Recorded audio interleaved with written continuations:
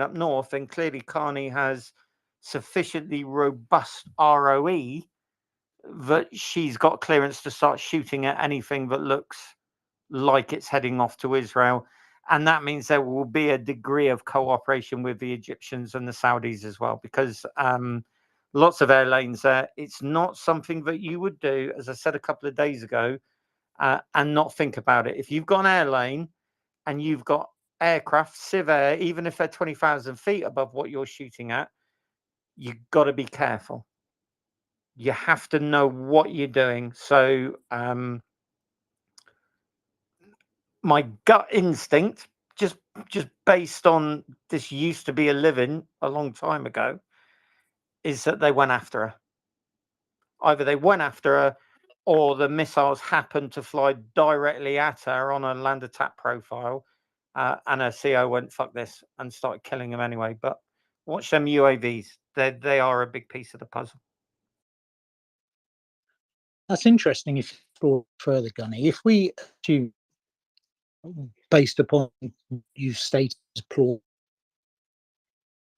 to what state, okay, Iranian, the Republican government quarters are authorized to release the attack with everything you've said, whether it's made. What do I get out of this? Okay, what term are we to Great Britain? If you look at it, sort of zooming a bit more from what you said, and you said skeleton, then that's a dangerous path to go, and all the more reason for the US take a de-escalatory commentary on it. Thoughts? Yeah, I mean, the ROE is really important there. And what she was doing there at the time, was she in transit? Was she on a speed transit off to the Persian Gulf and just wandered into something? Possible. Everyone knew that she was at the top end of the Red Sea, though, because her XO had banged out a tweet saying, hey, here we go, we're going through Suez. So they knew that she was there. That part of the sea, it's like the Gulf. There's a dozen and one dhows, smuggling boats, whatever. It's a real nightmare on the surface warfare side. What you see on the maritime traffic maps and what actually goes on. There's little boats everywhere. So, could they have had dhows out monitoring? Why not? Japanese did it on the approaches to the home islands. That's why the Doolittle raid had to go off early. They ran across some Japanese trawlers, and the task group commander was really concerned that one of them had a radio on board, and he'd call in the position of the strike group, and then they'd be chased by Japanese bombers. So, not beyond the realms of possibility, but it feels like a staged ambush to me. It really does. Badly carried out. And that's the only problem I've got with it. If you were going to do it, there's a cheeky little bottleneck down the south where maximum width of the channel is about 13 to 14 nautical miles. If I was going to try and do an Arleigh Burke, I'd do it there. I'd get the rounds off the coast nice and low and cut down the warning time a minute, maybe 2 minutes at an absolute push. So you could say, well, if this happened in fairly open water further up north, maybe she did just stumble on a land attack strike, and she just decided for whatever reason, yeah, we'll kill them. But the UAVs, I'd buy that except for the UAVs. The UAVs really puzzle me. They've got to have been big. The bigger the UAV, the more capability it's got for carrying out reconnaissance, the more ability it's got to take data back to a battery.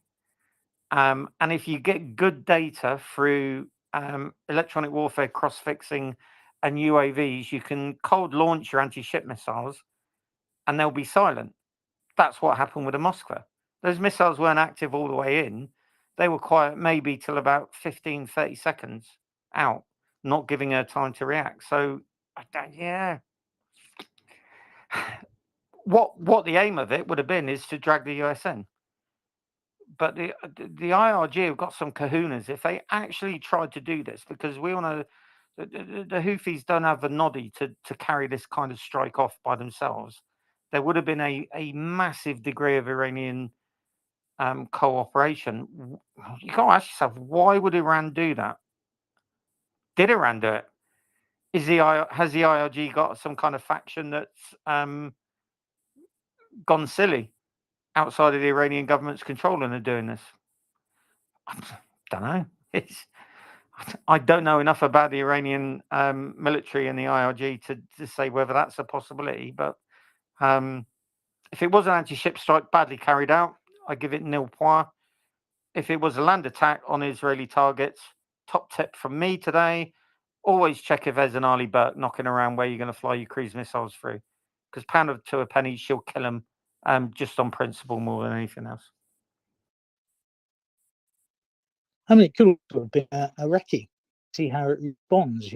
That constant UAV coverage. See to build power, so to speak, for what the Turks do, how it's responding to Y and Z. Would assume they'd send all of them at once. So if there's up and it gets popped down, then up goes and there's a persistent overwatch capability. Again, the US would respond. It's gonna, if you really want to kick off with them perhaps having it with UAVs and some form of thing to test the rules of engagements and see where the US stand, will just be fed back into the decision making and planning cycle. Yeah, I mean, if I had the capability, I'd go after a ship in Suez, to be honest with you, and I'd use unconventional warfare to do it. I don't know what security is like in Suez now, and would be better able to speak about that. Certainly, when we went through in '91, it was drum tight. We had cap overhead, we had mobile armored units running along the roads for much of Suez.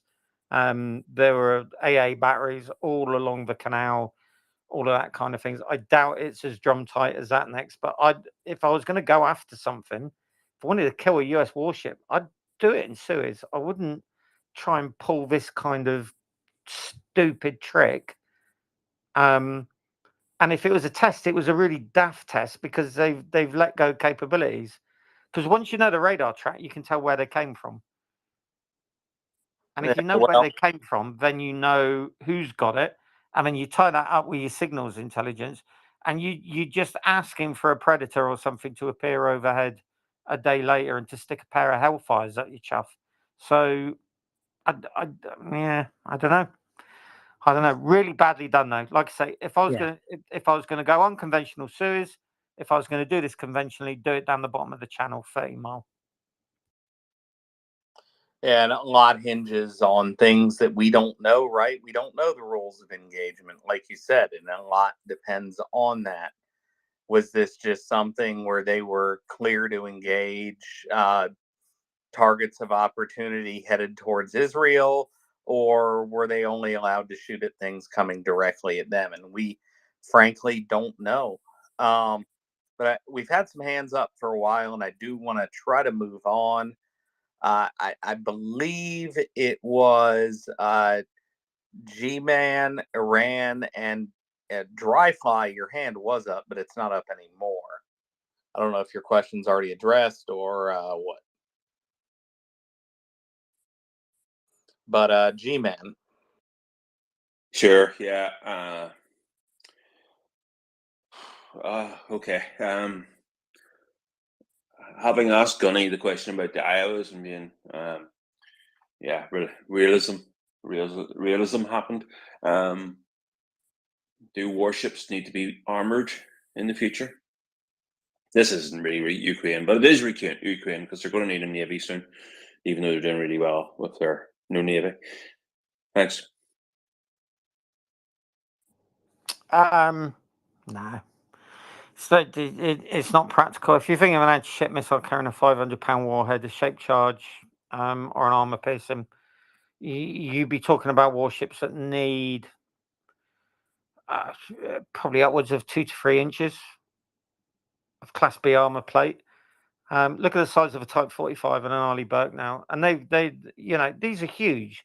By World War II standards, these are like cruisers, even a mid-sized cruiser.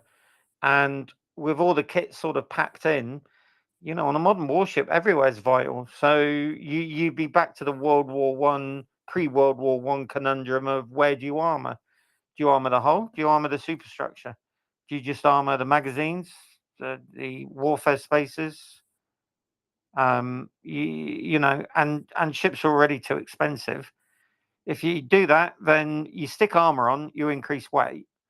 If you increase weight for a given speed, you need bigger engines, which means you need bigger engine rooms, which means the ship's going to get bigger, which means you're going to need more armor for a ship that's got bigger.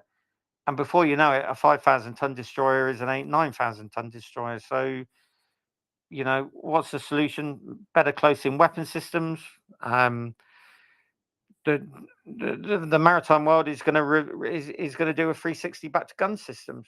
It already is. The gun is dead. They said in the 1950s and 60s. You never need a gun apart from shooting at fishing vessels during policing actions, and maybe a gun for, you know, shooting at shoreside targets. Now you're seeing Royal Navy frigates being built with a 5-inch gun and 240mm radar directed airburst, point detonation, radar guided rounds. We're going to be back that way. So the UAV thing that we've seen in Ukraine is really going to hit the maritime world, especially if you're in the littoral battle space. So you're 10, 50 miles off the coast. People are going to be flying 50, 60 UAVs at you. You need a lot of guns. You're not going to have enough missiles to deal with this shit. You want to save your missiles for aircraft and anti-ship missiles. UAVs are going to need a gun system, and that means a gun system that can bang, bang, bang, bang, bang, and just keep swapping target to target to target to target. You want your big gun, 5-inch gun, to have AA capability. Royal Navy took that off us in the 90s. 4.5 gun. Oh, you'll never fire it in AA mode. That's fucking great. Now look at where we are. 4.5 gun really on Royal Navy warships needs an AA mode. Because if you've got UAVs coming at you, you want something that's going to bang plenty of shrapnel up.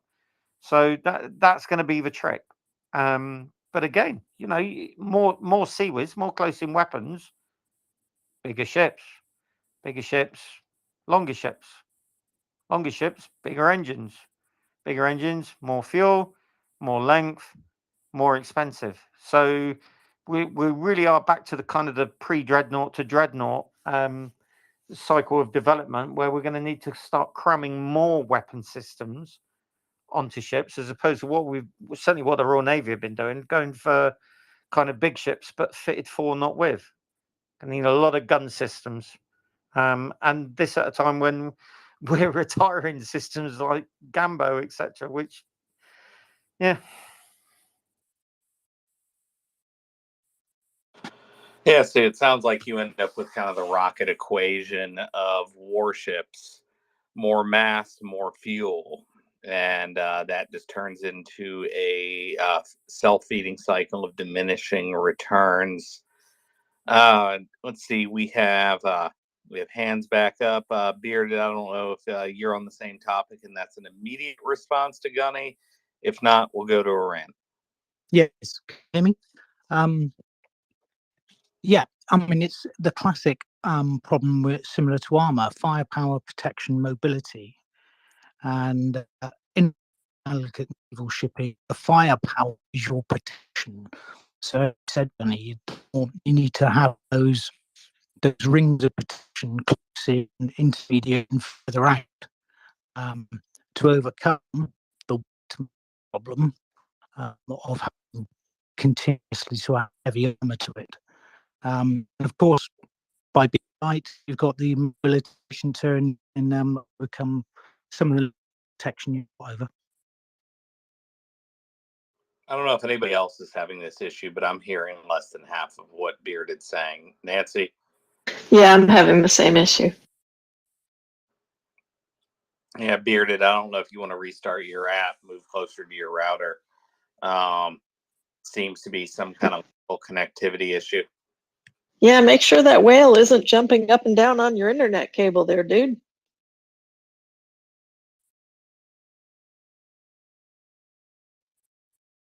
Yeah, I mean, you can tell him he's going to go in the lamp if he keeps that up. You can't allow that. But I think we had Iran was next, and then so we got Bearded back now. Okay, thank you. Thanks for letting me to talk. I'm from Iran, and I believe that these words that I want to tell you is the word of 90% of Iranian people. First of all, thanks for Ghani to say that Persian Gulf, because it's Persian Gulf and it will stay Persian Gulf forever. But the first point that I want to say is that if you see Ukrainian-Russian war or you see Israel-Palestine war, you see the Islamic Republic regime in both of them, right?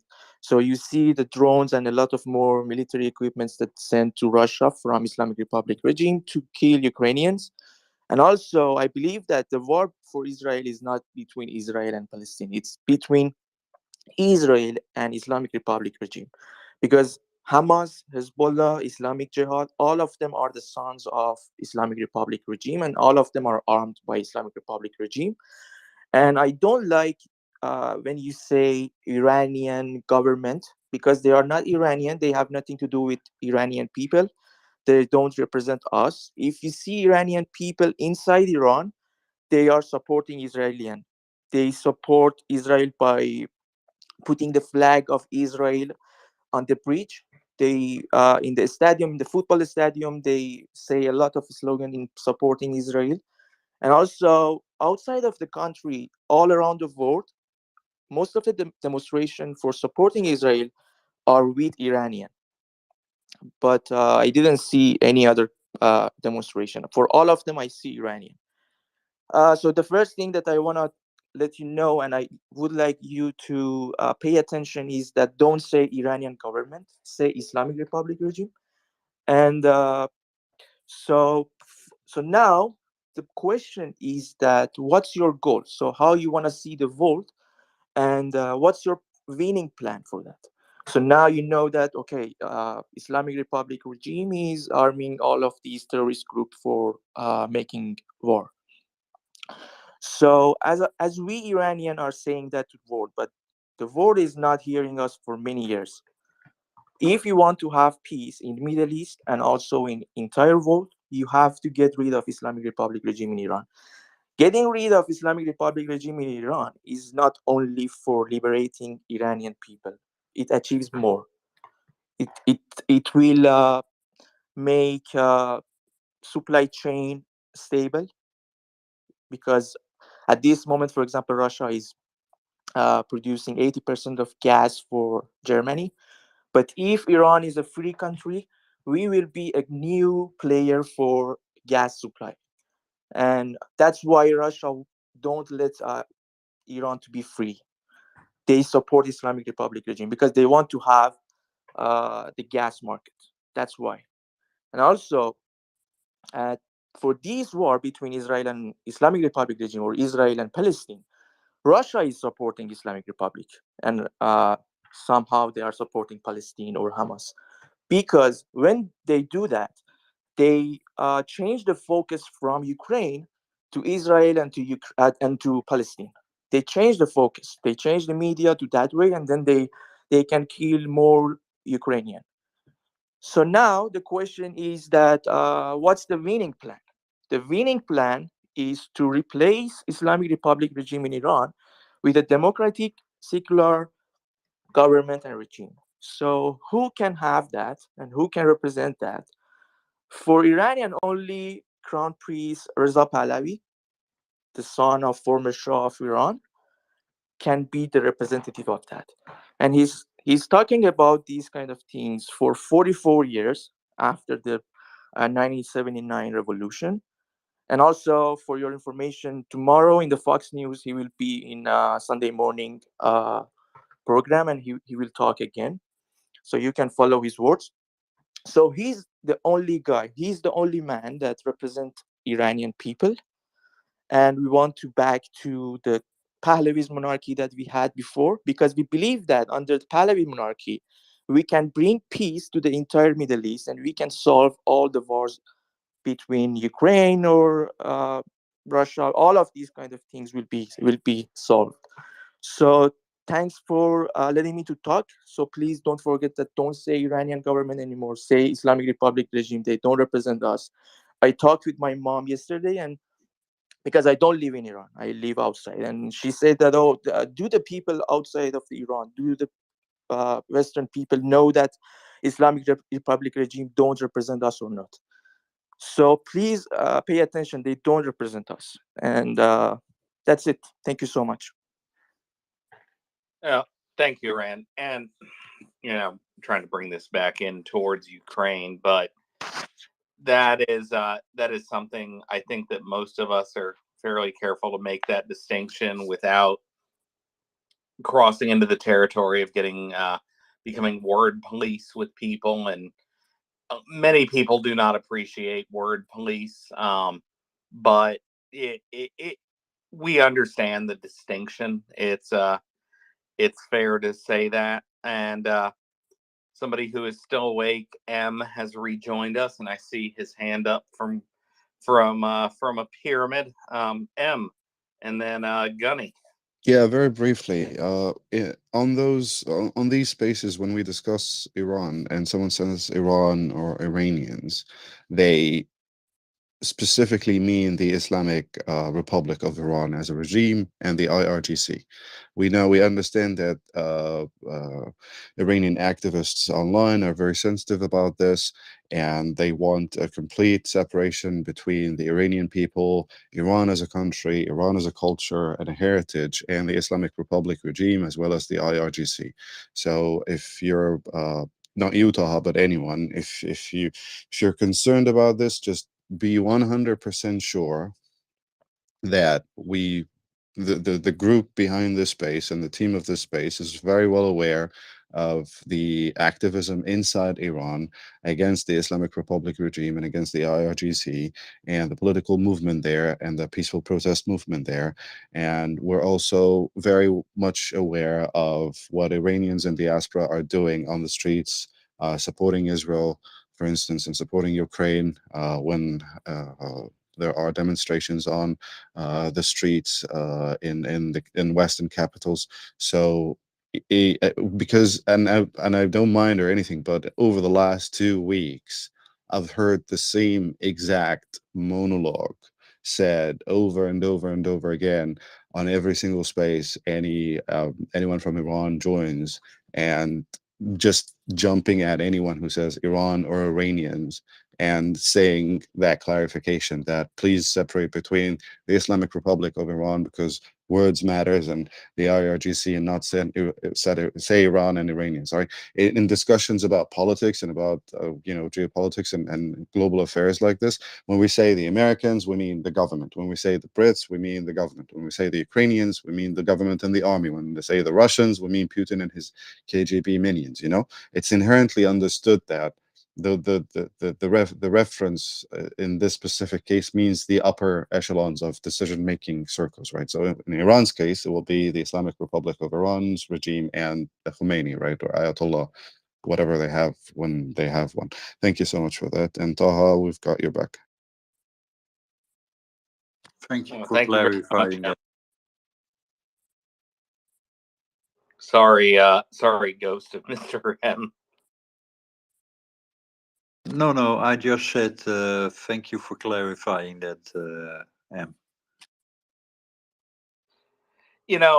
While I'm thinking of it, ghost of Mr. M, something I have always wanted to ask you, and don't question this interest of mine. It's just a weird journey on YouTube that I took like 10, 15 years ago. You don't happen to build scale model semi-diesel engines, do you? Because I swear to God, there's a Finnish guy that has some really beautifully handcrafted semi-diesel, fully functional replicas. Sounds identical. No, I'm not. It's unfortunate. His craftsmanship is superb. Gunny, you had your hand up.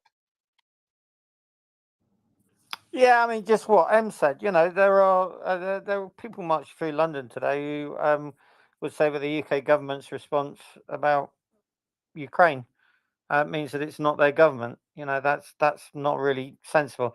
Is it a government as recognised by the UN? Yes, therefore it's a government. Do you like that government? No, they're a bunch of psychopathic maniacs led by Mad Mullah. But it's still a government, unfortunately, which is extremely unpopular. And the vast majority of the Iranian population absolutely despise them. Is regime change on the cards? No. Is it hell? After Iraq, I think you got more chance of wooing and marrying the Ayatollah than that happening in our lifetime, because the West has had its fingers thoroughly burned. We learned the hard way, but it doesn't matter in the Middle East how much a population hates a dictatorship. Unless you can provide the basics very quickly, i.e., law, order, utilities, a functioning, stable government, and a leader who is able to hold all the disparate parts of that population that were held down by terror and get them all to suddenly like each other, you're going to end up in an insurgency. Let's be basic about it. Around 2003, yeah, when the British Armoured Division went through Basra, everyone was chuffed to buggery that we were there, right? But 6 months later, when your kids aren't going to school, when you've got no water, when there's no law enforcement, when there's no functioning government, when the roads are virtually impassable, when your house is getting broken into, when all the things, the basics of a functioning society are no longer provided, you're going to end up picking an RPG and firing rockets at people. So, regime change, Iran, one, it's not doable. Two, it would be a distraction. I really do think that regime change will have to come internally through whatever quiet assistance that we can give.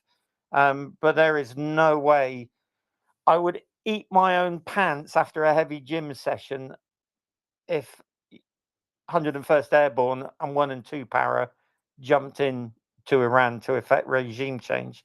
I think that the most that we can expect is, if this goes really sideways on us, massive strikes against Iranian military facilities on the coast to ensure that they don't get any silly ideas about closing the Straits of Hormuz. But apart from that, the good folk of Iran are really on their own. Iraq has absolutely ruined our appetite for intervention in other countries, regardless of how distasteful and troublesome their governments are.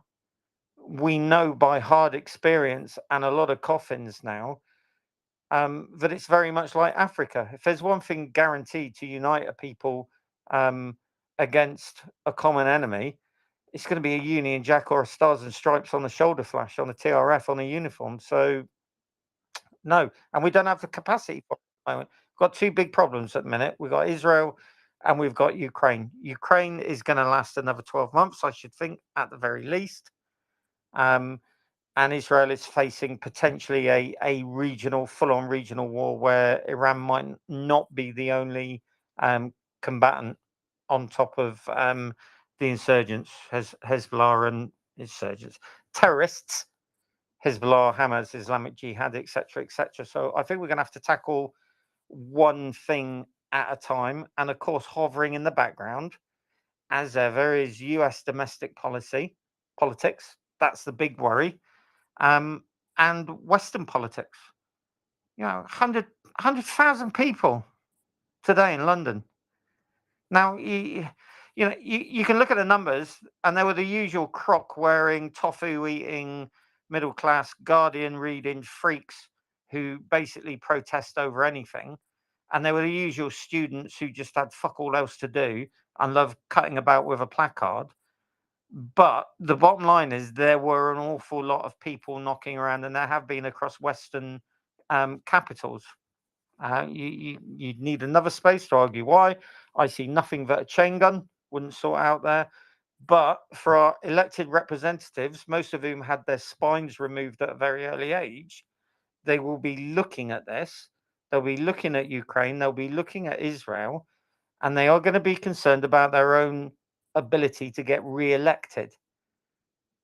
That's where we are. You know, that's Western politics now. It's not about morals, principles, doing the right thing. Fuck that, right? Bin all of that.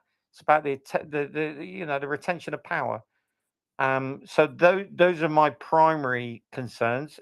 Hey, if Iran jump in and start striking Israel, I suspect it's all bets off, and then the US will be in knuckles deep, and then hopefully the rest of NATO will be as well. But I think we're really in uncharted territory. And as far as Iranian domestic politics is concerned, sad as it is, it's a no-go. We're not going to be touching that with a shitty stick, I'm afraid. Yeah, I mean, I agree. I think that if Iran really does anything unfortunate and silly, you will likely see Operation Praying Mantis on absolute steroids. But I wouldn't be looking at us or the Brits or anybody to be silly enough to put boots on the ground there.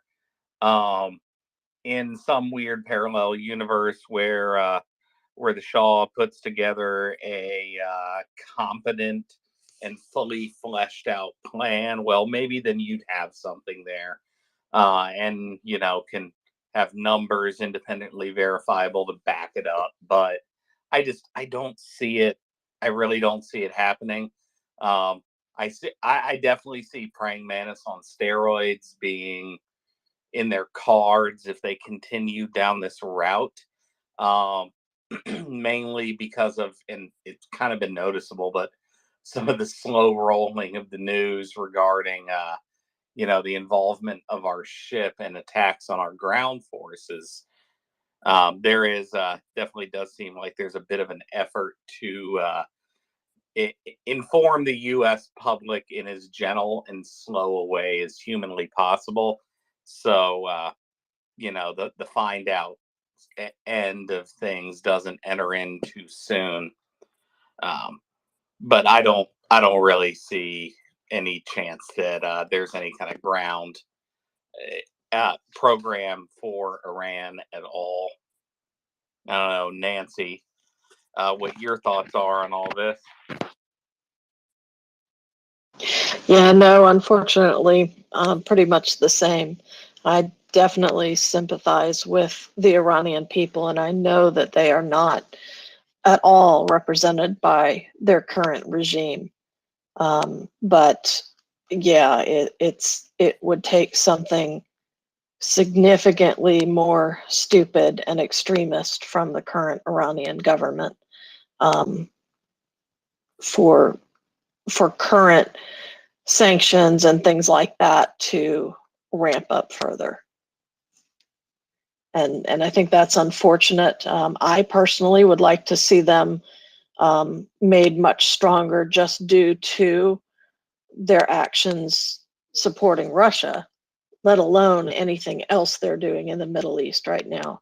But I think that at this point, at least from the US government's perspective, I think unfortunately they're probably as firm as they're likely to get anytime soon. Yeah, most likely. I mean, and we're totally in supposition territory here. Let's just be very clear on that. But I don't see anything other than airstrikes or something like that being a possibility, and they would have to continue down this path of foolishness. And we will, I guess we'll end up seeing what transpires. But yeah, I wanted to. We got Iran. You have your hand up. I'm going to try to move into something slightly different. But so what you have, if you can try to keep it somewhat brief. Okay, thank you. So when we talk about regime change, yeah, for sure we need to say that who's next, right? So this is the basic question. Yeah, we talked about this question, and there is only one next person, and that's Crown Prince Reza Pahlavi. I mentioned that. He's the leader of the revolution now, okay? And if I want to talk about the game that Islamic Republic regime is playing now, they are making some fake opposition people, and they send them out of the country. And then the media, for example, CNN, all of these televisions invite them and talk with them, and then they gave them Nobel Prize. For example, in 1 week or 2 weeks ago, you see that one lady from Iran got Peace Nobel Prize. But if you come to Iranian streets, Hey, Iran, yeah, and this is another one that I've kind of no, I will finish it quickly. Yeah. So Let's- the game that they are playing is that they make some fake opposition, they send them out, they show you, okay, to because they don't want you to see Reza Pahlavi. That's why. And 90% of Iranian people are now united, and they support Reza Pahlavi as their representative. And I'm pretty sure that this regime change will be done very soon. But the thing that we ask from Western country is not to do revolution for us.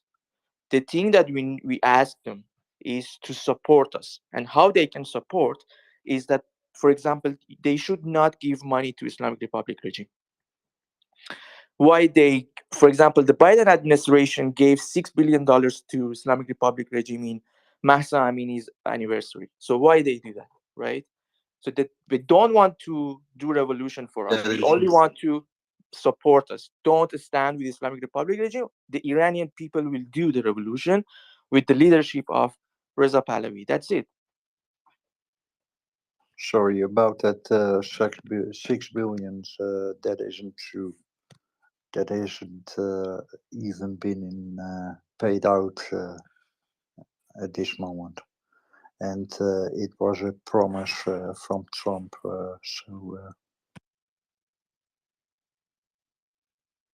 Yeah, that was set up, I think, in 2018, if I'm correct. That 6 billion.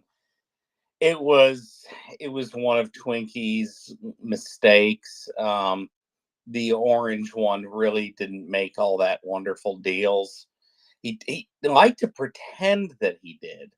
But anyway, for every child, and then I think we're gonna just, and it's not gonna take too terribly long, but somebody had mentioned the other night, and I thought it sounded like a good idea, but had mentioned that they wanted a quick primer on disinformation recognition and how to deal with it, and we're gonna do a little bit of that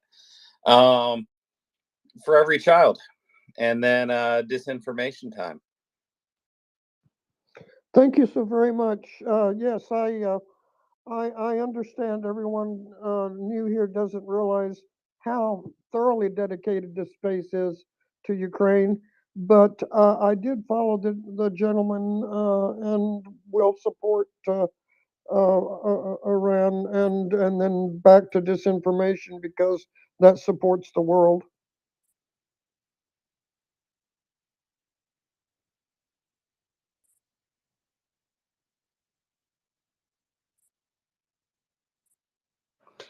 Yeah, it absolutely does. And disinformation has it's become something that can travel nearly at the same light, especially with social media being the way it is, and with people becoming in a way the way that they have become. And joining us right now, we actually have Yehuda. So we're either about to get some dad jokes or a new electrical company being born. I'm hoping for the latter because I need new Yehuda Electric stickers.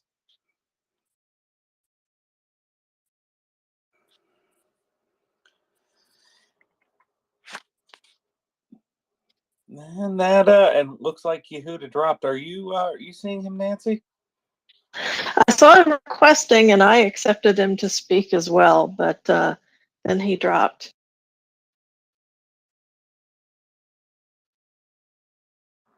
All right. Well, while Yehuda's connecting, I've put a tweet in the nest that has some slides from CISA,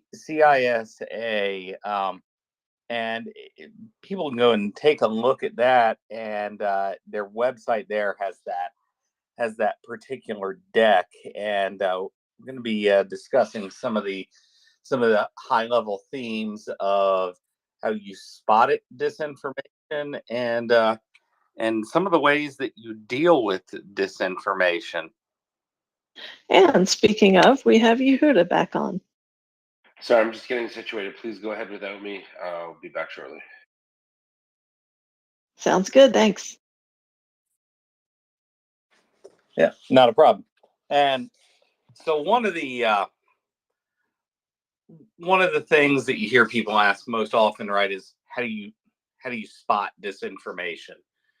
And part of the best way to answer that, and the best way to learn to spot it, is to look for the intended effects of disinformation. And we talked about real briefly, and I don't know how many people are listening right now or listening 2 hours ago, but we kind of touched the tip of that, which is one of the classic intents of disinformation is to divide or sow confusion. And you'll sometimes hear that referred to as leaning on the cracks.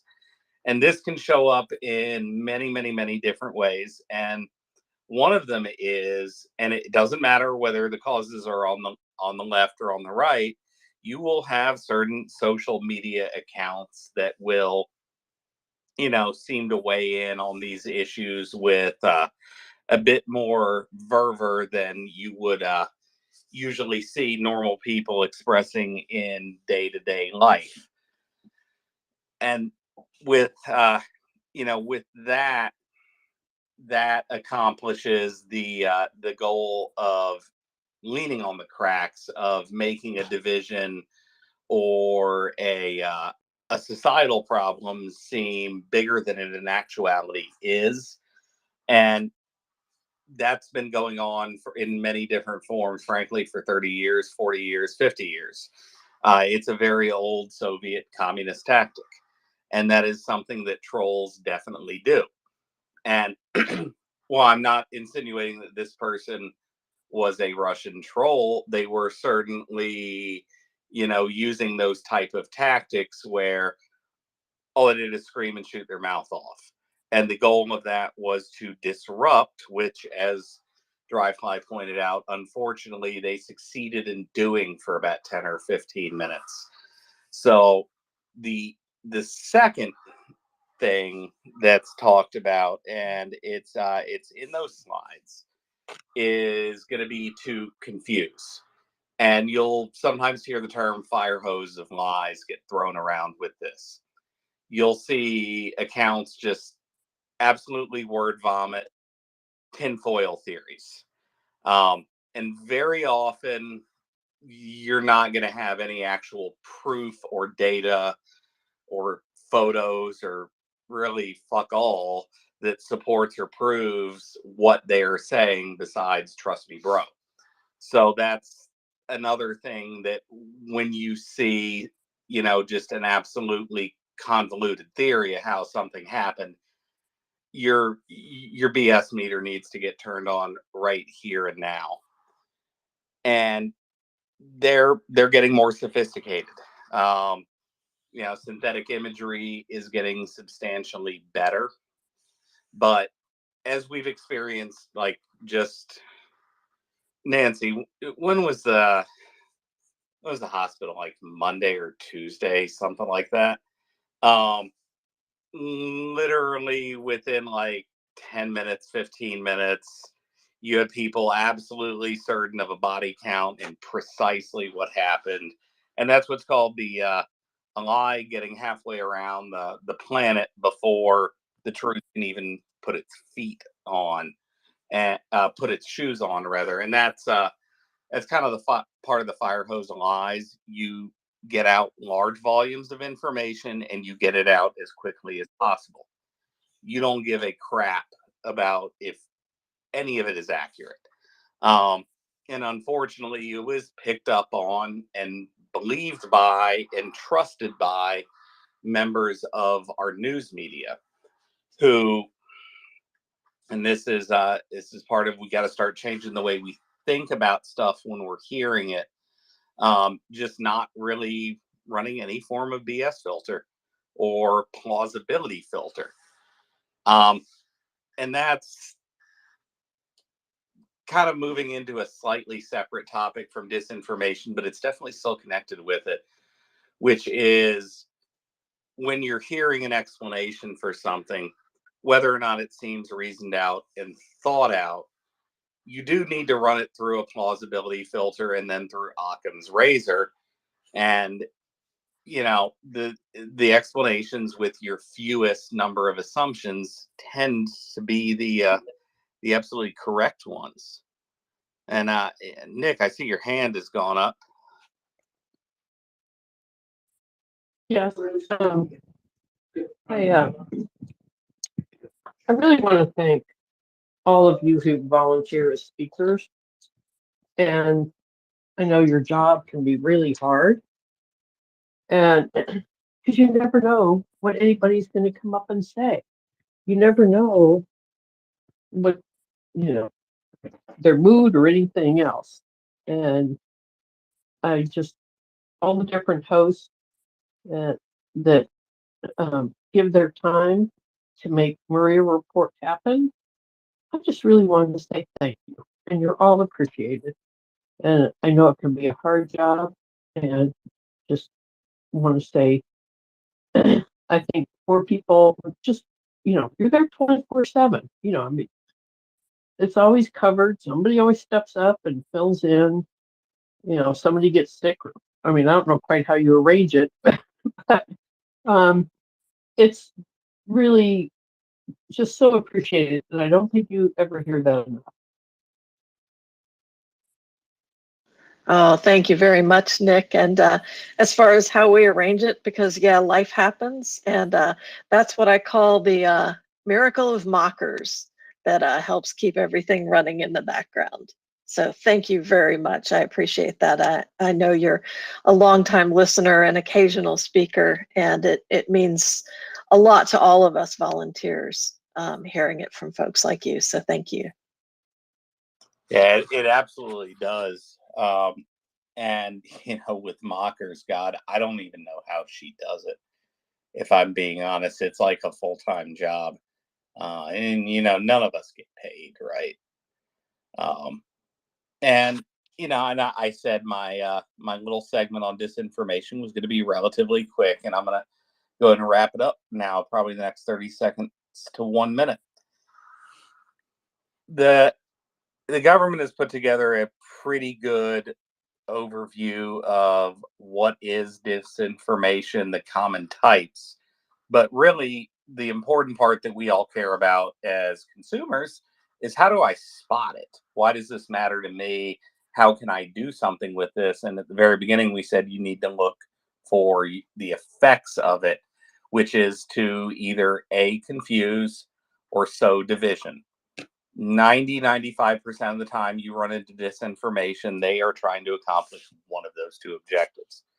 And when you see somebody that is intentionally doing that, that's when your warning bells need to go off.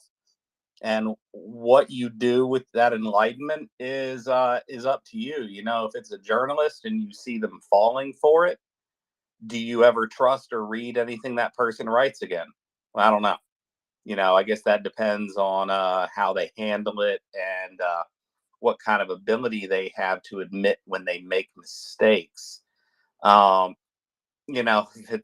it's somebody you're following on Twitter, that might be good grounds for an unfollow, right? And that's part of curating who and what you're getting your information from. And there's another really simple one. And this has really become painfully obvious in the last week. And it's just going to get more so, and it's going to get worse because, there's money moving and there's bot farm employees working. Hashtag spam. if you see a bunch of different accounts basically saying the same thing with a little bit of thesaurus work applied to them with, you know, phrasing just slightly changed and then hashtagged all the hell, just go and mute that account. This is somebody that's either engaged in platform manipulation most of the time or a hack that's engagement farming. And you can probably just write that person off unless they're doing it, you know, tongue in cheek or whatever, and just kind of messing around, a little bit of satire. And that kind of brings to a conclusion a really, really short segment on disinformation that was previously requested. Welcome up, Yehuda. Do you have anything for us tonight? Well, I was going to say it's I don't believe what you said about disinformation. I think it's missing. I'm just kidding. A little sick and tired. Disinformation, misinformation it's the mother of all evils. It comes from this place called the Gremlin, but it's pronounced Kremlin. And we're seeing it everywhere. It's coming from everywhere. And you know what? We're not experts. Maybe I'm not an expert, but I know craziness when I see it or hear it. And we see it a lot. And I think it's gotten a little more sophisticated over time. It used to be like, I believe in peace. Who doesn't believe in peace? Do you believe in peace? I believe in peace. Peace is nice. But what does that mean? I like apples. I like apples. And then, but, you know, if only there was peace and, you know, Ukraine and make a deal, you know, these aren't real, you know, comments, but it's progressed, right? The Russians have fine-tuned their game. They've got thousands, tens of thousands of hundreds of thousands of social media profiles that say weird things, and they get you to believe things that just generally don't make sense. And sometimes what they do is they just throw so much mud at the wall to confuse that they think that you'll fall for it. And you know who doesn't fall for it, I suspect? The listeners at MriyaReport. That's my feeling. Yeah, you shotgun nonsense and you see what you can make stick to the wall. That's that fire hose of lies. And you know, it's just, and I'm gonna go to it, and it is 100% totally fair game. The hospital in Gaza that was that Hamas accidentally hit.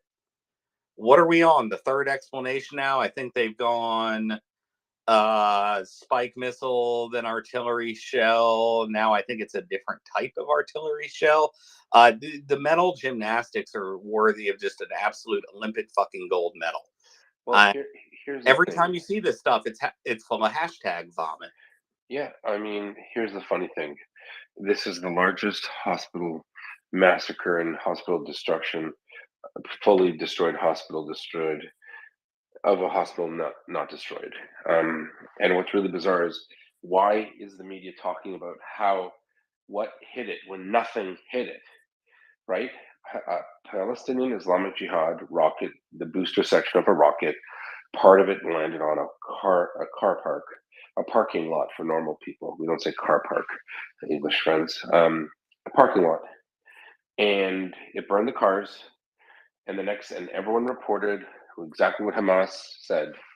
Murderous, psychotic terrorists. They reported what they said because, you know, hey, maybe a broken clock is right twice a day. Everyone reported on it, all the news.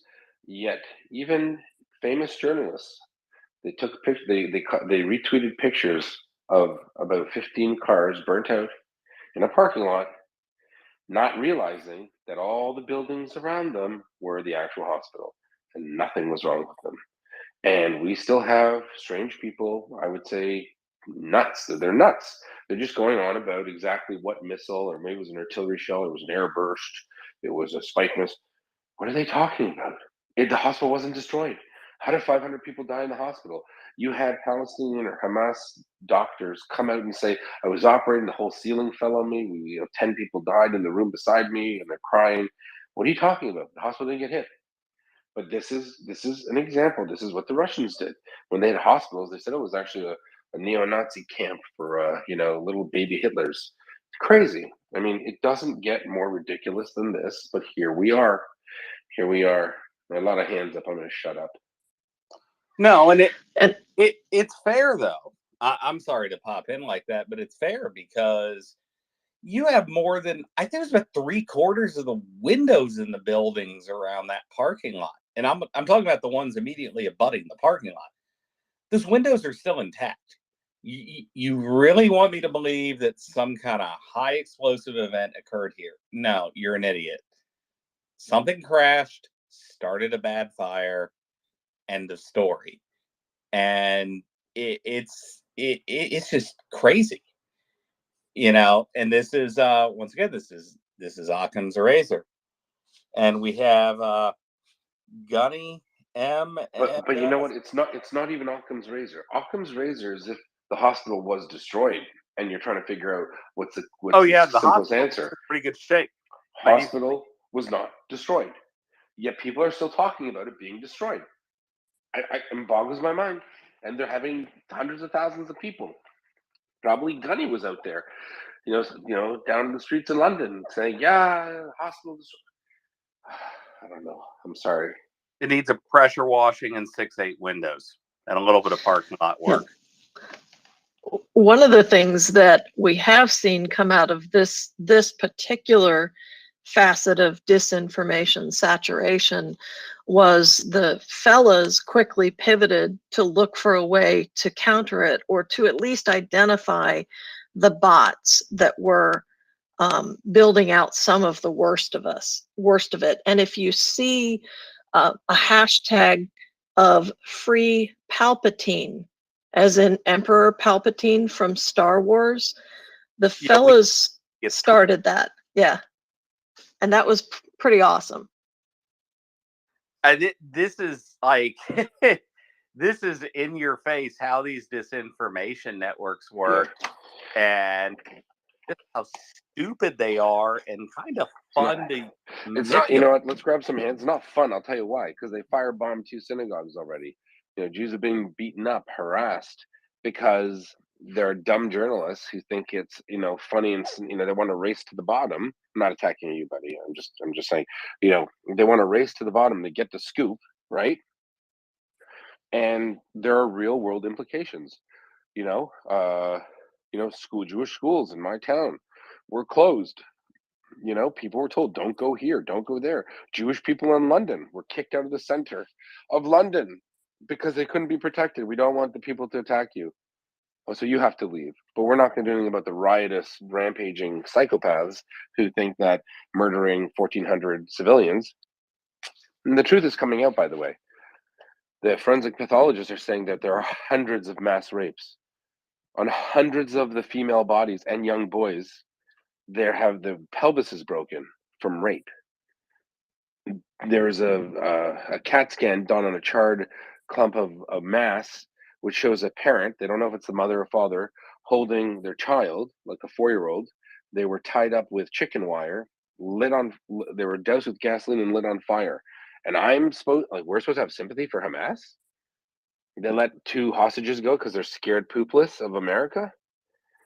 I mean, and there are people in the streets in capitals saying, "Yay, resistance, justified at any means." They're murderous monsters. They literally raped hundreds of women and children. It's crazy. I feel like I'm living in a dystopian universe. I'd love to get some hands if you guys don't mind. And girls. Yeah, and just real quick, because that actually reminded me of something that Gunny had said earlier that I wanted to reply to. As far as politicians really caring about these people demonstrating, especially in the U.S., you see people demonstrating basically in the places where you expect the horn-rimmed glasses and, I can get you to carry a sign crowd because you don't work 9 to 5 crowd exists. So DC, New York, West Coast, they don't care. Yeah. Trust me. I don't want to lose. The politics. Let's get mad. I really want to. Let's spread. Yeah. Let's spread it. Fella, who's next? I think it's Gunny, then M. Yeah. Hello, Yehuda. It must be so frustrating.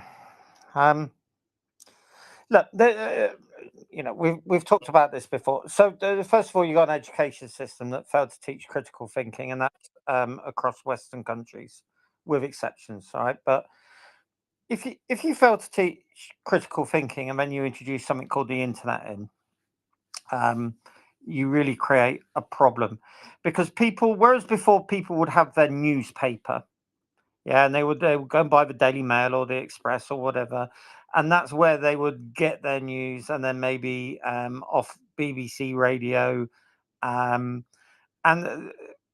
people were quite insular. So it was kind of village, town, city, then country, and then for us it was empire. Things went on globally. Usually you heard about it if it was to do with the empire, and you tended to hear about it after it had been put to bed by one way or another, i.e., when I say put to bed, I mean redcoats or later khaki going in and exacting retribution on the rebellious natives. When you chuck the internet in, you give the internet to a load of people who lack critical thinking, but you also give them a phenomenal ability to indulge in confirmation bias, whereby you don't look for facts. You look for facts that support a preconceived point of view. Yeah. So, Yehuda, I could take 5 of those pricks out on the march today, and I could say, right, this happened, and the CTs, no, it didn't. No, it really did. It really did. No, it didn't. It's all propaganda. Okay, what I'm going to do is I'm going to put you on an aircraft as guests of the Israeli government. I'm going to fly you over, and I'm going to take you to a mortuary, right? And you're going to get to speak to the MD who did the autopsy, and then we're going to pull open the casket, and you're going to get to have a look. And then I'm going to shove your face in there. I'm going to make you smell it, and then you'll tell me it's not real. Well, I'm not doing that. I don't need to do that. I know what the facts are. You can't twist me with your logic and your Western bias and all your propaganda. So you've got no way of getting through to people, because they've got this preconceived idea. Jews are bad. Palestinians had their land stolen. Well, no, it's not like that. Yeah, it is. Well, here's up. Not interested in your facts. I know the truth. Yeah, but you see, no, not interested. Well, what do you think of the music festival? Probably didn't happen. Can you just confirm for me that you wake up in the morning and hold down a job and manage to wash yourself? Because I'm not getting that. I'm not getting that off you. I know what's happening. I mean, if you went into these people's mindsets, you would find all sorts of other insanities in there. But the problem is the internet is a supply of information that you pick and choose according to what you think is right and not what is actually right. It's the old apple and banana thing. I hold up an apple. This is an apple, mate. No, it's not. It's a banana. Oh, okay. Well, here's a biologist, mate. That's an apple. Nah, you're part of the anti-banana clique. I know what's right. Well, here's a selection of 100 people who confirm to me that, and you, that it's an apple. They're all in on it. It's a cabal of anti-banana. Well, here's 1,000. No, they're all in on it as well. What you have to accept, and this is something that I experienced from the minute I get in my car and I'm cut up on a roundabout, from the minute I get shit service from a sub 100 IQ bloke working in a store, to the minute I stand and watch someone fuck about at the till with 1 and 5 pence vouchers that causes, a line of 20 people, through to someone throwing rubbish out of a window as they're driving, and a McDonald's fucking wrapper hits my windscreen, to people who just cross the road without looking, because we are surrounded by morons, right? That is a horrific truth. The electorate is to a large extent made up of complete morons, and complete morons have the vote and have the right to walk up a street waving a placard about a geopolitical situation of which they know nothing. They've no idea. All they know is Jews are bad. That's it, and you'll never get through to them. You can, and God knows, I'm I've done it on Spaces, especially when I'm drunk. You can present facts till you're blue in the face. You can counter disinformation, but you got to ask, who are you getting through to? You know, and that extends around to Ukraine. Well, it's not Russia's fault. It's NATO expansion, isn't it? NATO made Russia do it. Well, no, NATO made the VDV section rape that toddler, did they? Ah, it didn't happen. But it fucking did, mate, because it's on TikTok. The idiot recorded it and banged it out there. Nah, it's the West. Okay, can you just stare at the bright light while I sterilize your testicles? Because there's no way that you should be allowed to produce children, because they're going to end up just like you. And that's where we are. There's no real way out of this generationally until schools really start to teach kids how to pick out the wheat from the chaff. And it is difficult, you know, because the internet is it's an absolute mess of disinformation and facts. But people never got that warning letter. People never realized that the internet lies to you. It tells the truth, but it lies. It is equally the gateway to infinite knowledge, the ability to buy things, the ability to look at places that you'll never go to, the ability to learn about everything from what dolphins talk about to, you know, how the cosmos was formed. But they'll still go and listen to Owen Jones, the little noodle arm scrub who fucking hates Jews with a passion, and I'll give him a thumbs up when he sits and he lies through his teeth like all of these people. And they just lap it up. And they lap it up because they don't know any better. You could be generous and charitable and say many of our citizens are victims and are too stupid to realize that they are victims. But really, I can't imagine what it's like to be Jewish at the moment. London, why does it happen? Because they got a Muslim Lord Mayor. Not Lord Mayor, a Muslim mayor, right? And he's pro-Palestine. I imagine had Boris been mayor at the time, the policing would have been far more robust. The idea that in our street someone waves a Daesh flag and the Met Police are busy putting out tweets saying thank you to everyone for supporting terrorism today, and thank you for being law-abiding citizens. Well, fuck off. All I saw were 50,000 people guilty of supporting terrorism, which is a fucking offence in the UK. It's an offence. They still did it.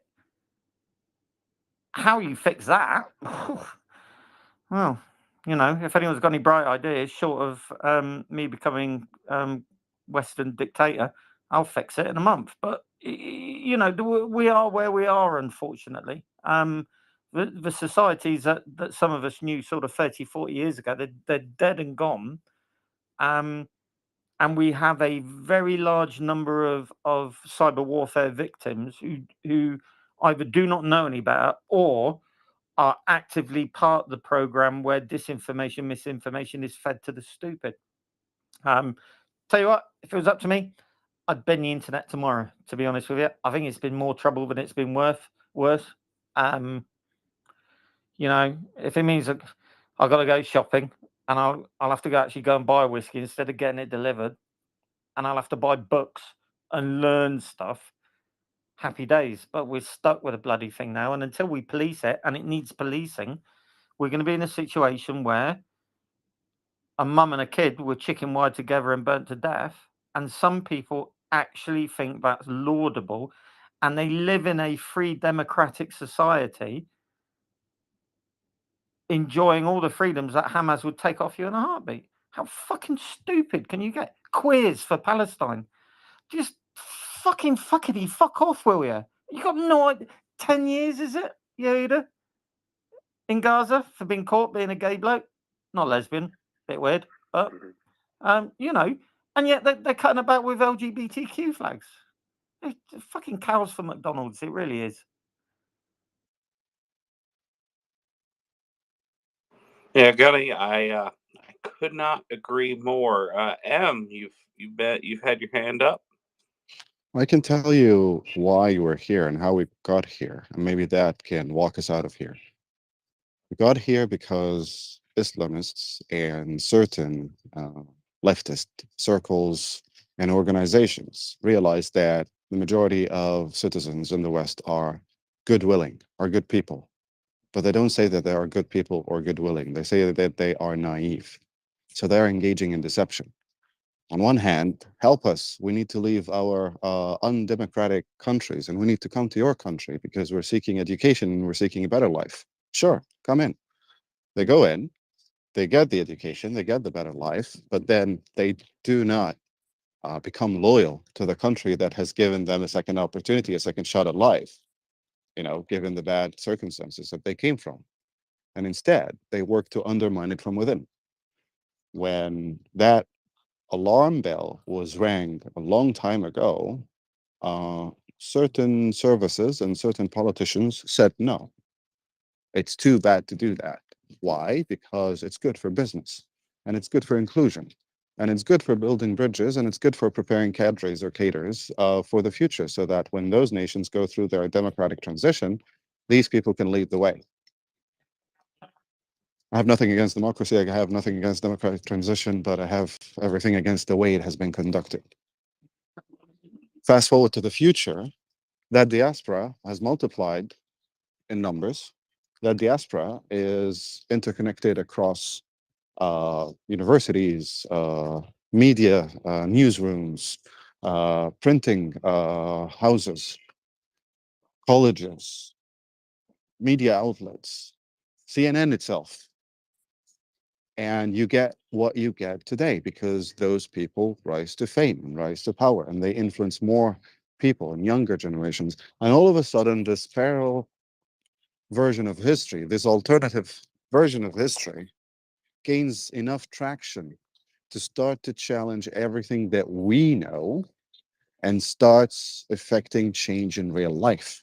The lies take a shape of their own and take a life of their own and go on and go on and go on and go on and multiply and infect more people. And you get what you see on the streets today in London. So mayor of London or X or Y or that, without referencing countries or names, you've been given a second shot living in a democratic country where you can be something. Are you loyal to that country or are you do you hate it? It's just like a lot of people who were given educational opportunities, specifically in the UK, the first thing they bang on is the empire. British colonialism. British colonialism is the reason, is the cause of all problems in the world. It's the evil, the way they went into those countries and the way they did this and the way they did that. Da, da, da, da, da. I'm an end order byproduct of British colonialism in a way. What gives, right? So it's just many good things came out of that. The same way that many good things came out of globalization, but we're not focusing on globalization. We're focusing on the bankers, right? The Jews, the money. These alternative versions of history will continue to grow unless security services and governments start applying personal agency and responsibility to people who are pushing out messages of hate. A lot of people will tell you, well, no, we'll have to arrest everyone or we'll have to fire everyone. No, you're not going to incarcerate the whole population or whatever, but they lose their job. On the other side, you'll see that, yeah, we can provide them with jobs. If a pilot is fired by Air Canada for supporting Hamas, Air Malaysia will give him a job, whatever, I don't care. Enough disruption for him to leave his country, leave his life, move his kids, and bear the consequences of his actions. Policing the internet, and this is something that I had written about, will begin with attribution so that you can separate between law-abiding citizens and those who are working within networks of disinformation, misinformation, hacker groups, and other illegal activities online. Attribution in cyberspace right now is a shit show, but it's getting better. Once attribution in cyberspace is done, then you can single out who is doing what, and you can go after them legally. It's not revenge. It's not collateral. They take agency, they take responsibility for what they are doing, and they lose a job. And that's it. Hit them where you will actually drain the financial resources of those networks if they are indeed financing those activities and making sure that, you know, those people and those opinion leaders, quote unquote, are, you know, well kept, well fed, well supplied, and provided for, so that they can continue advancing the cause, right?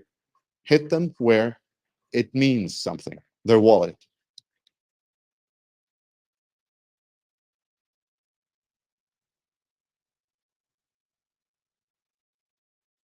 Yeah, 100%.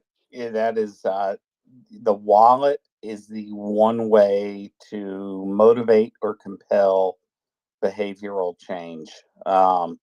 It's certainly the fastest most of the time. Let's see, name on the trophy. Thank you. Good evening. Yehuda, how are you? You remember me from the very first night Chuck joined, and I tried to unmute my mic to say, Chuck's a speaker, Chuck's a speaker. And what you did, you kicked me off the speaker panel because I spoke out of turn.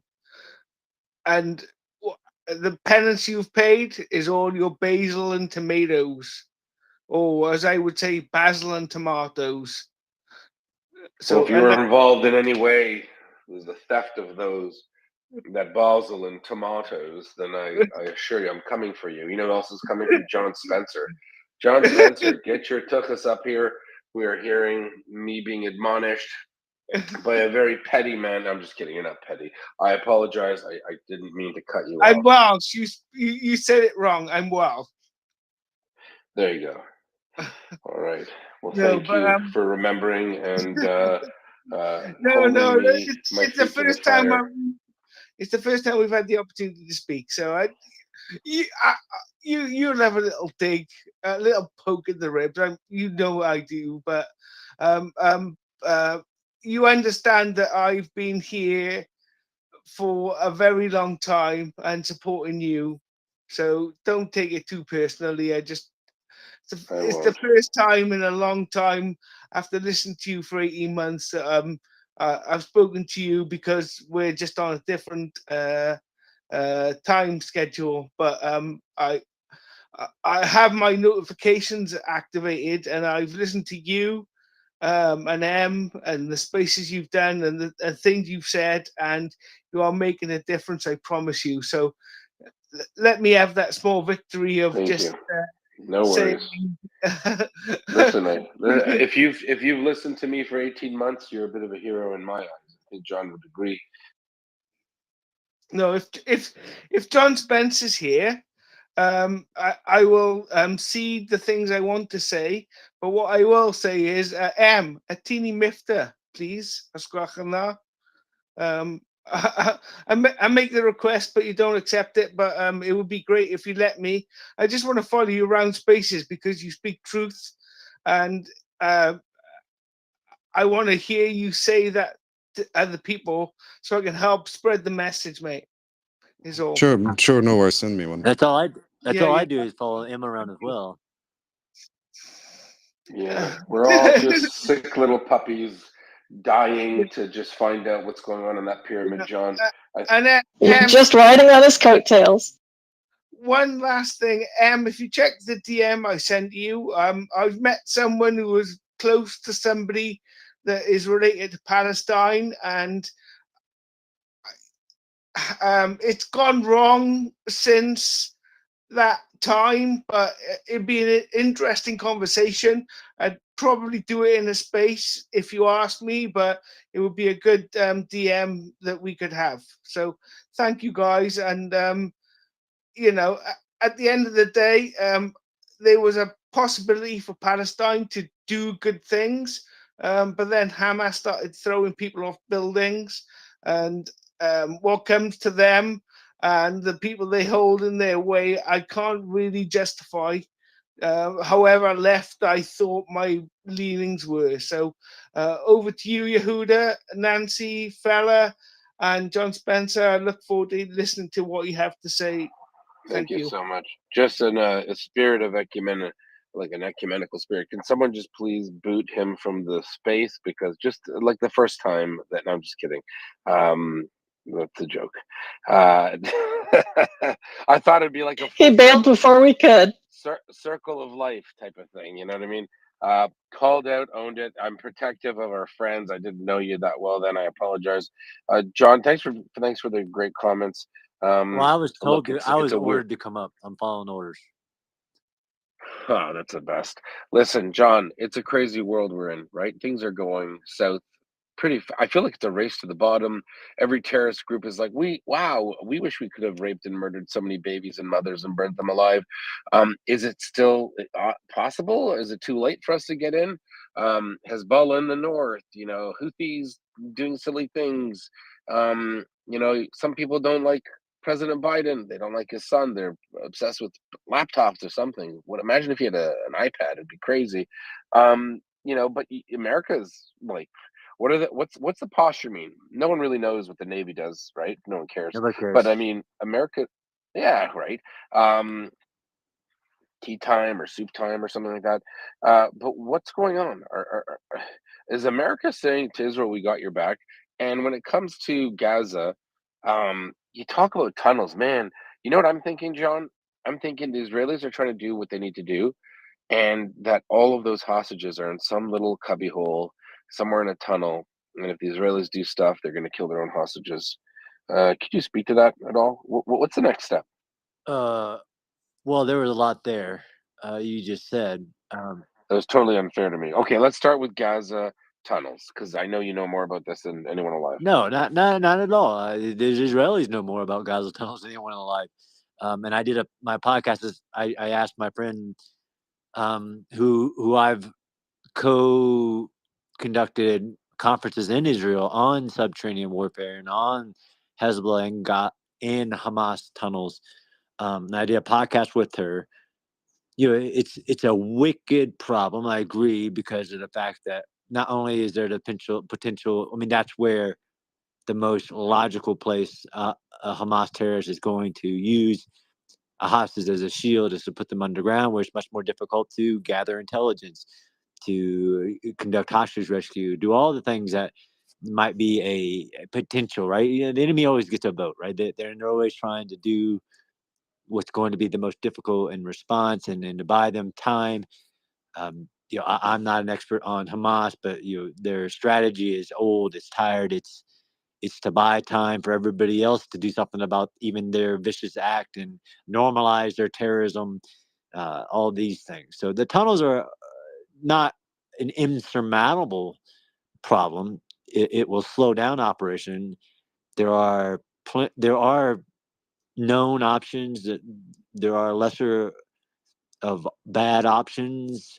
Then you have to deal with identifying what's in them, like the hostages, or do you which you can do remotely with autonomous systems and not risk a soldier. The worst case scenario is sending a soldier into a tunnel, or destroying a tunnel, like you said, and there's the possibility of your own citizens being in there.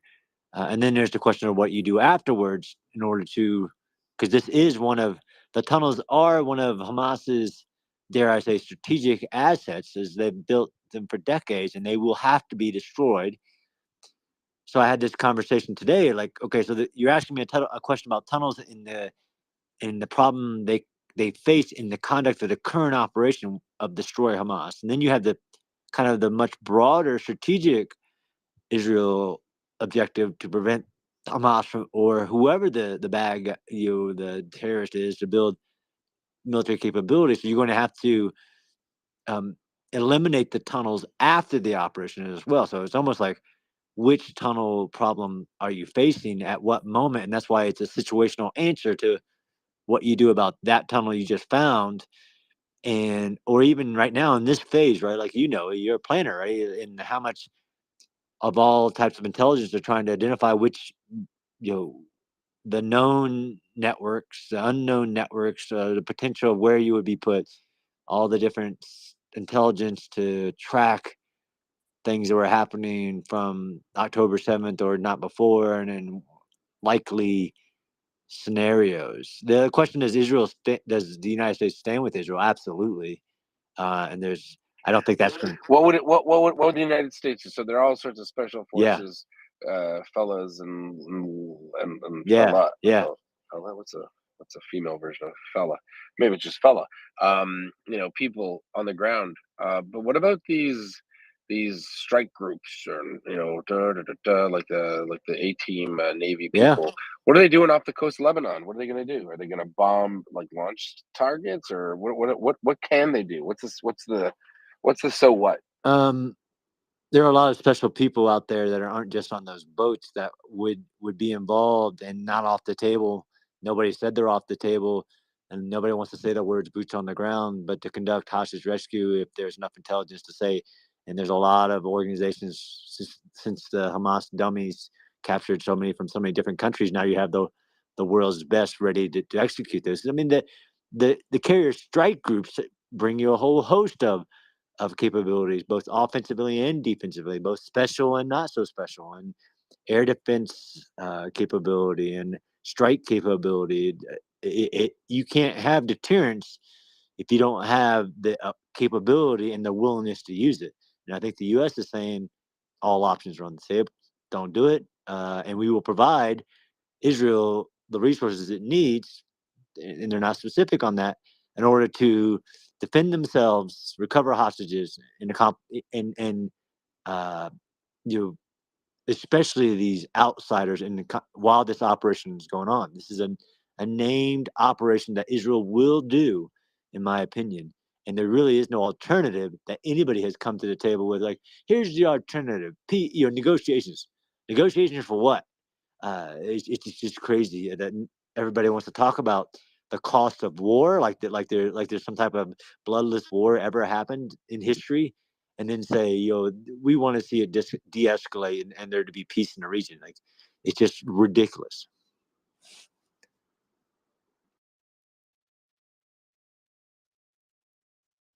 Sorry, my mic was stuck there. No, good points. I guess a lot of listeners are like, I mean, it's kind of this vague question mark over what are the Americans doing there? What are the British doing there? I mean, they're not invading Lebanon, obviously. So it must be someone like me thinks maybe it's some kind of attempt to mitigate Hezbollah rocket attacks on Israel. Yeah, that and other options. I mean, that's not the only reason you have them there. I mean, go ahead. Yeah, no, fair. I'm just, I'm spitballing Yeah. because again, that whole joint operation stuff, I don't really know, too much about the Navy side. I don't even know what they do. I know we have some submarines that, the UK, some lemons that they sold us caught fire and stuff. And I know someone's listening here. Talking about Canada, Just wanna Canada's Navy. Yeah, yeah. Wow. Horrible. Oh, Canada has an. I did. Yeah, Right. this is a surprise to me. You're not talking about like this. Well, we actually had the third largest navy in the world in World War II, by the way. So you're welcome. All right, just so you know. I mean, and the British Army used to be the biggest in the world too, but it's not doing so well now. I'm just letting you know to appreciate all that stuff they got over to Europe. You could thank a Canadian, even if you are a senior service person. Like Gunny, I know he's gonna say something dumb like, "Oh, that was Merchant Marines too." Yeah, it was Gunny. It was the Merchant Marine, and I'm fine with that. We still had a huge navy, and we had like 10 million people, and we had the third largest navy in the world. You're welcome. You're welcome, UK. You're welcome, Mr. Churchill. All right. Anyways, I'm gonna hear some abuse from Gunrid, but it's fine. And he's gonna talk about the submarines. I'm so sorry. Go ahead.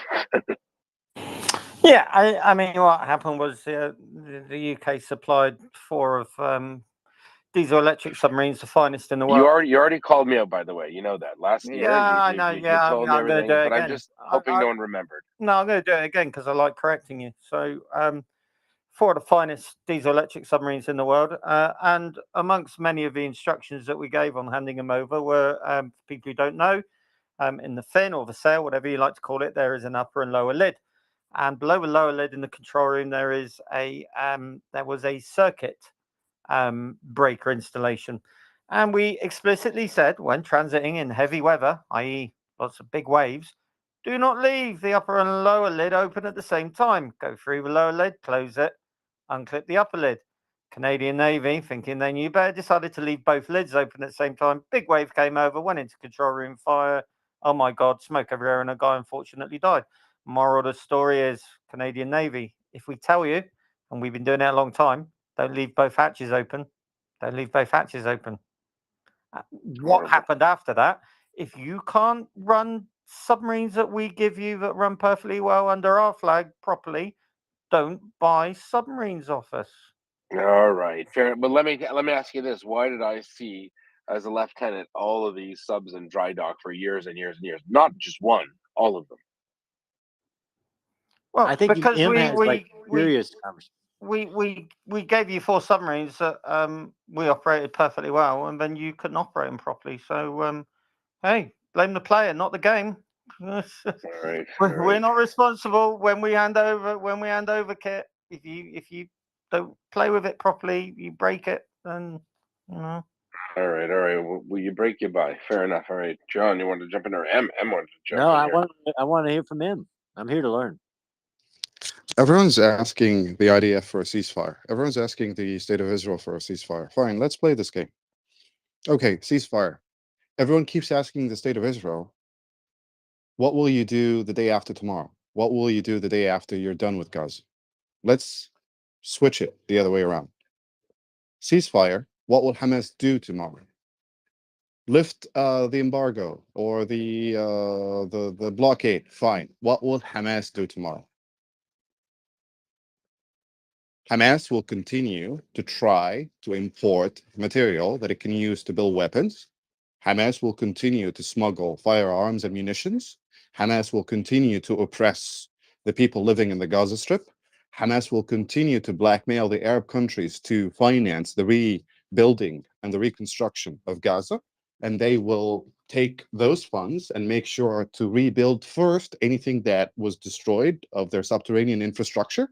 And Hamas will continue to plan another attack and another attack and then conduct it. How is that fair?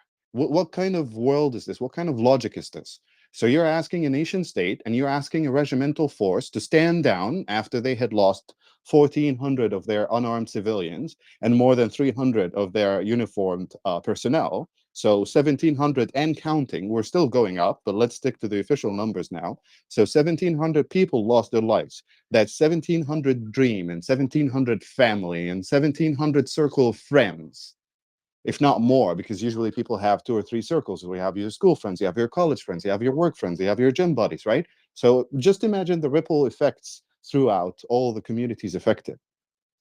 And ceasefire now until the next episode, so that you can continue to cheer for this non-state actor that is labeled a terrorist organization when they conduct the next attack.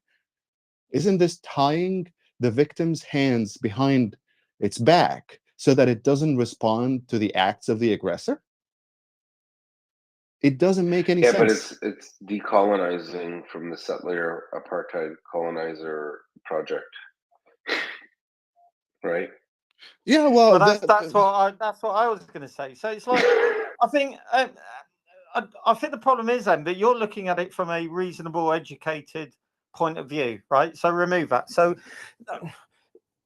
for someone who was on the march today, right? For me to convince them that Hamas are bad and Israel is entirely justified is like me trying to convince you that there is no God.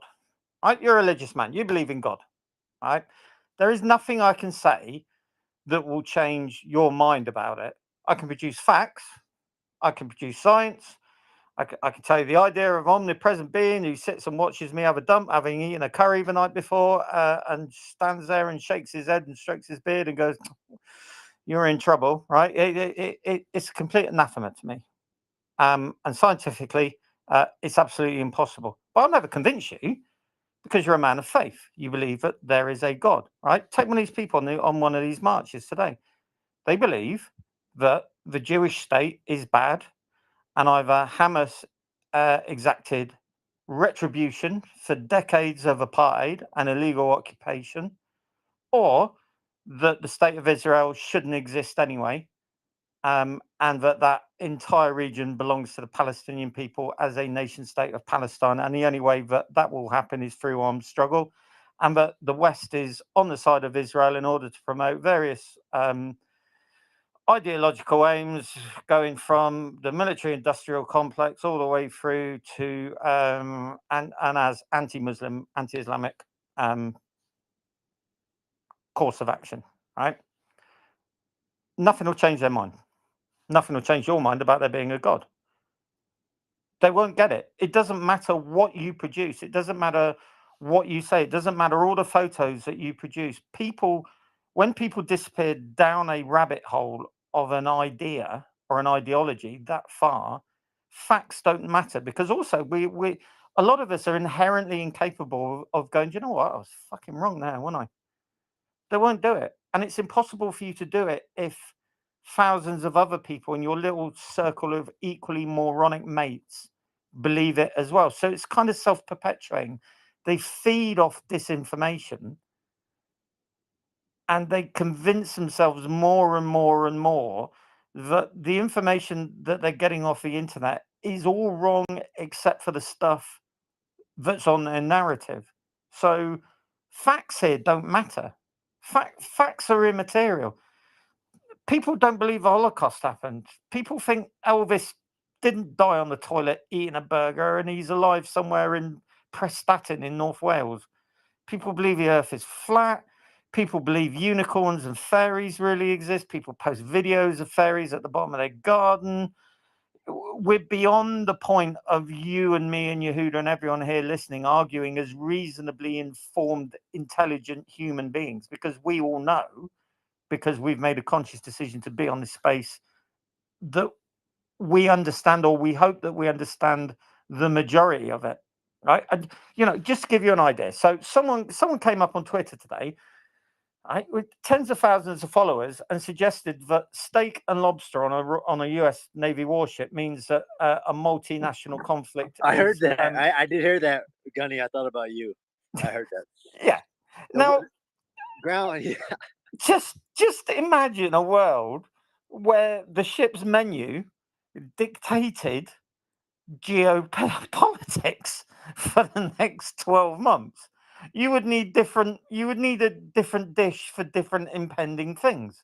So steak and lobster, World War III. Spaghetti bolognese, going alongside cancelled. Rock cakes on a Monday afternoon with tea, summer leave has been cancelled. The insanity of someone tweeting it and then tens of thousands of people going, Did you hear? Did you hear, mate? Yesterday, what's that? Something happening in the Middle East? Yeah, you see on the Ford. What's that? It's an aircraft carrier. Big thing, carries aircraft. Yeah. They had steak and lobster a couple of days ago. You fucking kidding me? Yeah, steak and lobster. Oh, Christ, things are worse than I thought. Yeah, you know what that means? War. Because there's a couple of really good Twitter accounts, and one of them has got like 100,000 followers, and he says it means war might be coming. Well, that's where we are. So when I say look around you when you're walking to the shop, or when you're topping up your car with petrol, or when you're walking the dog in the park, and remember, a lot of these vertical walking, talking, breathing, sentient, supposedly beings around you are thicker than a whale omelette, and they are lapping this stuff up off the internet. They don't know any better, or they refuse to know any better. They're incapable of educating themselves, or they refuse to educate themselves. And really, arguing with them, wasting your time, just rip the piss out of them for the stupid idiots that they are. Yeah, I think that's all we can do, and it's incredibly frustrating, and it's infuriating sometimes, and especially when I had a few beers, I find myself CNUT all the time. But I'm slowly just coming around to the idea that we can't out this. We're stuck with it. Wait a minute. So you're telling me the lobster thing wasn't true? Because I thought for sure now I knew. Because I saw the lobster thing. God, yeah. I think he claims to be a Navy veteran as well. He's never heard of just in case people do want to know, right? So what is the truth? If you add Tabasco sauce to the dinner, it's for sure war. If it's the green jalapeno one, it's not. Thought it was olives. Yeah. So a couple of things could have happened. First of all, they've been working hard. So the Ford's been out. She's coming up for about 5 months, I think now, probably. And they've been doing flight operations. So if they've not been in defence watches, 6 on 6 off, 8 on 8 off, whatever, they'd have been close to it. And they're on a war footing. So the boys and girls will have been absolutely hammered work-wise. No runs ashore really for quite a while. Smashing it out. Really, really busy and a little bit apprehensive. So what can happen is the skipper or the XO can say, I think we need a bit of morale boost. Right? I've been on ships where that's happened. And they just throw a really good dinner for everyone. Yeah, something to look forward to. Because when you're working at sea and you're not going alongside, anything to break up the monotony, the sheer sort of clock in, clock out kind of thing. Second thing is one of the fridge spaces might have been fucked. And if you've got a fridge space and it's full of stuff like lobster and steak, and you can't go off station to fix it, I've been on a carrier where that happened.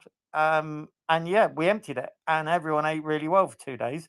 And then it was back to flour curry and donkey stew and chicken surprise and all the other crap. The other thing is it might have been end of the financial year. I doubt it. But what you would find is end of the financial year, supply officer might be in budget and will use up a lot of stuff or stuff that's going out of date. Had that as well. We had steak and lobster one day on station in the Adriatic because the supply was in the black, and he threw a massive kind of feast, all you can eat kind of thing. And lo and behold, the next day was back to chef's chicken surprise. So the idea, the idea that somehow the evening's grand menu somehow presages ship's program. Yeah, she probably is staying out. That would make sense. There's a carrier en route. Either they do 1-for-1, and NATO land air bases will cover Kosovo, or the two of them are going to stay out, and they're going to be a 2-deck striking force for if this goes south. But to say that the ship's program is dictated by the menu is just insanity. He's got tens of thousands of followers. But then the tire guy does as well, who came out with some frankly insane musings about vertical launch systems on warships today as well. And that's where we are. And people follow these people because they think they're reputable. And unfortunately, often likes, followers, makes people think that these are somehow reputable sources of information. Whereas if you delve deeply into it, well, look at how many people follow Sky News, Fox News, BBC. Just because you've got followers doesn't mean that you have a fucking clue what you're on about. And that's our problem. And you're not going to get through to them, Yehuda. And you're just not. It'd be a lovely idea if suddenly we could just fire beams at people that made them become, inquisitive about the facts. But they're just not. Take away the internet, we might be able to start something. But Thank you, Gunny. Colonel Spencer, please go ahead, sir, and then John Howard. No, actually, 100% agree with Gunny. This is the problem, especially when it's an anonymous space with so many followers. It becomes a trusted whatever open source intelligence. But we all make mistakes. Like, look, you're way off. Acknowledge your mistake. Drive on. That's what all should be done. On the lobster and steak, actually, I mean, this is what happens, right? Me and him were in another space where somebody was just saying that President Biden is urging Bibi not to go in. Like, where they take a kernel of truth or a kernel of information and misapply it in context, or just twist it totally to an untruth. In my one of my combat experiences in the jump into Iraq, the night before, they after they told us where we were going and everything, they gave us steak and lobster. So it's not that there's like, this is how it can spread like fire, because either you watch the Band of Brothers when they fed the soldiers ice cream before D-Day, or even my story, like, context is everything, and you can't misapply something that happened in time. Say nope every time, like you said. No. The all Navy ships have steak and lobster in their fridges, and if they ever go to war, they serve it. It's like you wouldn't even do that as an operational security thing to your own soldiers. I mean, it's just not the way it works. The Royal Navy's got a very different idea. What they do is they give you bad news, and then they give you the absolute worst meal that evening. Nice. Especially like if you turned around and we were going in for Christmas, ready to go alongside for Christmas, and we were told we're in for 4 days and then deploying just before Christmas. So of course they played Christmas carols on the ship's radio system for the next week and gave everyone the worst Christmas dinner 4 days before, and then got us out. So maybe the US Navy has got it right in that they give steak and lobster when the boys and girls have been working really hard and are about to be told, yeah, you might have to stay out a few extra weeks. Whereas we do undercooked Chinese spare ribs and macaroni cooked in milk with jam, and then wonder why retention goes through the floor. It's mostly fava beans and white cheese here, but yeah, I feel jealous. John Howarth, please go ahead. Thanks, Sam. Just to pull this back to the protesting, and particularly the stuff that's going on in London and other Western cities, I think it's actually been quite a mask off moment with a lot of these guys, because there's lots of these protesters chanting about ending the occupation and all the rest of it, but anybody with a passing understanding of the situation knows that Gaza hasn't been occupied since 2005, 2006. There hasn't been an Israeli presence there, and I think that this is now the new code, ending the occupation. They're not talking about Gaza. They're not talking about the West Bank. They are in the main talking about the dissolution of the state of Israel, and that's that fits in with all the river to the sea chanting. So I mean that's really it. A lot of them don't have the courage, the fortitude to turn around and say that that's what they really think.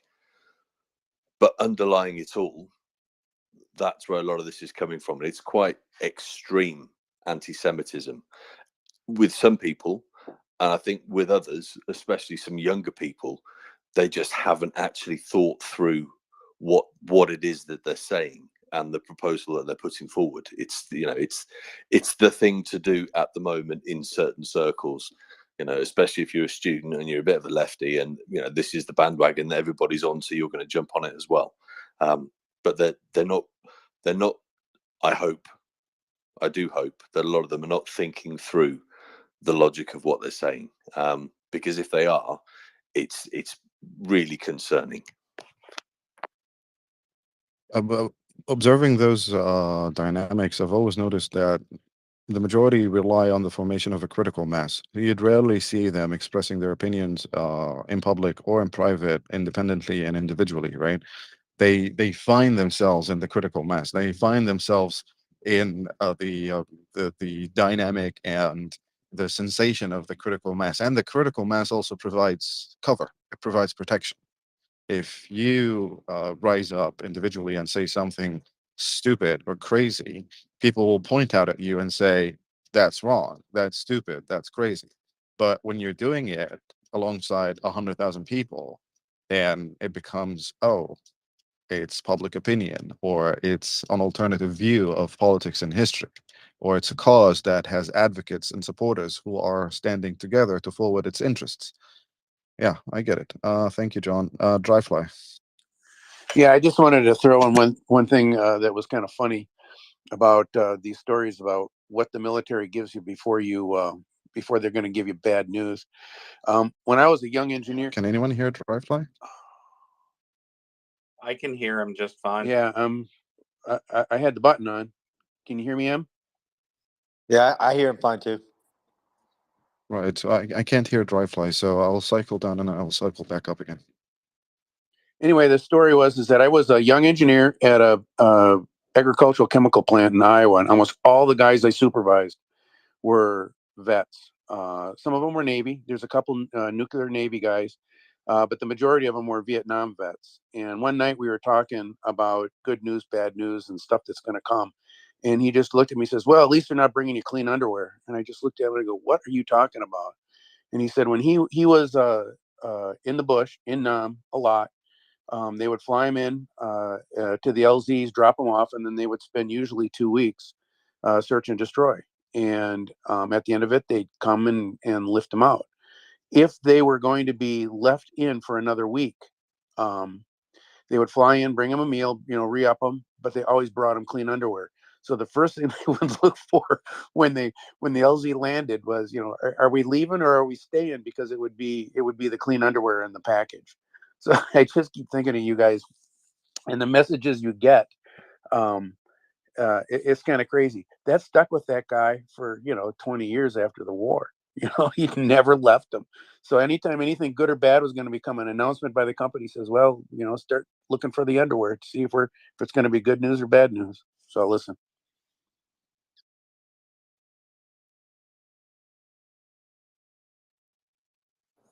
Yeah, I'm sorry. Go ahead, Gunny. We're just getting some technical stuff sorted in the background right now. Yeah, and I mean, just what Em said as well. You see that amongst crowds. Take football supporters, violent football crowds. The one guy with a really crap tattoos and a shaved head. If he's on his own, he's not going to start throwing chairs at a bunch of supporters from the other team sat having a beer. If he's on his own, the problem is crowds, large numbers of people. People kind of get caught up in the moment, I think.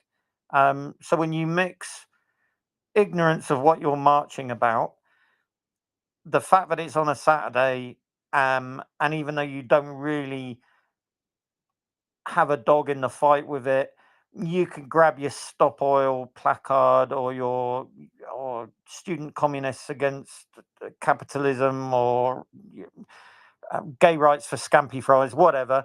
And who doesn't like a good march? It's like the French. The French love a good riot. The Brits like a good march. All I would say is, first of all, it's London, which in many ways is not the UK. Right? Is a weird place. I'm only 9 miles away from it. Whilst I like going there for a weekend on the lash, I could never live there. It's a bit of a weird place. I wouldn't say it represents the UK at all. The problem with the UK is we do support sort of quietly, tacitly, as opposed to opposition tends to be much more vocal. The numbers are always massively exaggerated. That's the way they'll say 100,000, usually divide it by 2 or 3. Yeah, it looked a lot of people, but again, as I said earlier, there were the usual suspects there, and they'll be there next week, sat on the road, gluing their stupid faces to the tarmac, or they'll be trying to rescue chickens out of a farm, or they'll be trying to stop a hunt, or we have serial protesters who are just anti fucking everything, normally pretty well off because they can afford to do this kind of nonsense, and they will protest literally anything so long as it's counter government. That's a problem. Throw them all together, give them some flags. The usual bad actors will be there as well. Your man with a Daesh flag, the hardcore of, as Em said earlier, people who have emigrated into the UK, escaping tyranny and seeking to establish some kind of tyranny here in the UK. I think it's an insurmountable problem. I would watch how France deal with it. France traditionally takes quite a dim view of this kind of thing, and they've been getting quite rough with protesters. So are the Germans, actually. But you would have to run a space on the wider implications about this. It's not just about Palestinians. This is turning into quite an ugly religious problem in the UK. And unfortunately, it's going to fuel the hard right, which is not something anyone wants. The last thing that we need is mosques being attacked and Muslims being beaten up in the street. You know, it would be absolutely dire. But one of the reasons why people hijack these kind of protests and things is to try and start that. You've already seen the stop the boats crossing the channel lunatics who want the Royal Navy machine gunning people in the water. And, you know, the hard right are really going to profit off this. They're already starting their PR campaign to say, you know, look what's happening here. They're bad actors. They don't care about Israel at all. But this is a real narrative boost for them, because a lot of people in the UK will be looking at the protests, and unfortunately, like it or not, they'll be looking at the colour of the people protesting, and it's going to feed that narrative of invasion. So you know, these idiots, not only are they protesting about something most of them don't understand and which is a thoroughly bad cause, but they're also going to start feeding the one thing that they really hate, which is the hard right coming after minorities. You know, it's a real pot mess. And until the police start, I think first step would be the police to actually police for a change. And secondly, for the UK government to start implementing nationally anti-terrorism laws. That's the only way round you're going to do this, and take the hit, the inevitable backlash from the minority communities who will have to Well, accept that this is kind of that getting is a into democratic country. yeah, this is getting into UK domestic politics, and we're getting way off the weeds of what we've been discussing tonight. We have quite a few hands up. It's Colonel Spencer, and then I think it was John, and then name on the trophy. Yeah, this is more of almost, you know, a comment as much as a question maybe to him about, and but also on the topic of the protests, and you just, like Gunny says, just misguided people that couldn't tell you the difference between West Bank and Gaza, or Palestine and the Palestinian Authority, and all of this. You just people. There's a societal aspect to this too, just on learning and education, but even the aspects of not disinformation, but semantics, or the way people are saying words, and when words have meanings, or in what they're saying, and they don't even know that what they're saying or what they're leaving out. And it's just, for me, in all the spaces, are starting to get frustrated, as there are people who are purposely manipulating words to get towards a bias, or even an agenda, or a disinformation campaign. And then there are the ones who don't even know that they're doing it. They're just regurgitating something they heard without understanding that, no, that word you just used, whether it's like Israel bombing Gaza, well, you left out Israel bombing Hamas military targets that are in Gaza, or leaving out the word terrorist, when the actual definitions and the definitions that get tied to words. I'm starting to get frustrated in all the different spaces, and I know M is as well, when there's reason, like Gunny was saying, and then there's actual disinformation, or there's just a bunch of dumbasses out there. They don't even know that they're parroting either Hamas talking points, Russian talking points. Even the hospital was a great example. When the hospital is just, you're leaving out words that actually turn the statement into a different meaning, which is actually untruthful. Like, facts should matter. It's actually quite interesting that Arabs and Muslims who are actually living in the region are the ones who are not supporting Hamas and not supporting the armed Palestinian factions, and the ones who want to find a concrete peaceful solution for the conflict and are working towards a resolution.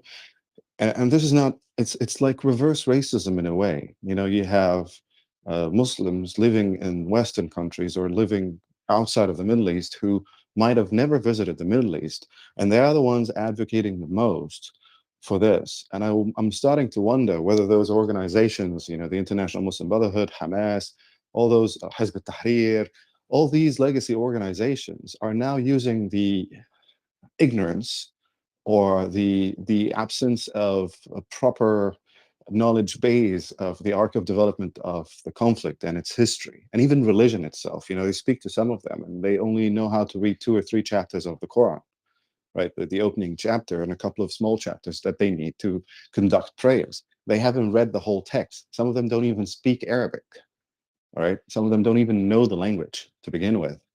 And they are the ones who are holding maximalist positions on the conflict, and they are the ones with the most venomous rhetoric. You come to the Middle East and you speak to some people here, you know, you'll find Egyptians against Hamas, you'll find Saudis against Hamas, you'll find Kuwaitis against Hamas, you'll find Emiratis against Hamas, and so on and so forth. But you go to the West, you go to Europe, you go to North America, and you have people who are even more indoctrinated in this without proper understanding of the language or the religion itself. And if you actually sit down with them and you question on, you know, theology, if you question them on jurisprudence, they know nothing. They don't even know the difference between the 4 schools of jurisprudence in Sunni Islam, and I find that quite fascinating, actually. John Horwath, please go ahead.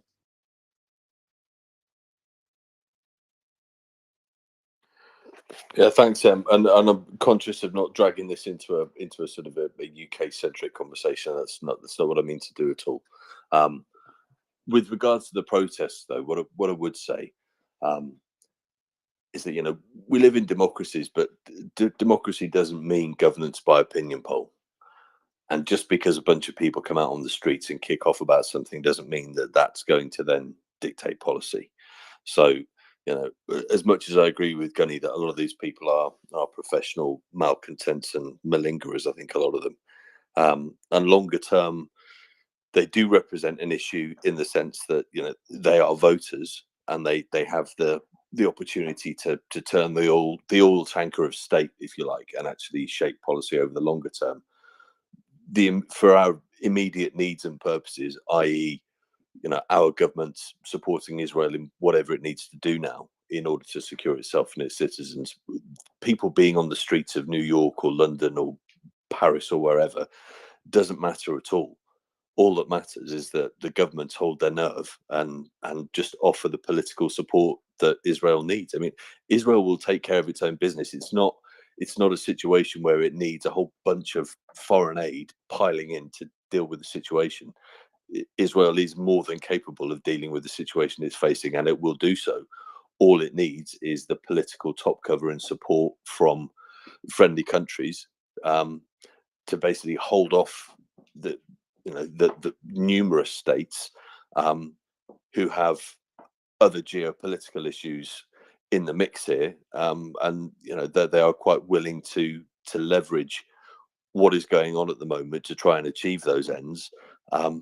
And as long as our governments are steadfast and don't actually fall for any of that, and it would appear from, you know, what Biden said, what Sunak said, what Schultz has said, that there's absolutely no chance of that happening, then really these protests are a bit of a side issue. That they are an issue, I think, in terms of our domestic circumstances and social cohesion. But it's difficult, as you know, as the co-host said, it's difficult to get into those without getting into the weeds of national issues that aren't really what this is about. But yeah, the takeaway is it's annoying, it's concerning, but it doesn't really matter at the moment.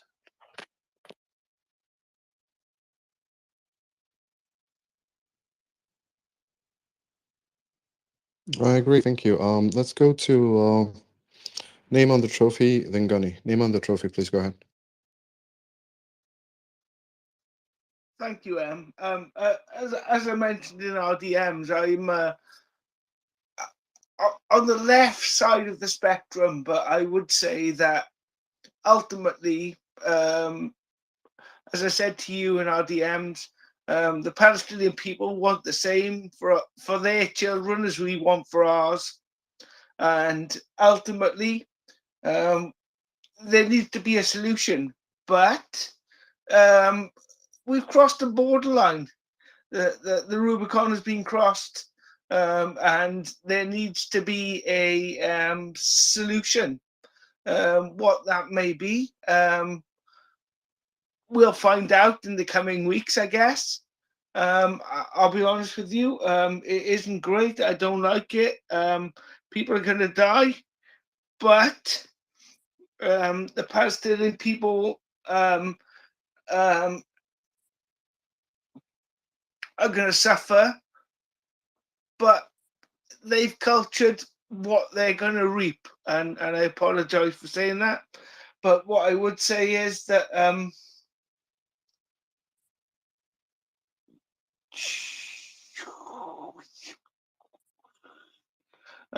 where we are is where we are. Hamas is sowed that whirlwind for them. They don't represent all Palestinians, thankfully. No, I agree with you absolutely, and that's what I said. Is that the innocent people are going to suffer the whirlwind of it, and it needs to be nipped in the bud. Thank you. All right, thank you for that, Gunny. Yeah, just quickly before I head off to my scratcher. Everyone remember the 100,000 people marching in support of Iranians when women are being assaulted in the street and gay blokes are being hung from cranes? Anyone? No one saw that? Nah, me either. It's funny, isn't it? How one repressed set of people are more worthy of grabbing a placard and stomping around the street chanting than other people.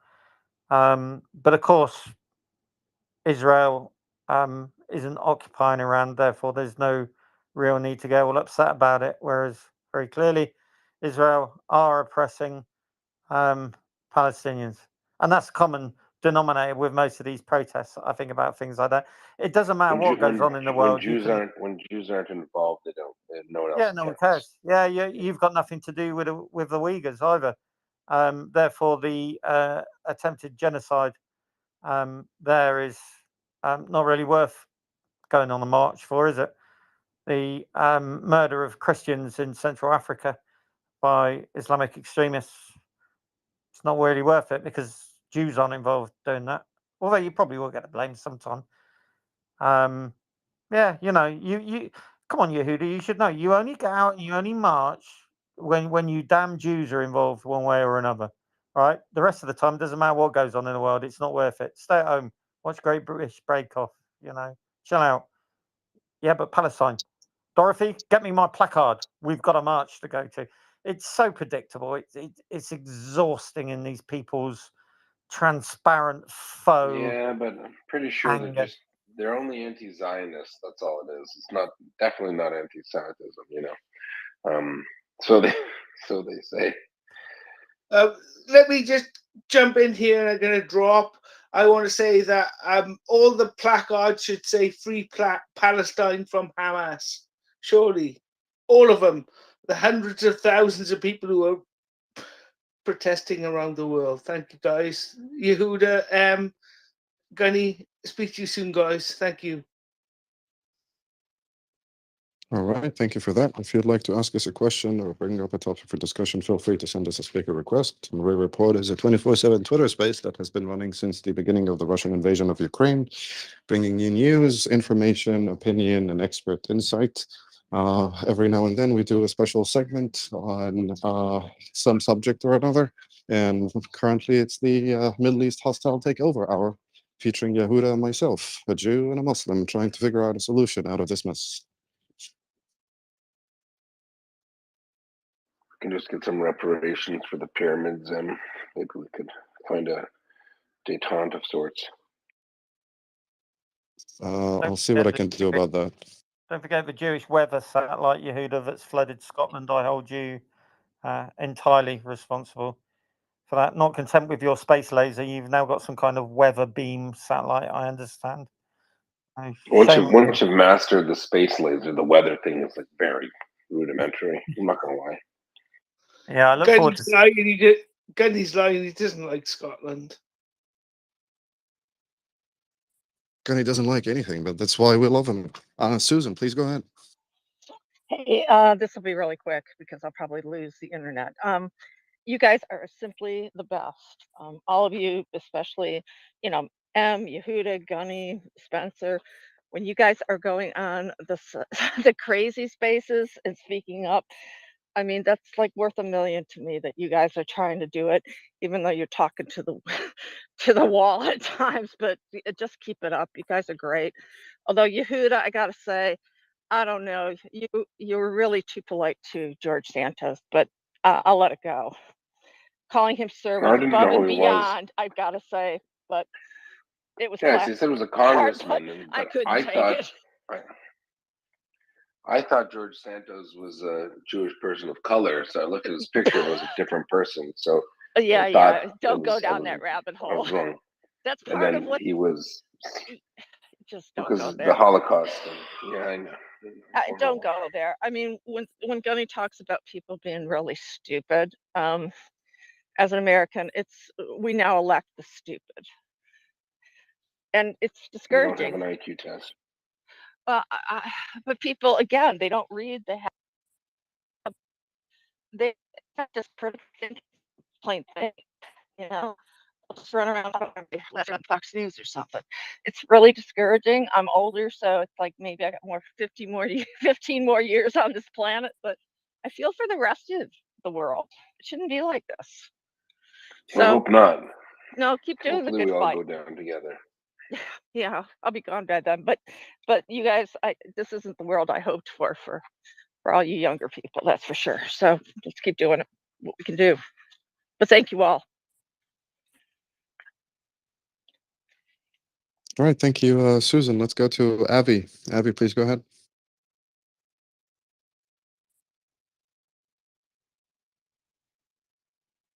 Avi Zorro, please go ahead. Hey everyone. I just want to verify. I think we were on a couple of spaces together today, and I think you were pretty adamant that the ground strike or the ground attack or the ground movement of Israel is going to come. I just want to verify that it's you that made that comment before I ask the question. Was it you? It is my position, yes, that the ground operations will start. I directed him from Mossad headquarters as well, just so you know. Okay. As an Israeli, I don't live in Israel. I live in the United States. I'm just losing the belief that it will happen as the days go by. And I understand obviously there's no strategic surprise here. It's only tactical surprises. But as the days go by, I'm just losing the faith that it is going to happen. Just because what I'm seeing is the almost insurmountable pressure by the world for ceasefire now and hostages and just all sorts of pressure. And maybe I'm on social media and spaces too much, but I'm just losing faith. I wonder why you have though? such Just because high of the internet? confidence. Just because of the internet? Honestly. After what happened, do you think Israel's going to walk away from this? So, yeah, it's a mulligan. No, I mean, I don't think Israel should walk away from that. That's not my position at all. I'm just saying that, again, being there before and being on the Gaza Strip border before, for me as a soldier there, and then having to, go back without going into Gaza and stuff, it just seems all too familiar. Again, the brutality of the events this time is just not comparable to anything that happened before. But it just seems that as time goes by, the chances are smaller and smaller. And what do you think? Ground operations will start. You don't mobilize 360,000 troops for a feint.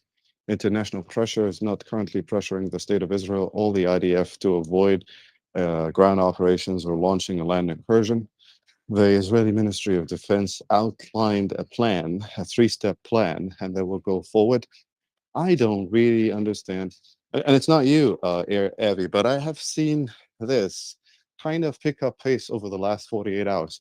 In my opinion, it looks like a structured communications campaign that's trying to instill in the psyche of people that the IDF is not going to attack, so that when it attacks, they start holding the IDF as responsible for whatever gruesome content comes out of the sector. So in a way, it's a preemptive strike against the IDF's communications going forward when they launch ground operations.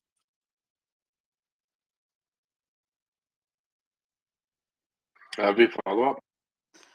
Yeah, I mean, I can totally understand that. Obviously, again, as Israeli and a Jew, seeing those events, I fully support the ground operation. I just don't want to sound even remotely as I'm not. But knowing soldiers, knowing reservists, knowing Netanyahu from afar, obviously, I'm just my belief is just not as that high that that it's going to happen.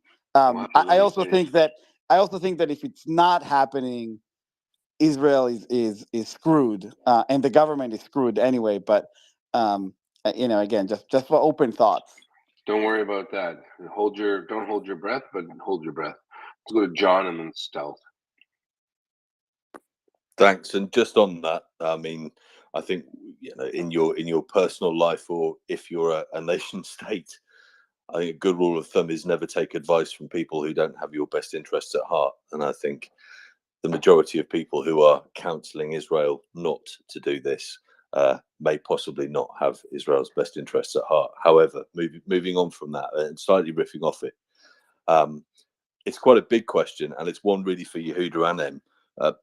I've been wondering if one of the reasons why we have, I mean, operational considerations aside, one of the reasons why we may be seeing a small delay here and some of the shuttle diplomacy that's going on around the region is actually trying to find a landing zone that the likes of Saudi Arabia, etc., can actually accept in terms of post-conflict governance for Gaza.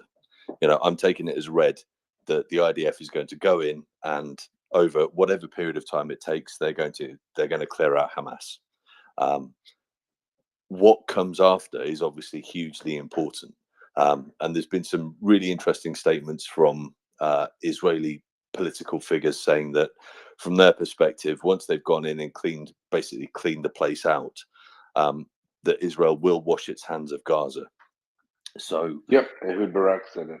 Yeah. So I mean, I think it'd be really interesting to hear what Em thinks about this, because obviously if Israel is effectively going to metaphorically or physically wall off Gaza and say, okay, you are no longer our problem, your people will not be coming into Israel to work, we will not be supplying you with anything, you are a city state in effect, in a good old sort of traditional Mediterranean style.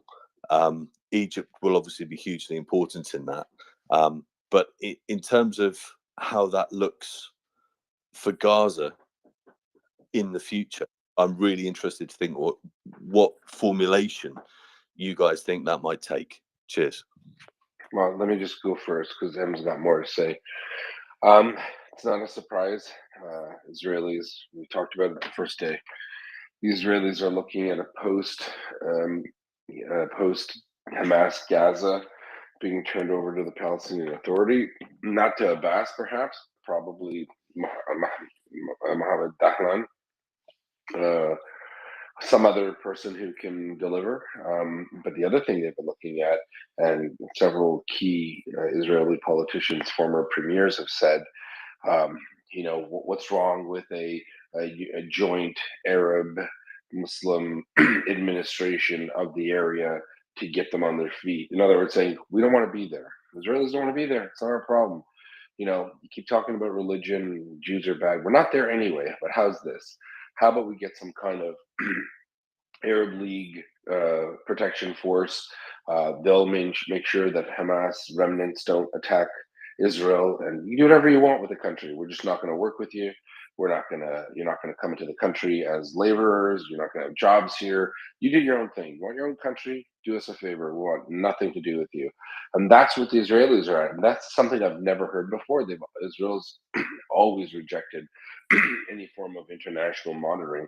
But in this case, they're so confident, I suspect, that the world will see just how insane Hamas is, that they'll have no choice but to step in, and it can't be any worse than it already is. That's my opinion. I'm not sure what Em has to say. Go ahead, Em. Yeah, the challenge here. Okay, so the disengagement will happen, and finding a formula for it to work going forward is quite tough.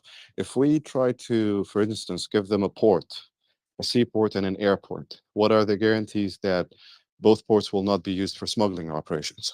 What are the guarantees What that if Egypt and Saudi Arabia monitor it? well, here's the deal. If you eradicate the organization itself and dismantle it 100% fully, either taking out the militants in a blaze of glory or actually arresting them and holding trials and putting them in jail, those bad faith actors will not be inside the Gaza Strip to pose a challenge to securing the seaport and the airport, right? But again, it's an unknown. And without economic activity, the strip will collapse because they relied on those work permits to get money into the sector, and they relied on Israeli investments in tech to provide jobs for tech employees in the Gaza Strip, But right? can't Qatar and the Gulf states come up with that difference? Well, that's one option, right? It's like Saudi Arabia, Qatar, the United Arab Emirates can more or less participate in starting a fund. Let's call it the Gaza Reconstruction Fund, for instance, right? And that fund will control the economic activity or reviving the economic activity inside the strip, providing its inhabitants with job opportunities without having to get work permits to enter Israeli territory. It's one way to do it. It's possible. So, but the thing is, and this, let me be very clear here. Okay. Gaza was part of, I think, Wilayat Misr or Mutasarrafiyat al-Quds under the Ottoman Empire. The Turks are not going to allow this opportunity to go away. I stick to my assessment that they will still try to invoke Article 27 from the Lausanne Treaty, or at least try to dance around it and try to find a place for themselves back into this equation, and then they will spin it to their people that they have just started getting back the lands of their previous vilayats and mutasarrifin. We'll see. Well, I then could be mistaken. cut Turkey out and then say, all right, stealth, over to you. I'm sorry. Did you call me? I stealthily did. Yeah. Okay. Hi, gentlemen. How are you? Shavua tov for some. Good to see you guys. I just want to get a quick update on a couple of things. The IAF just completed a strike in Syria. My understanding is the Iranians sent over one of their generals over there to take care of their forces. Do you have any updates on that? Okay, that's quiet. Okay. I'm sorry, I was just doing M. Yeah, sorry. Okay, no worries, no worries. I'm sure you've seen that there's a pretty large amount of protests in Tel Aviv right now for asking the resignation for Netanyahu. I don't understand why there's not a martial law so that people can't be walking around so that they can control things a little bit better. But there was a strike in the West Bank under the Al Ansar Mosque, where they believe there was some Hamas leadership there, along with a cache of weaponry. And I just wanted to know if the West Bank is going to be firing up, or are they just doing targeted attacks? And also, I just want to confirm that was Hamas and PIJ, because people are saying, "Oh, there's no Hamas over there." Well, there is. We know that, so they're going to be hiding out. Well, for sure, there's Hamas there. I mean, it's one of the reasons why they haven't called an election. It's because he'll lose to Hamas. But the Al Ansar or John, I think some people wanted to answer you there. Go ahead. Just okay. And then one more question. The strike in Tehran. Any updates on? I know they hit in Tehran their military offices over there, and I'm curious. Do we have any idea who did that, and what's the storyline with that as well? The attack in Tehran or the event in Tehran, there isn't enough information right now to realize or know exactly what happened there. It's just one factory, I think. I'm still looking into it, but I don't have enough information about it. As for Syria, I think the Iranians or the Islamic regime of Iran Republic wants to bring in more supplies there. It means that they really want Hezbollah to step up their operations. So the indication that they are still attempting to send supplies through Syria to Hezbollah means that they have the intention to continue increasing the tempo of their harassment operations along the Lebanese borders, right? So that's a show of intent in a way, and the Israeli Air Force will continue to interdict those shipments as they get information and intelligence about them. That's for sure. The other one about the commander, the Quds Force commander that they sent over there, Brigadier General Ismail Khani, is he as dangerous as Soleimani or no? Yeah, all IRGC generals are dangerous. Okay. Soleimani was kind of an anomaly in a way. Yeah. I don't think that anyone that succeeded him amounts to his level of evil. It's not even cunning, you know. The man was pure evil to begin with. But you know, if they are sending a field commander, that means that they want to either brief Hezbollah on something that needs to be done, or that they will actually take command of the operations, or that they will modify some of their plans. So it remains to be seen. Okay, and you were gonna respond to the Al Ansar Mosque possibly. What happened there? Where did that There was happen? they had a strike today in the West Bank at the mosque. They had a underground bunker, the cache of weaponry, Hamas and PIJ there, and so the whole world is up in Oh, arms it's because of it. sad, you know, but everyone knows it's not a badly kept secret, you know. Everyone knows that Hamas and other militant factions depend on civilian infrastructure to hide their activities. I mean, for God's sake, they were launching rockets out of a cemetery. Of course, they will have an underground facility beneath a mosque, and they will store weapon caches there. So yeah, well, the world will be angry anyway, right? And this is a military operation, so the IDF will go after those military targets. You know, world be damned. So this strike in Tehran, it's in Ashrat Abad. I forgot the name of the city, and it's right in the middle of Tehran. It's like a very modernized area. Is there any satellite footage or anything that's happened or anything that's come out? And I'm assuming I don't know. I don't okay, know. okay. But I guess it will be very clear quite soon, you know, as Very soon? maybe Okay. yeah, in a couple of hours. Okay, one more interesting thing that was announced is that the Shin Bet announced a special unit similar to what happened after the Olympic Munich terrorism event that occurred. And it's a special unit they plan on going after every individual that's done anything. It's called Netzach Israel. I thought it was very cool that they announced this, but it's very specific that they're going to eliminate each and every person who committed this massacre in the settlement. So they announced that as well today. And then last night something happened, and I wanted your opinion. The FIDF released a video about Hamas leadership in Qatar. And I don't want to reveal who told me this, but somebody who's in most of our spaces said that the Israelis left the actual coordinates for the homes and the people they were targeting on the video under. I don't understand if it's in the way that it was shown or whatever. I don't know. Have you seen that footage? No, I haven't. Okay, I haven't. I'll And you send know, this. It's I don't, I pretty. don't really I don't Very really believe specific. in these. Yeah, but I don't really believe in those things that you know that a nation state would actually try to embed pieces of information in a piece of I know. material or content, and it's irresponsible. And I don't think that the state of Israel will do this. They are more than capable of dealing with those people using their services. As for whether or not they started a special unit in light of what happened days after or you know, that wasn't even The a Munich unit back Olympics. then. Yeah, it wasn't even Right. a unit. It was an entire operation. But Yeah. I mean, we're not privy to that information, so we can't really comment about it. But if anything like that is actually true, it will just Yeah, be. they published it today. The Mossad published it today. They came out and they also they published this So it's video. actually official? Official. Would you like Oh me to wow. send you on it? Yeah, Would you like please. me to Yeah, send it I to you? haven't Okay. seen it. Yeah, sure. Yeah, I'll send it to you as well. Just a really quick question. I know there's been a lot of questions and pressure about when they're going in. It seems like the IAF is going to do much more both in Gaza and in Syria at this point. So I'm assuming I was just concerned about the escalation of Iranian involvement. So I was assuming that there was some type of retaliation from the Americans, which I don't know if they would be allowed to do that from Iraq into Iran because of the attacks in Iraq, but I just didn't know what's going on really. So I was a little concerned about more escalation now that we have the I don't Iranians really think. stepping up. Yeah. Well, what will happen is the Israeli Air Force will be conducting operations, supporting the ground operations in the Gaza Strip. They'll make sure that they can provide enough coverage and protection for the advancing ground troops.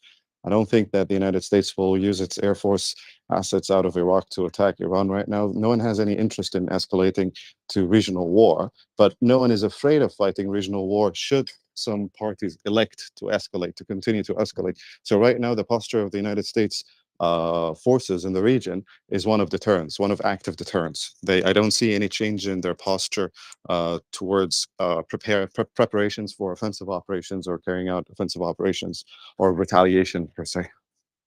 And just so you know, the Israelis did announce that they're going to start arming their civilians, and this is being pushed through. So that's another thing that came out today, and they had a big speech around it. So I'll send you that info, whatever I pull up here. Thanks. Yeah, thank you. I mean, that's a domestic issue. It's a domestic political issue. Yeah. And, even armed civilians, whether it's one thing to have a 9mm or an assault rifle, and it's another to be trained enough and equipped enough and supported enough to fend off an organized terrorist attack, right? So it's a domestic political issue that we don't really want to comment on. But Sure. I get it that going forward, definitely they will reconsider their gun laws and look into what they can change to provide their citizens with more protection, surely. Do you have an update on the Egyptian border thing? There's a lot of complaints that 600 dual citizens are stuck there and they're not being able to be released at the Rafah border crossing. Any updates on that?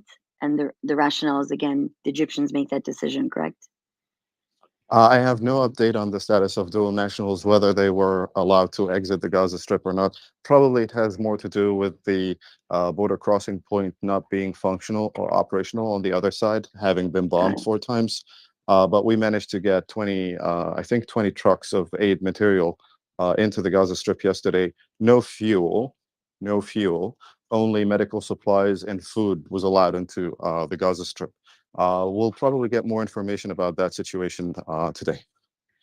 And there was a failed rocket launch from the Gazan side that destroyed the Nusrat refugee camp, and there's a lot of casualties, significant. And I just didn't know if anybody like Intel Schizo or anybody's going to put a thread together. I think it's important just for a narrative, so people understand 1/5 of all of their rockets land on their own people, and so it's so hard to discern images of real babies, and they do these dolls. It's crazy what I'm seeing in terms of even AI. So that did happen as well. So if anybody has any intelligence on that, please Well, yeah, make a thread. there's always a failed rocket here and there.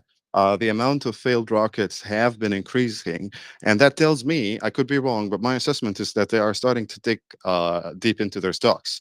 So if the failure rate is increasing, it's either because they're going to older rockets that were produced a while back, or they had a faulty batch, for instance, and now they have started using it, right? Again, we would never know for sure without having access to their machinations and how the organization functions when it comes to manufacturing and storing rockets. But yes, it is a trend. The percentage of failed rockets or misfires have been increasing over the last few days. Thank you. Thank you, Stealth. John Howard. Thanks, Sam. I've got 2 separate questions, one for Yehuda and one for you. And I'll fire them both off at the same time. So, for Yehuda, if you're still around and listening, I'd be very interested to hear what your take is on what's gone on with regards to the launches out of Yemen. Apparent cruise missile and drone attack combined, intercepted by USS Carney and potentially units of the Saudi Air Force. That's a conversation that's been going on in the background over the since it happened. And I'd just be interested to get your take on that, if you've had anything on that.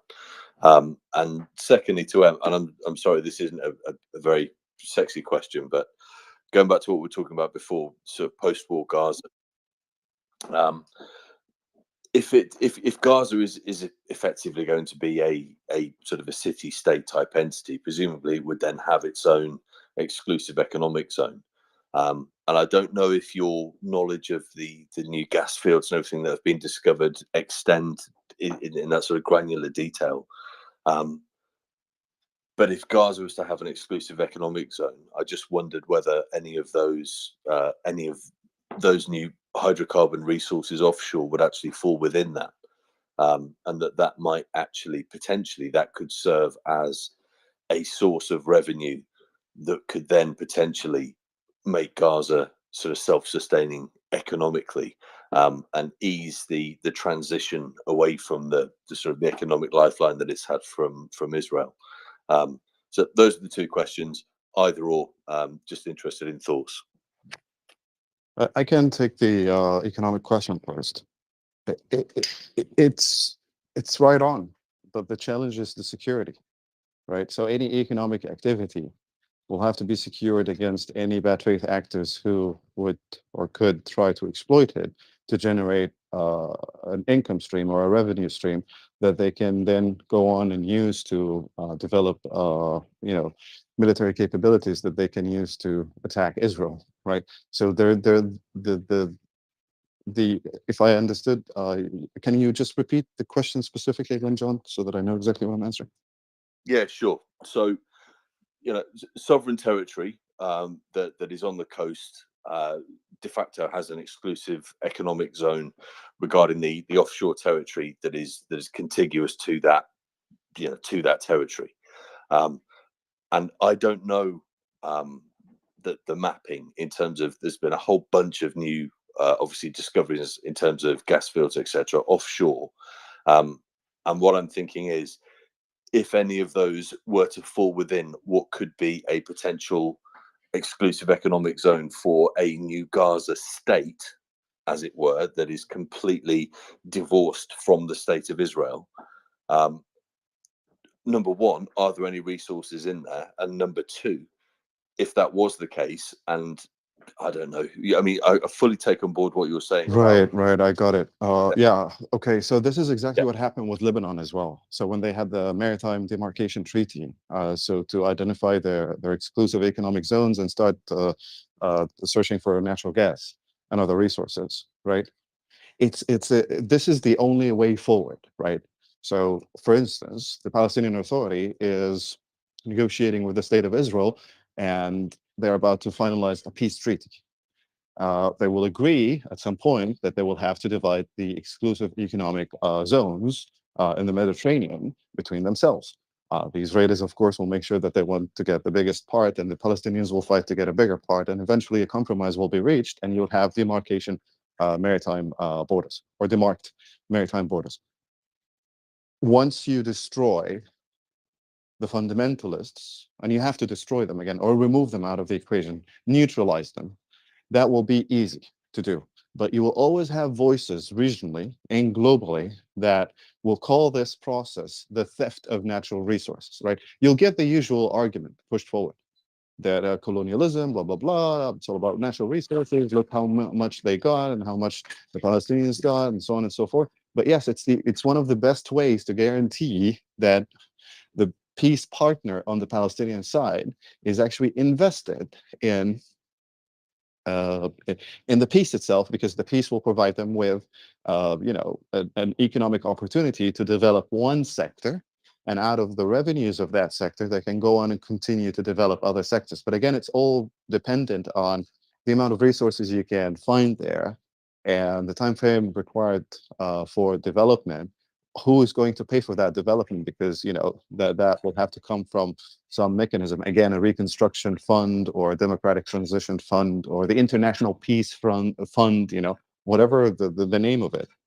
That will invest in developing those resources until they start generating enough revenues so that they can be used in developing other sectors of the economy. But absolutely, yes, it's a good idea. It's all dependent on finally sitting down to negotiate everything and accepting a compromise and accepting peace and accepting economic development to living side by side. So you have to take the militants, and you have to take the jihadis, and you have to take the terrorists out of the equation first. But yes, I agree 100%. Yeah. So okay, thank you. So I am taking the. This is we're talking about a post-Hamas world here. I'm just taking it as read that the IDF is going to go in and eradicate Hamas to the largest degree possible. So that's fine. But I mean, maybe there's an opportunity there. I'm not sure if it's been done, but to actually govern it under a UN mandate for a period of time. So the concern about graft from bad faith actors, etc., is actually sort of taken off the table, and there is a form of international governance in Gaza. That's actually the only way to go about it. There will be a need for some formula, some sub entity to go in until the Palestinians develop their own their own ministry, their own devices, their own government, agencies, ministries, and so on and so forth. And as you are doing this process in good faith, as you're engaging in this process in good faith, and as a lot of people will try to put a lot of time and effort and money into it, and also advocacy to show it's good consequences going forward, you'll get the voices on the other side that's saying Palestinians are mature, Palestinians are adults, Palestinians don't need anyone to rule over them, Palestinians can do it by themselves, they have the PLO, they had the PLA, they had Hamas, they could govern their own affairs, and this is some sort of a, again, they will always raise the colonialism argument. But yeah, at some point in a post-Hamas world, there will be a need for a mechanism. And that's what the Israeli Minister of Defense said, by the way. We will find a new security equation. That security equation will probably include international partners. And those international partners will have to shoulder the majority of governance, because the Palestinian Authority can't do that. So they can also invest in training and developing the capabilities and the resources of the Palestinian Authority, since now it's an empty shell, right? So we have it, it's on paper, it's a framework, but it's an empty shell. So we'll need a lot of effort and a lot of resources to fill that shell with something. And as that happens, as the shell matures and becomes something that can run an independent state, there will be a need for international partners to step in and step up and do most of the work. Cool, thank you. And I don't know if Yehuda's still there. I mean, he's still up as a co-host. I don't know if he's awake. He's here, but he's MLA, MIA, mother-in-law, MIL, he's MIL. Oh, God forbid. No worries. Okay, thanks, mate. All the best. We will comment on the missiles coming out of Yemen as soon as possible. Stay with us. Bearded, please go ahead. Or sorry, Bearded. I believe it was Nathan first. So Nathan, go ahead. Hi, thank you. I'm glad to be here. Thanks for doing this. I have a question on the similarities, at least from my perspective, at a high level, on how the Soviet Union fell apart due to how it overextended itself, I think, and how Iran is now, I feel, is overextending itself. So just wondering if you see it that way, or if they're overextending themselves in a different way. And two, my other question is more about the various players that potentially would be part of the effort in Gaza, the international effort to build it up. If it is, let's say, an Arab-specific effort, what would be their interest, their real interest in doing that and keeping it safe for everyone?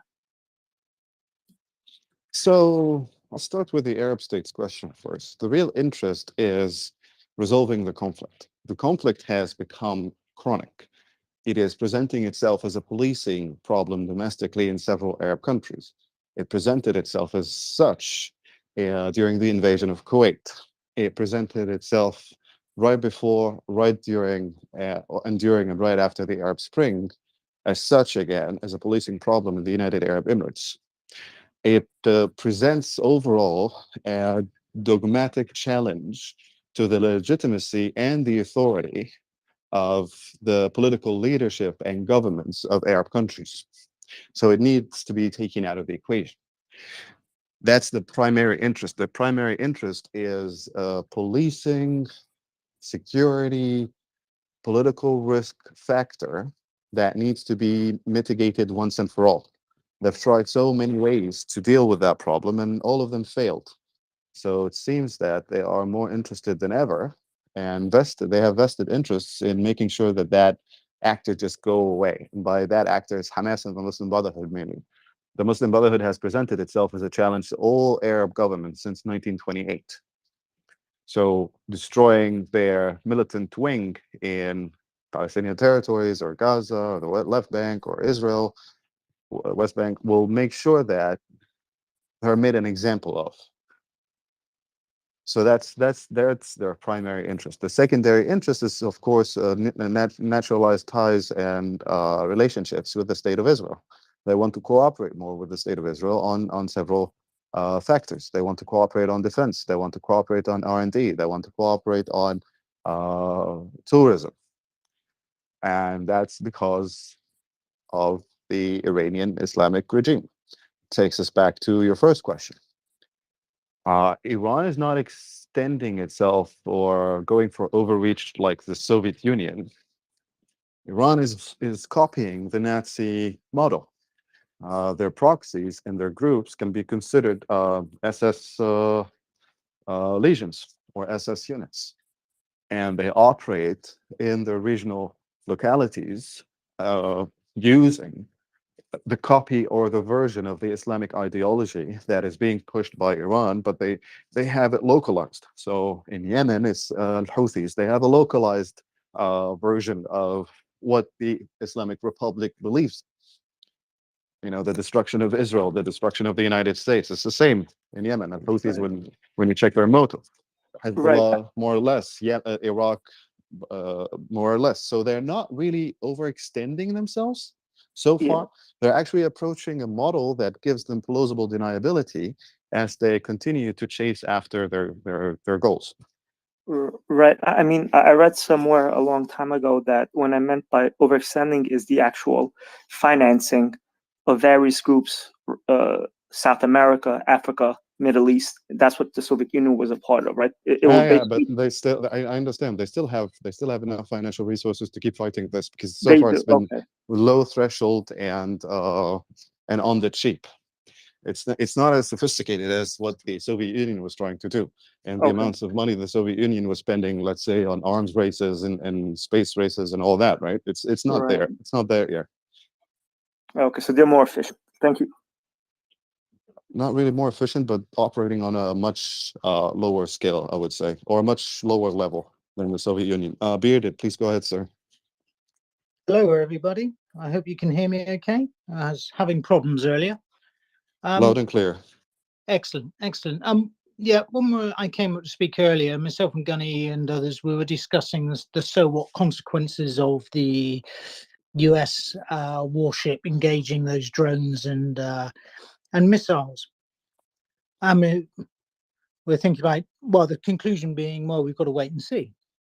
And one of the things that sprung to mind after that conversation was yesterday there was a report of Iranians moving their versions of mobile Scud launchers around Iran. Didn't think much of it at the time.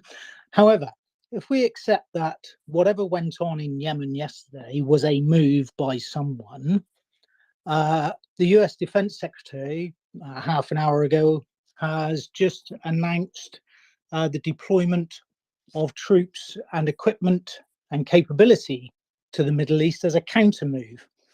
And this talks about, after discussions with President Biden yesterday, I've directed the movement of the Dwight D. Eisenhower back under CENTCOM command, and also activated the deployment of terminal high altitude area defenses, THIAD, and units within the armed forces are going to be put to a high state of readiness. So there's been a significant counter move just announced. It's going to be interesting to see now what the counter move is. Again, this is all about the drumbeat, picking up the tempo somewhat, saber rattling with intent on both sides. Over.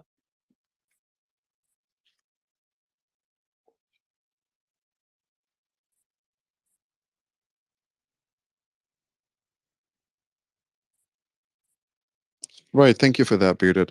Sorry, I'm at the gym in between sets. Aaron, please go ahead. So one person said Israel's not going to need help or anything. I think if they do have a two-front war with Hezbollah, they're and it goes for a considerable amount of time, they will need help financially. I'm not sure how their economy will go if they've got two wars going on. But that sounds great, what you were just saying. It sounds like they're going to force a two-state solution, which is the only way. The only thing I can see is a two-state solution. I can't see anything else that works. And so, rather than having someone on one side saying we don't agree, we want this and we want that, it's almost a forced. This is you can tell me if I'm getting it wrong. A forced two-state solution where it's like we're going to create it, and then we'll find the people that, if you're not going to join us in the two-state solution, we'll find people within your populace that will help implement the two-state solution that we're just going to force on you, which I think's the only way to do it. Well, the only way with Hamas around. My only sort of worry about that is that it seems from the outside that Israeli politics is run by this representational system where a small minority of religious extremists are able to make government. They have power when they're really not elected. They might have 1% of the vote. Like in Australia, if I'm in Bayside, it's a Kingston Council, and we all vote, and there's no way an extremist would get voted in. But in Israel, it seems like everyone can vote from around the country for this one person, and that person is fairly extreme and somehow gets power in the government. It doesn't really happen too much here in Australia, but they seem to have power over the actual government in power at the moment in Israel. And it seems to be Netanyahu has been beholden to them, hasn't made any of the overtures for peace, which I know haven't worked in the past anyway. It's always been rejected by Palestine and the PLO and everyone. But there was a movement in that direction. And the last 8-10 years, any money that's been given to Netanyahu's government has been redirected to create roads into the West Bank, and you've got these settlements that America's not happy with at all, and the world isn't happy with at all, and it's really hijacked any type of direction for peace. I'm worried that those people in power aren't going to like a two-state solution and would try and hijack it to an extent that makes it so lopsided that it's not seen as viable by Arab states or the world. I'm not sure whether it's viable with them somehow in power. I'll just leave it at that. Thanks.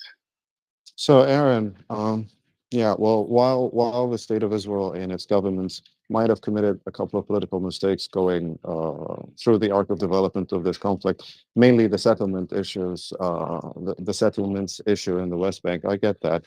I would like to respond to your point about, if you don't pursue a two-state solution, if you don't pursue peace, so on the Israeli side, on the Palestinian side, we'll get someone who works in the government and does it.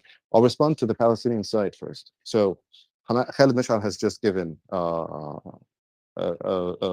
interview to Al Arabiya, and he was interviewed by a nice lady who kept pushing him on several Sorry, topics. who's that person? I'm not Khalid sure. Mashal, Khalid Mashal is a member of the political bureau of Hamas. Khalid Mashal was one of the main founders of Hamas, one of its top echelon, basically. Okay, Right? gotcha. Thanks. So Khalid Mashal said, this is war. We're working towards liberation, independence, statehood. Nations all fought for that, and they lost people in the millions. It's the price for liberation. It's the price for self-realization and nationhood and statehood. And he brought in Russian death during the Second World War as an example, and Vietnamese death during the war in Vietnam, and so on and so forth. What happened in the First World War and the Second World War when Germany lost? In the first one, some people thought that Germany didn't lose the war and that it was forced to lose the war, and it was one of the main reasons why we got Second World War. What happened after the Second World War? We had a denazification program, right? And the denazification program worked until it didn't. It worked to denazify Germany and to denazify its proxies across the world, but it didn't expect that the idea itself was going to rage on, that you would have to denazify the entire world, not just Germany and Eastern Europe and Western Europe. But eventually, you've come to realize that the denazification program hasn't fully succeeded and more work is to be done. The same thing will have to happen to Hamas, and the same thing will have to happen to the Palestinian armed factions, for one reason. It is not that, hey, Palestinians, we really don't like the fact that you are resisting occupation and fighting for your nationhood, and we don't want you to have that right of self-determination that we defend for everyone else except you because we are the decadent, hypocritical West. No, it's because the level of atrocities committed on October 7th changed the playbook, changed everything. Had Hamas stopped at attacking the strongholds of the border fence and the nearby military bases and the command and control center of the border fence, instead of going into civilian communities, we would have been in a completely different place today. It would have been, a brand new operation, a military breakthrough for them, operation well done. They targeted only military personnel and military targets. They didn't kill civilians. They didn't take hostages. They didn't do all that. They didn't engage in a fucking pogrom to begin with. That would have changed the path we're on right now. But because they elected to do so, the conversation became about the total destruction of all the armed factions and the demilitarization of the Strip, because no nation state, no government, no military will allow such threat actor to continue to exist on their border whilst receiving international support and finances to continue pursuing military options. It's not even military options. It will continue to pursue terrorist attacks against its people. So everyone's trying to offer their idea about how to solve the conflict going forward. And Israel did this about the settlements, Palestine did this about that, the PLO did this, the PLA did that, Hamas did this, Netanyahu said that, Ben Gvir did this, Omar Barak did that. It's done. What's done, it's done. What's done is done. Going forward will require a whole new equation that has nothing to do with what has happened before and cannot be guided by what has been happening before, because that playbook is torn. Hamas tore it up itself on October 7th when they allowed those atrocities to happen. So I guess we'll see going forward. Harambi, go ahead. Thank you, guys. I just wanted to think out loud a little bit. I've been trying to think about what kind of plan the Israelis might implement in Gaza, and so I wanted to throw out some ideas and see what you guys thought. First thing that I think is, I think the Israelis are going to create a buffer zone around the entire perimeter, or virtually the entire perimeter, which several kilometer buffer zone permanently. And I think the Israelis will end up building a second fence to along that new buffer zone, which will have the effect of reducing the total size of the Gaza Strip. I also think the Israelis might build a fence transecting the whole Gaza Strip, from the north from the south, along the Gaza Wadi, the Gaza River. In other words, I think the Israelis are not simply going to go in and take out the tunnel network and take out as many Hamas operatives as possible. I think they're also going to implement some serious changes in the setup, the physical setup of the strip, and wondering what other people think about that. The other idea I had was the border with Egypt. I was thinking, might it be a good idea for Israel to just destroy that border fence between Egypt and Gaza, to allow for the Gaza population to exit? I know it sounds crazy, but What? That's a declaration of war against the government of Egypt, by the way. I'm the state of Egypt. No, they can't do that, but continue. Absolutely. In general, of course, I agree with you, but in times like this, you never know what could happen. That's World War III. That's the Second Field Army intervening. That's the Egyptian Mediterranean Fleet intervening. We don't want that to happen. That will not happen. No one is going to bomb anyone's fences. A buffer zone is probably a good idea that will be enacted one way or another, but no one is going to blow up anyone's borders. We have a peace treaty with Israel. We have international borders that were demarked in international arbitration. Things are fine. No one wants that to happen. The Israelis are not that stupid. And even if they do it, we're not going to be dragged into this. We'll just rebuild the wall and we'll not allow anyone in. That's it. Thank you for that. Larry, please go ahead. Yeah, I'm totally with you on that. You can't just be going around blowing up fences and expecting for good results in the end. There's a reason why fences are put up, and that's to keep people out. And that's actually part of the problem, I think, is the way that the whole world kind of puts up borders. In the end, I think that we have to do something about religious zealots, and that's probably the biggest threat to the world, really, all around, because God has always been used, well, not always, but for quite some time, as the reason why we should fight each other, because he loves everyone. And I don't know what to do, but I can tell you that I was on here yesterday speaking about this, so I'll give you an example. And I made a few points, and the majority of the people in this group were very much on my side. Now, I'm not saying I need people on my side, but I just wanted some conversation. And I pointed out that any time that this topic comes up, that there will be one or two people that will essentially lose their minds. And that's exactly what happened. And I proved my point. And I just can't understand why we can't get God out of the equation and just work on loving each other. And anyway, just thought that I point that out, that even in this group, I was actually shunned. I was told to stop talking. Some guy started yelling at me, saying, keep my opinions to myself. And I thought that interesting because, well, this is an opinion group. I don't think any of us here have the answers, but it's by talking that maybe we can come up and just change people's perspectives and allow love to actually rule for a change instead of religion. And sure enough, this guy starts yelling at me and said that, this isn't a discussion about religion. And I disagreed. I said, I think religion has a lot to do with everything that's wrong in the world. So I was shunned. And anyways, I didn't attempt to keep, putting my opinions forward. However, I must say that after that, when this guy told me to essentially shut up and to leave, I didn't. And I wasn't removed.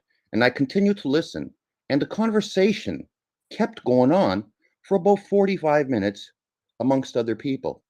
And I just found it interesting that I was told to shut up by one guy and that it seemed that everybody was on his side for a while. This happened on MriyaReport or happened on This another happened right space? here, yes, at 7 a.m. So you can actually go back, because this is recorded, I imagine, and listen to what happened. And the interesting part is, I said that that's what was going to happen, and it happened. So it's so easy to predict these things. And I just can't understand why people can't come together and say, you know what? We need a different state of mind. We need a different way of communicating. We need to understand that there are over 4,400 religions in the world and that not every God can work. So perhaps we have to tone that aspect down, um, and really start loving each other. And if we do believe in God, understand that everybody preaches that God is all about love. But as humans, we do entirely the opposite of that. Another thing that I think about as well is maybe we can't change anything. Um, it took 200,000 years to get to a billion people, and it's taken us 200 years to get to where we are right now, which I believe is just over 8 billion currently. That's mind blowing to me. So maybe in the end, we can't do nothing about any of this. And this is simply nature um, killing us off because it has to, because the planet has to survive. And even though we come up with, science that prevents disease and whatnot, and we've been very successful at that, it's still being overloaded.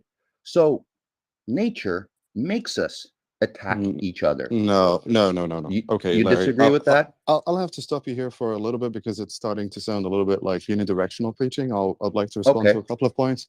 Fair enough. Yeah, well, God left the chat, depending on whom you're asking, 1,400 years ago, 2,000 years ago, more than that. God has left the chat a long time ago, right? So we can't really talk to him. And matters of faith and belief are very sensitive.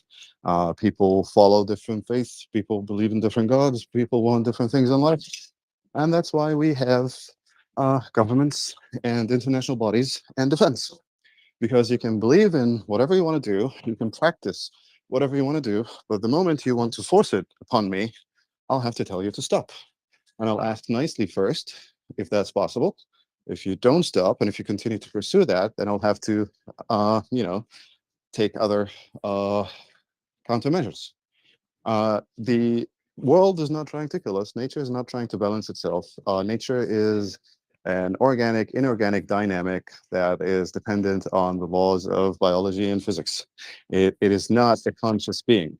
It is not an entity that can make decisions and think for itself and decide to annihilate humanity because humanity is being bad. So, yeah, well, it sounds a little bit more of on the new age kind of things. But thank you. I'll take that as a nice statement and definitely refreshing. James, go ahead. Yes, hello, and hello, Yehuda. It's good to see you both up here. And so, Larry, I was talking to you yesterday about books and holy books and things like that and religion.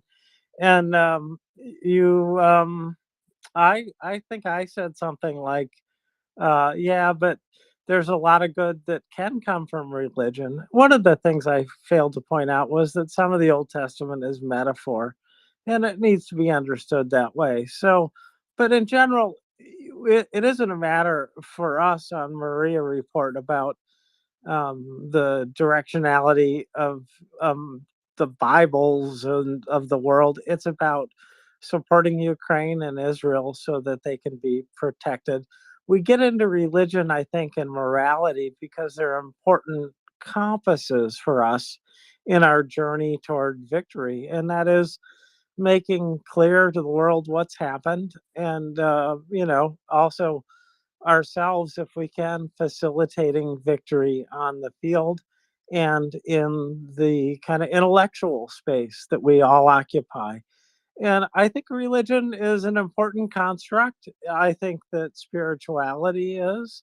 I think that many religions, many I well, let me start with Palestine. I said it was an immature nation, and I do believe it is an immature nation because it can't vote for itself. If somebody can look inside and be a better person because they believe in something greater than themselves, it can be of use to society. If they are led and blind themselves, but led somewhere that society shouldn't go, well, then, that's not a good effect of religion.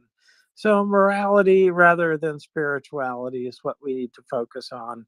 And the law. The law is the encasement of what we think is right in the world, and we need to follow it. And so I think to the point about religion, it's almost irrelevant. So it shouldn't be paid too much heed in our discussions about who to support, how to support, and why to support, which is why, because we want to stop the genocide. We want to prevent it in the future, which is is what we've said for 80 some years or however long it's been since we formed the Convention on Genocide. And we want to be free from terrorism. That's why we're going to fight about it. And how are we going to fight? Conservatively, with caution, proportional balance, all the things that law lays out military should do. But why are we going to the extent we are now? Because it's been brought. It's been brought to across borders in both cases, across borders, genocide across borders. Think about that. That's a case where intervention is clearly needed and clearly possible, especially when people are asking. People are asking. They're saying, help us. That's what they're saying, help us. And we're saying, okay, we'll do that under the UN Charter. And, that'll work. We can do that. Here you go. Attack them. So whatever it is next. I don't know. Someday there'll be lasers that we'll be sending, but not yet, I don't think. Not this week. And so you're welcome on this space. The focus is on helping Ukraine specifically. But what we've seen is in the world, it's about democracy versus authoritarianism. And we got a choice. We can go toward these dark forces that seek to imprison human beings in a system that benefits very few people at the top. So that's the struggle that James, I'm going on. I'm going to finish here. So I was just going to respond to something you said. okay, but you can respond when I'm done, and I'll be done in just a second. And I'm taking the time because I think it deserves the time. Because Larry deserves the time. I think he does. I don't think he's a bad person, but So, anyways, Larry, that I guess that's a good place to stop. Then, as you're fine, I'm fine. But if you felt uncomfortable, Thank I'll continue, James. Go ahead. well, now I'm off course, and Yehuda. But I think You were saying if you felt uncomfortable. I'm sure you can start from there. if you feel uncomfortable, I'm sorry. I don't mean to insult him, and I hope I didn't think I drove him or threw him off the space. So I wanted to be sure that it was clear what happened when we spoke. All right, Not thank at you, all, James, for James. the Thank you very much. clarification. Yeah, kiss and be nice to each other. Good. All right, Stealth, go ahead. Hey, I just had an update, and then I'll just want to comment something to James. So, U.S. Secretary of Defense Austin has put out a press release just now saying he has activated deployment of THAAD battery as well as additional Patriot battalions to the Middle East region to increase force protection for U.S. forces. He also says he has placed an additional number Is of deploying forces on. THAAD to the Middle East is deployed?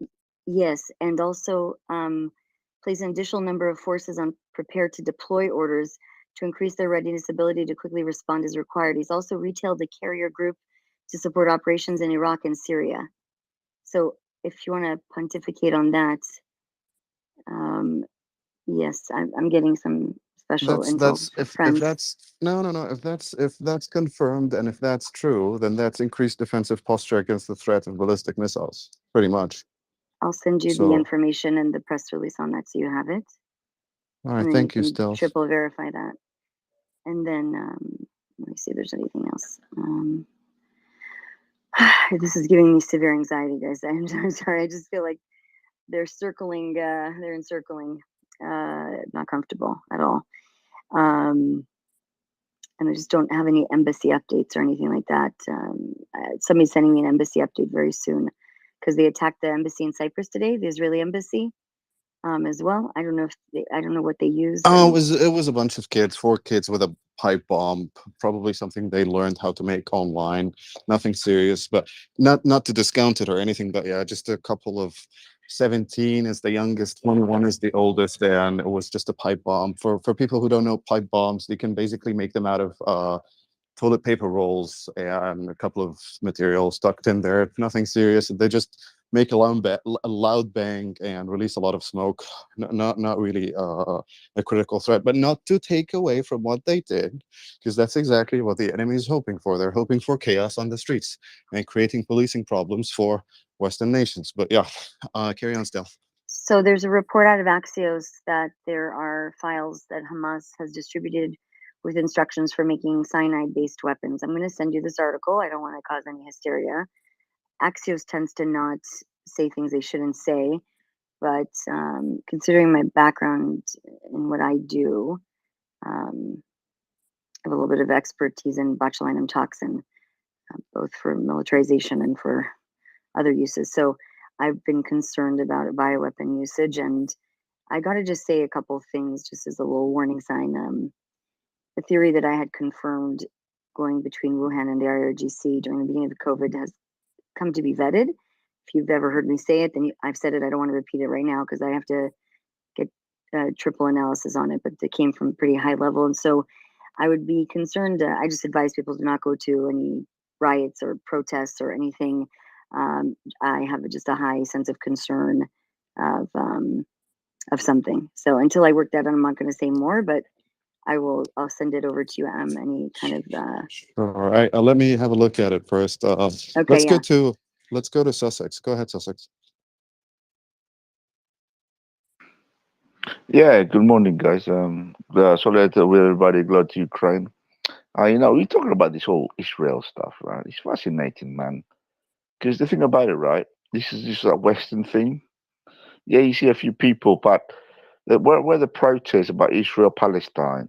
Do you see any like Indonesia, where the Muslim population? Do you see anybody there protesting about this? I haven't seen anything. Do you know what I mean? It's just a Western thing where the war is happening, and it's a concept where we have to think about it. You know, what I mean, I've never. I'm just learning about this whole concept. You know, what I mean, I'm learning about Ukraine. I'm learning about Palestine. I'm from Peru. I'm an immigrant to the UK. I'm lucky to live here, but it's just fascinating to listen to sort of different voices and understanding how things just like something that's got nothing to do with you, but just picks up and everybody suddenly has an opinion about it. And it's just like, no, I'm just saying that's just really interesting to me. Like now, I'm not have to read the books about the whole 1948 sort of different. No, it's intellectually it's engaging to understand what's happening there and stuff like that. I know, I've already read my books on Ukraine. And that's why I'm here. Like, I support Ukraine 100%, and I do my bit, as a Peruvian to put a few quid in there. But I just watching from sort of Saturn, like, and one thing I got to say, man, I'm sick and tired of the Westerners of this, especially the hard left, the tankies, the whole global South stuff. There's a lot of countries that put pro Israel statements. They said, you know what, we support what's happening there and stuff like that. Do you know what I mean? So it's kind of interesting what's going on in a way that, you listen to every voices and it's just like enlightened. And you know what I mean? I'm glad for this channel to so listen to everybody, stuff like that. And but like, you know what I mean? But like, we don't hear a lot of like Asian voices. I think, you know what I mean? You know what I mean? With this, like, Africa, where it was this, you know what I mean? It's like there's certain areas that people are just getting on with their lives, but it's also these things that pick up. I don't know. Maybe it's a Western thinking stuff like that. But I just want to say that, man, and thank you for you guys talking about it and educating, especially people like myself, to listen and sort of learn about it. That's all. Thank you. Well, thank you, Sussex. That's very kind of you to say, and very kind of you to share with us. Let's go back to Stealth. I just wanted to say that there's a U.S. embassies and Israeli embassies that have been under attack all over the world, including the Middle East for Sussex, and riots all over the Middle East, including Turkey, going after American installations in Lebanon, everywhere, and also Israeli installations.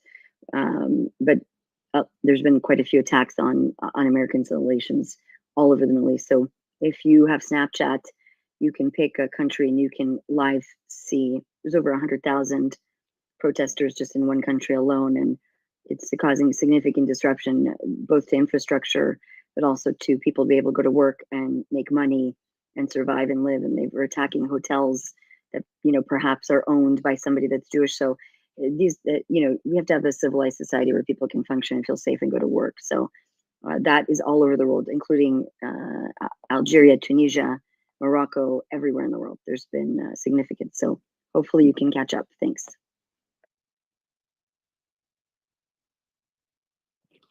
All right. It seems the Middle East hostile takeover hour has been going quite well, except that my co-host is missing in action. He kind of bailed out of the negotiations. That should tell you everything. Haha, bad joke. But we continue this conversation.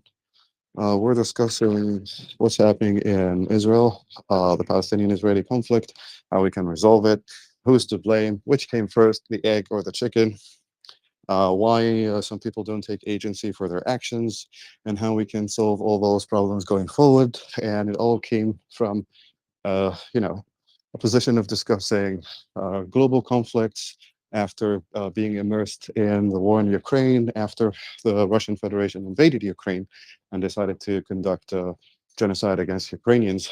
And we decided to come together to work against it and try to stop it. Beat it, go ahead. Yeah, hi, just to let you know that the IDF are live streaming a situation update. Just passing that on over. Is it starting? Yes, it's about 40 seconds in at the moment. Oh, I meant, are they announcing the beginning of the operations? I'm at the gym. I don't have a television or a computer here. Right. No, it's the IDF spokesman explaining situations about Lebanon at the moment. I'll get back to you. Why don't? All right, thank you for that, Bearded. Tom, please go ahead. Oh yeah, I was going to ask you, basically, to give some background information about Palestine and Israel and kind of a history rundown, and a question about whether Palestinians are considered Arab. I'm very ignorant about the Middle East, and so I just would appreciate a little bit of background and history, if it's appropriate at this time in the discussion while we're waiting for you to come up. Right, so I'm at 4% battery because I've been on 4G since 5 a.m. I'm at the gym. Actually, I didn't expect this to happen at this time of the day, so I'm not. I wasn't prepared for it, and I'm not home or in the office, so I don't have access to a power supply right now. But the background is dependent. Let this be my closing statement. That the background will always be dependent on the reference point, on the starting point. Was the reference point the IDF's response to October 7th attack? Was it October 7th attack? Was it the previous clash? Was it Oslo? Was it the roadmap conference? Was it 1979, 73, 67, 48? Well, my dream would be. Hang on, Sussex, please, because I'm the- about to I'm No. about to hand over. Please don't interrupt. So Alright. it all depends. It all depends on the reference point. Where is the reference point, right? But we can always agree that we are here today, and there is no need to go back all the way to the reference point to continue fighting the conflict, but rather learn the lessons to move forward. We should ask ourselves where we can go from here, and hopefully enough voices on both sides will ask themselves this question: where we can go from here, and how can we make it better for both sides? I am at 3% now, so I'm going to sign off. I believe Prince Heather will take over. And thank you so much, everyone, for being with us the last couple of hours. We'll be doing this more often. And I'll just finish my workout, take a shower, go to the office, charge my phone, and then rejoin you. So stay tuned. Heather will lead the conversation from here until Yehuda manages to escape being held hostage by his mother-in-law and join us again. So enjoy the rest of your day and good night if you're in North America. Good morning if you're in Europe, and I'll see you soon. Thank you so much, Em. And we'll see if we can figure out what's going on with Yehuda. It might be time to put him to bed, and we'll figure it out. We got it. Bearded, I would like to know if you finished watching. Well, I know you didn't finish watching because I had it up on my screen when I realized that Em was going to have to leave. So, Bearded, what do you have to add about the update that Jonathan, I can't remember his last name, has? Hi, Prince. Hi again, everybody. Yes, very much explaining the situation with the Israeli-Lebanese border, explaining why they are moving civilians out of that border area for their own safety and are advising the Lebanese to do the same. They're also advising the Lebanese to think very carefully about what Hezbollah is doing by increasing tensions on the border. The explanation was comparing how Israel had been clearing the danger areas around the Gaza Strip, and they're just doing this as a precautionary measure. But there was a firmness in the voice regarding the Israelis being prepared for anything that might or might not happen on the Lebanese-Israeli border. Over. Thank you very much. And if you get more information that you have available to share with us, I would appreciate it. Now, I am not anywhere near a subject matter on what is happening with Israel and Hamas. That is the first thing that I am going to say here. So, Arias, I'm going to go ahead and have you say what you want to say, and either hope that somebody who is on the panel has an answer for you, or somebody will come up with an answer for you, or we will have to delay it until Yehuda or Emma returned, and I apologize for that. But go ahead, Arias. Thank you so much. Appreciate the opportunity. One of the biggest things that kind of like sticks out like a sore thumb in this entire ordeal is the parachutes.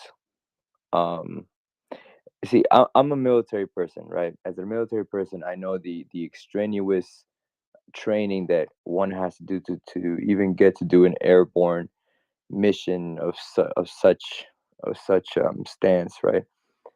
So it baffles me to think that that there's a group of individuals that is called Hamas that are so well trained. And this is, now mind you, in the last week there was you have the IDF commander that was speaking, and then you also have a naval, I guess he was retired Navy commander that was also speaking, and both of them are almost giving credit to Hamas as to have been this type of force. But when I ask the question as is Hamas considered an elite force? The answer is no. By any means, they are not an elite force. But to have been able to orchestrate such a feat, I'm talking like that's if I want to go back to or the original day of October 7th, that's the only thing that continues to like stick out like a sore thumb is like, yo, this level of organization far outseat like it does not compare to what I know as a warrior myself, as a fighter. Like it does not compare. You're talking about like an ordinary militia to special forces. Like is for me is impossible. Now I could be wrong, but then the question would be then who trained Hamas to be so elite? Who's behind Hamas? And if we start going down that rabbit hole, I I pray that it's not that the U.S. is not involved, because then we have a complete different ordeal, and it plays out Yeah, to the, I'm you know what I going to mean? stop you right there. The U.S. is not involved with Hamas.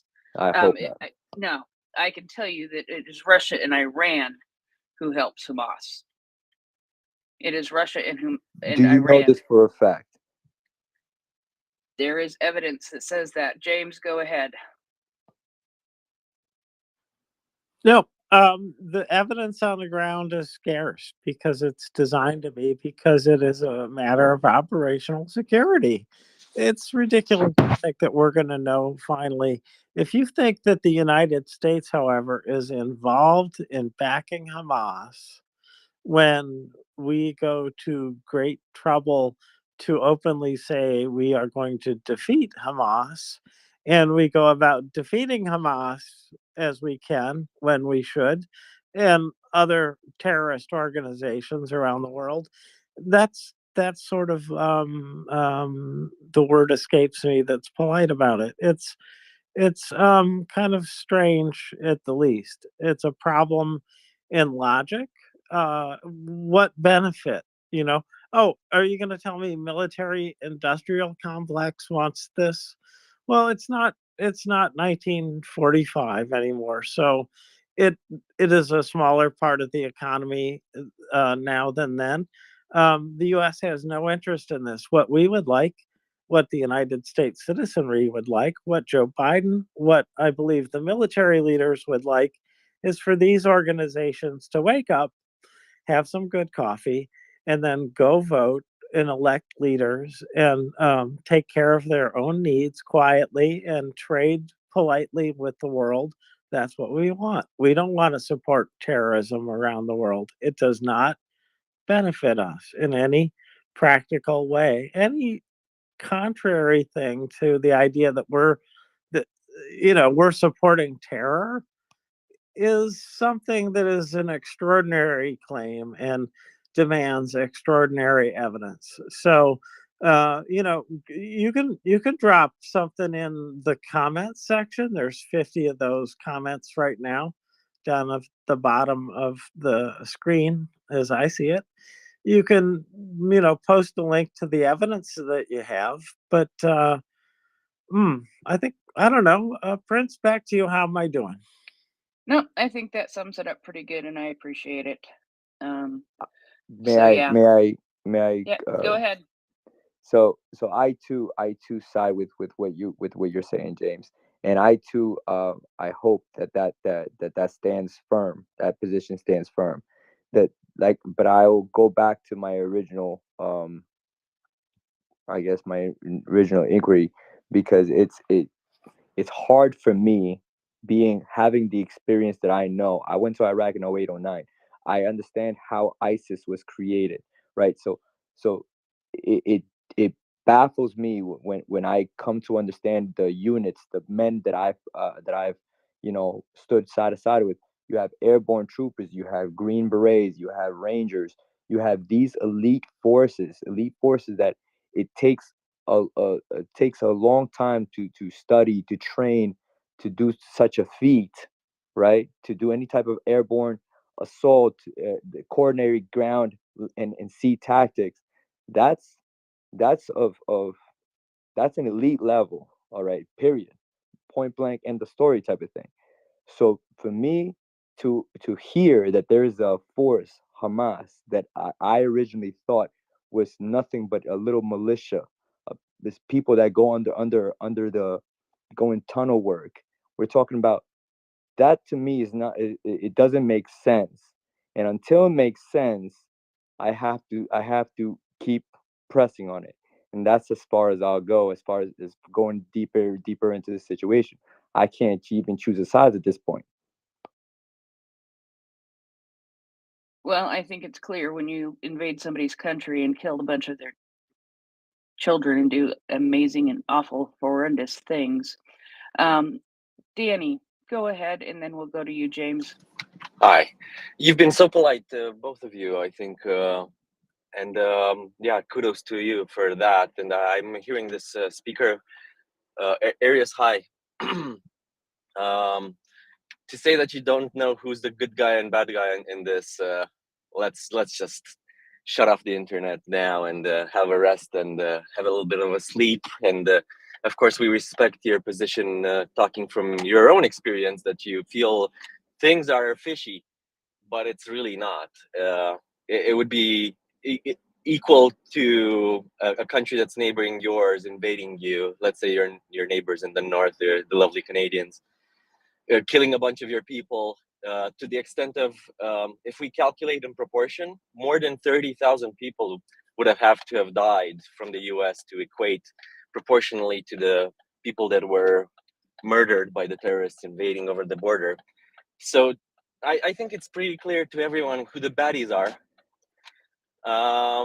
Doesn't even matter if you would have been, let's say, supposedly invading Canada for years and taking over their territory. That's not how you fight conflicts, and you know that because you're a military person. So you don't go invading in the night over the border to kill specifically women, children, elderly, behead them, set fire to them, desecrate their bodies, film yourself doing it, send it to everyone on the planet to see, and then we just look around and who's the bad guy in this? It's really not that difficult to determine who the bad guy is. And for you to say that you need to be elite to just fly over a small distance on a light aircraft, such as a paraglider or parasail, because there were parasails, there were paragliders flying in over a border where they could visually identify where they needed to go. It doesn't really take that large of an effort to do it.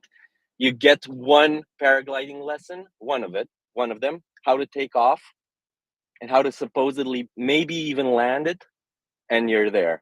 The reason why I'm saying this, and maybe you're making a false equivalency, is that you were trained to be elite. Your colleagues were trained to be elite. The reason for it is because your nation, the one that you're fighting for to protect, the one that trained you to be a military person, wants you back alive. It's not the case when you're a one-way terrorist assault, right? Because they didn't expect to come back alive. Their commanders said, don't expect to come back, just go do your mission. And if that means failing when you're paragliding over the border and crashing and not making it over the border, that was fine with them. Even if it was a 50% chance of you making it over the border to go then kill people in their homes, again, no, I don't know. From my perspective, there's no really any ambiguity of who's the bad guy in this. So they weren't expected to necessarily make it over the border on a parasail or whatever that was. So I think that's an explanation. We were looking into it too deeply. Ooh, they must be so elite that they managed to do it. No, they did a surprise attack when the defenders were sleeping and not really paying attention. Why? I really don't know why they were so unprepared to fight back. May I, once, I'm sorry. You may, I'm sure, after I'm done, to reply, because I wasn't done. But I appreciate you wanting to reply to me. And it just sounds so conspiracy to me. It's super early where I'm at. Maybe it's very late where you're at. And yeah, I don't know. You can. So here's a reply, and I understand fully of what you're saying. So I'm taking everything, you know, everything's good. The conversation's a conversation. If I wanted to kind of like put together who they are versus, let's say, for instance, the cartel of Sinaloa. Cartel of Sinaloa is right behind is right by in our border. You mentioned borders. So they're there. They kill, they cut people's heads off. And it's all there. It's within our borders, right? We're seeing this live.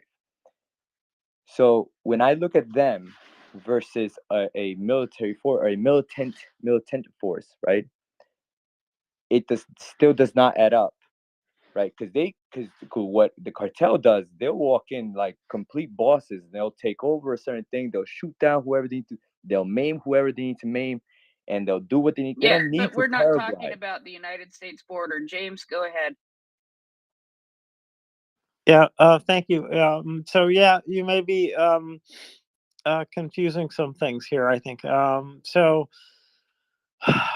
where to start? Yeah, it took some organization to do what Hamas did. It did take some organization to do it. There's 3,000 rockets involved in the first day alone. There's tunnels underneath the earth, right? That allowed them access. They had planned for a long time on how to desensitize the guard by having kids play against the wall, things like this. It took a little bit of that, but but like Delta team or whatever, or even the A team, right? It wasn't the A team that did that. It didn't take that. It didn't take a huge amount of sophistication. If they were sophisticated, well, it could have been a lot worse. But what it was really, really, really designed as an information campaign, I think, from the fact of them televising it. So if you want to give them credit for being, you know, agent provocateurs, is a word I heard lately, then you could say, yes, they were. Were they militarily sophisticated in their actions? No, they were not. They just weren't. I think that this is probably, what do they call that? A rabbit hole that we don't need to go down. And Danny can probably finish out on this. So, Yeah, Danny. just very briefly. Yeah, I just well, heard the word. sorry. Oh, sorry. Sorry, I apologize. Back to you, Yeah, Prince. just My a bad. second. Yeah, Danny, gonna let you finish up, and then we are going to change the subject away from the Middle East and go to I our crime appreciate and it. punishment SBU segment. Thank you so much, Danny. I appreciate Yeah, you. yeah, just a couple of sentences. So I heard the speaker previous saying militants continuously, even after we established they killed the equivalent of 30,000 people in the U.S. I wouldn't call them militants. That's not you pleading your cause. That's causing a terrorist attack that murdered thousands of civilians. So they're not militants. They're terrorists. That's pretty clear. Um, Secondly, you said the cartels are equally as dangerous. I've not heard on the news that 30,000 Americans were murdered in their homes and beheaded. I must just not watch the same news as you do. So I don't think you're coming from a space where you do want to have a legit conversation. I just my bullshit detector just is telling me that you're trying to sway maybe people that are on the fence. So, oh, maybe they're militants. They're just militating for their own cause. No, they're not. They've it's in their organization's brief that they must murder all Jews. So that sounds very, very anti-Semitical to me. Sounds very set up to cause genocide because it's stated in their status quo. It's in their founding document, right? So it's really not unclear at all. You trying to say that it's unclear, I think, is coming from a negative place that you're trying to push a narrative, but that's just me. It might not be the case. Thank you, everyone. I would look It's not forward my to the case. SBU discussion. I'm sorry for the room. I don't mean to cause anybody any issues. It You was might not simply mean to. You I might was say you simply do not mean asking to. because It's this just my room. opinion, mate. I got you. I was asking clearly because this room is specifically on leaning to this side, and Okay, Arias, what I'm going to say is how I was going to finish this up when Danny was done before you started talking. We had a special time for a couple of hours with Yehuda and M up co-hosting. Yehuda and M are subject matter experts when it comes to Israel and to Hamas and to the Middle East in general. A Muslim and a Jew um, who live in North America and in Egypt are the perfect people to talk about these kinds of things. And we appreciate what they come on and share because there is a connection when it comes to what is happening with Hamas and Israel. And they are the best people to address that. Unfortunately, some things happened, and they had to go on shorter notice than expected. So I was trying to put it, transition smoothly, but I'm going to have to transition a little bit more abruptly than I liked. So I appreciate it all. I appreciate all of you with your understanding and patience in the situation. And we will get through, and we will move on to talking about crime and punishment, SBU, which we talk about every week. We talk about the cases that have been done by the SBU in Ukraine, the kinds of cases that they've arrested, the kinds of cases that have been brought to an end, and prison sentences have been handed out, the kind of crimes that people are busted for. And as soon as Tracy comes back up, who has the beginning of the show ready to go, I think, then we will get that going. So in the meantime, Danny, thank you for hopping up and helping out with that. I appreciate it very much. James, thank you. As I always say, it takes teamwork to make the dream work, and Maria means dream, and that's the only way that we manage to do it. And there is a lot of teamwork that happens on this space, happens in front of your eyes, and it happens behind the scenes more than you have than you could ever imagine. So good evening, Tracy. How are you? Or good middle of the night. Good morning. And good day to you too, Prince. How are you doing? I am doing just okie dokie. I am fine. And it's our Saturday night, your Sunday morning, and she leaves again. Well, look at that. These things happen. Twitter is sometimes cranky. Twitter is sometimes not our friend. And so that's okay. We will figure it out, and we will keep on moving. So I will go ahead and grab those notes really quick. And tonight, this week, we're going to focus a little bit on war crimes cases. War crimes cases are extremely important because we see different things that happen when it comes to the war crimes that are committed in Ukraine. And they can range a whole wide range of things. They can range from, recently we've talked about and heard about suspicion being sent or announced for people who, during the Kyiv offensive, when Russia was trying to take Kyiv, soldiers of the Russian army who shot Ukrainians as they were trying to flee. And we've heard, some awful things that people are doing to Ukrainians, soldiers, and actually sometimes fellow Ukrainians. But we try to address them so that we can find out exactly what's going on and see how good the SBU is trying to do to put an end to this kind of thing happening in Ukraine. And we find a bunch of corruption that gets weeded out along the way too, and that is always a good thing, because we see Ukraine making great progress as far as that goes.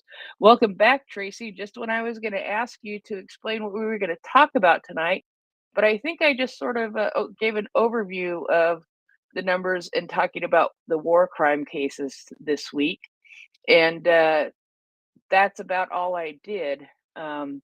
But so if you want to pick up from there, I would be happy. I would be happy with that. Thank you, Prince. I think you did absolutely amazingly, and I'm so sorry for ceremoniously getting dumped there, just right at the worst moment for you.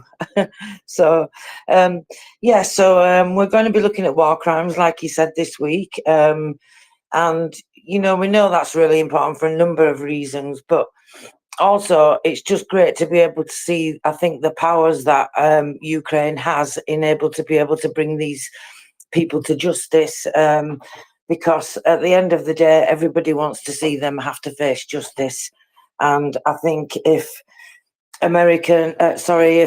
Ukrainian soldiers can go through having to arrest prisoners of war and go through what must be extremely difficult in being humane towards them, I can understand why some would find that hard.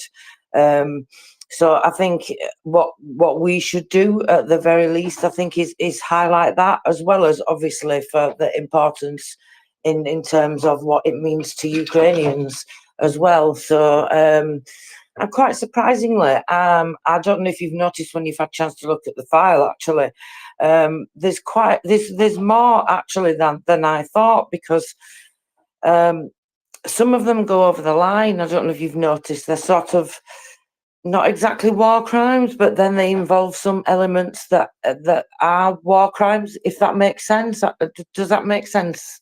Yeah, of course it makes sense. There are some elements that are war crimes that don't seem to be war crimes too, I think, at times. So it's all very interesting to look at, and I'm glad that we do that, and I'm glad that the way the SBU shares information so openly gives us that opportunity.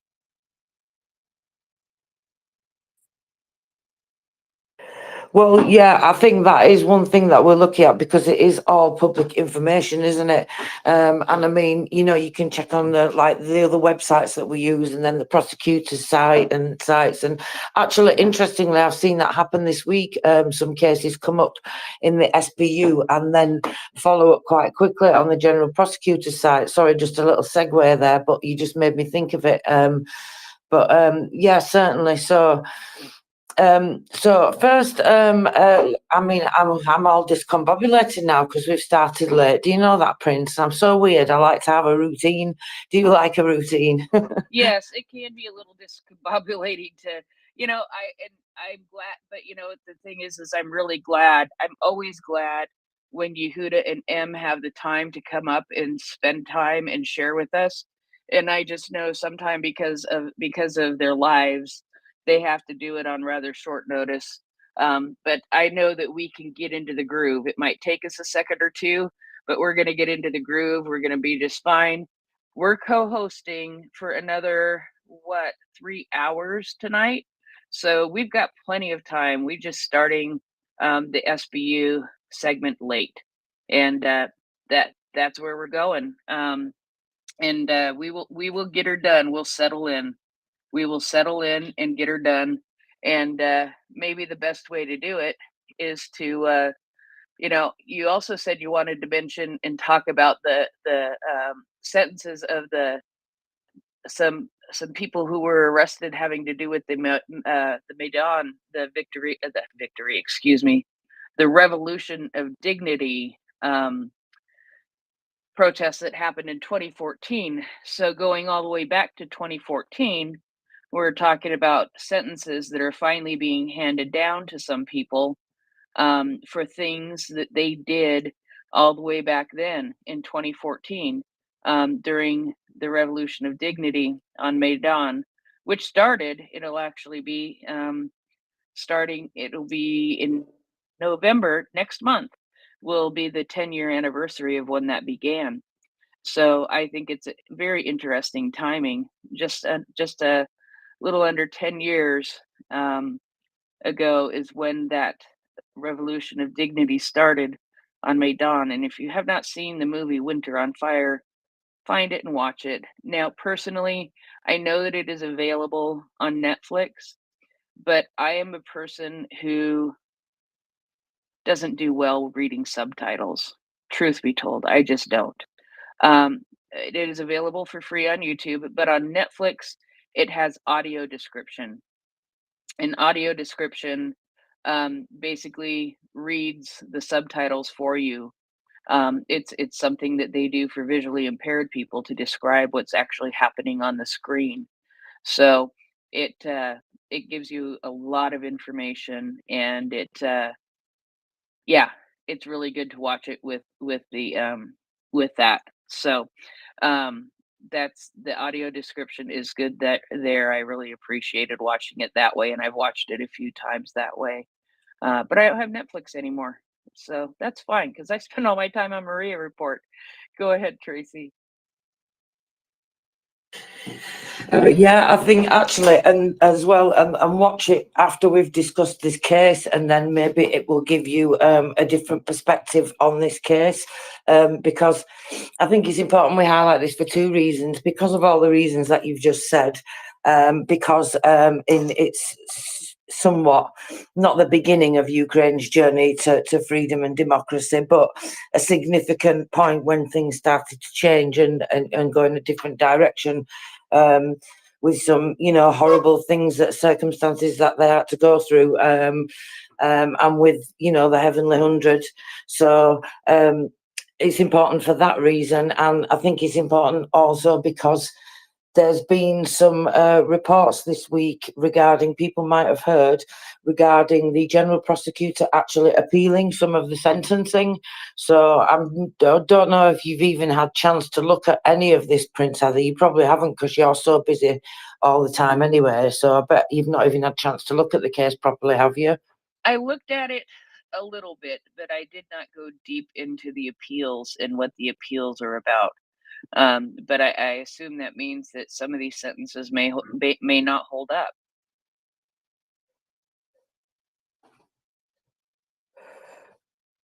Yeah, so basically, so it took me a while of digging into it and trying to work it out because I had to download the legal document and, with all the sentencing on and everything, and then translate it. And then I had to translate it a couple of times just to make sure, that it's telling me like it's correct and everything. But basically, from what I'm taking from it, what's happened, the part that the a general prosecutor is appealing, I think, is actually, from what I'm understanding from it, is actually that the sentence is not long enough or is not severe enough. So I'm thinking that they're going to be wanting life imprisonment because, and I'll tell you for why, when you read the document about what it says regarding, so let me just go to where I've made notes of it. If you read the document, it talks about the length of the sentencing, and it also, so I'll start from the beginning and then it probably make more sense to people. So the court handed down a verdict against those accused of mass shootings of activists on February the 20th, 2014, in the Maidan cases. So they were accused of mass shootings, and the I'm not sure I'm going to be able to pronounce that. Svatoshinsky District Court of Kyiv sentenced 5 employees of the Berkut Special Purpose Unit of the Military Police of Ukraine, the subordinate to the Ministry of Internal Affairs and the Communications of the Ukraine in Kyiv, for maintaining public incitement by the prosecutors of the General Prosecutor's Office. So the punishments were Oleg Yanishevsky was in life imprisonment, Pavlo Abroskin 15 years, Serhiy Zinchenko 15 years, Alexander Marichenko 5 years, which seems low, I think, so possibly maybe that's someone that's being appealed. At the same time, the accused, Serhiy Tanzer, was acquitted. So now this is where we discussed, you and I'm not sure if it was you and I briefly, I discussed with somebody briefly about the difference between acquitted and not guilty, because I don't know what the terms are in the States or any other country, but in the UK, if you're acquitted of a crime, that means you walk free from court, but it doesn't mean that you're not guilty.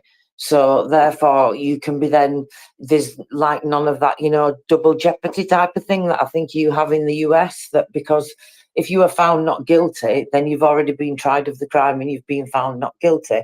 So you can't be tried again unless new evidence comes to light that changes the nature of the case or changes the, the facts or something like that. So I'm wondering if that's where the difference is.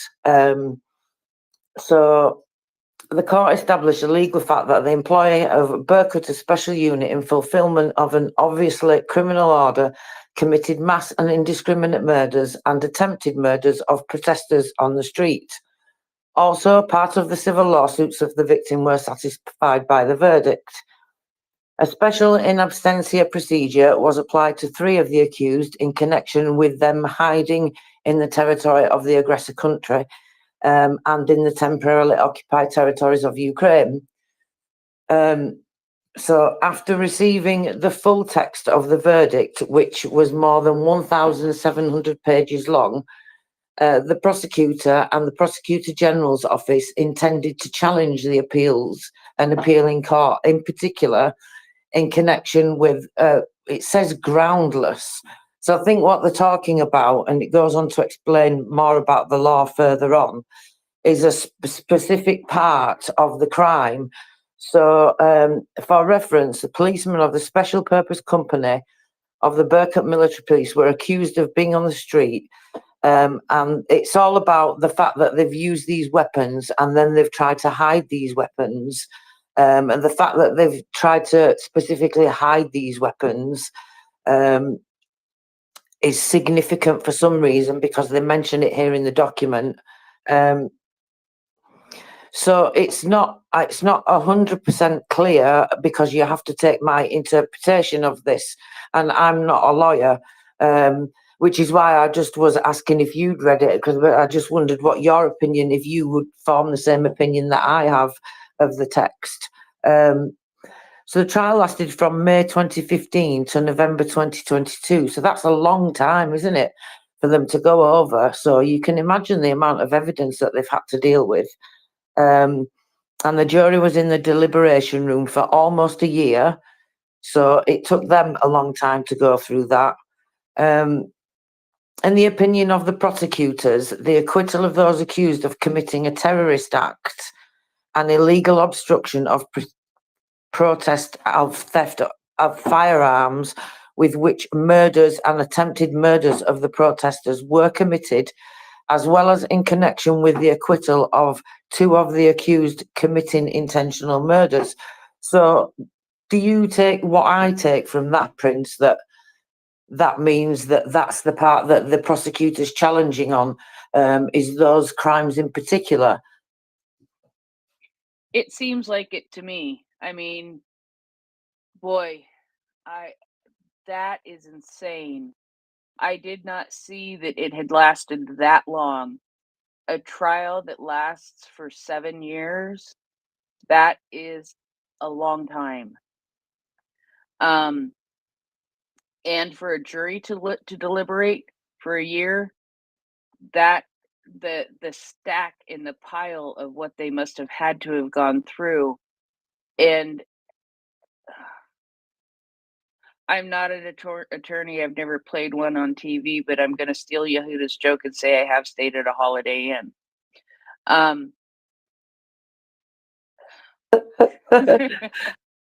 Yeah, I figured you'd get a laugh out of that one. And that has no help. That does no good, having stayed in a Holiday Inn. Yeah, I think that I can only imagine that if I was a defense attorney, that I would be wanting to review a whole bunch of stuff here, and I'm betting there's going to be appeals beyond appeals, or at least it would in the United States, because I can't imagine how there wouldn't be things that you could appeal in that amount of time. But this is the prosecutor appealing, which is even more odd. And I think that you're right. I think that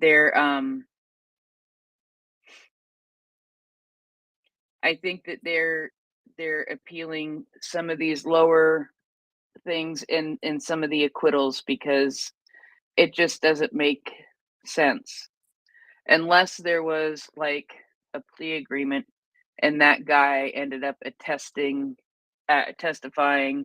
on behalf of the state, as we would call it. That is a huge and confusing thing. I'm glad to see that some of them got decent prison terms. I am really curious about the difference in the prison terms, and why they are so different. You know, from life imprisonment to being acquitted, and 5 years, you know, versus life imprisonment. What is the difference in those charges that they faced? Um, but I Well, don't. I think I'm not going to go read 1,000 pages of Ukrainian, and it's not just because I don't know how to read Ukrainian. Go ahead. I think it's interesting that they mentioned those specific crimes, and that's why I wanted to read it out to you, or I wondered if you'd read it, because I think it has to be something to do with that, because they talk about in connection with it being a terrorist attack. Now, I think if that's where you would get the difference under martial law, I mean, it's not, sorry, not under martial law, where you would get the difference. Or were they under martial law then? No, they weren't under martial law until after the full-scale invasion, were they? But either way, anyway, I think that's where it goes from being a 15-year sentence to a life sentence, which you would not get unless you went over that bracket where you go into that grave special circumstances, they call it, and it's in the special part of the criminal code. But we have a hand up, so should we see what Dan has to say? Yeah, I want to know if Dan played a lawyer on TV.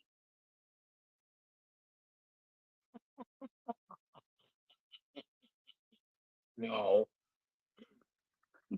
Anyways, no. I just want.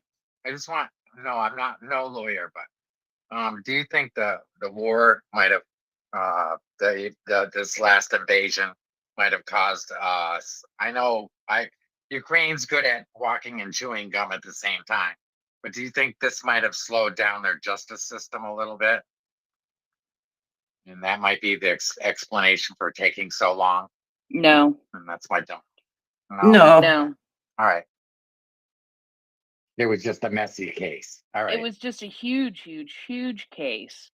And no, I mean, Yeah. if the full-scale invasion had affected the length of the trial, you know, then you would have thought perhaps it had just, you know, been in the last, you know, year and a half since the full-scale invasion started. However, that trial's been going on since 2015, and they deliberated for a year. So, yeah, I don't think that has anything to do with it. Sorry, Tracy, go ahead.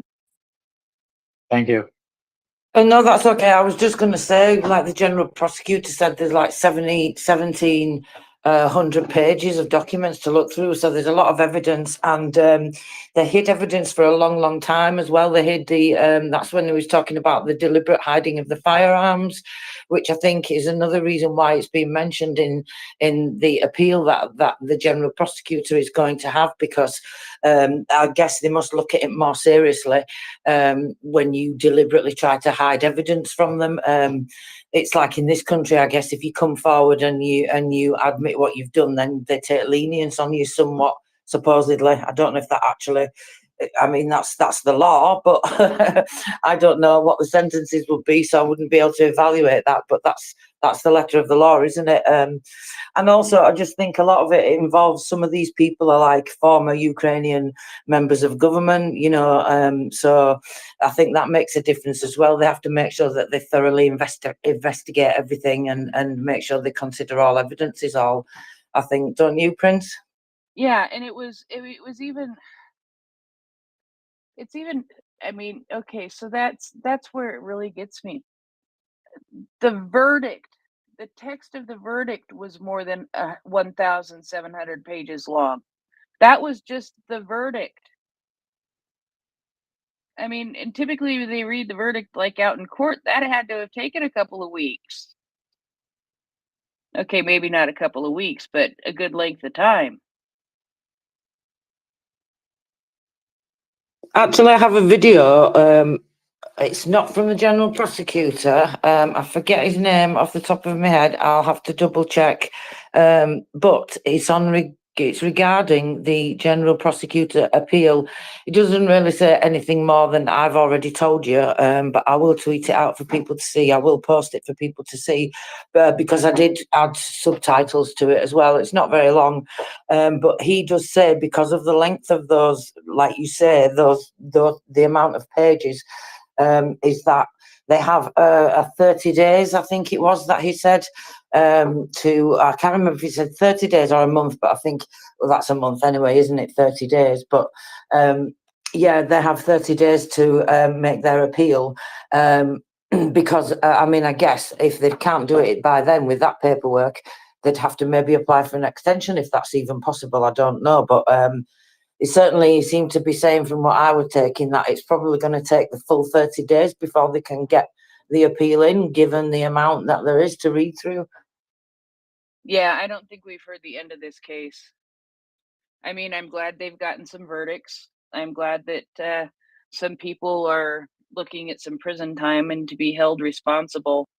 But I think that this case is going to go on for a goodly spell from here on out, because yeah, I don't think this is the last that we will have heard of this case, and it's going to keep coming up as time goes on, and it's just something that we're going to have to keep our eye out for, because it's really dang interesting. I mean, it really is interesting, but it's very, very confusing and very complex also. Perhaps, Tracy, if you did nothing but that for a week, you might be able to figure it out, but I'm not even sure that that would be if that would do it. Well, I think since it's come up now, it's definitely something that I'm going to be looking at every day, probably, until I get to the bottom of it. Just because I'm like you, you know, I'm intrigued, and it's interesting and fascinating, and I feel wrong saying those kind of words about something like this. You know, I don't mean it for all the wrong reasons, you know, I mean it for the right reasons. But it just feels a bit odd, doesn't it, sometimes, to say that such horrible things that we have to think about are interesting topics. Does that make sense? Oh no, it does. It makes total sense. It's gonna niggle at you. It's gonna be niggling right in the back of your mind all the time, wondering how on earth and what on earth and how to make it make sense. James, did you want to go to law school in Ukraine so you could help Tracy figure this out? Why, I'd love to, Prince. Sure, when I have the time, yes. I'd love to do that, go to law school. In Kyiv? Okay, sure, why not? Yes. No, I wanted to say that I could think of many lurid interests that would disgust people, like NCSI, for one. I don't know, Bosch on Amazon, on the crime show again. Many, many times crimes are the most interesting things, even when they're horrid. And we're all fascinated by it. And kind of in a way, it's healthy. But you guys are sick. No, you're doing a good job by tracking down the evil and, you know, following up on it, because it is important. It's important work. So, how long was the verdict? 1,700 pages. 1,700 pages. I thought it was guilty or some other word. Yeah, you know, typically there's a whole lot of words that explain the charge, and on and on and on about that, and then, you know, you're given different options for how they are found, and at least that's how it is here. I don't know how it is in Ukraine, and I don't know what all the charges were on this case. Go ahead, James. So the verdict sounds like an explanation of why the verdict. Okay, that does make sense. Yeah, it could be. It's just dumbfounded. I'm dumbfounded by a 1,700 page verdict. I don't know how common that kind of thing is. I don't get the feeling that it's very common. So yeah. No, I mean, I think they mentioned it for a reason, don't you? I mean, it's not the kind of thing that you normally put in a legal report. So I guess the length of it. So I think they pointed it out for that reason. I got the impression anyway. You would put something extraordinary in a press release like that, I suppose. Go ahead, James. Yeah, so this is about a war crime. So it's investigating perhaps an organization, was it? Or was it, it wasn't just a single person, was it? It was several people. They were the Berkut. Okay, so that makes sense to me that it's going to get longer by the person involved and the number of interactions that they have and the complexity of all the different individual charges that go into it. So I could see how that could run on and on, honestly, because when it's a, especially in a bigger unit, but in any unit, even a relatively small handful of people can do a lot of harm. And if they've got, fields of evidence, I can see how it could take a lot of paper. But the diligence involved and all that and the care and to which they're going, I guess it is necessary, I suspect, to keep a civil society civil, but that's exhausting sounding. Yeah, and this is 5 people. This is 5 people we're talking about.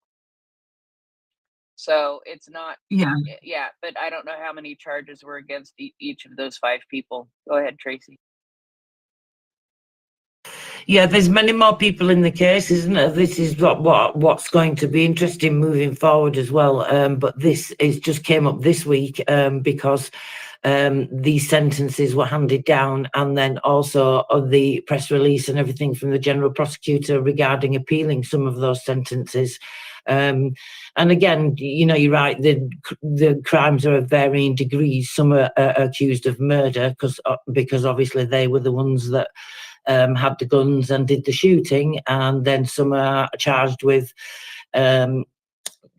supporting crimes, I guess. It's crimes in the network that support the whole thing that everybody did. So I would assume, I don't know for sure, I need to look into it more, but I would assume the guy with the lowest sentence was possibly maybe just, I don't know, somebody that did something minor like hide the weapons or something. Like I said, I need to follow it through more and find out more about each one of them because there's so many.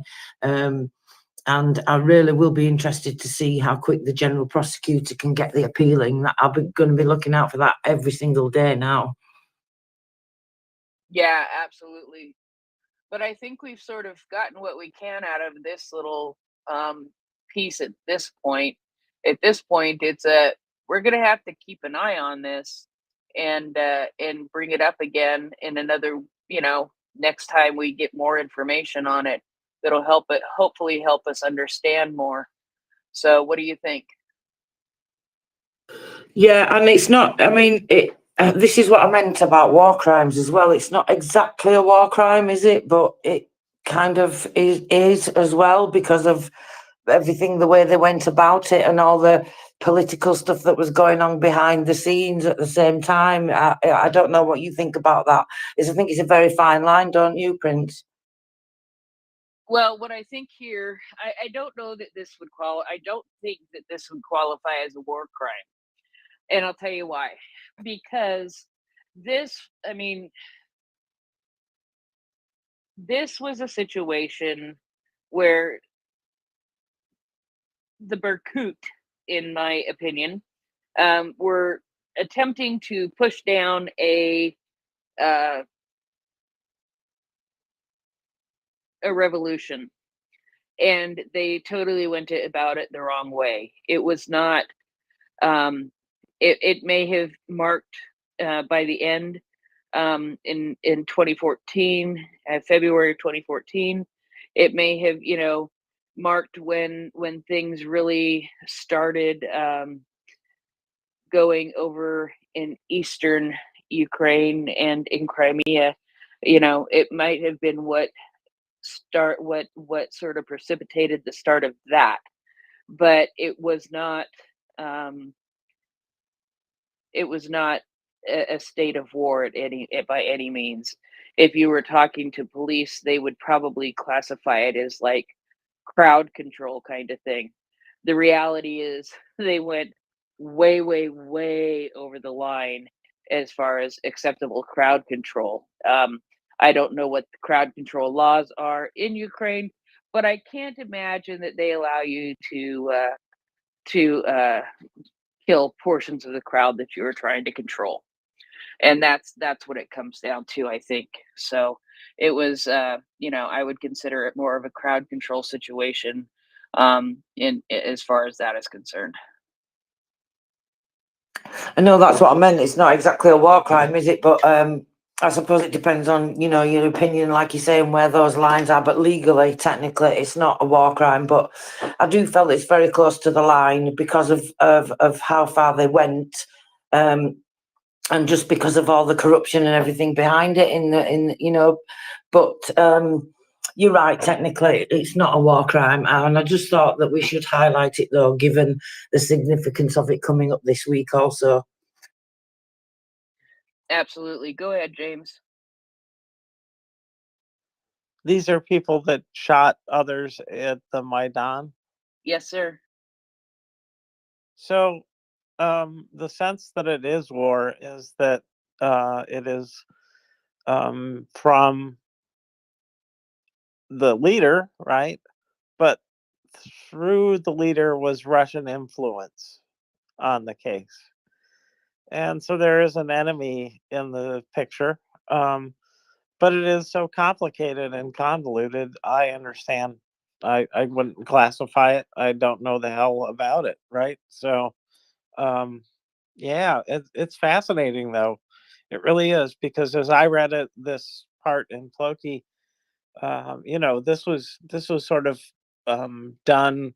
It's what Timothy Snyder talked about. These private armed troops, right? And they're doing their thing. They might be police, but they're the thugs for Yanukovych, right? And he disappeared across the Russian border not too much after this happened. So, yeah, it was very thuggish, very foreign influence. So, and maybe in Gerasimov's kind of description of hybrid war, etc., maybe kind of war.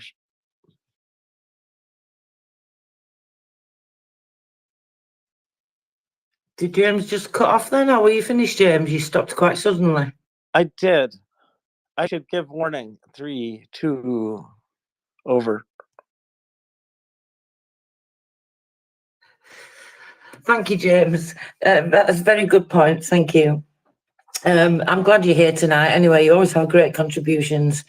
And I'm obviously glad that everybody else is here also. Even if you're just a listener, you're just as valuable too. So, Prince, shall we move on? Let us move on. What shall we do next?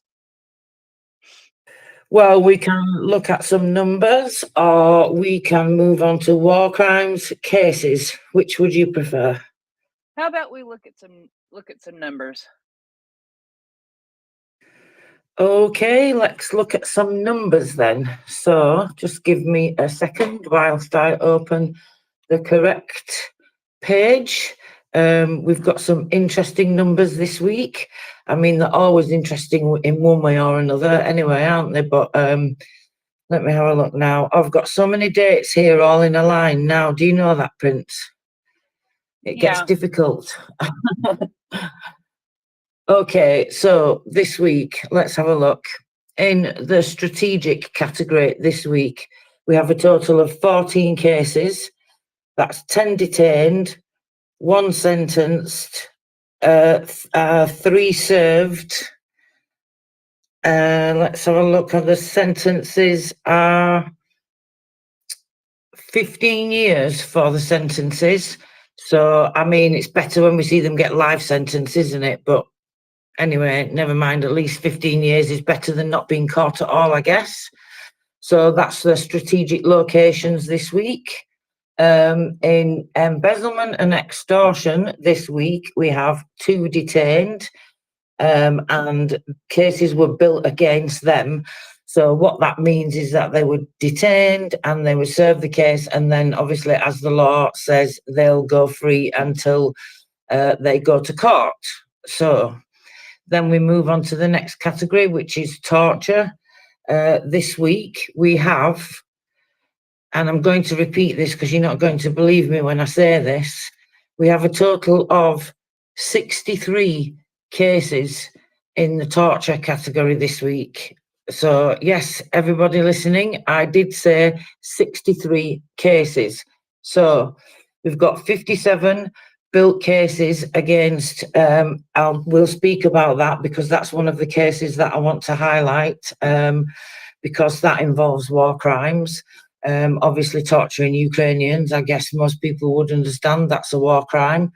Then we have one sentenced, no, sorry, looking at the wrong number there. So 57 with the built cases, 4 were served and 2 were sentenced. And the sentences were 7 years and 12 years. And again, we'll go over that shortly because we'll be covering that case in the war crimes.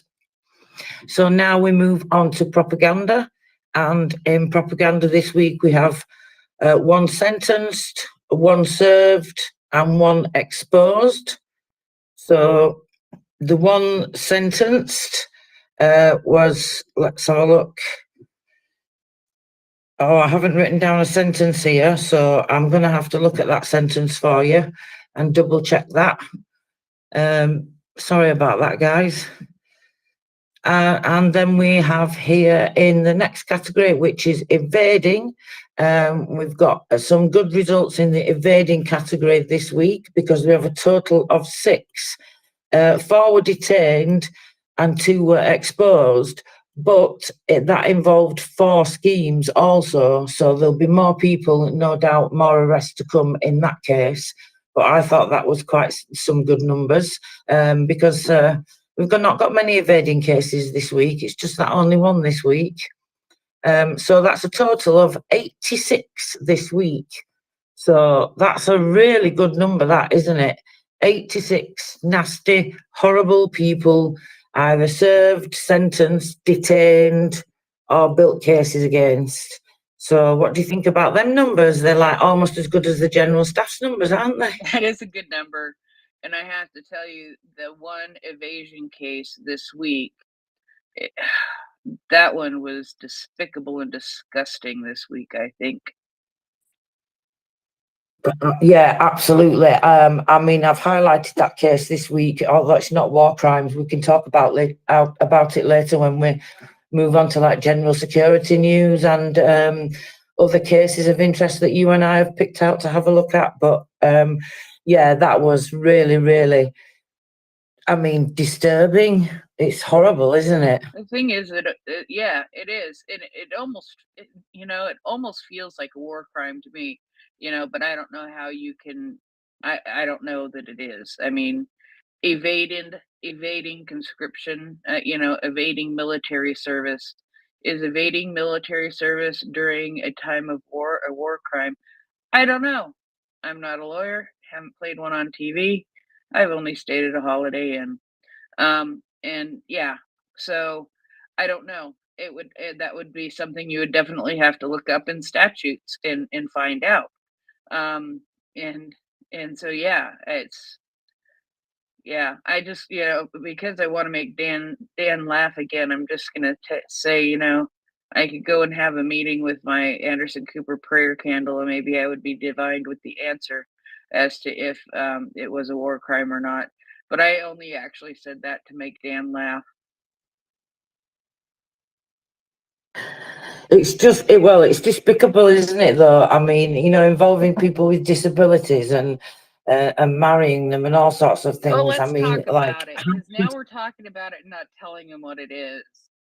Let's talk about it real quick. And then we'll come back, because it is one of the most despicable things I can imagine. Okay, let's go over that one then. Where are we? Give me a second. That's torture. Okay, so this is, like we said, it's a horrible case. This involves evading military conscription, but that's not even the worst part of it, as if that's not bad enough anyway, to be honest. So the SBU blocked another 4 mobilization evasion schemes in Odessa, Zakarpattia and Ivano-Frankivsk. The organisers offered men of call-up age to evade conscription and leave Ukraine using counterfeit documents or bypassing checkpoints. The price for such services ranged from $3,000 to $12,500 US, depending on the urgency of the departure and the method of fleeing abroad. Due to the SBU's prompt response, over 100 potential conscripts were prevented from departing to the EU. For example, in Odessa, a local businessman was taken into custody for offering married men to evade mobilization by obtaining fake disability certificates for their wives. Then they could cross the border as accompanying persons for their loved ones. To unmarried clients, the dealer offered to register a sham marriage with women that had disabilities. In Zakarpattia, a resident of Berehova district was detained for smuggling draft evaders to the neighbouring county across the border river. Across the river. The cost of the services even included life jackets. I suppose at least they gave you a life jacket. About 5 persons could use this illegal migration channel per week. In Ivano-Frankivsk region, 2 suspects were apprehended.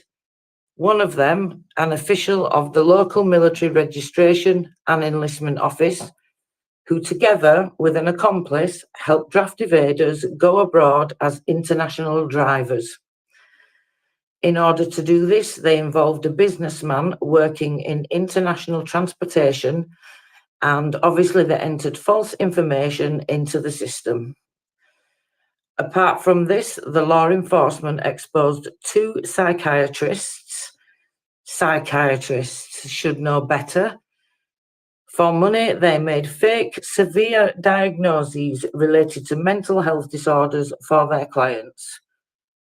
The investigations are ongoing to bring all the involved to justice, and the operational and investigative activities were carried out by the National Police under the procedural supervision of the prosecutor's office. I mean, it's just hot. It's like when they use religion as well. Like, it's particularly disgusting, and they use.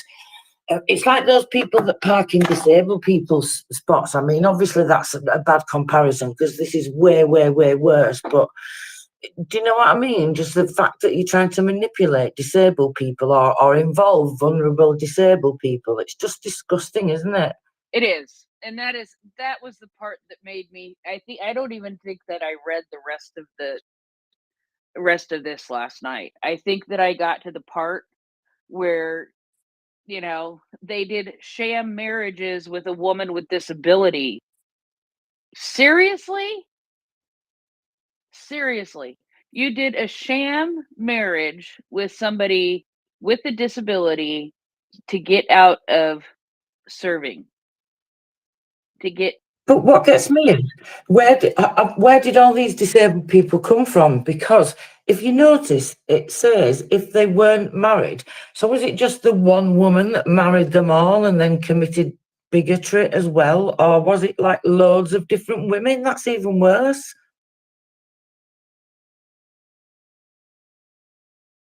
Yeah, I don't know. In the United States, that's called polygamy, and it's not illegal in some states. And it is illegal in others, but that's the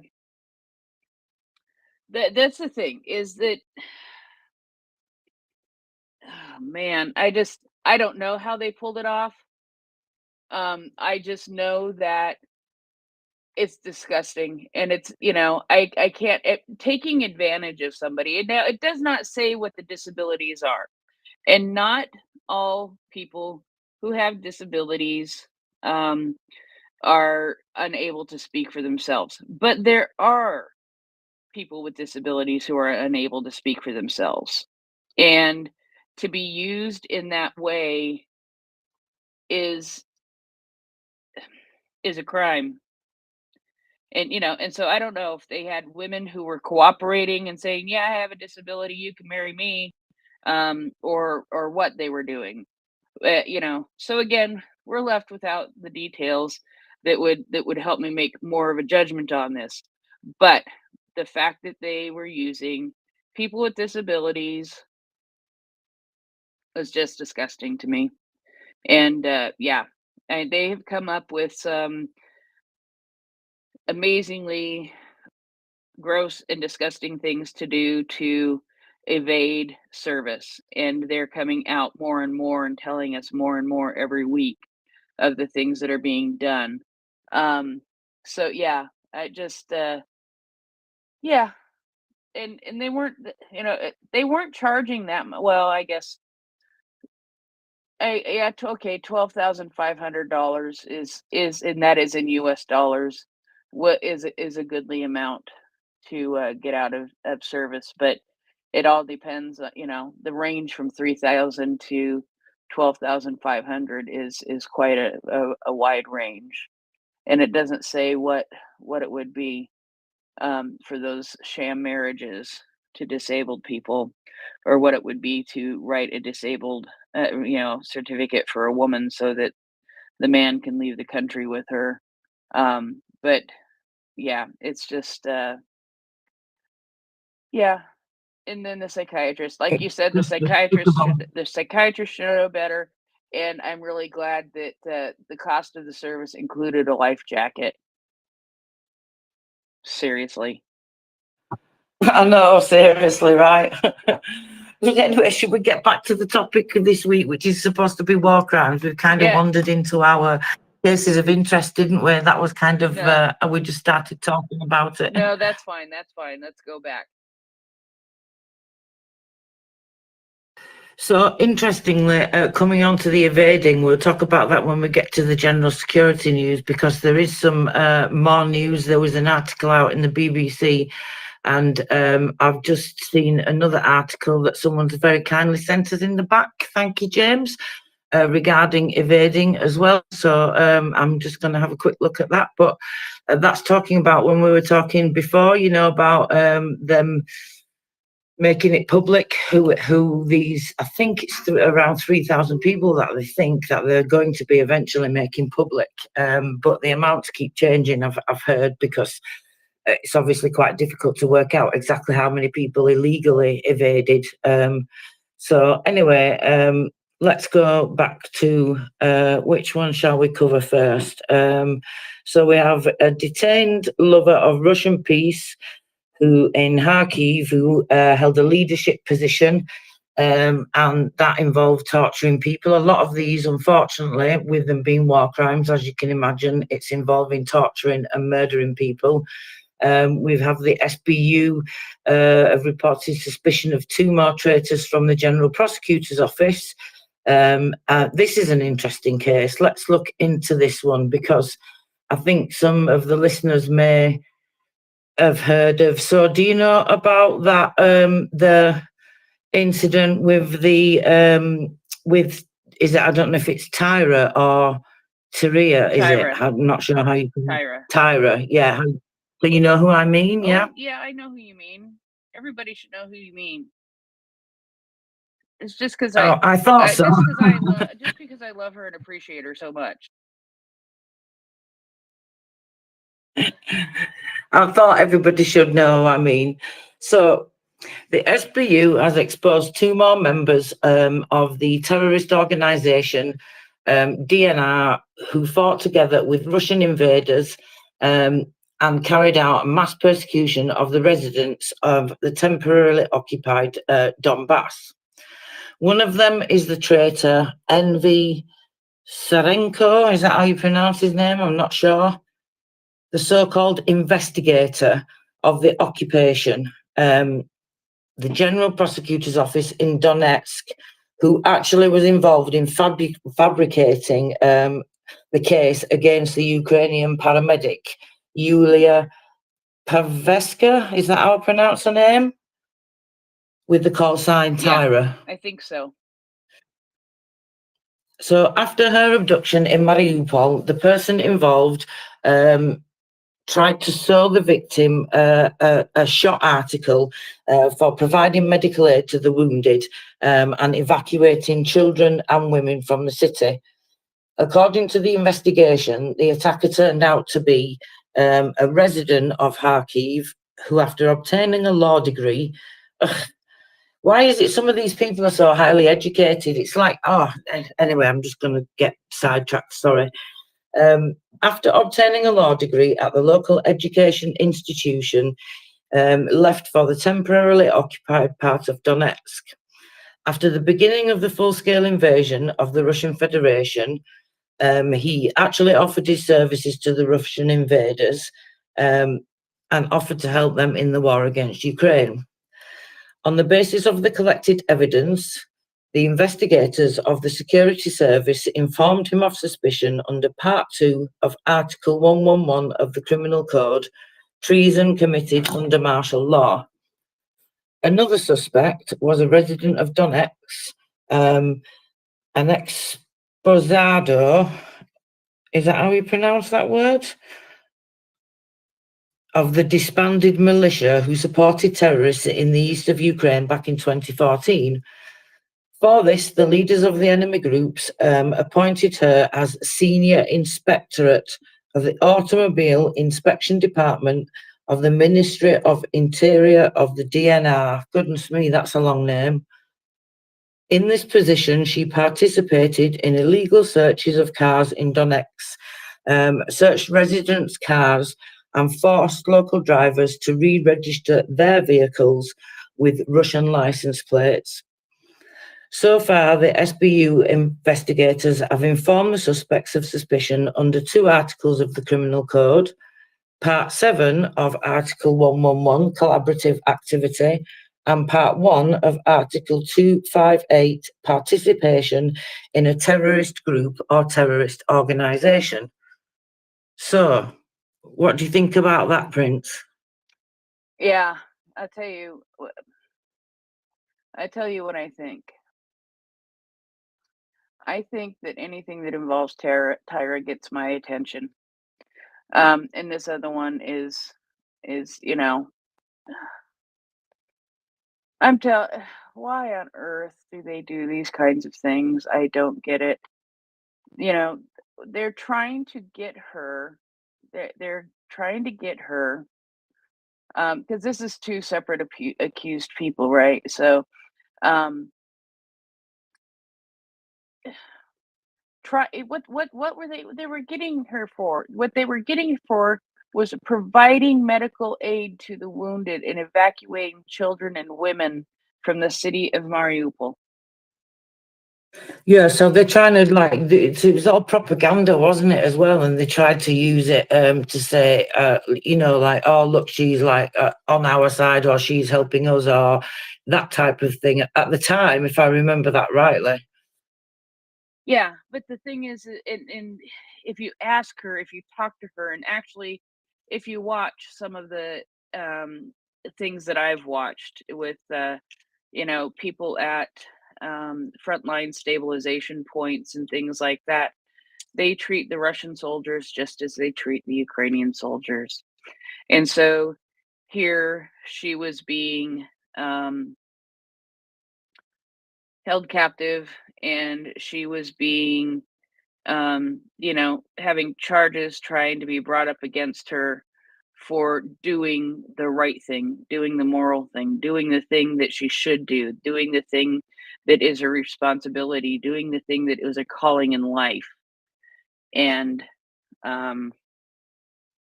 treating Russians as equally as she treated Ukrainians when they were hurt and when they were injured, because it was the right thing to do. You know, our instinct may say no, don't help the Russians, but that's not the reality. Once they're injured, they're not a combatant anymore usually, and they deserve the treatment, just like the Ukrainians who are injured do. And we know that the Russians don't do the same for the Ukrainians. But it just, you know, because she is a name that people recognize, she is a name that people know. I was glad to see that this suspicion was being publicized, so that people know that that there are people who are going to be hopefully be held accountable for what they did to her, and of course, what they've done to others at the same time. And I wish that those charges could be more severe. They feel like they should be more severe. But I also just, since I heard her testify at the Helsinki Commission in September of 2022, I've just really sort of taken a liking to her and admire her strength. No, I absolutely agree, and I thought you will think that as well, because I mean, I thought it was you that had mentioned watching that, and I wasn't 100% sure if it was, but I remember you talking about that, and yeah, I think it's really twisted what they did, isn't it? But I mean, we struggle to understand it because we are who we are, and to them it makes complete sense, doesn't it? Because they're Russian, so to them it would make complete sense that you could punish someone for when she's doing absolutely nothing wrong whatsoever, and when they're holding her captive anyway, it's just despicable. But certainly I'm glad to see that they're hiding in the temporarily occupied territories anyway, because that means that there's more chance of them being caught up with than as if they were in the Russian Federation, obviously. So that's some hope, at least. Yeah, I hope so. And if anybody knows, I have followed Tyra, and she competed in the Invictus Games this year, and she is doing a lot for her country, and it's not just playing in the Invictus Games, but it's doing many other things. She is on some committees and working closely with some ministries on different projects, and so that is all good stuff. And I'm glad to see that she has made a recovery. And I'm sure that there are still very, very difficult times that she has, but she actually stayed in Germany after the Invictus Games and had a surgery, and it's helped her to walk better now. So that's a good thing too. So I could talk about her for a while, but so we should probably move on. Sorry. No, that's all. I was really enjoying listening to that because I didn't know any of that. So thank you, Prince. That was, I didn't know that she participated in the Invictus Games. She's very. Go on. I should send this to you. She's very active on Facebook. So yeah, she's active on Facebook, not so much on Twitter. But I will send you her Facebook profile, and maybe you could get her to join our Facebook group. That would be really cool. Oh my goodness, that would be absolutely amazing if I could get her to do that. That would have to be my claim to fame, I would think. What do you reckon? Yeah, it would be rather cool. She's one of those people you would love to sit down and talk to, You would love to just be able to sit down and talk to her. Yeah, I don't know how you got through that testimony of hers. I mean, you must have had boxes and boxes of tissues with you, or were you just completely the opposite and completely just stunned into no tears? Oh yeah, absolutely. Yeah, she's just one of those people you just want to give a hug to, and but she's also one of those people who may be one of those people who doesn't like hugs too. Yes, and incredibly inspiring as well. So we have to say that. So I hope she'll take what's the word? I don't want to say comfort, that's the wrong word, but I hope she'll take some solace in the fact that they might actually get these people and might be able to lock them up for a good long time for what they did. Yeah, I sure hope so, because it's what they deserve. What are we going to look at next? So, well, more cases than I thought we had to look at, so we might not have time to go through them all. So let's just see what headlines are. I'll read you some of them, just the headlines, and then you can either pick one or we can pick one together, or maybe we have a listener that might. You're gonna make. I gotta get to the right screen so I can keep up with you. I gotta get to Sorry. the right screen so I can keep up with where you're reading. Well, I'm just going to read out the headlines from the show plan. So I'm just going to go down the headlines and just go through another one or two or three or four of all these war crimes cases. We have the evidence on Kadrovites who tortured Ukrainians, suspicion of an occupier who boasted to his relatives about torturing Ukrainians, a collaborator from Kupiansk Interior Ministry who robbed Ukrainians. Okay, wait a minute.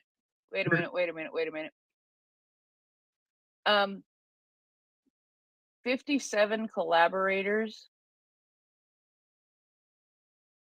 Oh, yes. I mean, Yes. doesn't that just scream we should talk about?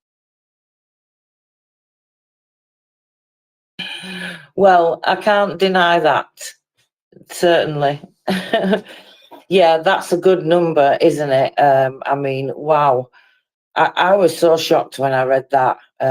It was like reading those 120 fuel vehicles, or what was it, fuel vehicles, or was it? I think it was fuel vehicles in the numbers the other day, or something was 120. I Yeah. was staggered. I do have the numbers. I just haven't even looked at them yet today.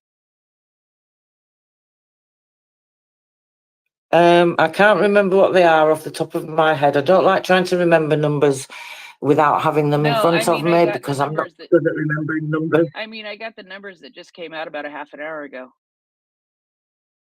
All right. Should we read the numbers then before we start this case? Is that a yes? That's a yeah. I was pressing enter to send them to you. Why, thank you very kindly. I shall have to have a look at them. So you're all going to be looking at them with me for the first time. So, ooh, this is exciting. Is this what Mockers goes through every morning? I see now why she gets so excited.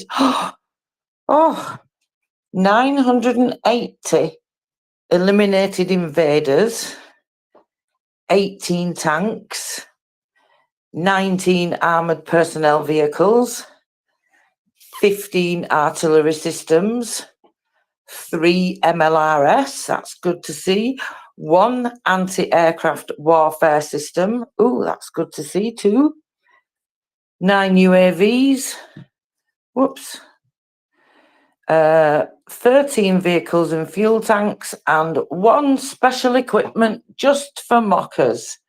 Well, that's still good numbers. What do you think, Prince? Yeah, I think those numbers are pretty darn good. I'm not unhappy with them.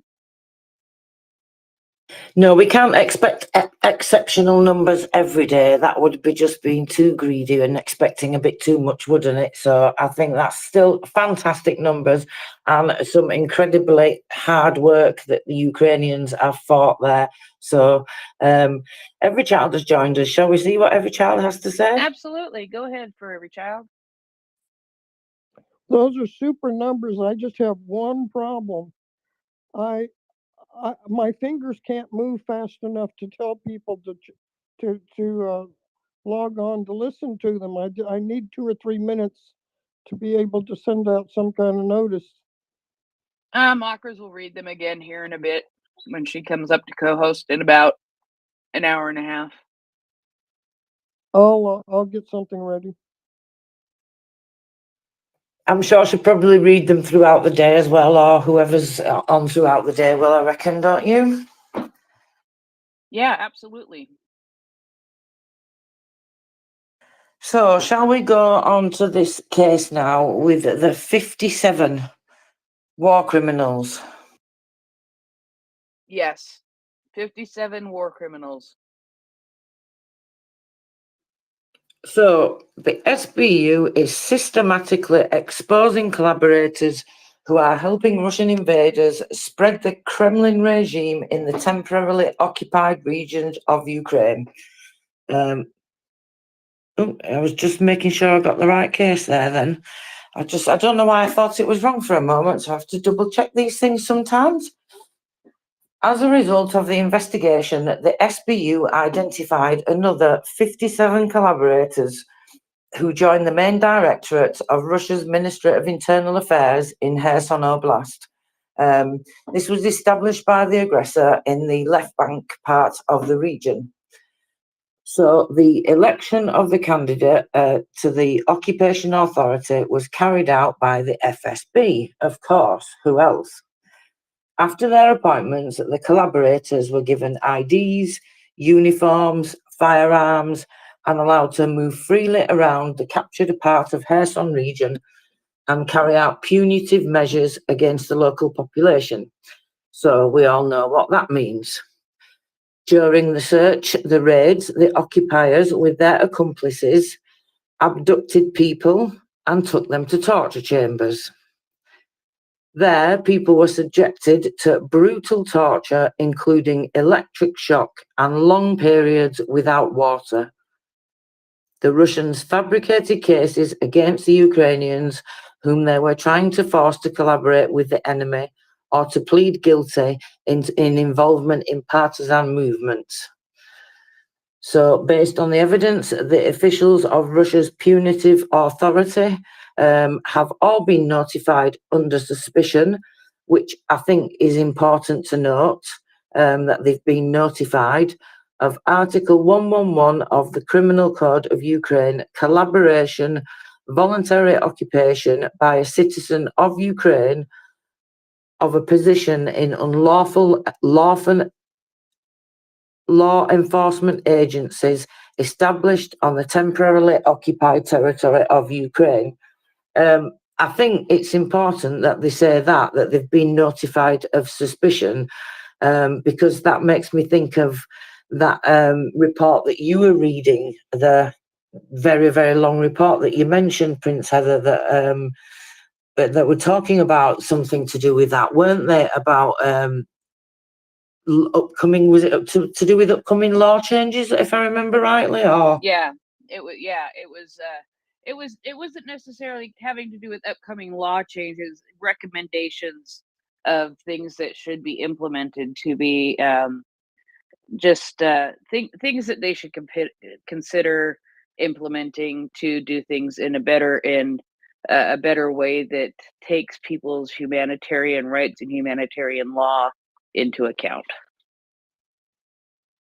And if I'm correct, it said that they were talking about basically, and that's why I point that part out there to listeners, they were talking about making sure that people are notified of the suspicion of the crime that they're accused of. Otherwise, they won't be able to be charged in absentia. Yes, absolutely. That's exactly right. And so that's obviously really important here in a case like this. And that's why I just thought it's very interesting to highlight. They've also given a list of them here and the names, the full names, including middle names. I'm not going to read them all out because there's a long list and I can't pronounce half of them. But if people want to see them, they are on the SBU website. It's public information for everybody to look at. But they've even put the dates of birth and everything. Did you notice that, or if you've had a chance to look at it? I did, and I am actually looking at it right now. And I don't know, part of me wants to hear you try to read out 57 names poorly, just because. Anyway, I'm really not that mean. It just would be amusing, I think. It's, and you or Mockers, tell Mockers when she gets up that we have something we need her to do and have her read the list of names out. Yeah, no, I wouldn't do that. I wouldn't do that to our listeners, but it could be entertaining. I do have to admit that. It would be funny for you, but it might be torture for poor Ukrainians. I don't think that I would subject them to that, but I think Mockers is more practiced at saying them out loud than I am. I'm discovering since I've become doing co-hosting that it's harder to pronounce them out loud than it is in your head. Yes, absolutely. Absolutely. I see. Is M joining us again? Did say he was coming back. Okay, well, we'll see if he comes up to speaker or I just see him there. So either way, nope, there he's requesting. He may have an update for us on something that's happening that could be important. Absolutely. So, because I don't manage to refresh those all the time while co-hosting. Hello, M. How are you? Go ahead. I'm good. I'm good. Good morning again. So I'll be around in case anyone needs me. Just shout at me and I'll be up as soon as possible. Thank you so much. I don't know if you had any updates or anything that you wanted to share since you came back up, but thanks for popping up and letting us know you're back in the land of the working phones. Go ahead, Em. Indeed, electricity is a beautiful thing. It is confirmed that the United States will change the posture of its forces across the Middle East, and they will reinforce their air defenses. They are deploying extra Patriot batteries. They are deploying a THAAD battery, and Eisenhower has been tasked to establish a presence in the greater Middle East, and it has been transferred to CENTCOM. All signs are pointing towards a serious escalation. If the United States government is changing its defensive posture regarding air defense batteries specifically, that means that they have actionable intelligence on an increased threat of rockets and missiles. So this thing is escalating, and it's escalating because of what Hamas did, and it's escalating because they are keeping more than 200 hostages, and they're escalating because other non-state actors supported by Iran, state sponsor of terrorism, are also increasing the tempo of their harassment operations. So Hezbollah is increasingly harassing and firing at Israeli troops and sites on the northern front, and the Shia militias aligned with the Islamic Republic of Iran are also increasing their activities against American troops and American presence in the region. So seems that we are heading to a serious escalation. I hope cooler heads prevail and this de-escalates, but so far there are no signs for de-escalation, and it's continuing to escalate and simmer. So we'll see. It's a failed gambit on their part and a very serious adventure, or a misadventure, if I can call it that. This will not end well for them. If they continue down this path, not only will they drag the whole region into a regional war, but also they risk their own country. There must be something that they know that we don't, but I guess as soon as the land incursion starts, as soon as ground operations start in Gaza again, everyone will show their true disposition, and the real game will start. But so far, it's escalating quickly. Thank you. Thanks very much. I appreciate it. Always appreciate your input, and if you have anything additional, let me know, or come up and share with us.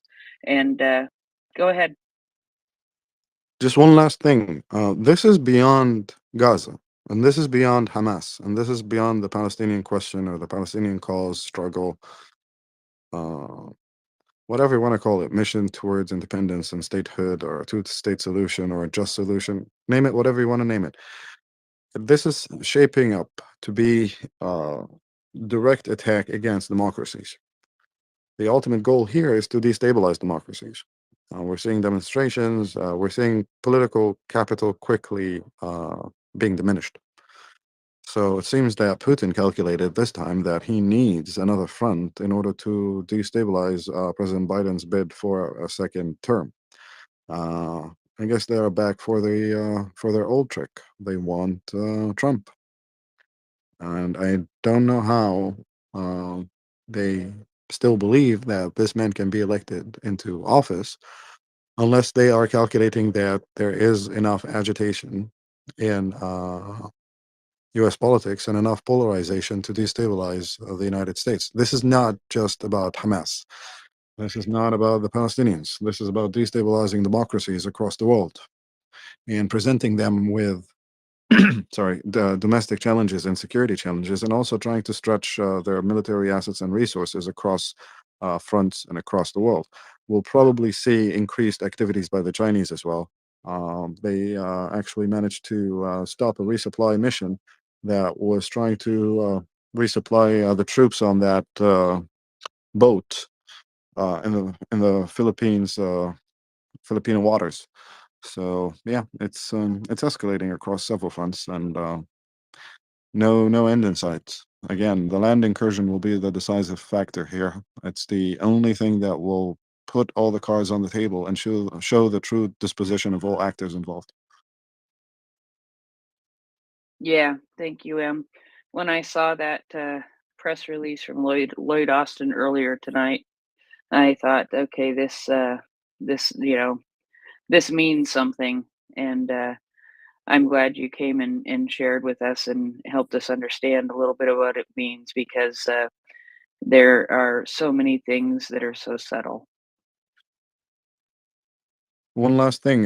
Yes, there's a confirmed Israeli Air Force strike against both Damascus and Aleppo international airports, and both of them are out of service. So it seems that the Iranians are still adamant on trying to resupply Hezbollah and other proxies in Syria and in Lebanon through those two airports. And the Israeli Air Force is adamant on denying them that capability.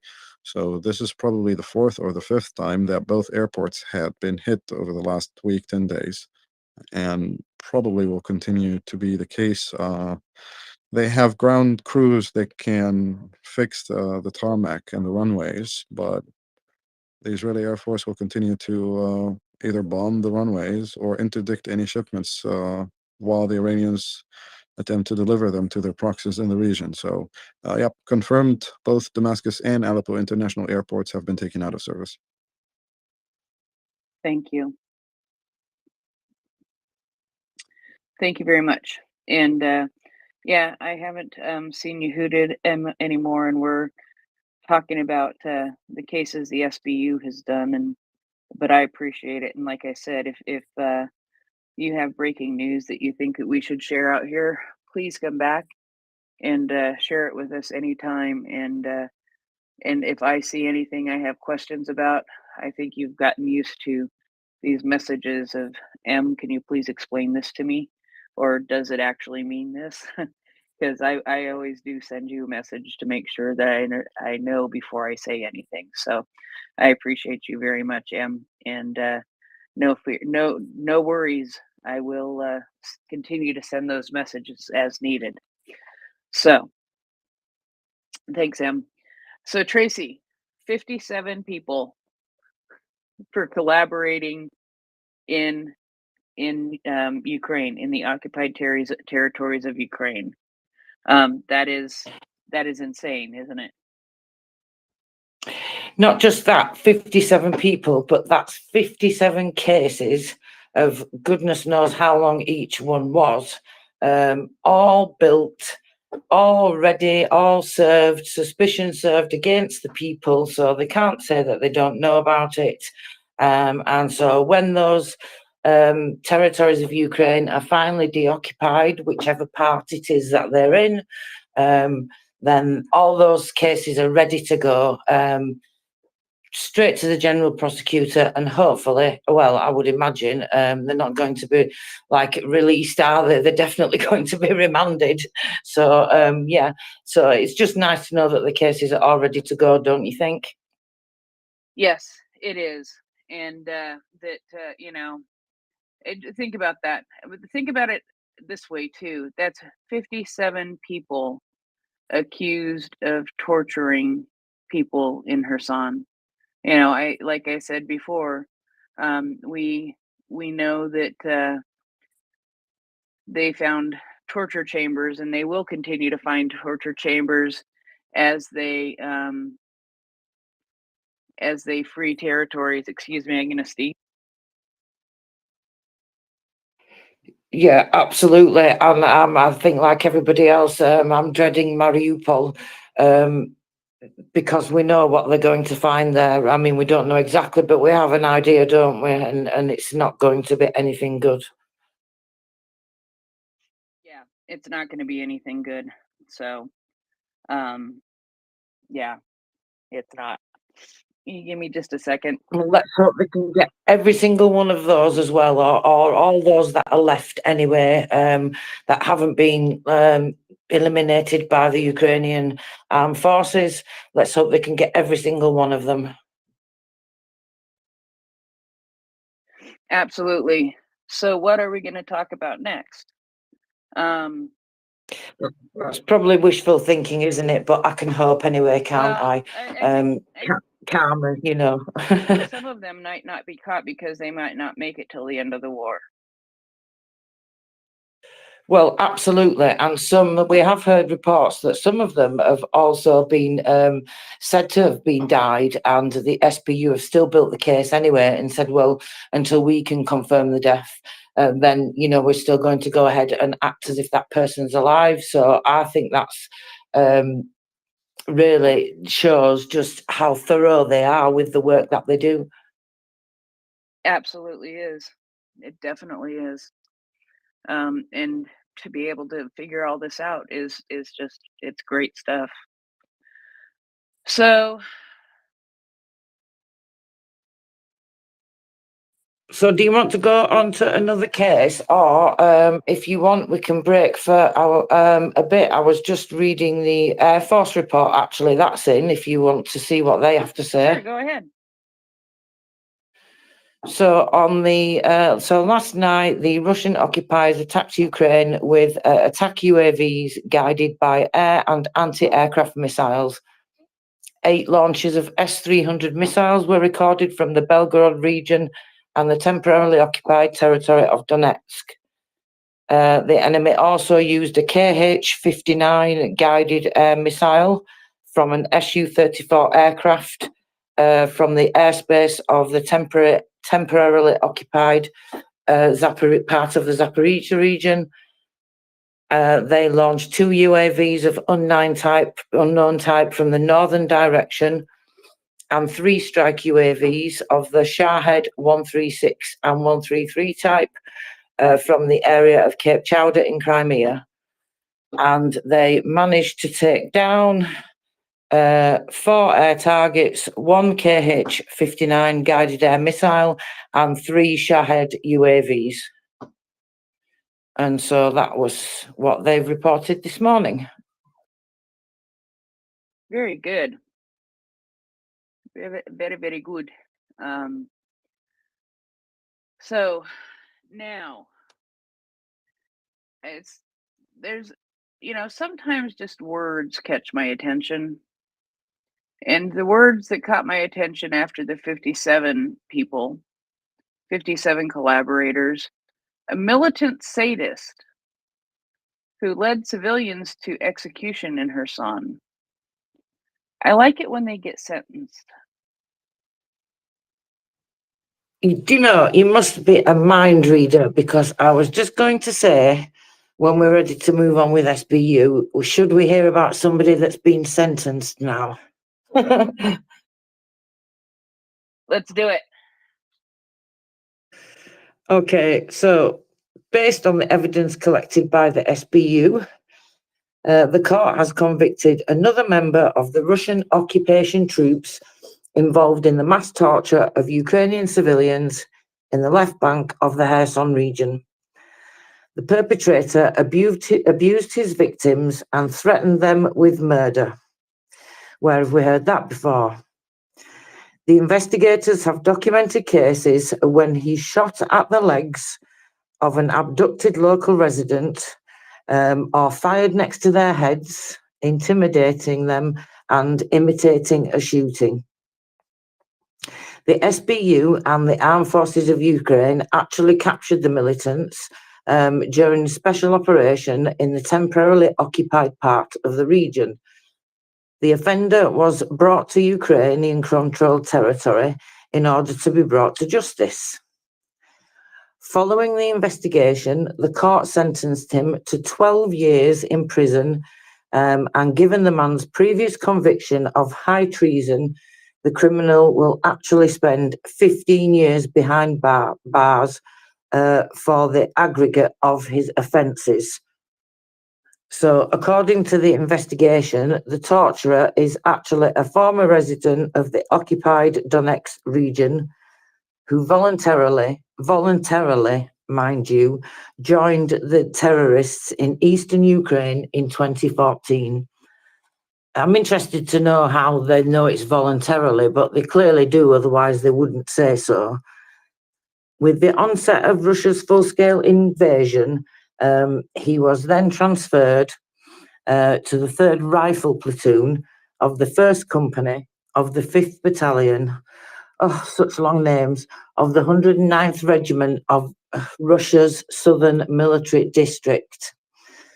Together with the invaders, he then fought against Ukraine's defense forces and actually took part in occupying the left bank of the Kherson region. I wonder if he was one of those that had to swim across when they all had to run away. The militant abused civilians, trying to force them to confess their involvement in resistance movements and probably whatever else he decided that he wanted them to confess to. Based on the evidence, the court found the accused guilty under Article 438.1 of the Criminal Code of Ukraine, violation of laws and customs of war. And the SBU office in Dnipropetrovsk region carried out the investigation under the procedural supervision of the Regional Prosecutor's Office. So I'm really pleased to see that that sentence was increased from 12 years to 15 years. I mean, what do you reckon, Prince? That's always good, isn't it, when they increase the sentence? Yeah, it is. It is. And I hope he had a near-death experience if he had to swim across the water. But he's going to be spending the next 15 years in jail, it looks like, which is not a bad thing. It sounds like he deserved it. The militant sadist. Yeah. The thing that gets me is he abused civilians, trying to force them to confess of their involvement in the resistance movement. When you say abused civilians, but as many reports about human rights laws, and the genocide in Ukraine and the things that have been done to torture Ukrainian civilians and soldiers, I have a long list in my mind of what it could be that happened that were the abuses. And I'm guessing there's a long list that this guy committed, and I feel like 15 years is not enough. It's not. And in some ways, I think as well, that's going to be 15 years probably better looked after, even in a Ukrainian prison, than a life he would have in Russia in many ways. So that also, I also consider that sometimes as well. Yes, absolutely. 100%, as somebody we know likes to say. And that happens. So what more shall we go through? Well, goodness me, there's so much, so many war crimes cases to go through. It makes me think, see, this is why when we think of these cases like these, you remember when there's all the hoo-ha about the people that are doing the report for the UN regarding genocide, and then there was all the sort of misleading repetitions of the man's statement, and then it all turned out to be not as bad as we first thought. And then even later, then another part came out, and they said it seemed like that they were considering using the propagandists on TV in Russia to prove intent, or to go towards proving intent of genocide at least. And this is the things I think of, because in that first report that everybody sort of got all hot-headed about, and I understand why, because I kind of thought the same thing when I read some of the headlines at first, but you know, I know now well enough to not be sucked in by that and not to have that emotional reaction and to read a bit more before, you know, you make a decision. So otherwise it could have been quite upsetting, I guess, if I'm not used to that and haven't learnt that skill, thanks to MriyaReport. But it makes me think, that's what I thought when they said at that point. I don't know if you remember them saying, we've spoken to the SBU at length, we've spoken to this agency, we've spoken to that agency. And the first thing I thought when they said that was, there's no way, absolutely no way, with the cases even that we've looked at that are public knowledge, you know, there's no way that they can't clearly see the genocide and clearly see the evidence, because if the SBU have the evidence to build these cases, then the evidence is there, is it? Surely not. And so that was one of the things that made me not so worried. I don't know if you remember that being said about the SBU at the time, Prince? I'm sorry, say that last bit, say the last sentence again. I apologize. Sorry, do you remember them mentioning about that they'd spoken to the SBU when they were in Ukraine building that report for the UN? Yes. And you know, there is actually a new report that just came out on the 19th.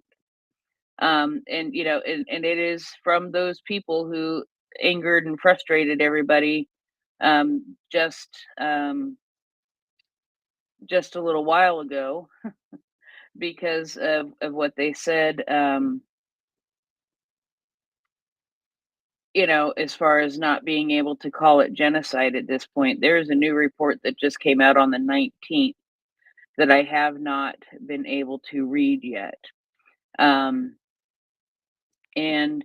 it is very clearly noted and watermarked on every single page that it is an advanced, unedited version, that it will be going to the Secretary General, from the Secretary, excuse me. This will be transmitted to the General Assembly, a report on the Independent International Commission of Inquiry on Ukraine. Submitted, you know, it's being submitted in response to their charge, to what they're are charged to do. And so, and like I said, I have not had a chance to finish reading it. I'm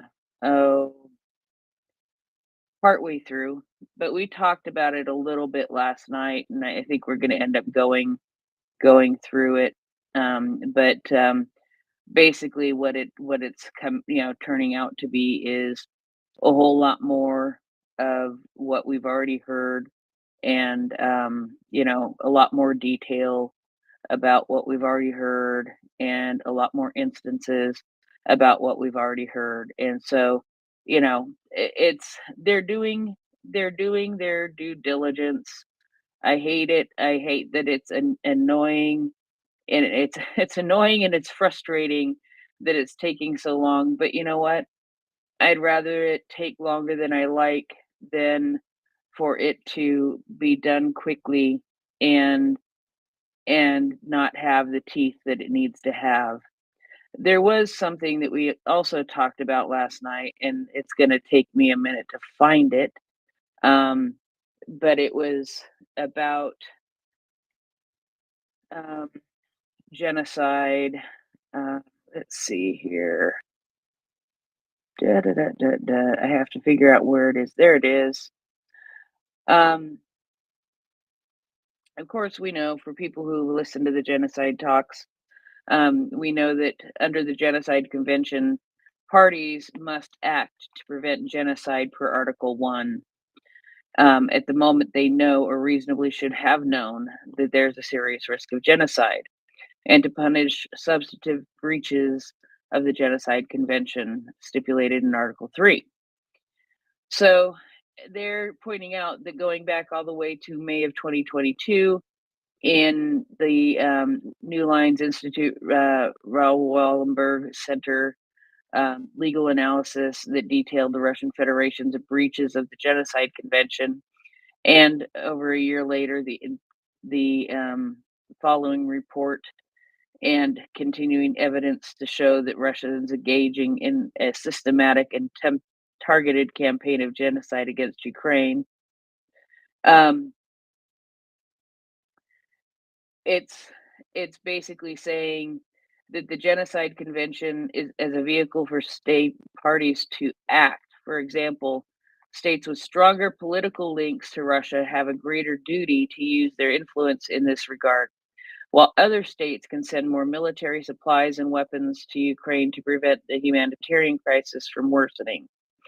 So that's, they're, like I said last night, what I would love to see is, NATO jets and NATO forces just kicking the Russian booty out of Ukraine all the way back to the 1991 borders. I would actually maybe, I could actually probably pick a border from a different century to give Ukraine more territory, in my personal opinion, but that's just because I'm pissed off about it.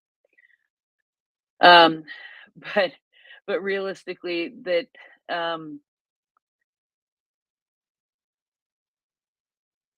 that while then they're talking about the arrest warrants that have been issued by the ICC for Maria Lvova-Belova and Vladimir Vladimirovich Putin, regarding the children, and stating that even though that those are seen as a war crime under the Rome Statute and the ICC, while these acts are currently categorized as war crimes, the arrest warrants also put state parties to the Genocide Convention on notice that potential genocidal acts can be occurring, thus triggering the duty to prevent any of the 152 state parties and not least the half dozen or so countries whose parliaments have already determined genocide is taking place should immediately take action to the best of their ability to prevent more genocidal acts from occurring, especially by these individuals who have ordered and are instrumental in forcible transfer of Ukrainian children, among other crimes. So there is not perfection here, but there is progress, and that is what I'm glad to see. I mean, and I know I'm taking two separate, I haven't, because I haven't read the other report and I have read this report, I'm sort of smashing the two of them together, but I think it's a very, very logical smashing of the two of the items together. And so it's saying that duty to prevent should already be triggered. And yes, we see things happening. We see that sanctions are being put on Russia. We see that arms are being provided to Ukraine. All of those things fall into items that are seen as things that fall under that duty to prevent.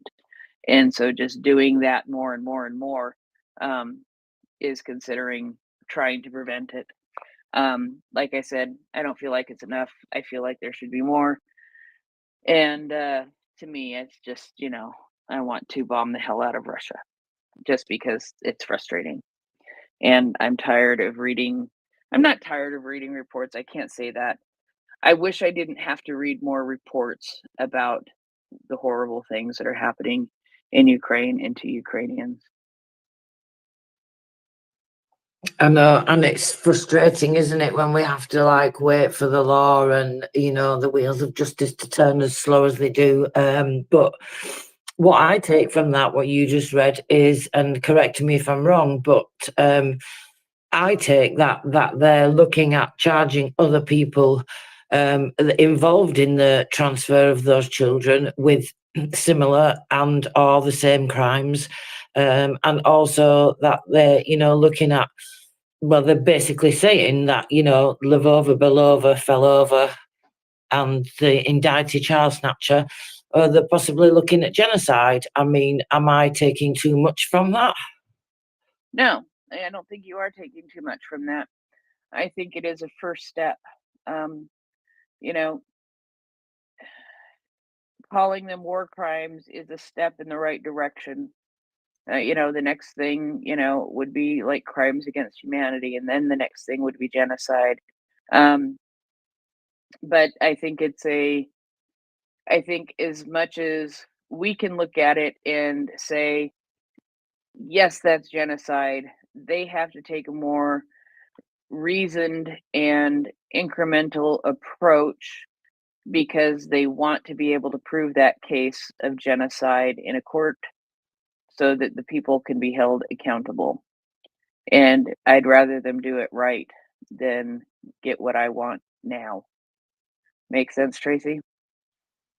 Yeah, that's it. As annoying as it is, like you say, it's the way of having a democratic rule of law society, isn't it? So, but I'm with you. I would just wish we could just send NATO in there and send everything in there. But it does interestingly make me think because once then that there's more responsibility, because as you said, various countries' parliaments have already said, classified it as genocide anyway. But then once they have this legal thing, does that then, I'm thinking maybe hopefully it gives countries more powers to act in, I don't know how else we can act, other sanctions, I don't know, block Russia out from the rest of the world more, I don't know, suspend the vote from the Security Council or whatever, votes they have left in the UN, or I don't know what else they can do other than that and completely cut them off. But because we're not going to go in militarily, are we? And Ukraine doesn't want us to anyway, so that's out of the question, no matter how much you and I and many others would like to just see Russia get what they deserve from NATO. But given what we've learned tonight anyway from the US news, that might not even be that far away anyway, something escalating further than this. I don't like using that word because it makes me, it's so sad that Russia taints some words, isn't it, that you feel like that you don't want to use them in the language anymore because they've used them so much in propaganda. Have you noticed that, Prince, when you're using certain words? Oh yeah, yes, and escalation is one of them. And as much as it may look like we're, as M says, it looks like we're heading towards escalation, and I'm just going to say in the Middle East, and in that it is Putin who is trying to drive this distraction, which I do firmly believe that it is Putin driving this distraction and driving this conflict, even in the Middle East. That what he's doing is trying to distract from how badly he's losing in Ukraine, and we can't let that stop. We cannot stop looking at what is happening in Ukraine, because as soon as we stop looking at what's happening in Ukraine and focus on the Middle East, then is when he will do something extremely atrocious, and we'll be going, "Oh my God, I didn't realize that was going to happen."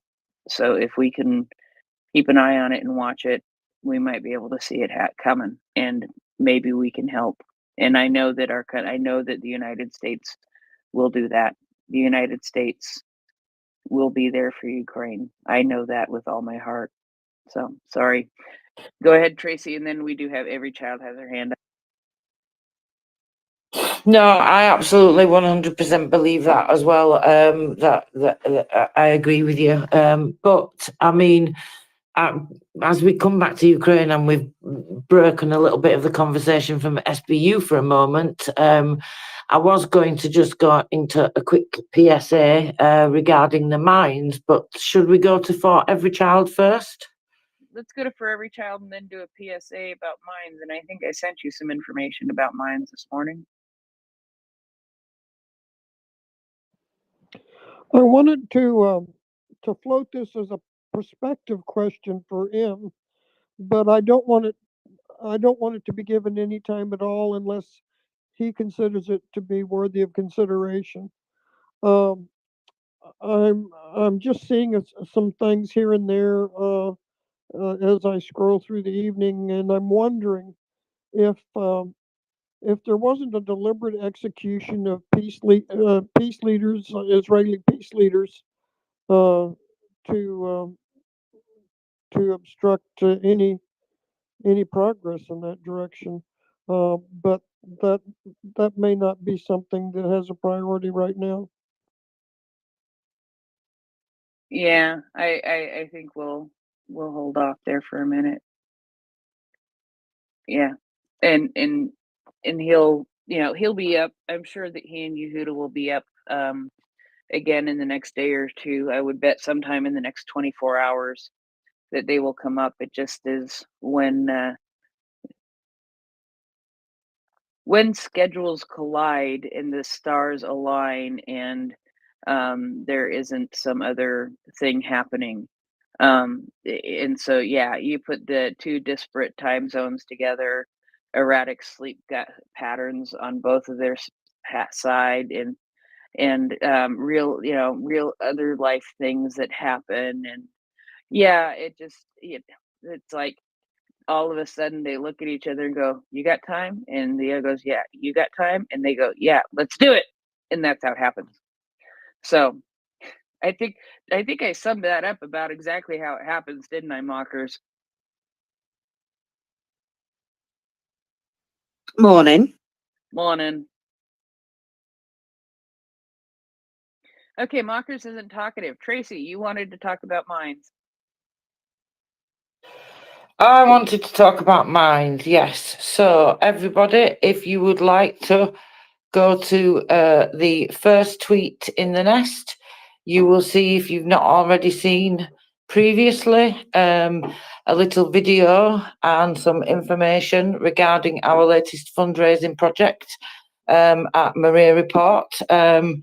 So we are raising funds for metal detectors, mine detectors, sorry, for demining equipment.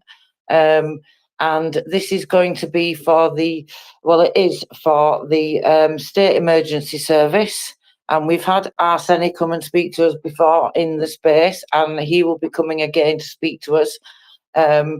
So if you see the information, you can look at the video, you will see just how close these guys work with these, even with this apparatus and this equipment. So it's still incredibly dangerous. And you can see why it's like a precision instrument almost for them.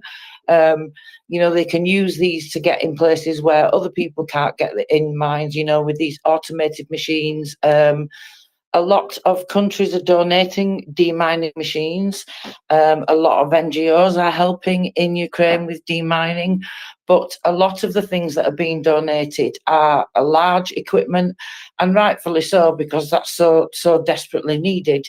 And obviously countries can afford these large extremely expensive demining machines, whereas we could never hope to raise the money for something like that. You're talking millions and millions of pounds for some of these things.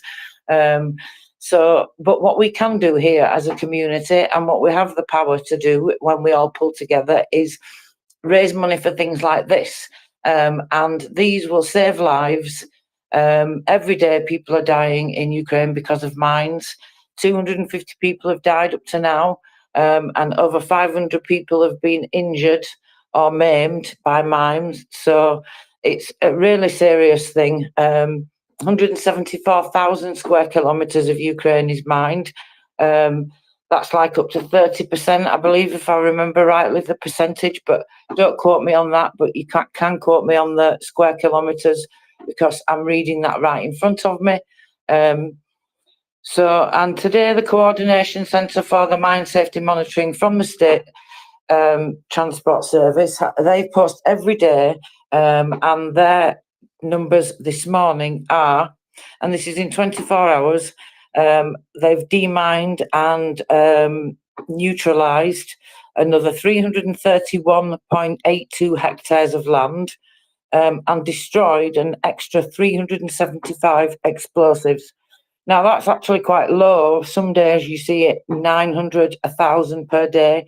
It all depends how much these guys get called out, because they are the state emergency service, so they do get called out by the members of the public as well.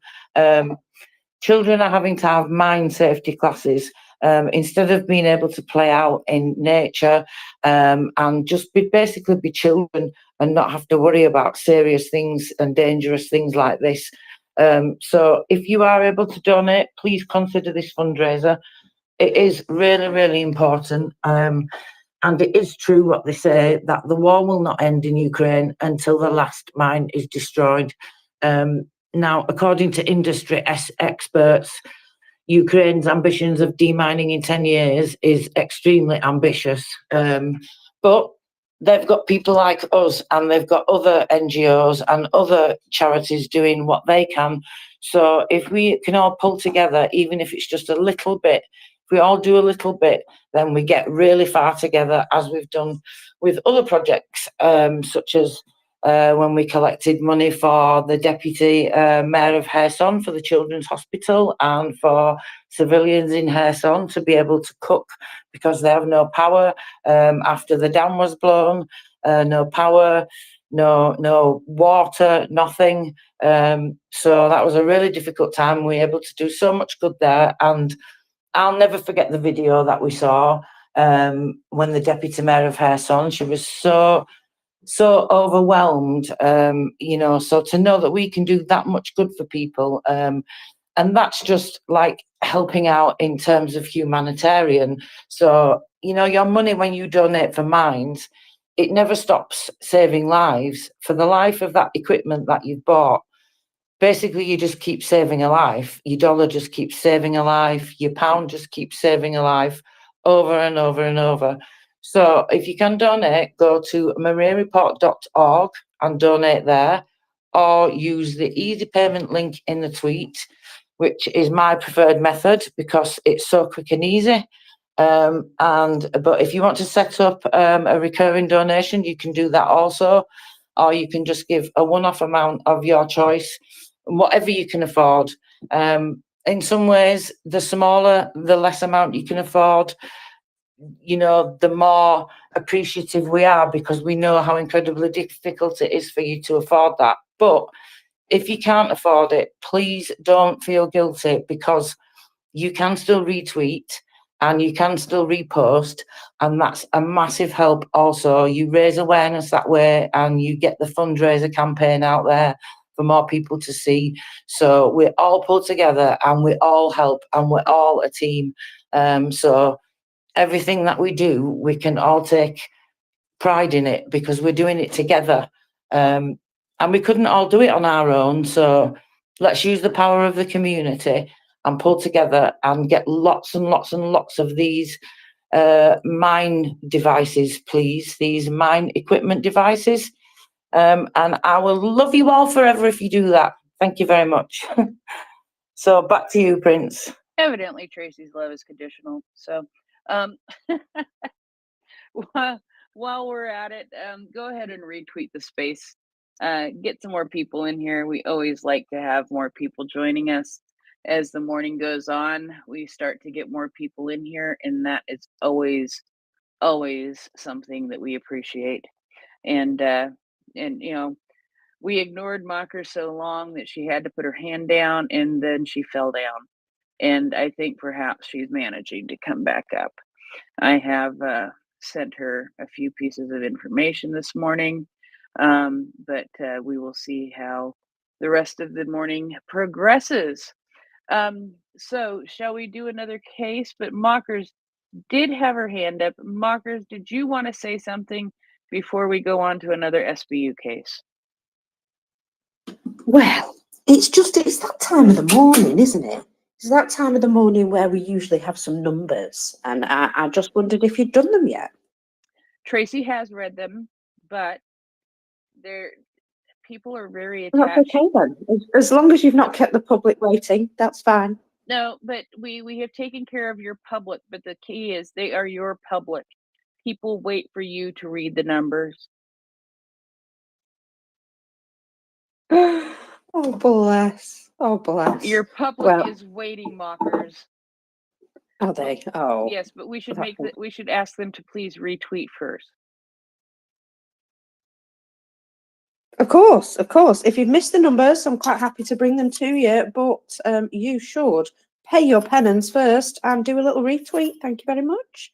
Love you. Absolutely, absolutely. And we have finished talking. Now that you're here, we've finished talking about the sadist among the among the Russian, and that's literally what it said in the news release. It said militant sadist. It was not a. Let's put it this way: the guy should have gotten more than 15 years, because I've read things that people do to other people, civilians, Ukrainian civilians, and I'm sure he deserved more than that.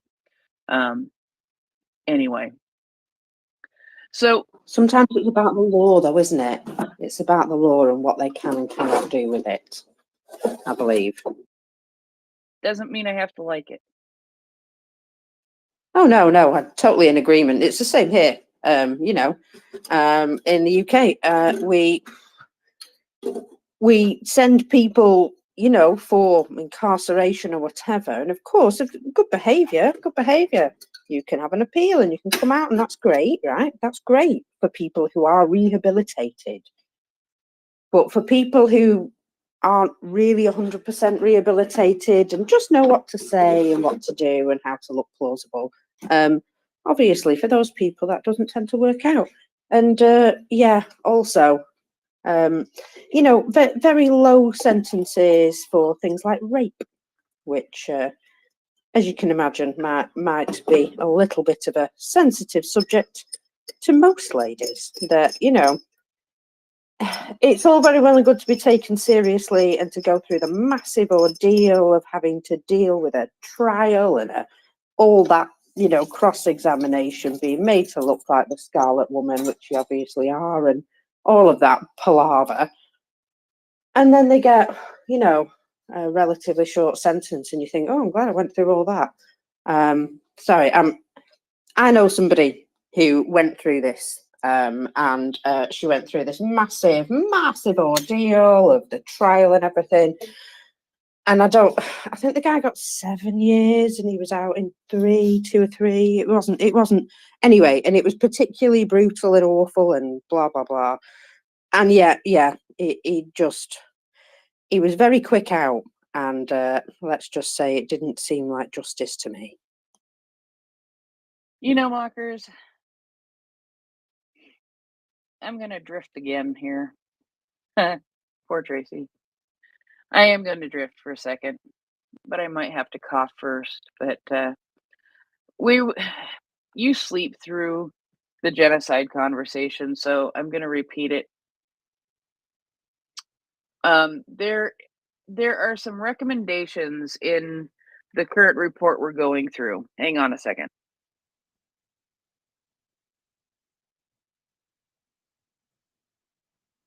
But we were talking about this last night. We are reading Conflict-Related Sexual Violence in Ukraine, Lessons from Bosnia and Herzegovina, and Policy Options for Ukraine, the United States, and the international community. So I'm going to try to find this part that you are making me think of. And what it is a way to approach the I don't want to call them victims. I hate that word, but the people who have lived through conflict-related sexual violence, the people who are survivors of conflict-related sexual violence. And one of the big, huge flaws, like you just pointed out, what you just said is one of the big, huge flaws in the system when it comes to convicting convictions of rape, is the re-traumatization of the survivor of the rape. And so there are recommendations for what is called a survivor-centered approach, and working with NGOs who work in this field to help to make it a situation where, for example, a trial would not be, I mean, I'm sure it would still be to some degree, but there are things that can be done so that it is not as traumatic, so it is not re-traumatizing the people who are trying to find justice. And, all kinds of things, including psychological assistance, legal aid, just a whole variety of different things that should be done by looking at it from a survivor-centered approach in order to make it less traumatic and something that that is something that people are they don't come out of that thinking, "Oh God, I just survived that too." You know what I mean? That's kind of what I'm talking about. So the fact that they're talking about this kind of thing and they're looking at ways to make this um, easier on people who have survived conflict-related sexual violence, I think at this point is a good thing. So I know you keep giving me the thumbs up, but I think that's a thumbs up. Stop talking, Heather. I got the point. Did I? Was that me? Oh, hello. No. Anyway, yeah, the whole point is it's an ordeal in itself to give the evidence. And I believe that in some cases, especially with the case of, younger people, shall we say, video testimony and written testimony can also be accepted. I think video testimony is more likely to be used. But yeah, there are an awful lot of difficult emotions to be brought up when dealing with something like that. And then, of course, you want them to get the correct conviction as well. So you want to be able to give, as much evidence as you can, correct information, blah, blah, blah. And even though it's very, hard to do, shall we say, hard.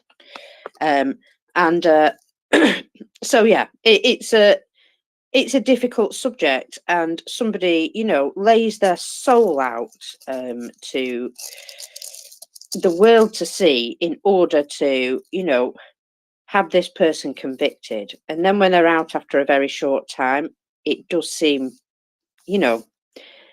as though more could be done, especially when there's violence involved. It's obvious that that's no misunderstanding when there's violence involved, and there should never be any misunderstanding anyway. You know what I mean? But you know what I mean.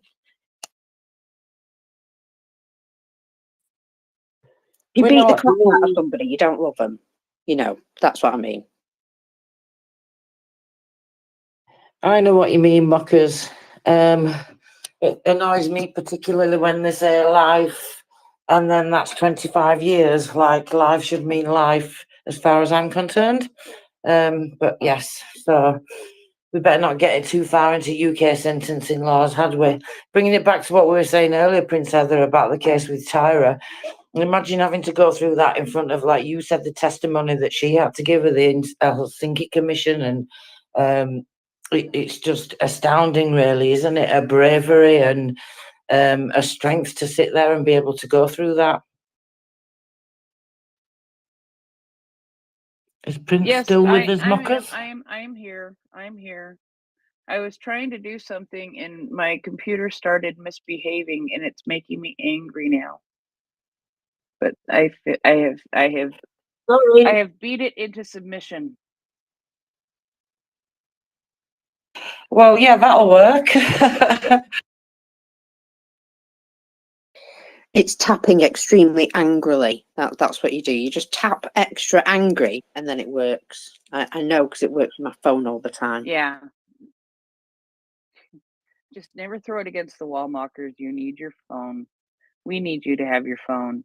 But no, where I was going with that is, there is video testimony, and they're looking at new ways even to protect identities and make people more comfortable in the while testifying. Let's put it that way. And so there's I think there's going to be some options, and I think that they're learning lessons. I mean, as awful as it is, they have learned a lot of lessons from Bosnia Herzegovina and the crimes that have been tried there, and they're trying to put those lessons into preparing for what the future holds in Ukraine, and that's a good thing. And perhaps actually, Tracy, this is a good opportunity to slide into what was Andre Costin doing this week. What was he doing this week? Did you see what he was up to this week, Prince? Well, I did. You did? Yeah. It would not involve Nabu. Is that what you're talking about? Or are you Was it not talking about Andre? when he met with Was it? Okay. when he met with international partners in The Hague, you mean? Sorry. Yeah, that was it. Didn't they do some training at The Hague? Yeah, they certainly did. I believe, let me just open the file, that I think it was police officers, if I remember rightly, off the top of my head. It is, let's have a look. It's very early in the morning here, and I don't want to get any information incorrect. So, the first Deputy Prosecutor General met with international partners in The Hague. They took part in a visit of representatives of law enforcement agencies of Ukraine to The Hague in the Kingdom of the Netherlands. They thanked them for the support in the Kingdom of the Netherlands, in particular in the field of holding Russia accountable for all international crimes, as well as for an active position in the implementation of the Ukrainian peace formula. Members of the Ukrainian delegation met with representatives of the government and law enforcement agencies of the Netherlands, the International Criminal Court, the International Court of the United Nations, Eurojust and Europol, and they agreed on ways to strengthen cooperation and exchanged experience in the investigation of war and other international crimes. So they went on to discuss many different things, as you can imagine, and they've set up an advisory board.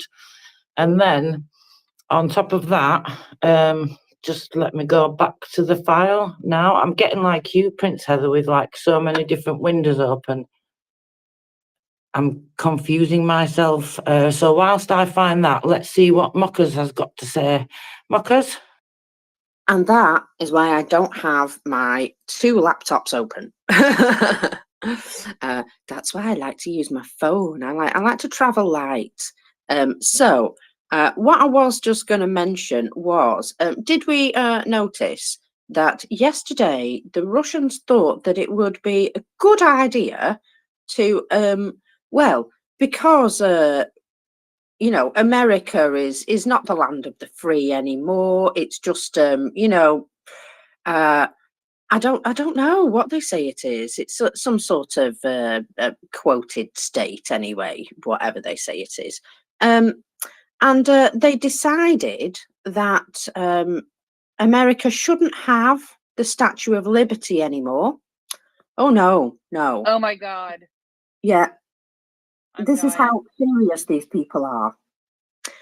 The State Duma proposed to move the Statue of Liberty to Russia because they are such a liberal state.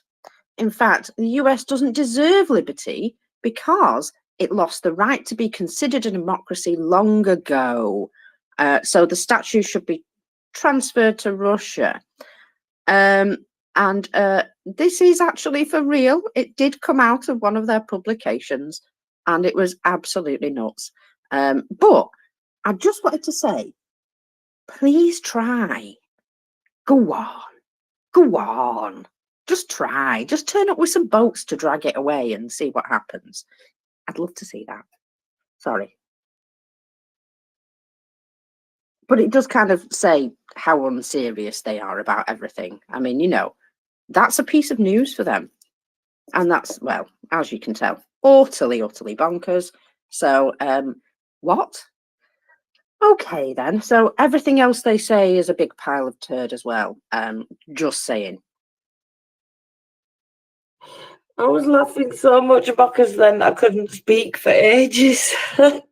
I mean, just when you think anything that they say can't get any more ridiculous. Prince, what do you think? I can't stop laughing. I saw that yesterday. That might be the case. I saw that yesterday, and I was like, I got to make sure that Mockers talks about this while I'm still awake tonight, because it is one of the most absurd things I've ever heard.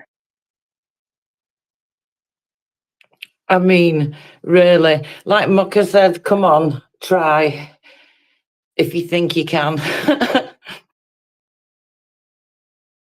What, where, when, eh? Try what? Sorry, someone was just talking to me in the background. Try to take the Statue of Liberty.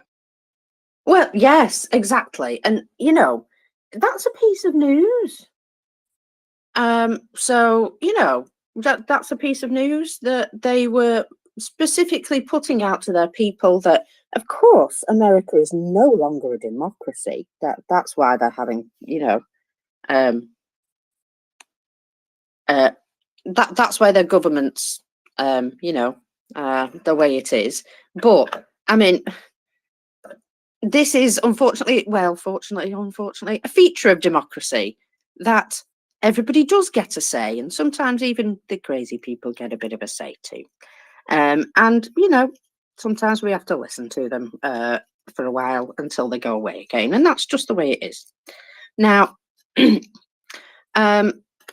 that is unfortunately a feature of democracy, not a bug. You know, we do our best to listen to all views, all regular views equally. Obviously, so some views are considered inappropriate, shall we say, for general society. But in most cases, you know, most people can have a view about all sorts of things, and it's not a problem. It's your opinion. Great stuff. But of course, that does complicate democracy ever so slightly because we all have different views. Whereas, you know, if you live in Russia, it doesn't matter. All those decisions are just taken away from you. You don't need to have any views. You just need to, you know, be good, I suppose. Do what the state tells you to do, and you're fine. Now, that doesn't seem like a democracy to me. So anyway, I thought it was fun though that they were jealous of the Statue of Liberty. Yeah, well, the unfortunate thing is there is indeed a statue of who is it? Lenin in New York as well. So maybe they can take back that one. I think we'll happily let them have that one. What do you reckon? Oh yeah, we can definitely take that one. Absolutely. I mean, we could drop it out of a plane for them.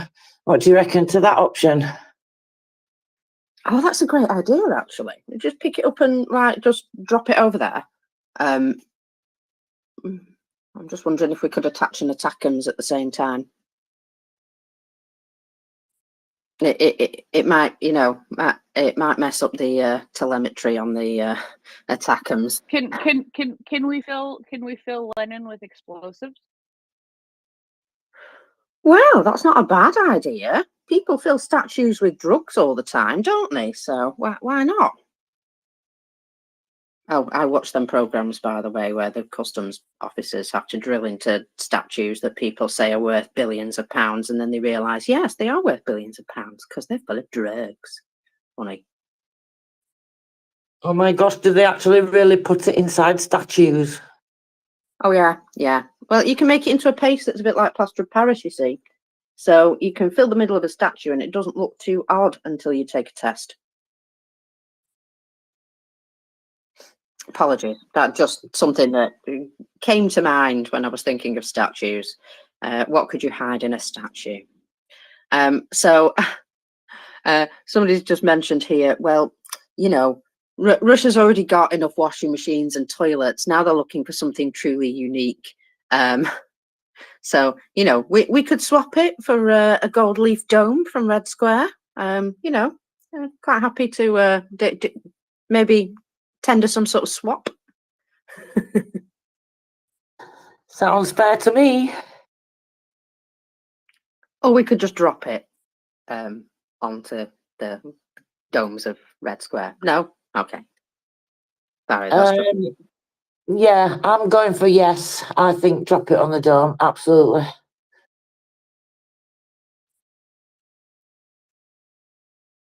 Now, do you think Ukraine would get away with saying that was not an American-made weapon then, or not? Oh, you know what? It would be lovely to see Lady Liberty crush the Kremlin, but I'm going to say she's probably good where she is. I think they've got other things that they could do that with. So let's not worry too much. So what would you like me to do? Would you like me to do the numbers? Because 2 people have now asked me, and I feel under pressure. Yeah, go for it. I think we're about done with SBU at this rate. We've got about 29 minutes left to go. What do you think, Tracy? Yeah, read the numbers, muckers. Well, we can always go back to something juicy if you're sitting on anything. Oh, sorry, that I'll not tell you why. Yeah. Right. Apologies. Make up your own jokes. Right. Okay. We have skulls on the doors. 980 liquidated personnel. 18 tanks. Did we have something similar yesterday? It was in the teens yesterday. Yeah. 19 armoured personnel vehicles. Now, obviously, these numbers aren't quite as impressive over the last few days, but you've got to remember that they've been sending in very few vehicles now with lots of extra infantry, and those numbers reflect that. We have another 15 artillery systems, but 3 more MLRS, which is just awesome. And 1 more anti-aircraft system. Now, again, I will note there are no aircraft or helicopters on these numbers. 9 UAVs. Again, it would appear that they are saving this stuff up because there's no cruise missiles either. And, well, we know what they're saving for, don't we? Not a rainy day, unfortunately, a cold day. 13 vehicles and fuel tanks. Ooh, and just the 1 special equipment. Let's hope it was very special indeed. But I believe that recently they have taken out a mine laying vehicle, and there's been a number of extremely lovely large booms, such as a field. Well, you know, when you say a field ammo dump, what you mean is just a pile of random ammo laying around with about 300 mines. And I watched a video of that blowing up, and I've got to say, those mines are really, really explodey, aren't they? You know, you put a pile of them together, and you can guarantee a most incredible mushroom cloud. And I love the fact that those mines will never be planted in Ukrainian soil. So that meant a lot. And so, yeah, there's been some impressive booms the last couple of days. If you haven't seen them, ooh, you might have to scroll for a while, but I always highlight a good boom.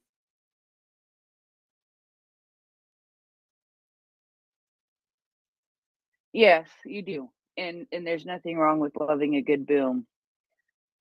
Now, the one thing I do want to do really quick. I do want to do. I think I just made up a song. I think it came from the 50s. Anyway, it's and I'm sure this is going to get talked about today, so I'm going to forward this. I've forwarded you one thing already, mockers, and I'm going to forward you another that I know you will come across as you go through timelines and such today. But but it's a good thing to have on hand. So M came up and talked to us about the statement from Secretary of Defense Lloyd Austin about the increased force posture that they are taking in the Middle East. And one of the things that are the highlights here are that they're redirecting the USS Dwight D. Eisenhower Carrier Strike Group to the Central Command responsibility. It will be this Carrier Strike Group is in addition to the USS Gerald R. Ford, which is currently operating in the Eastern Mediterranean. It was going to join the Ford, but now it's going to a slightly different area that is still like joining the Ford. It's like having one on one side and the other on the other side. So that's a pretty significant thing from what it sounded like as far as what M said. So that will further increase the force posture and strength of the capabilities and ability to respond to a range of contingencies. Now, here are the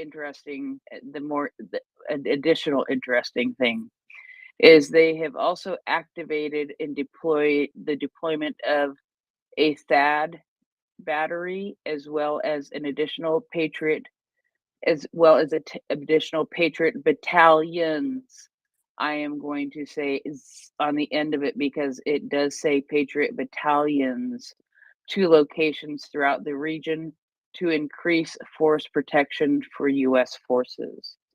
So then my question is, okay, so we've gotten really familiar with what a Patriot is. What's a THAAD? That was my question, and I just happened to run across something that says, "What's a THAAD?" And it literally says that. What does a THAAD stand for? A THAAD stands for a terminal, not therminal, terminal. A terminal high altitude air defense. And so it is something that intercepts ballistic missiles during their final or terminal phase of flight. And it does fit into a C-17. So these are serious air defense assets that are being moved into place, which according to what M said, basically gives the impression that there may be some intelligence that indicates an escalation may be happening, and the United States appears to be preparing for that. So, and M said that he is around all day. If anybody needs anything, Mockers, to contact him and he will come up and help. Go ahead, Mockers. Thanks for that, because yeah, things are getting a bit serious, shall we say, and I think they're taking up a posture in order to be as useful as possible in their supporting role, and that is what America's doing in Israel. They are playing a supporting role. They are not currently doing anything themselves with regards to troops, but they are certainly helping to protect the sky. And well, this is because of some of the things that M told us. I mean, after 48 hours, they had run out of pretty much their air defense missiles and had to replenish them. And that's because this has been, a much bigger attack than they ever planned for, I think. So Iron Dome, it's great, it's amazing, but you've got to keep it replenished. And if you use it an awful lot, there's a finite number of missiles, and they needed some more. So it's been quite a difficult situation, and I can understand why they've got additional air defence in the form of carriers and strike groups, because otherwise, I think that there would be a lot more loss of life on all sides. I really do. Prince. Yeah, and just to add, I did actually leave a little bit out because I got excited about talking about the THAAD. Anyway, additionally, finally, Lloyd Austin says, I have placed an additional number of forces on prepare to deploy orders as part of prudent contingency planning to increase their readiness and ability to quickly respond as required. So, yeah, he will continue to assess our force posture and requirements in the region and consider deploying additional capabilities as necessary. So he's putting troops on alert just in case, basically. Mockers? And that also is strong messaging. The very fact that he's putting that out there, not keeping it quiet, he's giving a strong message and saying, look, this is how prepared we are. So, if you want to mess, we will be ready. But he's also trying to deter anything further by saying that, by giving that indication that they are prepared for other contingencies if necessary. It's a FAFO message. Yeah, basically, it's saying, we have the find out part ready. So, just in case you're thinking of effing around. Now, I have this morning's MOD report, if you would like it, because it's quite interesting. Please go ahead. Yay. So, this is the latest British Defence Intelligence update for the 22nd of October 23. Recent Russian assaults in Avdiivka have contributed to a 90% increase in Russian casualties recorded by the Ukrainian MOD. Since February 22, Russia has significantly increased its force footprint on the ground in Ukraine by intensifying recruitment using financial incentives, and the partial mobilization conducted in autumn 22. The increase to personnel is the major factor behind Russia's ability to both defend held territory and conduct their costly assaults. It is likely that Russia has suffered 150,000 to 190,000 permanent casualties. This is considered killed and permanently wounded by the British MOD here. Since the conflict began, with the total figure including temporary wounded, recovered and due to return to the battlefield in some capacity, in the region of 240 to 290,000. This does not include Wagner Group or prisoner battalions who fought in Bakhmut. That is just purely Russian soldiers there. So you can obviously see the situation with what they're doing there. A 90% increase in casualties. God. I mean, it doesn't make me sad, Mockers, does it you? Yes and no. Yeah, I'm not sad that these people have not succeeded, obviously.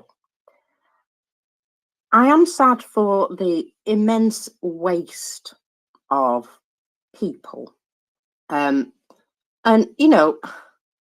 the individuals, no matter who they are, no matter what they've done, a lot of them have been dragged out of a, normal life, normal job, whatever, and sort of thrown into these assaults. And these new guys that are coming in have not been there, occupying the place, especially directly.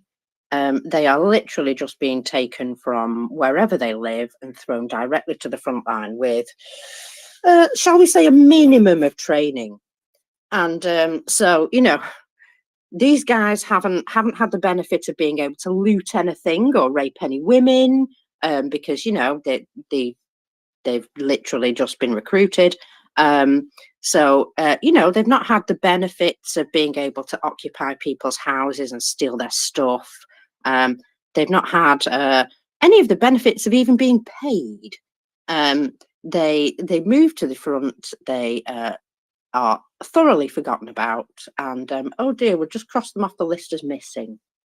You know, so I have a slight. I'm not going to say, that I feel sorry for them in particular, but I have a slight sort of feeling that it is just a terrible waste of people. I mean, they may as well just shoot them where they stand before they even get to the battlefield. You know, just it is murder.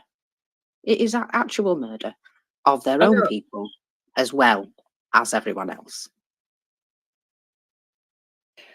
Sorry, Mockers, didn't mean to cut you off then. Go ahead, Prince.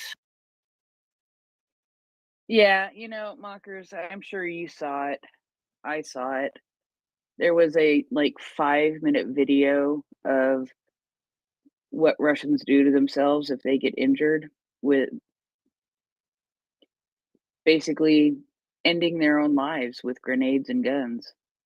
And it was like a 5-minute video where it happened repeated, you know, all these different guys, instead of, you know, maybe they didn't know, maybe they knew that nobody would come to help them on the Russian side. And from all the crap that they've been fed, they were afraid of what they would encounter if the Ukrainians came to rescue them. What they would have encountered was some medical care and possibly the ability to live. But they made a choice to end their own lives. So yeah, it's I don't get it. I don't get it. It's a very desperate situation they're in. They can't go back. They don't feel that they can go forward. What are they left with? And yeah, it's unfortunate, but it just shows the level of absolute desperation and the level of absolute abuse that they get. That you know, that seems like a better decision. I can only say that it's better that they fight amongst themselves and take each other out than hurt Ukrainians in any way. You know, the blue on blue action on their side, I find it both funny and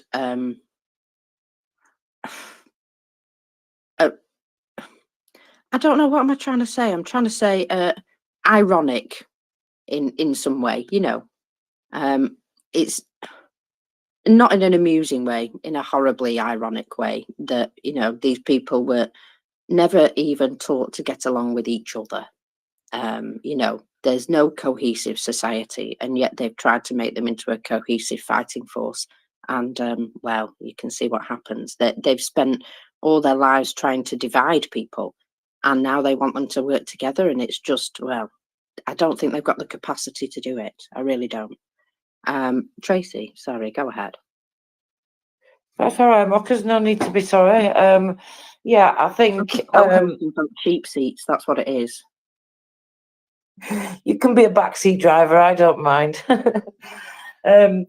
Yeah, I think it's really sad, like, you know, the loss of human life. And when we talk about the meat grinder and things like that, it's very sad and it's very desperate. And I'm not for 1 minute celebrating, and I'm not saying you are or anybody else is, the loss of the human life on the Russian side, because, you know, just in human terms, and just in the humanity of it. But what we are celebrating is the fact that, like you said, then they then can't go on to then hurt or torture or kill or, you know, keep prisoner Ukrainians, and they can't go on to loot them and control their lives and all these horrible, terrible things that they will do.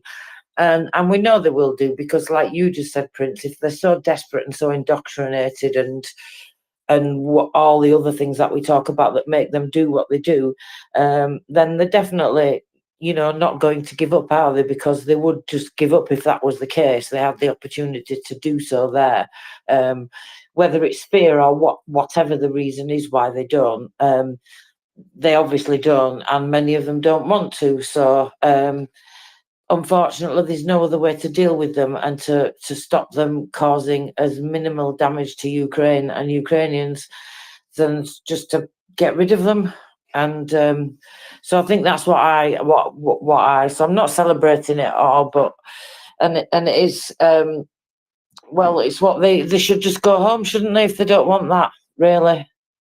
And sorry, I didn't mean to be cruel then, but that's what I think. Thank you. Yeah, I don't think that's cruelty, Tracy. I think that's just you know, the way things are.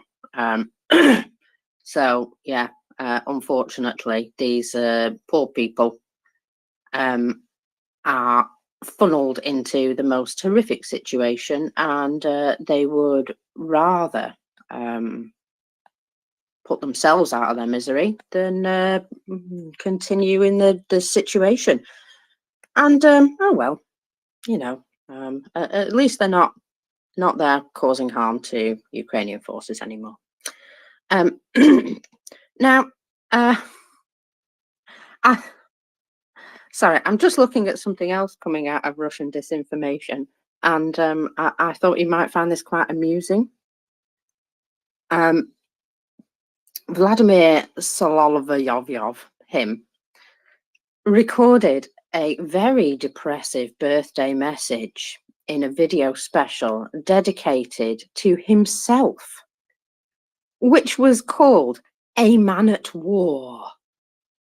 Even though, and I'd like to add, he has never fought in a war. And some of the things he says, well, he says, I could have stayed in the United States. Right now, I would probably be involved in something important there. Everything would have worked out well for me there. Well, dude, you know what? You maybe should have stayed in the United States then. And just, yeah, he sounds a bit wistful, as though he should have probably just never gone back to Russia ever. Oh, hello, sorry, that was just him dancing. That was a little video of him having a fit. So yeah, he says what's important to him is the love of friends and family. He didn't mention his mistress, though. Didn't mention her. I'm not sure why. And yeah, he was very woulda, shoulda, coulda.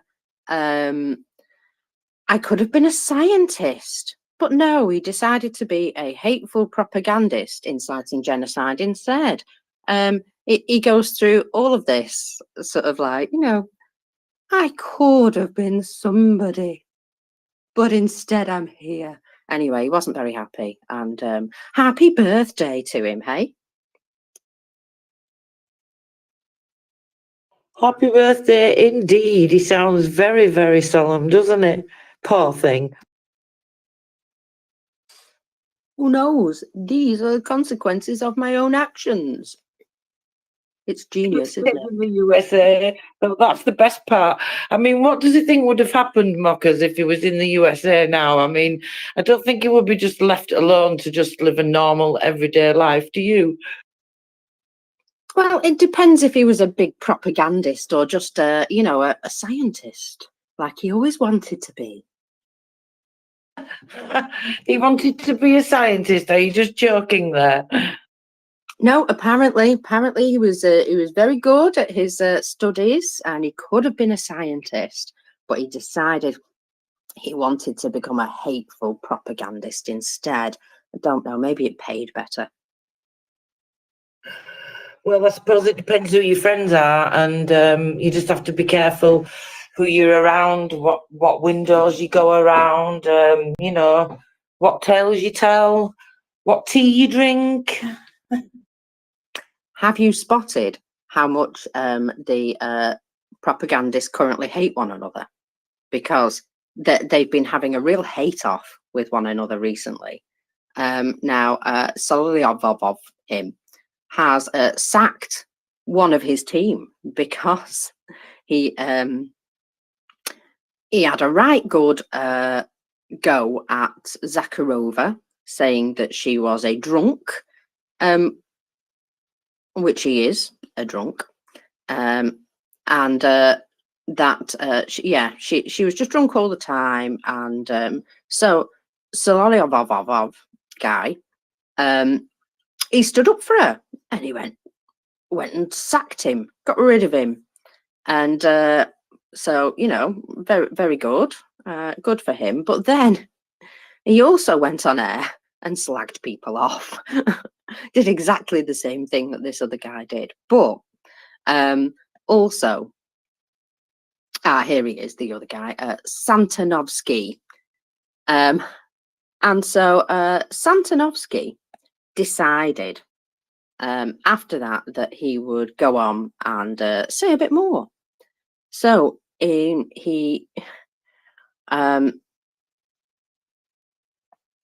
then said, there are people in positions of power have stuck their tongues where the sun don't shine, and they don't want to lose their positions.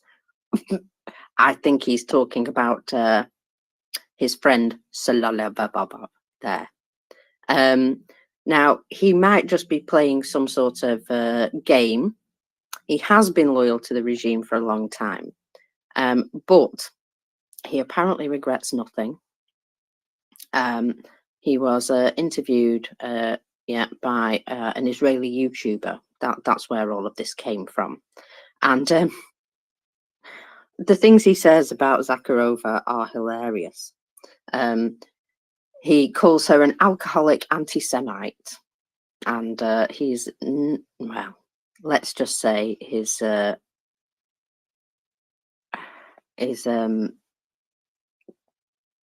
not very happy with any of them now.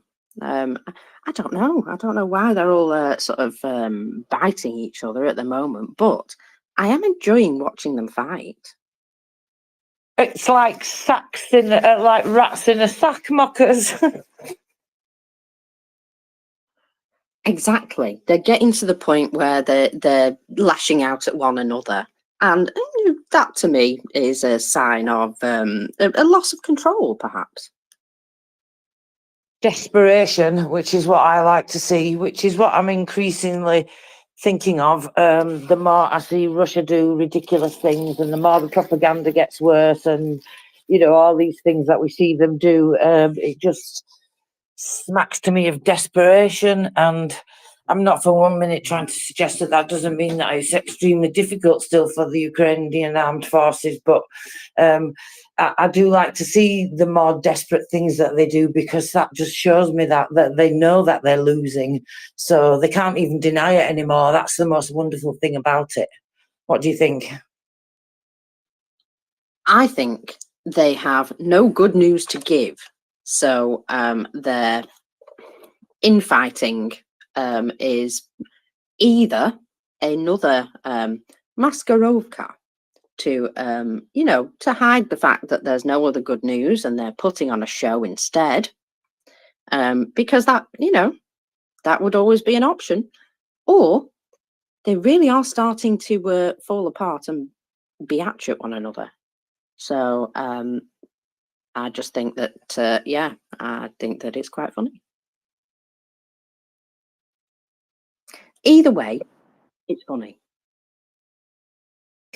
Yes, it's definitely very funny to see them all turning on each other like that. I mean, it's hilarious.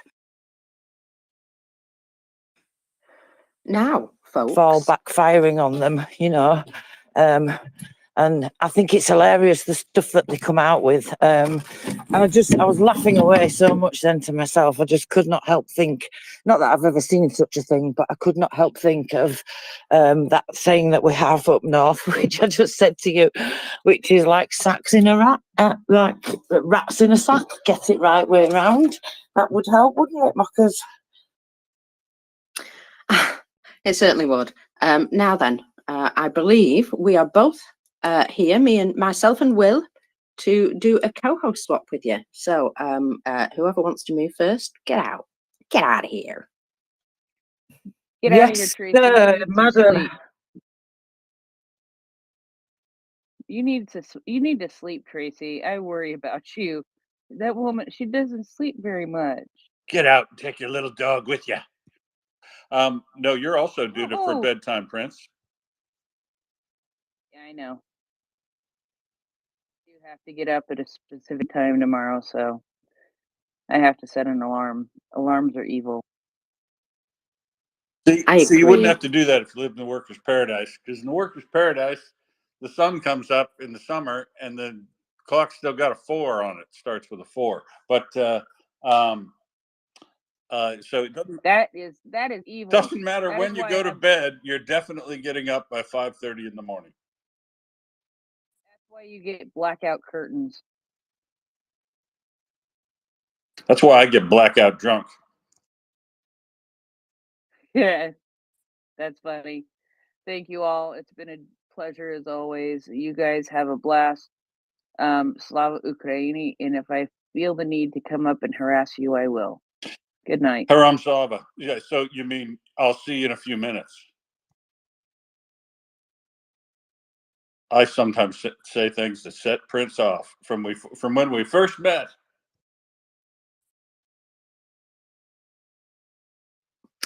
Why am I not surprised, Will? Yeah, why? Was it something I said? Well, usually it was A, something incorrect, or B, something inflammatory, or C, bit of both.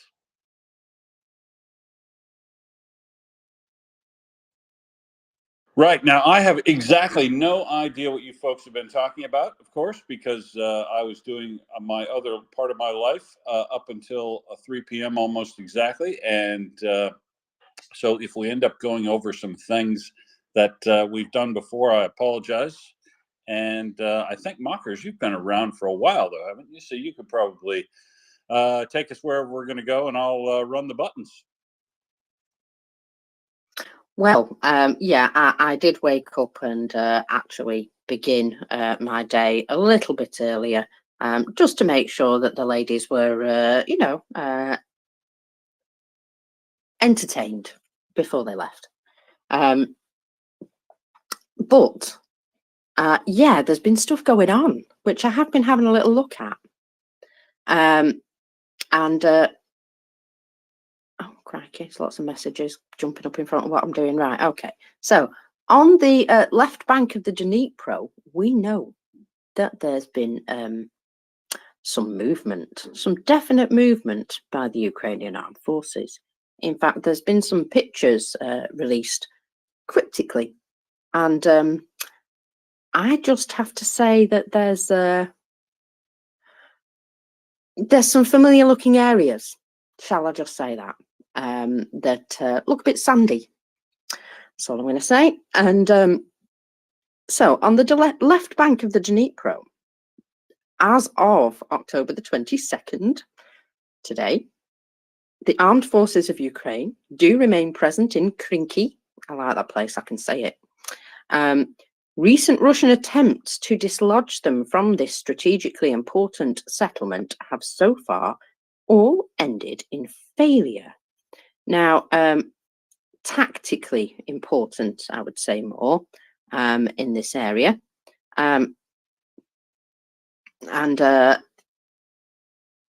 maybe strategically being the wrong word, but certainly it is tactically important for them to keep and hold this space.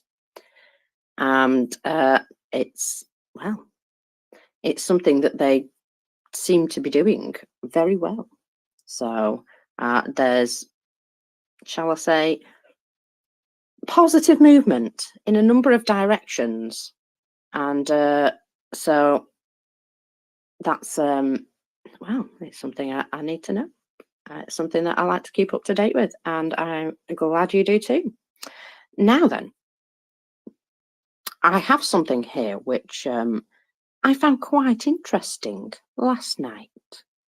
And it's a little write-up of what went on in Avdiivka, but I'm going to let you to go first, Will, please. Yeah, so I was just going to comment on Kherson before we move on to Avdiivka, which I'm also dying to hear about. But yesterday, I was looking through videos of special operators moving around, and you know how you see these things, and you go, "Oh, that's going to be hard to geolocate," and you know, maybe they're not really there, whatever. But the guy walks past a sign that says Poima on it, P-O-I-M-A. So I went, "Oh, well, they're definitely there." Now, there's good news and bad news, or these things kind of go back and forth. But as far as I can tell, special operators of Ukraine are operating essentially all the way from Dachi all the way up through Krinky and along the water banks there, and I'm sure way more at night.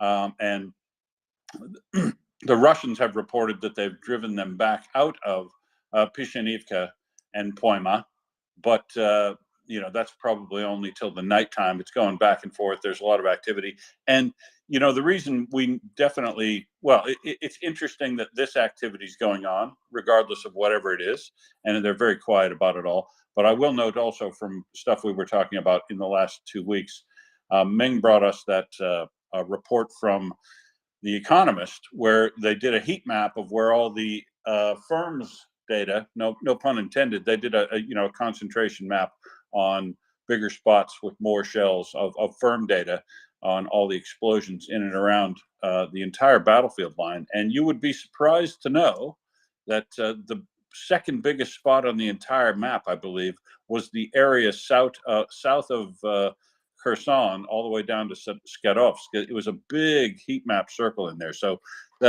Ukraine has been using feverishly the FPV drones and drones spotting for artillery or gimlers, and then flying the observation drone in, which is a really interesting innovation. Fly up and do observation with a first-person killer drone, and then when it starts to run out of battery, find something and kill it.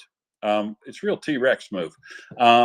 So I think there's a lot going on down here in Kherson. You won't see probably any videos or stuff of big movements there. We do see guys sneaking around on boats and in the dark and all in there, and that'll continue, I reckon. But the real attritional battles, where you're going to go next, of course, is Avdiivka. Go ahead. Yes, so this is a report from a pro-Russian Telegram channel called The Spies Dossier. And they wrote this following scathing critique of the Russian command concerning their planning and execution of the offensive to capture Avdiivka. It begins as such. Avdiivka, interim results. The 10th day of the offensive operation in the Avdiivka direction is coming to an end. I will allow myself to give a brief outline of what is happening in this sector on the front, compiled on the basis of comments from servicemen participating in offensive combat operations. The Avdiivka operation, in the heads of the command of the armed forces of the Russian Federation, was planned as something very military cunning. The plan consisted of a rapid offensive with armoured fist from 2 directions to cut off the main armed forces of Ukraine grouping in Avdiivka. So further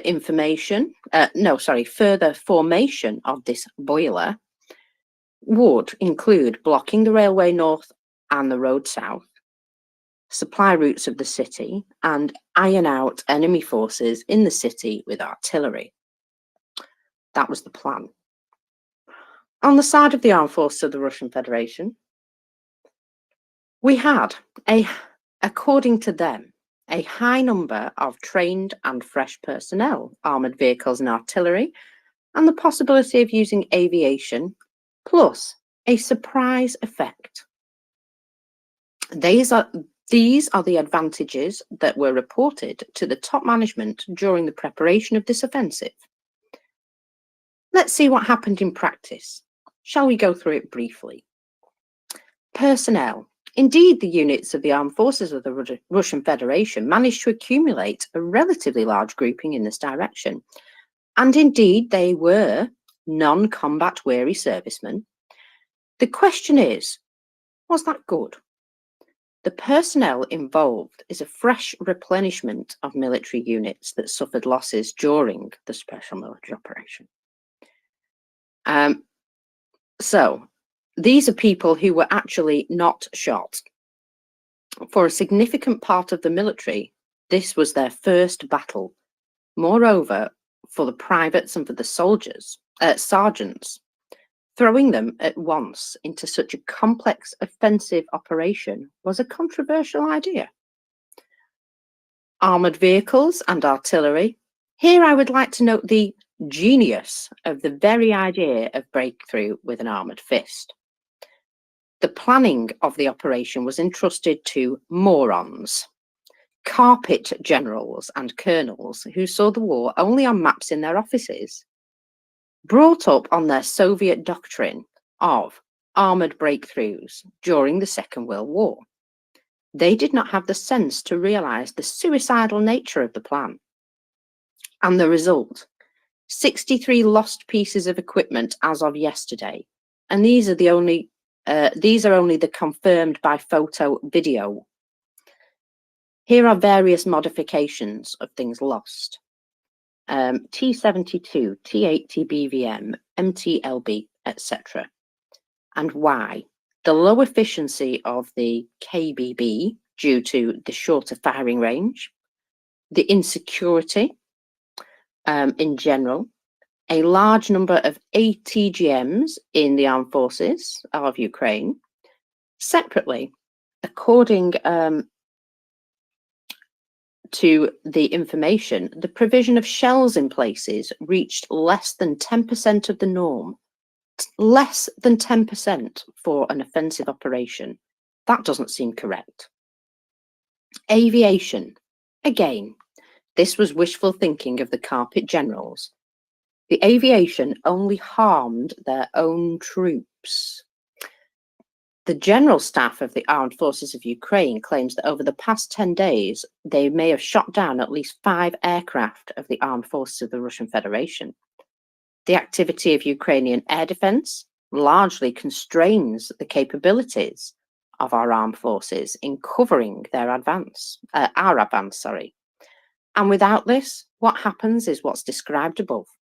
Also, it's worth noting the regular combat sorties of the helicopter aviation of the Armed Forces of Ukraine have been in the direct collision line. The effect of surprise, well, there's nothing to comment on there. To believe the possibility of a covert accumulation of forces and means in an area of satellite technology is to remain a graduate of the Soviet School of Military Affairs.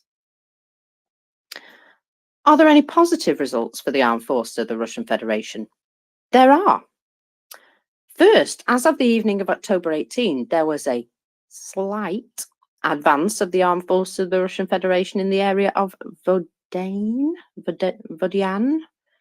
in the south of Krasnohorivka in the north. Is this the result expected on the 10th day of this offensive? The question is rhetorical. Secondly, further from the words of the servicemen of armed forces of the Russian Federation in this direction, the work on intercepting enemy radio messages is positive, but there is also a lack of operational response to these interceptions. For example, the unit of my interlocutor removed information about the detection of a group of personnel of the armed forces of the Russian Federation and the preparation of the AFU firing squad to strike at that point. Despite the transfer of this information to the command, there was no reaction and the personnel came under enemy fire as expected. So basically what he's saying, Will, is they made a right mess of it for a number of reasons. Yes, catastrophe. Catastrophe is the only thing I can describe those attacks, and they continue in Avdiivka.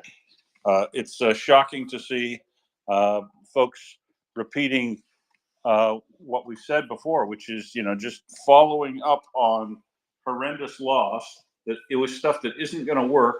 And I could put a video up here.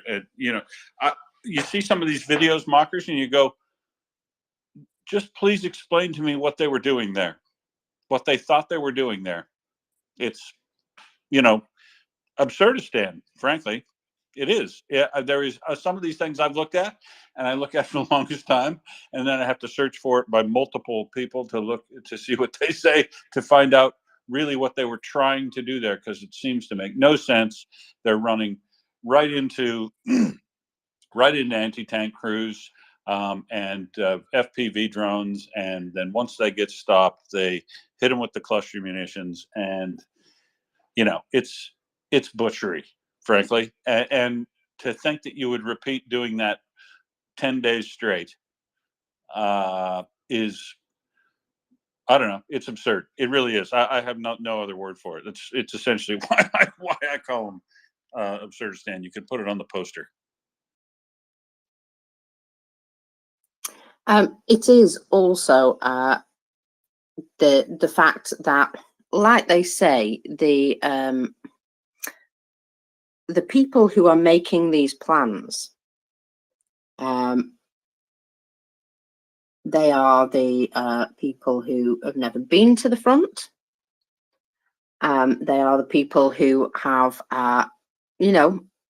ideas on paper. And when they say we've got a load of fresh troops, in their heads, a load of fresh troops to them is people who are ready and capable of fighting, well trained, all of that. And they're just not. They're just guys fresh off the street, fresh out of their jobs or wherever they've come from, for the promise of better pay, which they never receive, obviously. So they're not trained. They're absolutely green. And can you imagine being a completely new soldier and being sent into some sort of massive assault, which you've never been prepared or planned for? Gosh, I can't imagine that's a good day for anyone. Will? No. And when you see this thing in Avdiivka, and then you put that in context, we see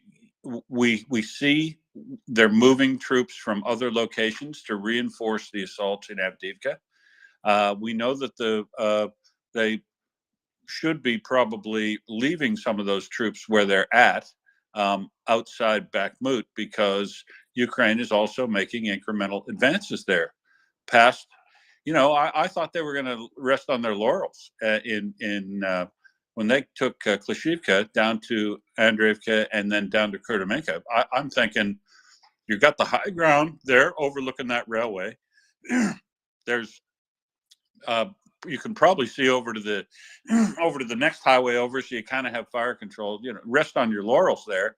Don't go down and try to take the troops out in those positions opposite a train line, which is a natural berm, and the other traps and tricks they can lay on you there. But sure enough, they did it, and they've pushed through that the fortifications they built under that railway line, and they've crossed through there and into the tree line past that railway line at Kurdimenka, and they're moving, and Andreevka, and they are moving up past Andreevka. So that's not a nothing burger as far as a tactical advance there, at Bakhmut. So if Ukraine was facing that sort of assault that was functioning, that was working, they would probably be moving to reinforce and somehow interdict that. But other than repeated attacks straight up the hill at Klishivka, and toward the other locations periodically where they're at, they have not been able to dislodge them from the tree line forest belt opposite that railway line on the eastern side of the railway line there. So you would think they wouldn't be taking forces out of there, but they have been taking forces out of there, and they haven't been putting them down in Kherson, where they've also got some very, very thin and phenomenally inexperienced troops. You would think they would be feeding in the new combined arms army that they're going to build down there, but that's not where these guys are going. The guys that are being withdrawn from Bakhmut have been fed into the slaughter at Andrivka or Advika, yeah, Adivka, and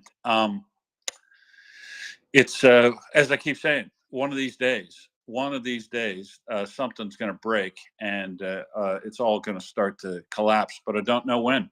And I was reading Rob Lee. I don't know if you read Rob Lee's work much, Mockers, but it's very, he's, the thing I like about Rob is he's always relatively dour and very conservative in his assessments of things. And I like to read people like that because I've been accused of being overly optimistic. But if you look through the numbers that Rob was talking about in relation to reinforcements and the bold statement I made the other day, that what Doman made months ago, that Russia doesn't have unlimited manpower, and so I repeated that the other day, and I read just coincidentally, Rob has another analysis out in the last day or a couple of tweets where he's talked through it, and he he believes Russia can keep this up easily for a couple more years with mobilizations and not having to do a full mobilization and stuff. But the numbers he would look at based on the rate of kill they've got now, which is 90%, almost double what it had been in the average back before. So it's a whole extra day's fighting and dying at Avdiivka, in addition to the entire rest of the front, all of which is not going fantastically well for Russia. And I reinforced yesterday that this absolutely isn't going to be sustainable. But yeah, and looking at Rob's numbers, could they keep this up for another year based on the calculations? Maybe, because the thing you don't take into account, plus the actual losses. So the losses they've suffered, the demographic numbers that they should have in the 18 to 50 range now, and sure, if you look at that, they've got numbers that they could mobilize, but they're taking every person they take away from a factory or a job that supports something at the front. That's lowers productivity. Every time a person leaves the country because they don't want to get mobilized, that lowers, doesn't add anything to your capacity, and it certainly lowers productivity. And those people are also likely to be some of the best educated and more affluent in your country, so they would be more likely to pay tax or have the capacity to pay tax, because they're also often criminals, but or they also cheat on their tax, but they're also people that produce IT professionals and whatever. They're smart enough to be a little bit rich, and they're smart enough to get the hell out of Russia. So I'm not sure these conscription numbers, or I think he'll either start having to break the rules in Russia, and Putin will actually move conscripts, the 130,000 people in conscripts they take in every 6 months and then rotate every 2 years. So he'll either have to start breaking the law, the Constitution, and moving conscripts into the fight directly, or I don't know. They do a full mobilization, because I don't know that they're going to keep getting enough in dribs and drabs the way they've been doing it to keep up the rate of destruction of human beings that they've got at the front. And I know that this case of you don't have enough people, you've got jobs going empty right now, your tax receipts are down, everything's down, morale's down, your demographics are terrible, you aren't having babies, the future is not bright in any way in Russia. And that also goes to the human beings going there, but also in equipment. Russia does not have an infinite capacity to produce tanks, armored personnel carriers, and tubed artillery, and shells to go in that tubed artillery. They just don't. And we have thought about Russia or the Soviet Union as the big bad wolf, or big bad bear, I guess I should say, for so long that I think there's misconceptions about what Russia's capability to produce and capacity is. And we can talk more about that later too, because there's some more analysis out on artillery shells fired today, Mockers. But back to you. Yeah, well, obviously, a full mobilization would be thoroughly unpopular, and you know that there's a election coming up. But even so, that wouldn't necessarily affect the results of the election. Obviously, we know how that is. But still, it doesn't look good if people are, particularly up in arms about mobilization. So I think they will continue with this very unobvious shadow mobilization, not, but I also think that, it's all very well and good being able to get fellas, right? Being able to put men and people into the front. But what about their stuff? Because they've lost an awful lot of stuff recently. And well, we've seen all these Franken vehicles that they've been putting into the front, and I don't know, I just feel as though they wouldn't be building that stuff if they didn't need to. And that's what makes me think that, maybe they can continue with men, but vehicles and what have you, I think they're getting a bit low on things. Well, and the other thing is, Mockers, it isn't just the really old Franken vehicles and armored tractors that are literally from 1950. You know how you find these things and they've got markings on them that come from that there are some literally that old that they're running now. But this amazing thing too is, Mockers, they're killing so many. You should see all the BTR-82s and there's a lot of new kit out there that should be valuable as far as, infantry fighting vehicles like a Bradley. I'm not a good like a Bradley, but a BTR-80s, they've got a 30 millimeter autocannon on them. That they should be excellent at doing the activity they're trying to do. So it's top of the line kit and old, really crappy kit. And it's all being lost all at once. And I believe it. I agree with you 100%. Cannot possibly be sustainable.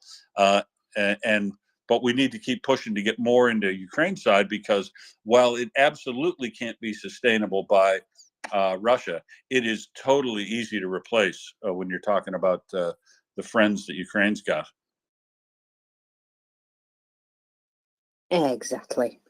Prince, please go ahead. Will, did you say that they're not sending conscripts to the front? They've been doing that for a long time, I thought. No, they've been moving them into areas not at the front. They're not actually allowed to deploy them outside Russia. So what they do is they deploy them close to the front, down in Rostov-on-Don, Taganrog, and places like that. But you're not actually allowed to move conscripts into war zones, or I think into war zones in other countries without approval. You just without declaring war, and that there's other steps you would have to take. So no conscripts, but they're still in danger, right, Prince? Don't be confused. They're not at the front, and they're not outside Russia, but they certainly are within ATACMS range or Storm Shadow range. So and they're doing. Don't forget the drones. Yeah, they're doing sort of dangerous activities sometimes. Okay, because I thought that they had broken that already long ago and were sending conscripts. But okay, thanks, Will. Well, so what they do is they get you in as a conscript, and when you're ready when your time is up, they basically press gang you to sign a contract after that. So they've been doing a lot of that, but to my knowledge, they haven't broken their constitutional commitment not to move conscripts directly into battle. I'm sure they do by stealth and coercion and whatever else they can, trickery, to get people to carry on afterward. But I don't think they're moving conscripts, because I think that would just drastically upset the population, or risk drastically upsetting the population, because it's basically in the Constitution. So no, I don't. That's one thing Russia they still have to hold some of these really bad things in abeyance, Prince, so they have something nasty to do later.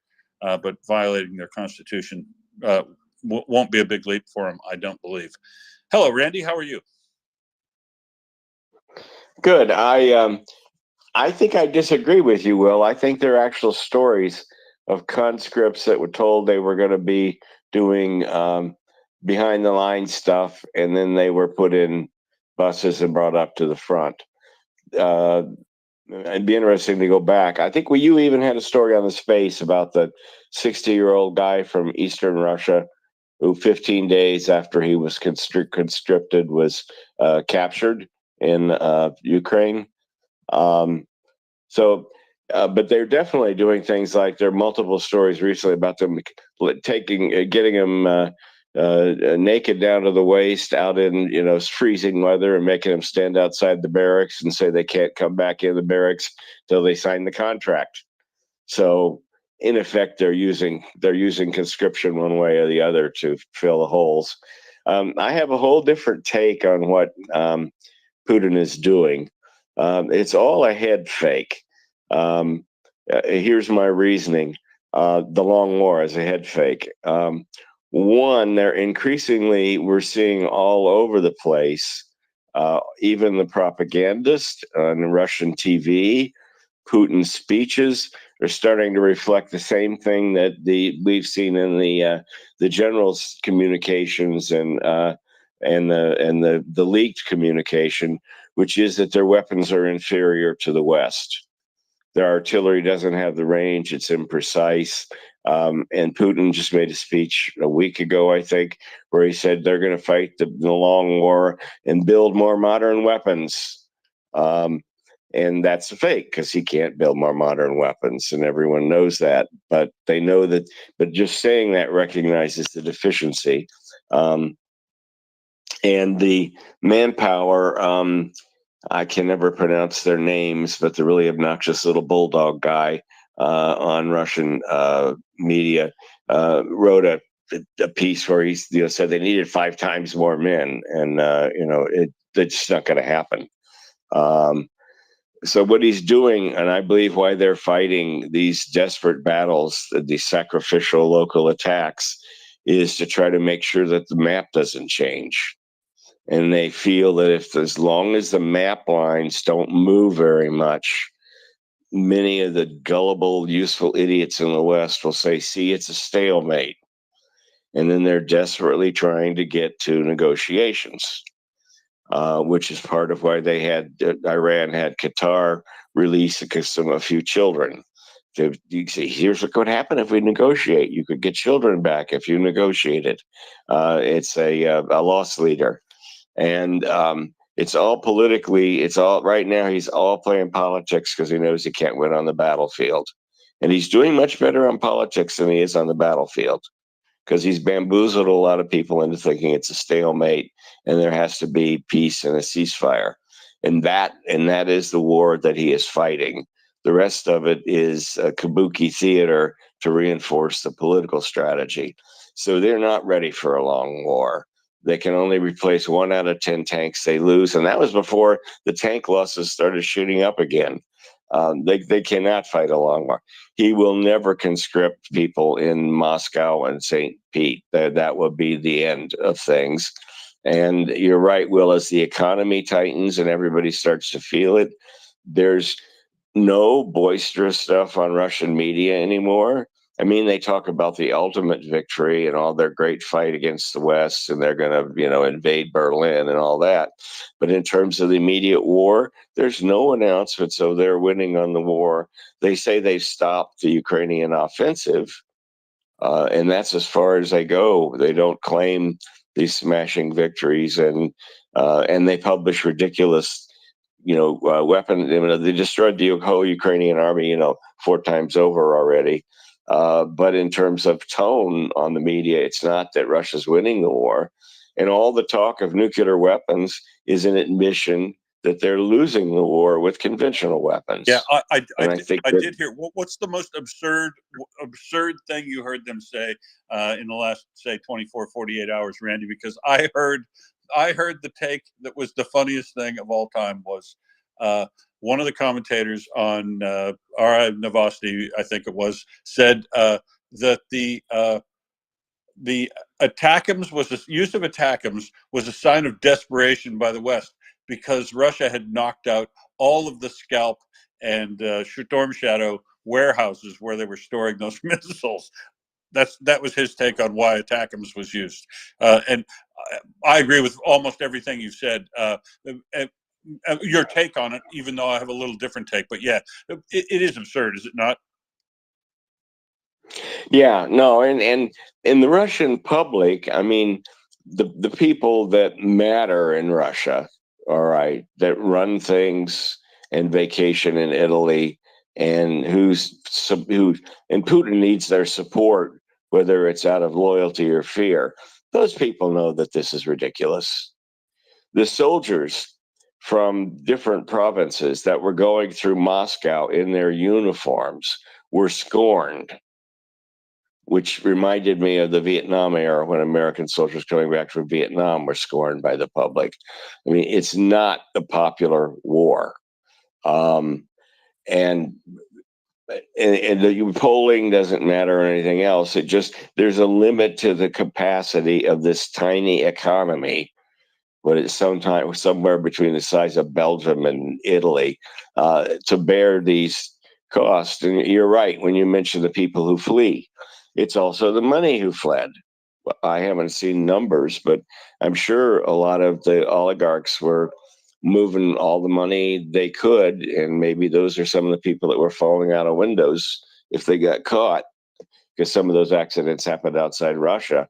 But then you have all these people. If the family had enough money for an airline ticket last March or April, their draft age kids are gone all over.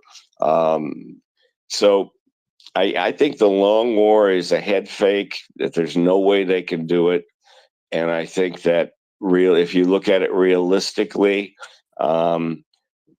their best shot is still politically neutralizing the West and aging on Iran and Hamas and Israel, trying to get the Serbs to fight, unrest in Africa. All those things are connected. They're trying to make they're trying to reinforce the isolationist movement in the West, to say, why are we involved in all these conflicts? Look, all this fighting all over the world. Let's just stay home and take care of our own problems. And they're making that war we're still winning it, but it's a hell of a lot closer than Avdiivka was, for sure. That's true, and essentially so I agree that they're basically don't want to have anything. If nothing moves on the map, they're okay. But really, this Avdiivka thing had to be, they just wanted to get one big win, right? They were going to throw bodies, as many bodies as required, to try to envelop and take Avdiivka, so that they could claim a glorious win over the winter. The map didn't move. We took another big city, and that's what they wanted to sell their population. Because had they had that, Randy, they may well have been able to reach better numbers as far as mobilization goes and contract soldiers, because anything to build morale.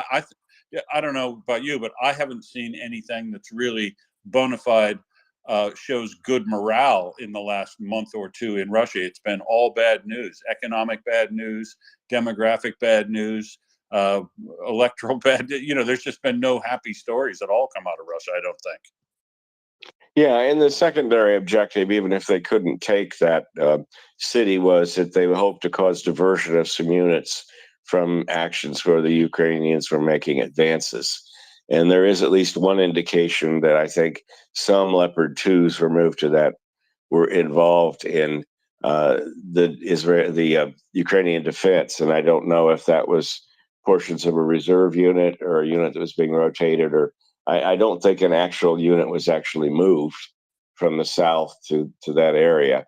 But I mean, that's been the whole other effort in that area and in Kobylansk, was try to draw Ukrainians out of their offense in the south, create more balance on the line and more stalemate.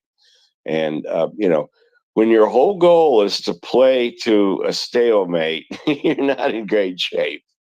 Yeah, that's immediately an admission things are not going well. But there's a whole tactic to that. We just, you cannot. I don't. You can. We overestimated the Russian military capability, but we have underestimated their propaganda skill. And it's quite effective on sometimes intelligent people who don't pay attention to the facts. And the media covers none of the battle stuff. The American media is not covering the battle. They're covering MSNBC. They give me these clips whether I want them or not in a little browser window the corner, and it pops up. And all their sources on the war are all foreign. I look at a story about, Ukraine does major advance. I think, oh, wow, MSNBC, maybe they're or Microsoft News. And I think, maybe somebody's finally started covering the war. Click. No, they're just reposting something from the Kyiv Independent. And Outsourcing. Gotta love that, huh? yeah, but nobody in the U.S. is reading the Kyiv Independent the way those of us that follow the war read it, and nobody's reading Rob Lee except military geeks, and it's just not that they're just not. The news just doesn't get through. I mean, every time I post something and send it to my friends. And these are really bright people. My buddy that went to Dartmouth and was a plant manager in 3 different locations in the U.S. I haven't heard that. These are not dumb people, and they're politically aware. Are there two things there? Two things that make me think. I wonder if you comment on this, Randy. 2 things in what you just said are somebody who is intelligent and can use systems in that.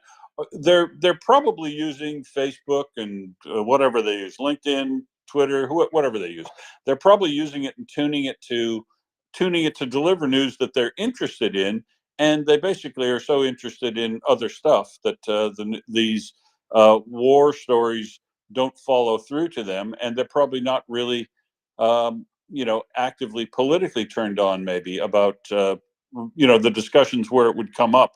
And the other thing is, don't you believe it's also true that the reason not only did we underestimate the capacity of Russia to carry out these info ops or their skill at it that has continued since the Soviet times, isn't it really true though too that there was really no active out there in the social media countering to it until NAFO came along, right?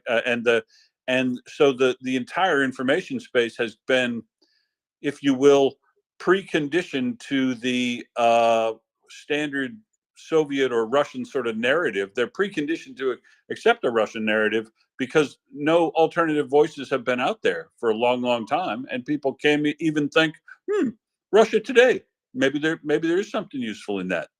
What do you think about that? Well, I know what the fact is. They're not on Twitter. None of these people I know are on Twitter.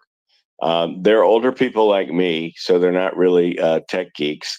They're watching Fox News, reading the Wall Street Journal. They're not tuned into social media. Okay, we know that Twitter numbers are way down, right?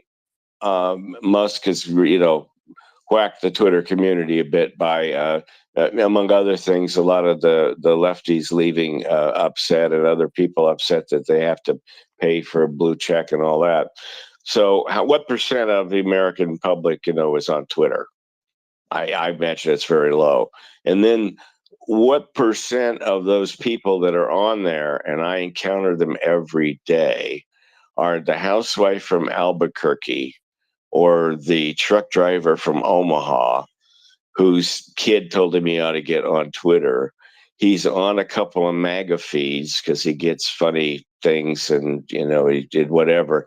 But he doesn't follow, as you said, he doesn't follow these topics on Twitter. And the feeds that he's on from the wacko right give him, feed the bias he has about, well, that's not our war. And then he runs off Twitter. He's not going through Twitter looking for information. You're absolutely right. He's not going to read military things. He's not going to read any foreign sources. He's not going to read any prime material. And that's what those people. So those people run off of Twitter. Casual users, if you look at them, if you look at their number of followers and the number of people they follow, it's always almost always a very low number, unless they're a giffer. And giffers, why are we involved in Ukraine? And they're asking the question to get clicks. And you look and they've got 80,000 followers, and you go back to their profile and they've never made a substantive post about anything. Okay, so scratch those people aside. They're just taking advantage of the ignorant. But you look at the people that feel, well, it's not our war. I don't want my son to die, and be sent to a foreign war. All the time you see kind of stuff like that. Check the number of followers, 110 followers, 43. They're just not on Twitter very much. And so they're not searching out anything. The followed and the followers are very low numbers. They're not looking for anything. They got into the first. It may be they got on because they got campaign literature. They got campaign literature from one of the far right Republicans that said, follow us on Twitter. So they click, and then they start getting suggested feeds on Twitter that come from additional fringe right sources suggested for them. They're not seeking anything. They're passive. They're not going to do word searches up at the top, and they're getting this. So they're running off Twitter, having simply reinforced their biases. Because it is a task. We've all tried to find things on Twitter. I know Marcus and Will. I know you guys are like me. Every day you're doing searches, trying. Somebody did something happen here, or what's the update on Verbobi, or I'm searching things like tank production and hard steel alloys in Russia, and But these people are never searching for anything. They're not getting into that whole Twitter universe that is very data intensive, and that's where we're losing. Because I'm just shocked that about half my party is totally out to friggin' lunch on this, and doesn't have a clue, and they don't engage. There's no engagement when you discuss things with them, either with the candidates or others. Now, Mike Lee tried when NAFO descended on him, and I was part of that. He's a senator from Utah. He tried a couple of things and just got whacked, but they don't respond at all. Now, part of it is that the elected people have young staffers who write their feeds generally, and they're all one way. They're using it like a newsletter, not to engage, but simply to broadcast. So that's one thing. But the people who are writing bad things about helping Ukraine, almost none of them engage. 1 in 50. They're only doing punchlines for their friends. The one that's so sickening is the giffer who never posts anything substantive will post, why are we helping Ukraine when we have these problems at home? You look at their profile, of course, never any analysis of anything, never any facts, just all, gimmicks, cutesy crap and stuff to get people to click. And then she gets stuff that sounds simple, simple answers to stupid questions. The stuff like, because it does sound good. Oh, why should we be spending money over in Ukraine rather than taking care of people in disasters like Hawaii? That when you first hear that stuff, you go, well, maybe they've got a point, but the non sequitur doesn't really have a point at all. And if you're anyway, you know the arguments that I hate it when you continually hear those zombies, because those should have got a bullet in day one and never got back up. Yeah, well, why are we spending any money in the federal government when we still have cancer? Why don't we cure cancer? We've been talking about that for decades, and we haven't done that. Yet we're spending all this money on building highways. People could just don't drive less, and let's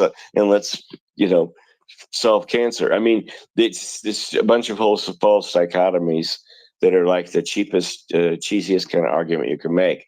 But what I was saying is, then the people that respond to the clicks say, they'll put a little 100%, or they'll put a bunch of little emojis or something. And the person who posted that is not looking at those comments. I may be the only person in the world who's looking at those comments, because I will sometimes, when I have the energy, find one of those, and I will go down and I will respond to every single person who commented. And I will put up my thread, "Not our war?" ? And just bang, blam, blam, just blast out every single commenter. And I don't get pushback. I ended up, every time I do that, I end up picking picking up 50, 100 new followers, because those people never saw that stuff before. But the administration is doing a terrible job of selling it in the media. What they think they need to do is simply project their resolve. I'm glad they're doing that. I mean, that is good. It was the wrong message to the PR to say we're there for as long as it takes.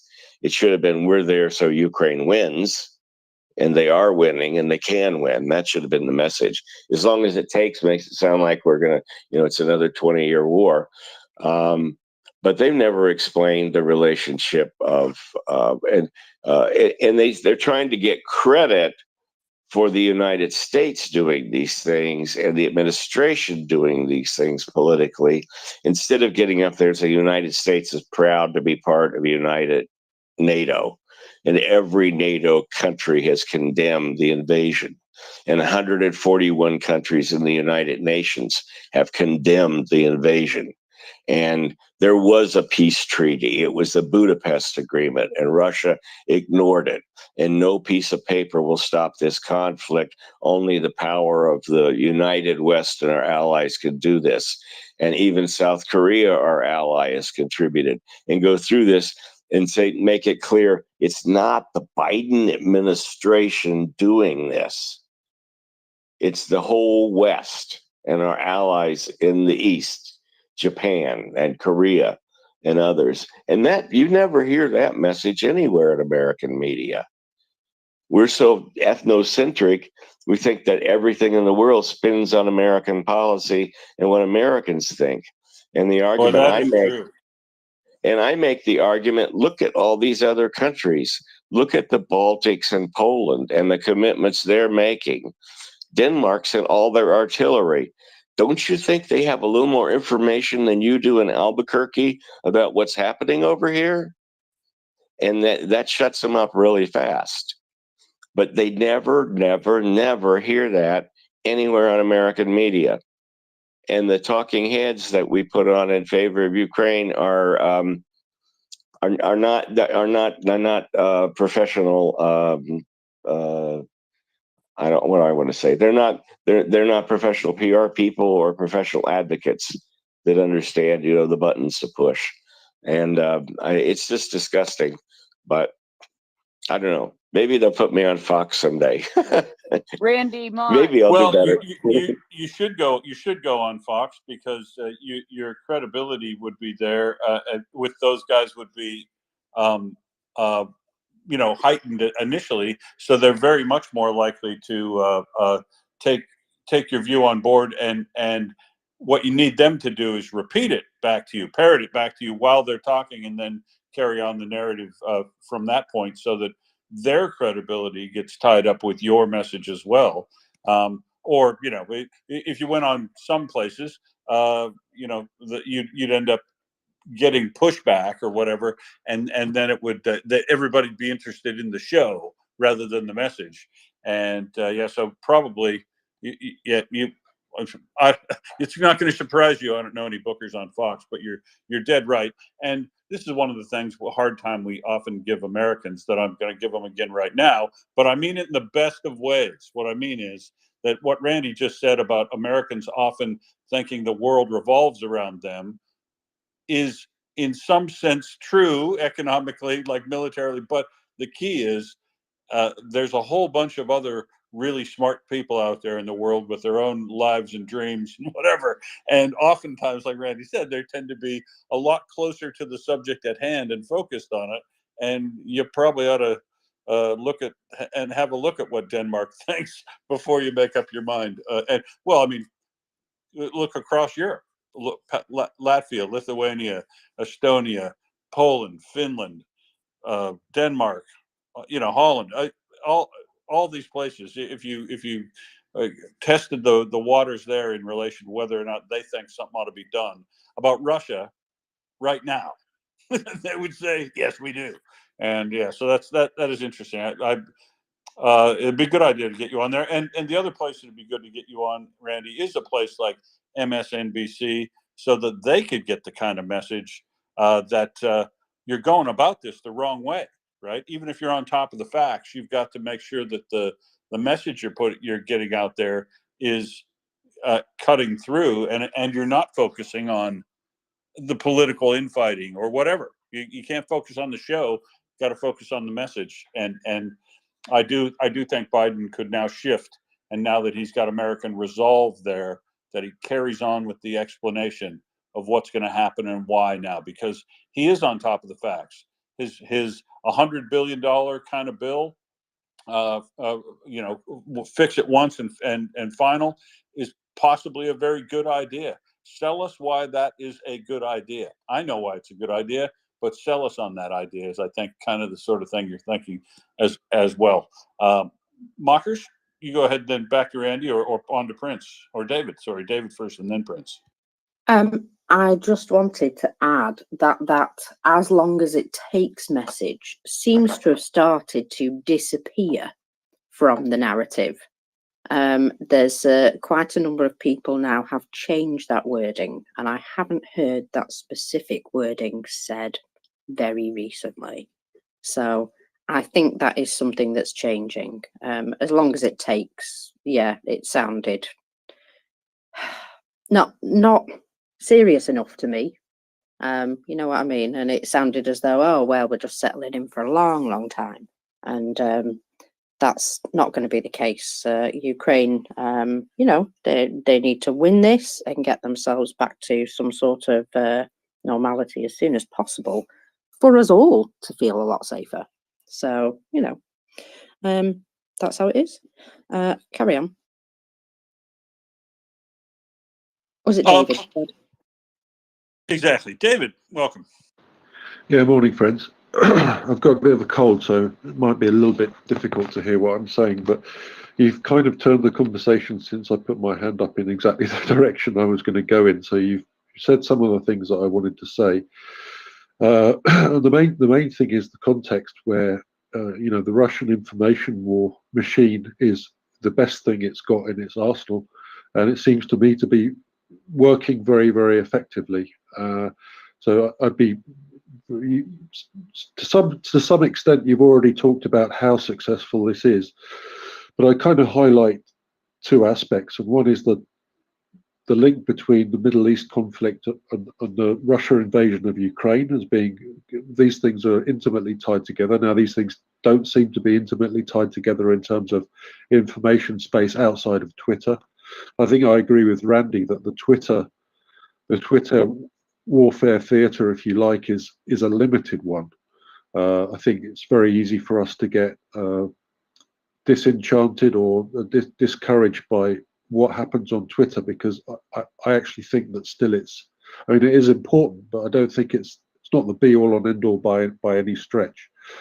But when I look into The Guardian or other media, or if I walk down the street and ask a random person, I think to a large extent we're just suffering from a luxury problem where, Axel says often the centre must hold. Well, what I would say is that the centre does need to hold, but the centre doesn't even know the centre exists yet, and it doesn't know what it needs to hold against.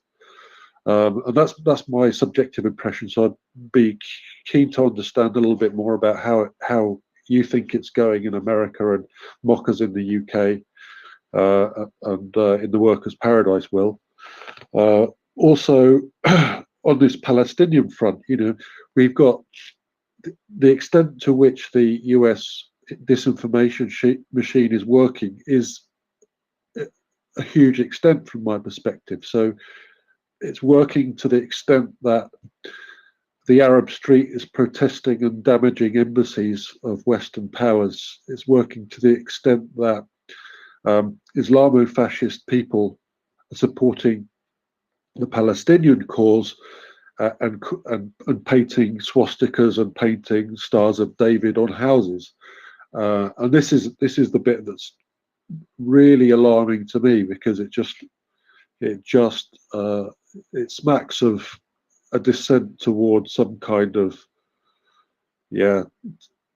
some kind of tyranny. Basically, I mean, the laws are there to prosecute these people for racial hate or incitement to genocide, and they're really not being used. And the only mechanism we have to ensure that they are used as they should be is public action. And the centre isn't acting because, as I say, the centre doesn't really know the centre exists yet, and it doesn't really understand what it needs to resist against. So I'd be interested in your thoughts about that, from maybe the geographical perspective for one thing, but also just generally.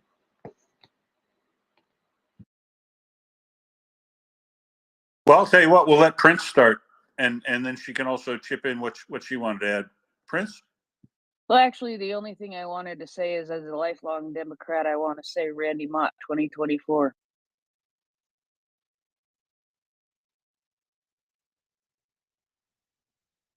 That was supposed to be amusing. No, I totally got it, Prince. Randy, run for Yeah, president, right, please. Randy.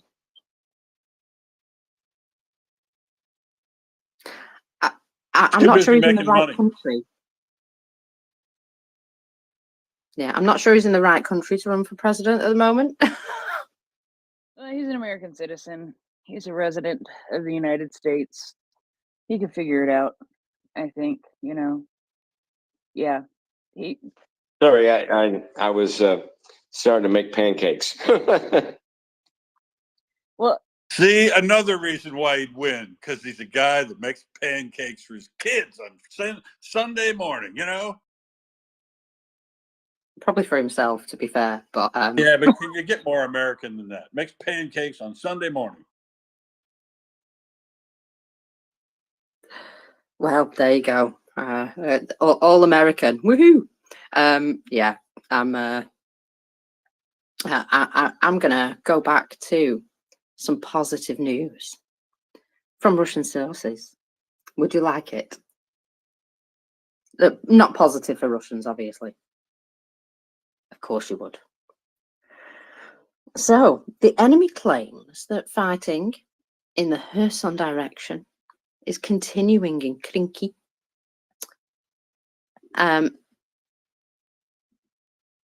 You just wanted to say Krinky. I know you cover all this news here just because you want to say Krinky again.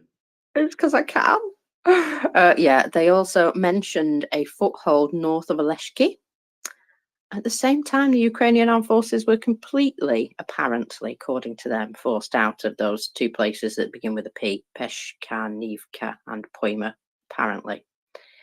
But they say, due to bad weather, the capabilities of Russian artillery and aviation have been reduced. But of course, it also must make it more difficult for the enemy to transfer reinforcements to the left bank because, a bit of rain is going to stop that.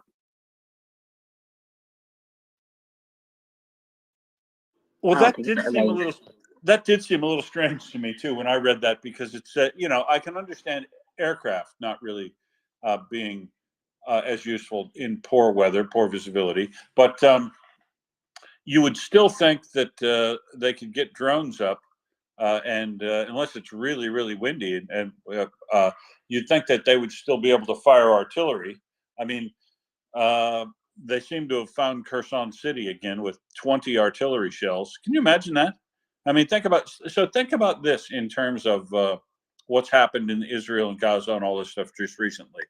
I think we're up to 610 or 12 days. There basically hasn't been a day gone by. And today, So you know how big an artillery shell is now, because you see them landing in Israel and all this, and you know they talk about the devastation, how horrific it is. 20 artillery shells fell in Kherson City and its suburbs yesterday.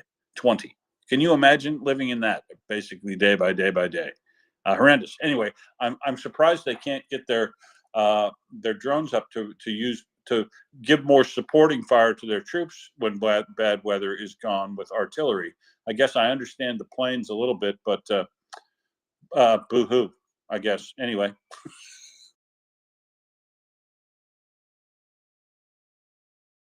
Talking of boats, by the way, have you looked at what I've popped in the nest from Andrew Perpetua? Just looking at it now. Yes, there's a lot of boats lost on there, don't you think? Of the Russians, obviously. Just something I noticed. They seem to have lost a lot of boats. It kind of looks like they've been trying to do what Ukraine does well, right? And this is the thing about front lines, funny front lines, when they say, "Oh, we've reached Poima, or we've reached Pishevenka, or we're up in Krinky." You can be there and then move back and forth, and people move back and forth around what would be considered the lines each and every day. And like night comes, and then these people pull back, and these other people move in. So I think Russia has also been attempting to use small boats to do the type of infiltration work that Ukraine has been doing very effectively. But as we've seen in the past, the UAVs do very good job from Ukraine side. I've never seen a Russian one. They probably also try to do it, but I've never seen a Russian use an FPV to take out a boat. But I can tell you 10 off the top of my head videos I've seen of Ukrainian FPVs taking out boats. And so I suspect Russia may have attempted to try to use boats in the same way that Ukraine's been doing to them night after night, and lost a whole bunch. Or they got past the Dnipro River and into the Conca River and up to the east on the Conca River a little bit, and they found where Russia was storing their boats. Yummy. You never know, that might be the case. But also, I thought what was notable about this was, I mean, obviously, these are going to be the most likely to have video attached and released. But nearly all of these are either drones or drone drop grenades. This is a drone war, basically. And in other news, in other completely unrelated news, mockers, guess which unit has moved recently into the Kherson area? Yaga Yaga. Magyar, correct. Jaga Jaga. Mr. Jaga Jaga is now operating, and his battalion is now operating out of the Kherson area. And I read that yesterday, and so yeah, you can expect that sort of entertainment to continue.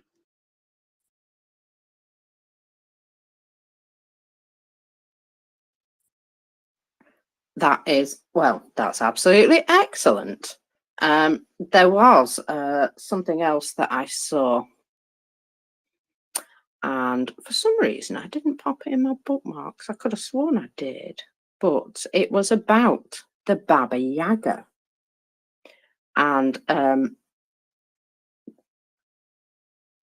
I found it quite amusing. Let me just see if I can find it. Here we go. So, a rather interesting report from the Russians on the mysterious Baba Yaga drone and ways to combat it. This was published in the Southern Military District Tankmen channel. Clearly, this is a very challenging endeavour, and Russians are saying the drone has its own Starlink, which increases its range dramatically and stops signal loss. It's equipped with an anti-tank mine or mortar shells to increase damage. Stopping it requires a serious coordinated effort of several people using anti-drone guns And even then, you cannot land it because you'll get destroyed by Ukrainian artillery. You can only stop it. So here's what they say. This is a very important article. After a series of studies and experiments, an algorithm of actions has been combined to combat this creature called Baba Yaga. So Baba Yaga carries mines from an 82-120 mortar or one anti-tank mine with a makeshift fuse. It causes great damage to our soldiers in fortified areas. The big problem is to shoot it down, capture it, or get it on the ground. An autonomous Starlink is often placed on the roof of the copter for extra signal stability. The remote control is strengthened. The operator himself can be very far away. It is controlled either personally by the operator or according to a protocol assignment. It cannot be taken down with regular EW. During the analysis of frequencies and protocols, we discovered that it flies at a low frequency, and there are two ways to fight it. And this is apparently their ways to fight it. So, 3 anti-drone guns with their frequencies set to 1.1 and 1.2 disable all other frequencies. That will freeze it in place. I wonder how often they have 3 anti-drone guns in one place. Anyway, the operator will try in every possible way to move it back, then aim artillery and try to interrupt your cycle. But hold it at all costs. Eventually, it will drop down a little and we can shoot it with small arms. Taking risks trying to land it is dangerous. Does this remind you of Ghostbusters? It kind of does. A little bit, yeah. I wonder what happens if they cross the stream. Don't cross the streams, yeah. Get it with Yeah. 2 or 3 of these guns at the same time and disable it, and then kill it with fire. So, they also have this electronic warfare backpack of the Harpy type plus an EW gun. Without the EW gun, the backpack itself will not jam it. Similarly, set the same frequencies and cut off all others. We turn on EW only at the moment it flies directly into your area of responsibility. You can switch to directional EW if you can see it. It does not fly very high, no more than 300 to 400 meters. Next, we aim the EW gun to hold it in place. After the signal breaks, it will begin to descend slightly. Likewise, you must shoot at it. You can take a chance to get it on the ground, but I warn you, the enemy artillery is not sleeping. The autopsy was performed in person, reviewed, studied and tested. Detachment B of the Ada Group of the Special Forces ACMAT Intelligence Unit devoted a lot of time to this, including consultations with other specialists who examine the Baba Yaga. We distribute this to our children. So they're basically saying that, yeah, it requires a concerted effort to even get it to stop and be held in place. And even then, they can't really bring it down because A, it might explode, and B, it's unlikely that you would be able to do that before the artillery rains in and interrupts your whatever you're doing. So yeah, it takes a team of 3 anti-drone guns or a fancy whatever backpack and an anti-drone gun as well. Now, I don't know how many of their teams are carrying all this extra equipment, but I'm going to say it's possible that not all of them have it.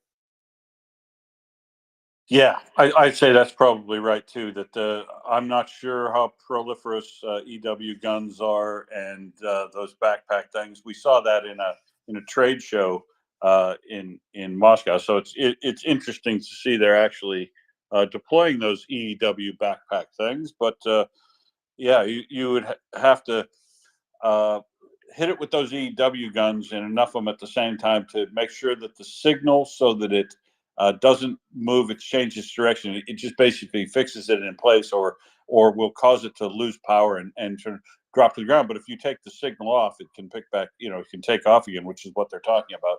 And as soon as they find out their drone is disabled, they target artillery onto its position so they can't capture it. And they don't have time to disable it, make it land, shut it off, just, dismantle it enough so you can move it and then move it. They don't have enough time to do all that. And they get bombed. And good on them, because we'd like to see Ukraine make sure that if they lose their Baba Yaga, because they're kind of expensive, those Baba Yaga. They're kind of big and expensive, and if they've got their own Starlink, that's a kind of a spendy item too. And I believe the Baba Yagas are also typically equipped with an infrared camera so that they can work at night and keep everybody awake with nice T62 mine drops.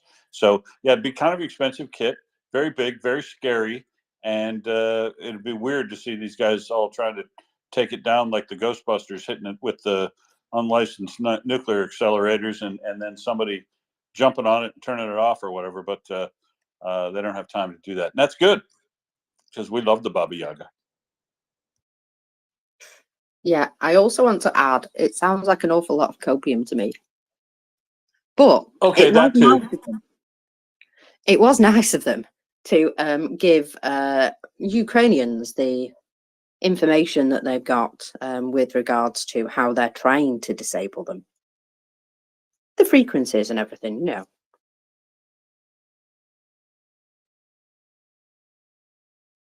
I'm sure that information won't come in handy at all to the operators. No, I feel a little guilty, because if it does turn out to be true, I've just told them how to kill it, right? Get them all to the ground with the EW and then kill it with fire, hit it with the flamethrower. But they're not listening. Nobody listens to me, mockers. That's a good thing. Well, I don't know if they're listening, but either way, they've already given away their information. So, now, I don't know about you, but I believe that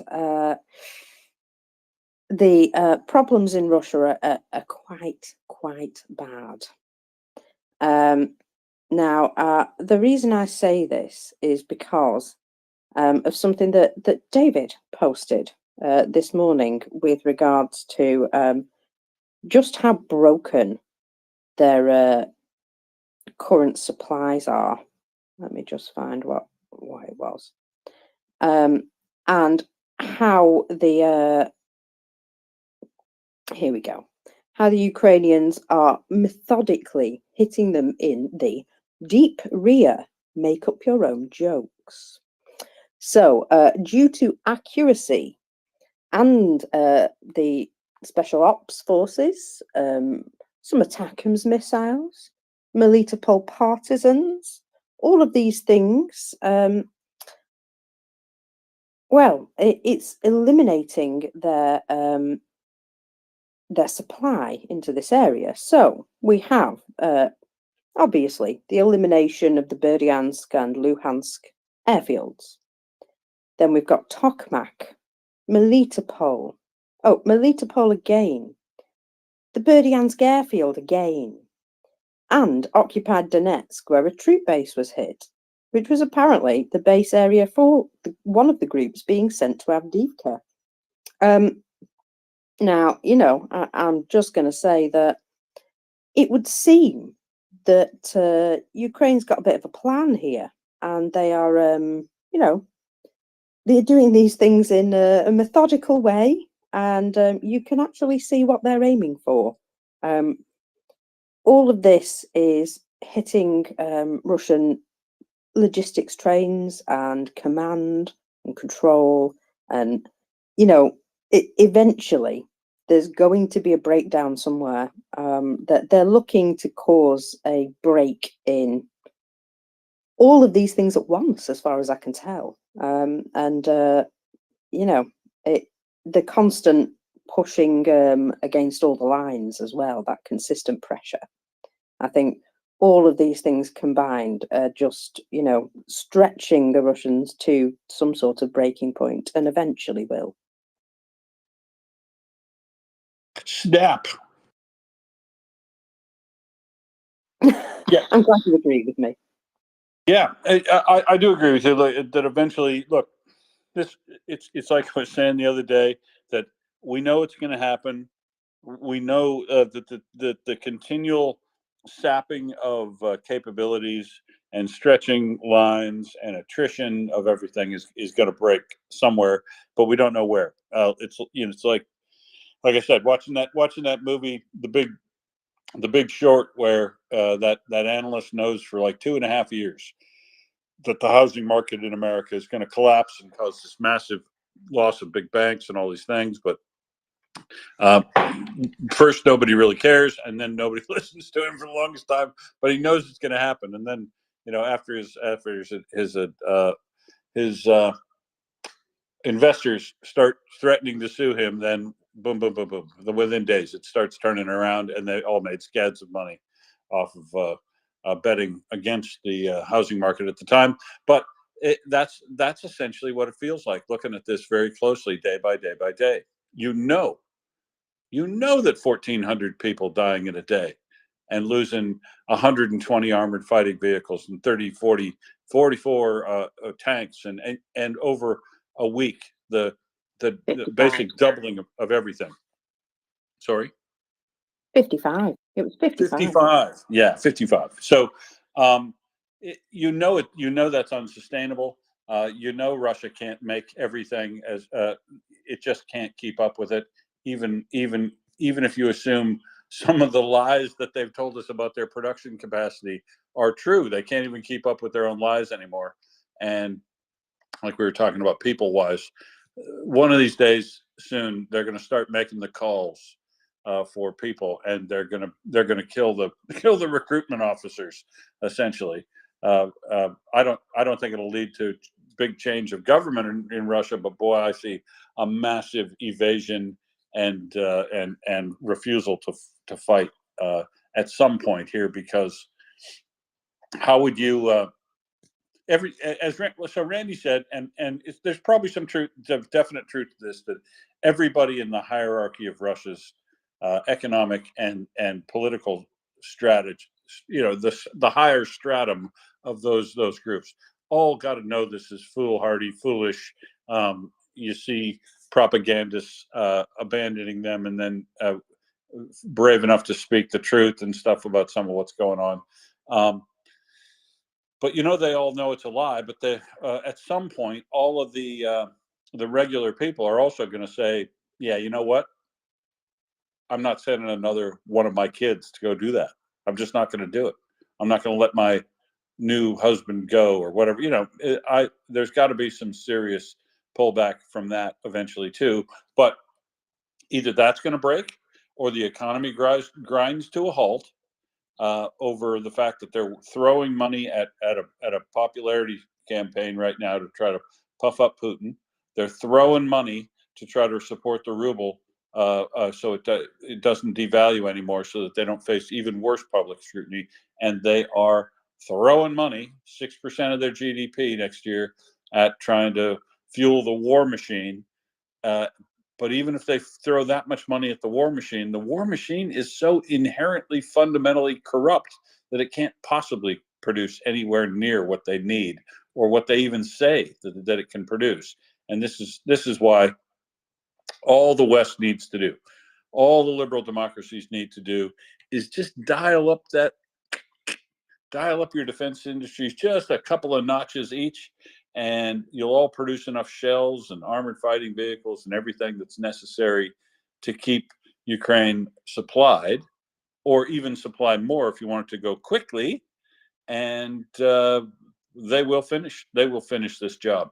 I'm more confident each and every day that Ukraine will finish this job, and can finish it in a very timely fashion if they get some more of the additional assistance. That just doesn't seem to make sense, that it's going to take another year and a half from today to get a full complement of F-16 fighters in there. It's like, guys, come on, we got to be able to do better than that. And I know we managed to put our hand up. We can get them Gripen, get them FA-18s. We've got to be able to do better, quicker, because the forces of evil, if you will, Iran supporting Russia, North Korea North Korea supplying between 50 and 100,000 artillery shells a month to Ukraine. That's what the current estimate is, folks, from the Institute of Study of War.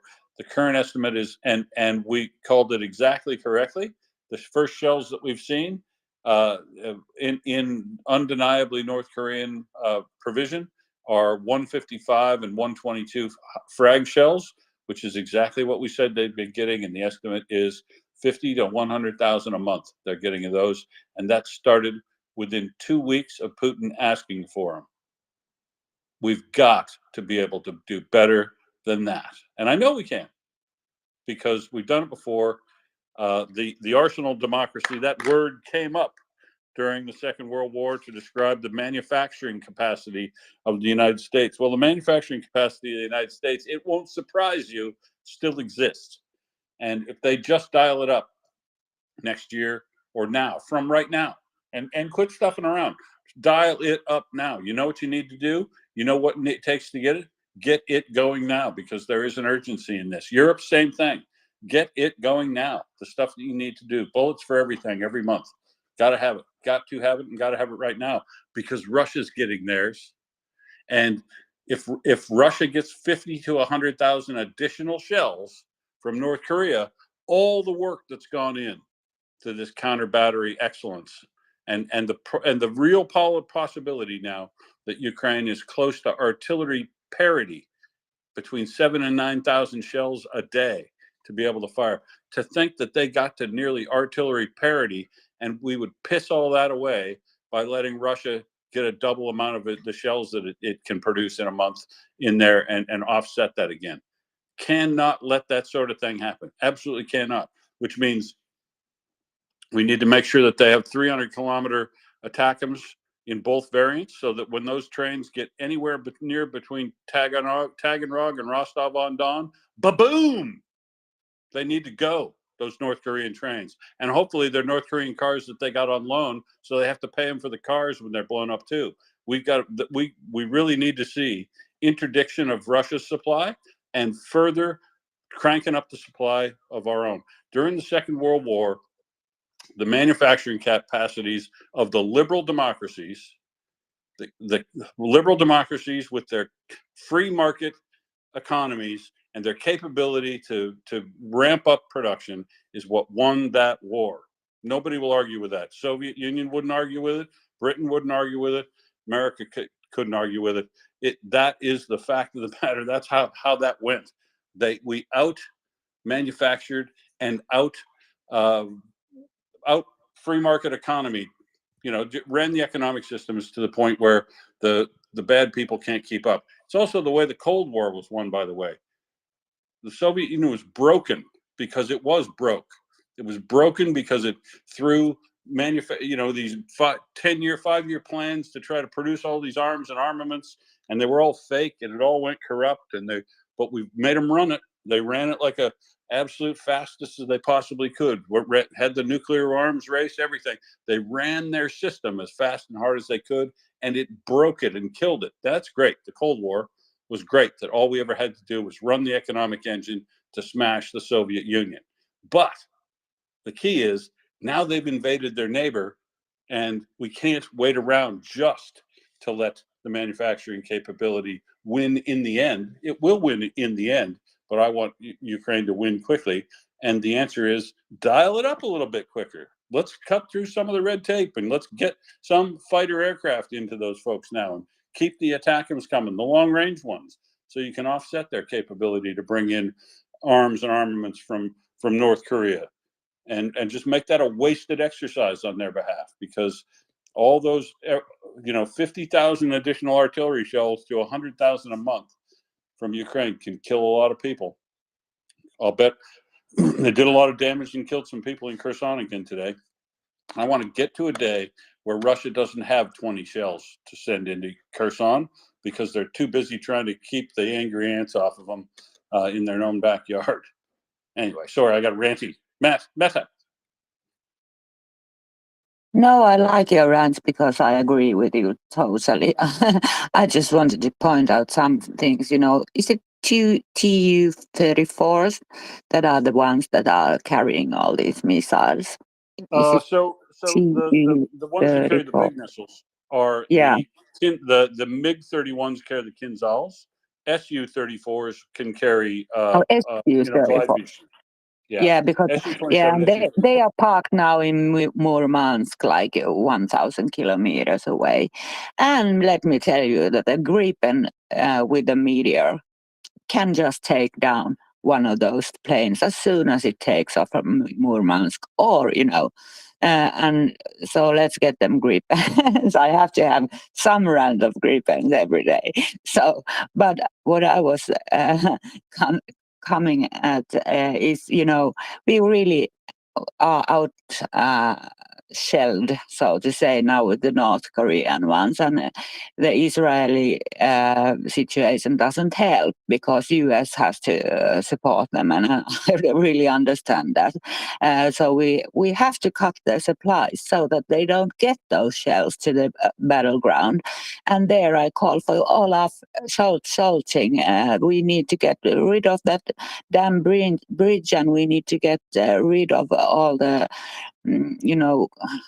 Jankoi railways, and so that they just won't get those shells to the battlefield.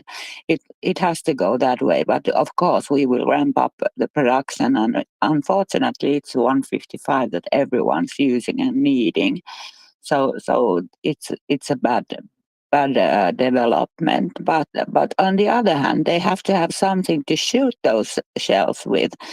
And what Ukraine is doing now, it was a good there was a good observation that the record day, what was it? Yeah, 2 days ago. Russia lost as many tanks in one day as they can produce in a year at the moment. So that's a pretty good ratio. So if they don't have those anything to shoot them with, then it doesn't matter. They can't throw them as a javelin. And I saw a funny video today about a missile that was apparently North Korean. They shot it and it just fell down like 10 meters after. So we don't know. We can't, but we have to cut those supply lines. That's the most, and shoot them airports, and so we need Taurus. We really need Taurus at the moment because of the world situation. And you described exactly why that is. So if the Taurus missile was available, which is superb at flying in longitudinally on a big long bridge like the Kerch Bridge, puncturing through the deck and down into the pillars, taking out the foundations of the pillars such that the thing will drop from both ends and won't be put up for a long, long time. It'd be the ideal tool for that job, the Taurus.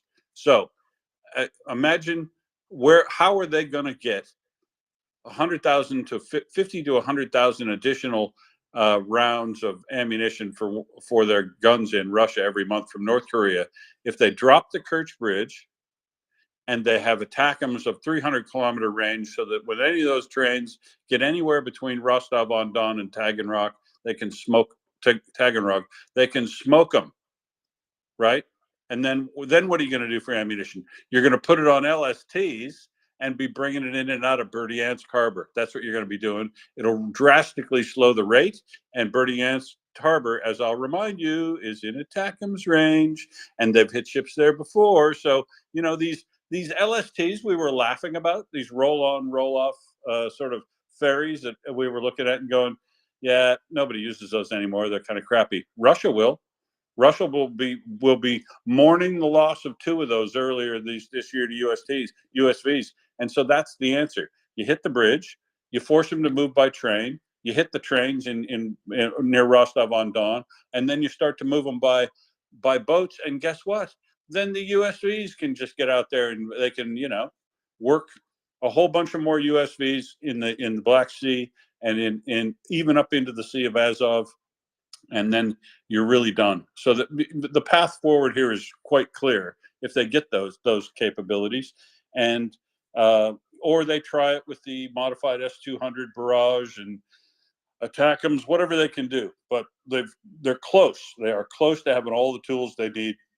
But really, the huge missing piece of the puzzle right now is still fourth or fifth generation fighter aircraft. It's got to be the next thing, and it's got to come quicker than they're planning. What they're planning isn't quick enough. It just isn't. We can do better, and we should do better. And FA-18s are in storage, 43 of them right now in Australia. I'll remind you, 43, 16 in good enough condition to go into service tomorrow. Rest can be ready within 6 months. That we're not doing that deal right now and flying them up to the back of Meta's house so that they can be trained and repaired and worked on and get those guys up to speed within the limited amount of time. That we're not doing that, and somebody else hasn't thought of what we've come up on this space is shameful. Meta. Yeah, it's shameful. It really is, and because it's so easily done, and it's something that is already out of stock. It's not even from stock, you know. And the world situation now is so worrying. I was thinking about earlier when Prince and Tracy were still here. M popped in, and he was talking about the latest escalations, and he said that he would be available if some questions popped up. I don't know if you feel like it's okay to raise a few questions to him or try to bring him up, but if we want, it's just it's so worrying just for Ukraine, because there's so much happening at the moment. But you're so right, Will. We have to do more, and Scholz has to. We are getting all these messages from Germany, from their politicians, from the press, from everyone, that it's just Scholz who knows that he has said that he is afraid that the Taurus will be used for the bridge.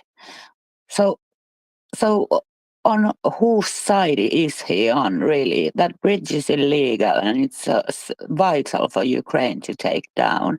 I just can't understand that man. He's so intertwined with Russia, and it's so obvious, and it's so shameful. It's spineless. It's disaster. Especially now when the situation is escalating all the time, and all these brave men are dying on the battlefield, and civilians are dying tonight again. We just have to stop that, and the Scholzing has to stop. But yeah, tell me if you think you are ready to ask him if he could comment on a couple of things, because there's been so much news this morning since he was here. So yeah, Slava Ukraini. Thank you. Harold Slava, I'll poke around in the background and see if we can rustle up an M for you. In the meantime, I have a little bit of further news from this Russian political scientist who was fired from the Solovyov show. Solovyov. Yeah, him. So obviously, after he called Zakharova a scumbag and a drunk, he got himself sacked. But not to be outdone, he decided to go after Medvedev. Now, this guy, I've just realised his name is Satanovsky. Satanovsky. Okay. And he says that Medvedev is a small, weak piece of bleep. And, well, I'm just wondering if this guy is done with life. I was wondering if his first name was Adolf. Satanovsky, I know. Oyvind, welcome up. Yeah, good morning, guys. I just woke up. Great discussion. what really impressed me that people don't mention too much is how Ukraine have adapted. Because when this full-scale invasion started, they were stuck with a mass of, or not a mass, but what they had was Soviet Union area weapons. And then they had a few javelins and some Bayraktar, but it was mostly old Soviet Union weapons. And that transition into NATO weapon, how it was done was a lot of different countries sent a lot of different types of artilleries and stuff. And it was all kind of a big mix, and that must have been a logistic nightmare. But even in that time, and with all that different stuff coming in from maybe from different direction as well, and going to different units in the front, they still managed to keep the Russians at bay and even push them away. So, and all that happened with still more stuff, different things coming in. And I'm really impressed of how they have managed this logistic. Any comments on that, Will and Marcus? Thank you. Well, it is impressive how they've managed the logistics on every. I mean, put it on the list, Oyvind. The manner in which they're adapting and using a plethora of these different systems, right?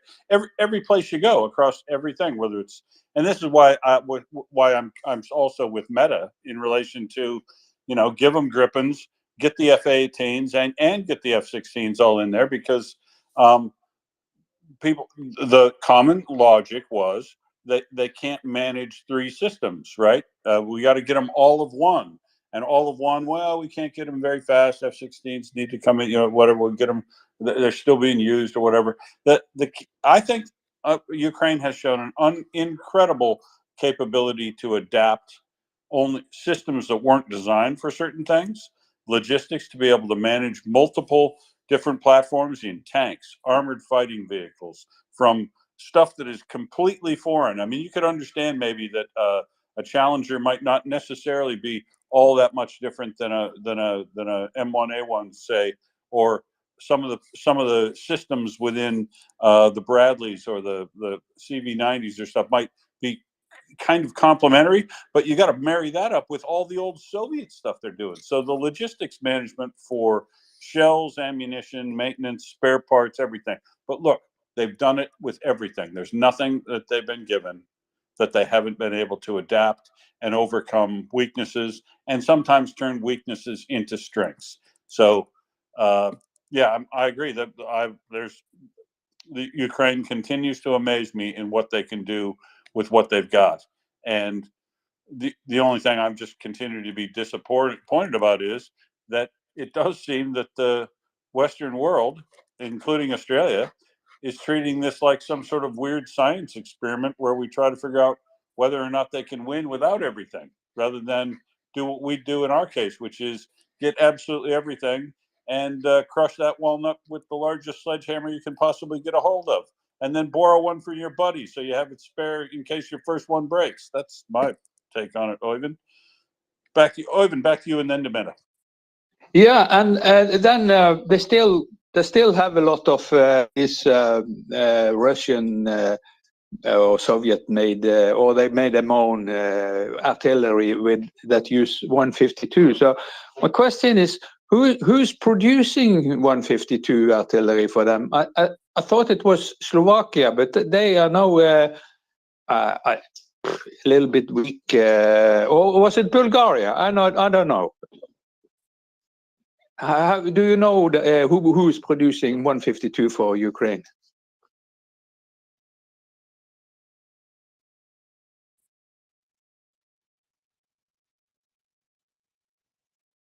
Was that a question, Oyvind? It was a question if anybody know who is producing 152 artillery shells for Ukraine, because they still have a lot of 152 artilleries or barrels. Yeah, I will say. I have no idea, but I do know that there has been some increase in production of shells for Ukraine. I don't know exactly all the details though. So I'll go on to Meta, and hopefully will have been able to conjure up some details while we're waiting. Go ahead, Meta. Yeah, I think actually, you answered your own question. I think it was Slovakia and Bulgaria. And unfortunately, Bulgaria had some kind of accident on one of those factories just as they announced they were ramping up, if I recall right. But I could be wrong. But I think, but anyway, I think Ukraine is moving on to other systems, so the Soviet era is sort of well, they still need them, but I think they are, transitioning to Western weapons anyway, and 155 is the most needed one. But what I wanted to add to the conversation about, every weapon system that Ukraine has received, the trainers have been astonished, and they've been so quick learners, and they've achieved it, in record time every time, and they've built a command centers where they combine all these weapons. I don't think any NATO country could do that during wartime, and producing their own, developing, and inventing drones, sea babies, Neptunes, UAVs, drones, and there's a full scale war going on in this country, and they are, inventing, and they're just so amazing. They're just so amazing. They really deserve any weapon that we can give. That's full stop from me. Thank you. They do, Meta, and the other thing is, if you're listening to the Russian propaganda, their messages, as I said before, in relation to ATACMS and what they, the dooming. Some people are dooming quite a lot. Other people are saying the most foolish, outlandish things, like it's a sign of weakness. Yeah, sure it is. Anyway, that their whole thing is along the lines of that. There's also still this big push about, it's escalation. So it has to be said once again that the only escalation in this war, the only escalation, was Russia invading Ukraine.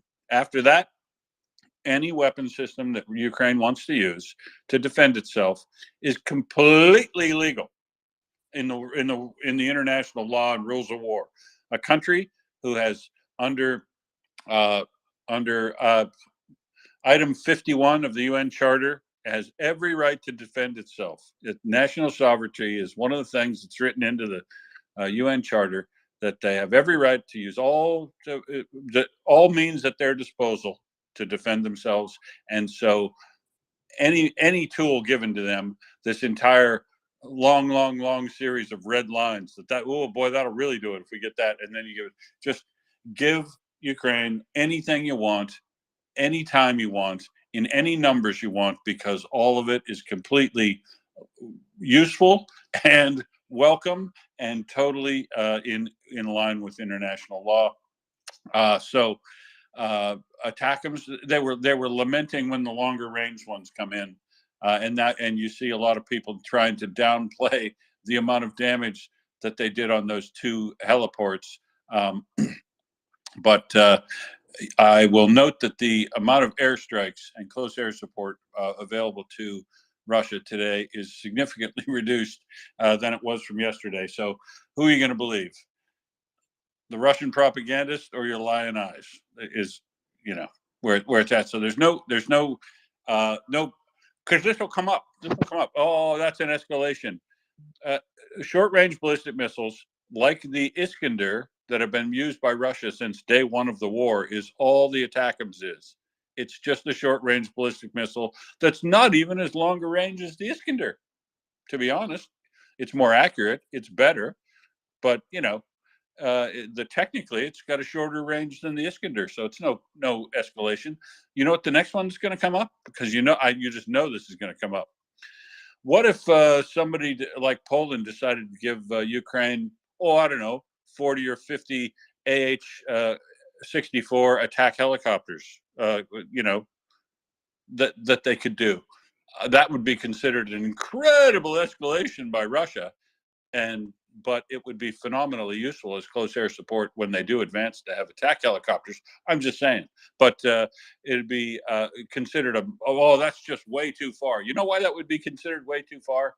Not because the Ka-52 attack helicopter and the MiG-28 helicopter that's copied after the Apache, not because those haven't been in service by Russia this whole time, just because the AH-64 is a way better helicopter than either of those ones, even the one that's tried to copy it. And the anti-tank guided missiles that it carries are fire and forget. They don't have to be painted by the helicopter. So the helicopter is just far more useful. That's not Ukraine's fault. And it wouldn't be an escalation because an attack helicopter is an attack helicopter is an attack helicopter. So that don't believe the hype. There is no such thing. There was one escalation in this war, and that was Russia invading. Everything beyond that, it is lies, damn lies, and statistics. Beyond that, there is no escalation. Nobody's given them nuclear weapons back, which they had before. So no escalation. Thanks, Meta. Yeah, girl. I was going to say, so I think that Ukraine is producing 152 shells. I don't know if someone said that while I was distracted. But what would be considered escalation? Because I think, to me, it seems nuclear like weapons. Russia.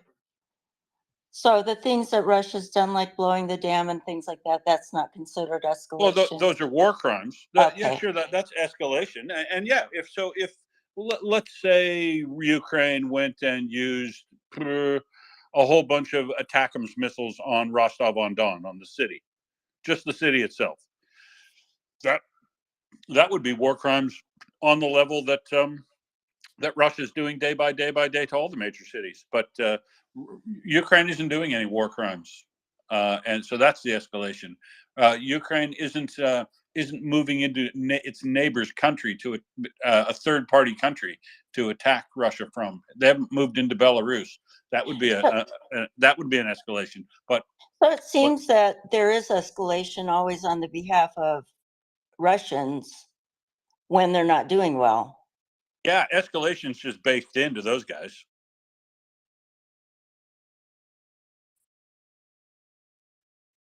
Yeah, So and that's it. It's like the atrocities, right, Jagirl? The blowing in the Novokakhovka Dam, war crime, possibly the biggest one they'll do economically in this war. Massive escalation. The firing of S-300s into cities, unguided munitions, indiscriminately into cities. The use of precision guided missiles on cities and power domestic activities rather than any military target. Shahed drones attacking grain loading facilities, escalation. All those things are any war crimes, all the genocide, all the shocking acts, even I would say Russia's involvement in stoking and using the activity that's going on, the Gaza attacks into Israel, all of that, all that's escalatory on their part too, because they're trying to distract and provide their support to withdraw, to reduce support for Ukraine and take it out of the news. All that stuff is escalatory.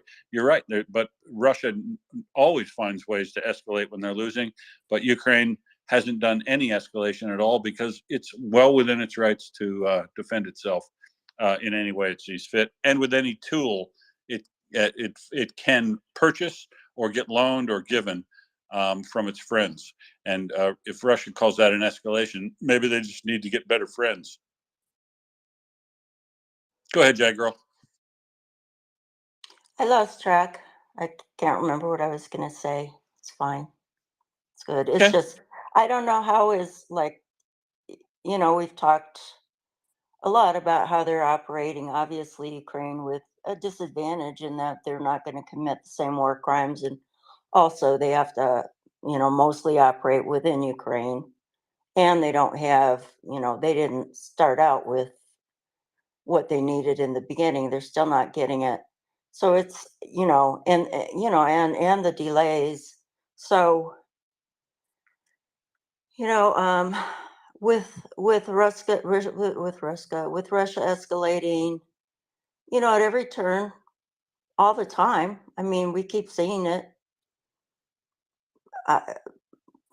You know, I mean, we see that Ukraine is doing well with what it has, but I don't know. Sometimes it's just it's pretty infuriating, frankly. But I keep hoping when the war is won by the Ukrainians that there will be some unknown good reason for the delays and all.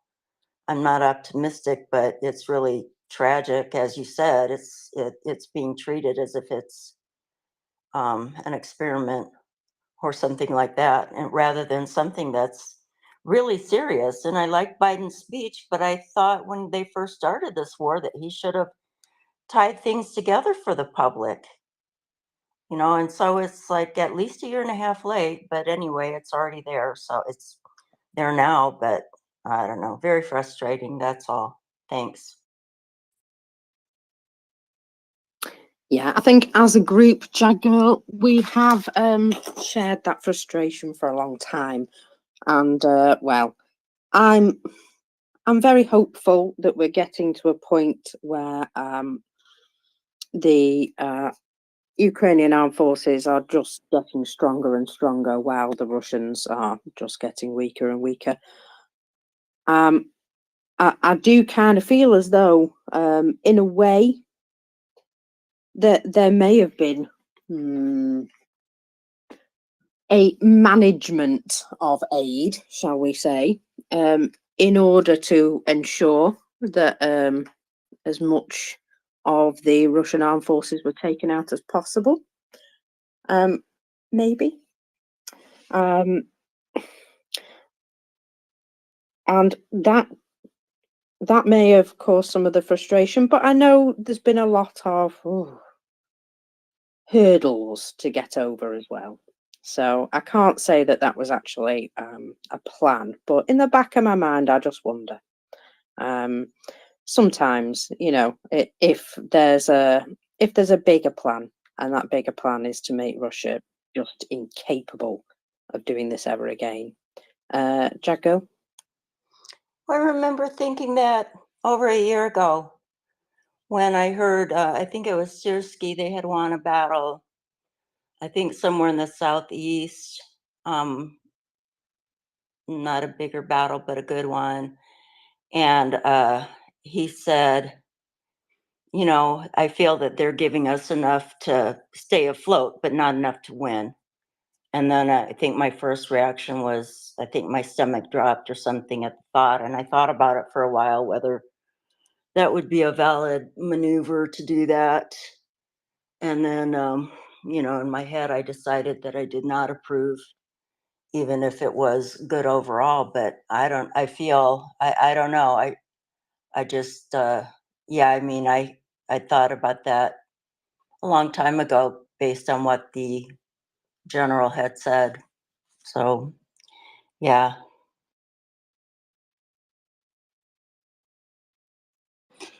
Thanks, Jay Girl. Hey, mockers, unless you've got something to bring us right away, I've got a question for you. What's that? Do you enjoy the work of a skilled professional? Always. So, you know, we've had a number of, well, there's been a lot of poo-pooing, frankly, poo-pooing of combined arms activity by the Ukrainians before, and how you can't get out there and move freely because of minefields, and how come we're not seeing them work like NATO does and stuff. So I put a couple of things up in the nest that I wanted to point out. The second one is something I didn't get to yesterday because we were invaded by that Jew and that Arab guy. The Muslim and the Jew Arab guy came in yesterday and invaded us, and we didn't get to all my fun news. But I wanted the second tweet in the nest. If you enjoy this type of work and you want to know from me listening to Chuck or any of these folks about the John Spencer about the way it's supposed to be done, and boy, don't I wish Angry Ants was here, because I'd just like him to quarterback this for us. If you look at this video of these two BMP, these Bradleys. So watch this video through for yourself and note a few things that are going on here that are incredibly interesting and really good performance. In that, two Bradleys are pulling up along this tree line, and so that they can both provide cover to infantry that will be moving up through that tree line and screen themselves from any side attacks while they pin down covering fire on some positions at the end of that tree line, and continually moving in, getting hull down, moving again, displacing, so that they can't be good targets for anybody sitting in front of them. Just watch how well those guys use the smoke mortars on their flank to cover the infantry, put down supporting fire, and let people move forward up through the smoke on the tree line. I'd heard a lot of people say that, they're not using enough smoke, they're not using these tools the right way. I would love to get Angry Ants here to have him walk you through that and see whether or not he agrees with me, because that's what he used to drive. I call that exceptionally good assault tactics, using armored fighting vehicles to support infantry advances in that area. And it wouldn't surprise me at all if we saw the results of that and it was quite successful. So I just wanted to highlight incredibly good work there.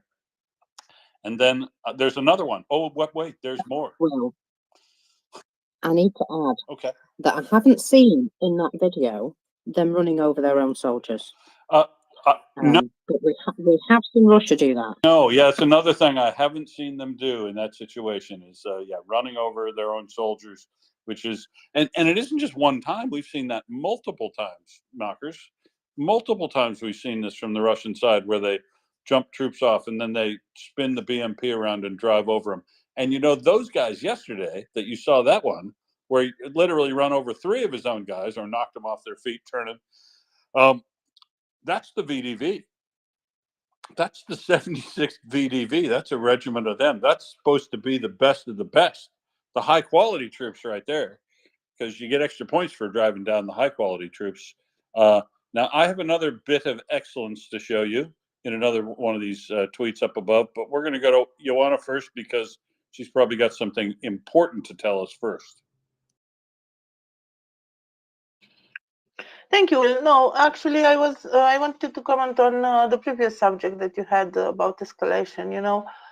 People are only talking about escalation with regards to Ukraine, but now that Ukraine used the ATACMS with the range of 165 kilometers or something like this, do those people have in mind the fact that Iskanders have a 500-kilometer range, or that Kinjals have a 2,000-kilometer range? Actually, from the launching point of Kinjals, they can reach all Ukraine, Moldova, and Romania. So do people know that the range of the Russian missiles is highly superior to everything that was delivered to Ukraine? And when the West offered what it was, about 100 tanks, maybe 200, if we are counting really, really in favor of everything that was given, Russia brought in Ukraine more than 5,000 tanks. Actually, 5,000 tanks were destroyed. We don't really know how many. Or 10,000 armored personnel vehicles. How many did the Ukraine get?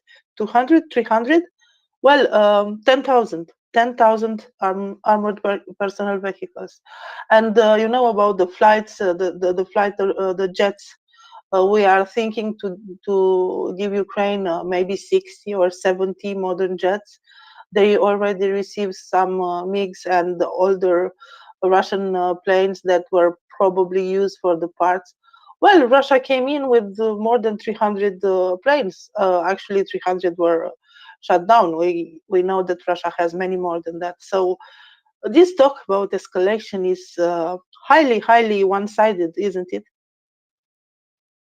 Yeah, it's what we would normally refer to in the common vernacular as bullshit, frankly. I was just about to say something very similar. I was gonna say, yeah, that's called a big old pile of bollocks. So yeah. Or as Joe Biden says, malarkey.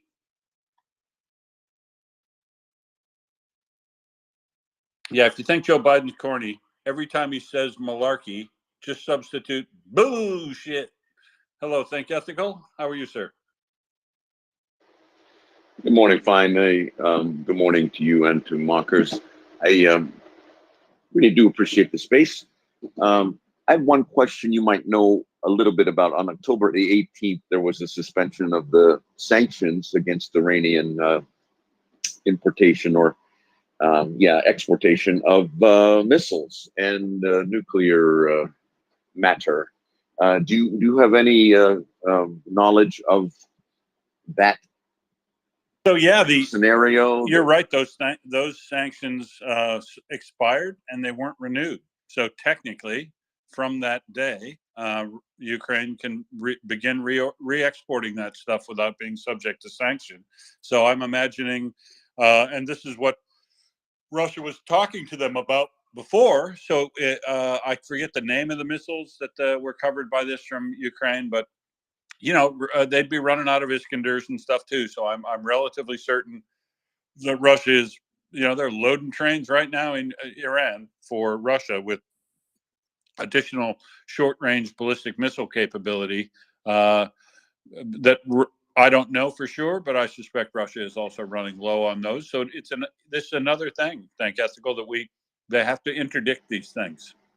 When those things cross the border, and they need to. This is why it probably becoming that time when the Kerch Bridge really needs to drop, and it wouldn't surprise me if they found a time in the next few weeks and drop that, because that is another key issue that is going to be important. The capability for Russia or Iran to legally export again its ballistic missiles, and that the first willing buyer of those is going to be Russia, and they'll be shipping soon. So interdicting those and interdicting North Korean ammunition supplies, I think, is important. It's not as important as the West jumping up its capacity to outproduce Russia and all of its evil little friends, but in the short term, interdicting those supplies could be critical to make sure that they have time to catch up in supply of 155 ammunition in particular, but other ammunition sizes. And this is where Europe and America, South Korea, and Japan really need to dig deep.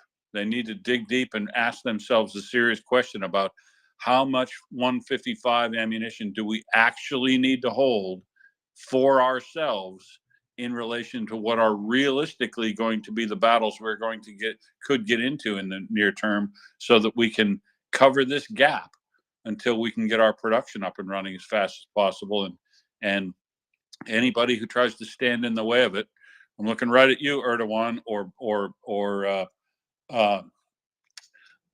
Orban. Both of those guys, if they try to stand in the way of NATO ramping up and Europe ramping up supply of ammunition, essentially, those two guys ought to face sanction themselves. And by that I mean, I consider Finland and Sweden an excellent swap into NATO if Hungary and Turkey want to swap out and think they can do better elsewhere, because they cannot. And calling those guys bluff, like that shit Orban was saying just yesterday, that somebody's got to have that guy a serious conversation with that bloke, because he's either going to get on the team or get off the team, or he's going to play with the team or off the team, I think. Back to you again. Thank you, Ethical. That I definitely know they're capable of doing that. Well, he never was on the team, so he was on the wrong team from the beginning. He is so compromised as a human being can be, and the Hungarians just need to wake up and extract him from their political system. Unfortunately, he owns the medias and controls the disinformation flow, as you know.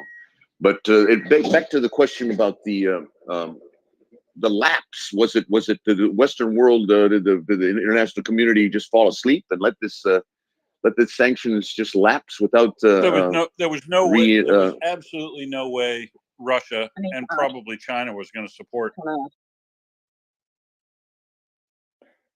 Go ahead, Margaret. Can I add that this sanction that lapsed or ban or whatever it was, do we really think it stopped them from selling missiles to people?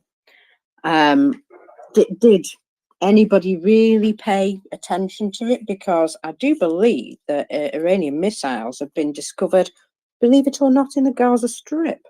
So I'm just going to say, perhaps them doing it a bit more overtly because it's legal for them now might actually be easier to track. That's my only real thought around it. Did they pay any attention to the damn thing anyway? They appear to have been doing it on the down low. So if they no longer care about doing it on the down low, at least it'd be easier to track them. Yeah, that's a fair point. Go ahead. But I completely disagree. There has to be an international requirement of control that is in law codified. So it's naive to think otherwise. That there needs to be an actual policing. Yes, indeed. But I would have to say that 90 to 95% have been interdicted, or the threat of it has kept them from exporting their missiles. And yes, indeed, it is an Iranian source, and my studies now are leading to Tehran as being the father of all disinformation now, and the collusion with the Russians is not just tacit anymore; it's active. And so it's a situation now where we have to, as the free world, combine our efforts to keep intact the sanctions that we have put in place, and actually make them even stronger, because those people will cheat. Yes, they indeed do cheat, but they need to know they're cheating from something. And if it's not illegal, they will just believe it's their world to actually cause horror. I'm still dealing with the massacre myself personally, and what I've seen and what I've allowed myself to see, and trying to cleanse my brain from those horrors. But that is literally the face of Hamas, and that is literally the face of Iran, and that is literally the face of Russia. So for us to be naive and not to do what we can do legally and morally and ethically, I think is naive, and we need to enforce in a way that actually hurts. So I just wondered if you had any insight as to the effects of those arms, because the supply chain certainly is coming from North Korea now, and actually the interdiction of those trains actually needs to be the targets of those ATACMS, the long range ones. Every time one leaves Pyongyang, I think we should just go as far as 1,500 kilometers myself, just to take those missiles out. Yeah, so I mean, I agree with you, of course, that the sanctions are necessary to establish the basis upon which they can't ship them. But I do also agree with Marcus that they were probably cheating. But now, what you said, it's important that now those missiles can show up on the battlefield in Ukraine, and they can make the case that well, it's because they weren't, it's not illegal to ship them anymore. Whereas before, you would have had a basis to sanction Iran about, because you definitely know when these things show up, right? We found how many. You can confirm how many ATACMS were fired, or ATACMS missiles were fired in Luhansk and in Zaporizhia, because they find debris. They find marked number debris. It'll be the same thing with those Iranian missiles, but now when they find them, the debris, it isn't the smoking gun proof that they've been evading sanctions and could be further sanctioned. I am not sure. I guess I don't know the full range of current sanctions on Iran, but I think it's pretty well sanctioned right now. I'm not sure what else could happen to them to make it effective. Probably somehow addressing their proxies in the Houthi rebels that fired on a U.S. destroyer yesterday, or the Hezbollah, who, as Mockers noted, have a significant amount of short-range ballistic missiles, something in the range of 100,000, something I think somebody said. I don't know, but it's a lot, and they can reach a lot. These aren't little bitty homemade looking rockets. These are proper short-range ballistic missiles that they've got in there to Hezbollah, and these are the folks, and that's why they took out the airfields in Syria today, because the two major airfields were taken out, bombed by Israel, so that Iran can't be moving any more large cargo jets full of arms and armaments to Hezbollah and to their north. And fair enough. Let's just hope there were some Russian assets parked there at the same time, I guess, accidentally. Oops. Meta.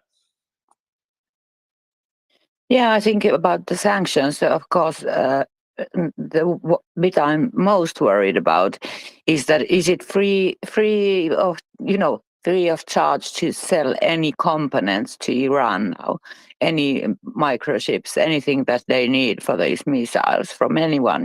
There's always people who are after the money, even in the West, and dropping those sanctions is enabling them to build more.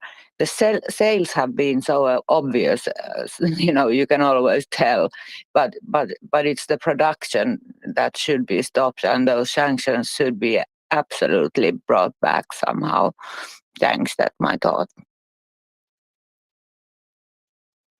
Yeah, thanks, Meta. I don't know what more effectively could be done in relation to Iranian sanctions, and I also don't know if there are sanctions on them presently to get microchips and things like that. But they probably are already there. We'll have to get somebody who knows more about the Iranian sanctions regime that's already in place and might tell us. Oyvind might here in a second. But Think Ethical, go ahead first. Oh, and Think Ethical, you should mention to Oyvind that you know where the 155 manufacturer is. Sorry, 152 manufacturer is in Slovakia, because he asked about that earlier. Yeah, if he can follow me, then I can send it to him directly. I'm, as you know, like deeply now re-engaged in my training from long time ago, 45 years ago, and now I'm at the point where the intelligence that the West has and the capacities that we have and the ability that we have now need to be put into operation. And it's no longer a time for dilly-dallying. It's a time for action, and it's a time for preclusion of all of these threats and removal of all these threats. And what our space has done has been to integrate, the most recent integration being and Yehuda's wonderful, brilliant analysis, teaming up as the Jew and the Arab friends, civilly discussing the matters of what needs to be understood, and that's the absolute red thread of Iran in everything, and that Russia now needs to be called into an account, as they never have been, and completely and utterly totally annihilated on the battlefield in Ukraine. And so the two things for me are not mutually exclusive.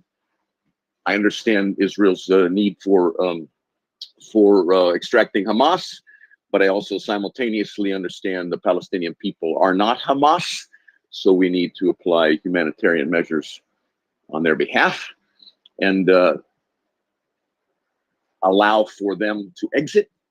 And it would be nice to have a place in the Arab world for them to exit to, but nobody is willing to accept them.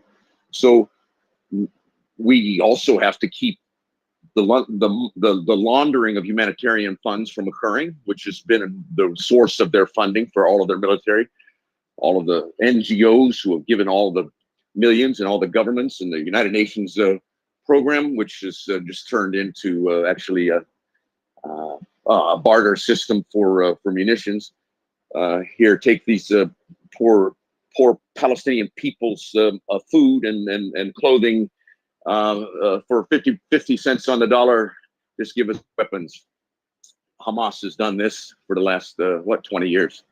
So this is what the target of the Israeli units are going to be, is to extract and actually annihilate those stores of munitions, and actually, unfortunately, kill the people that are believing, that the Jews have no right to exist.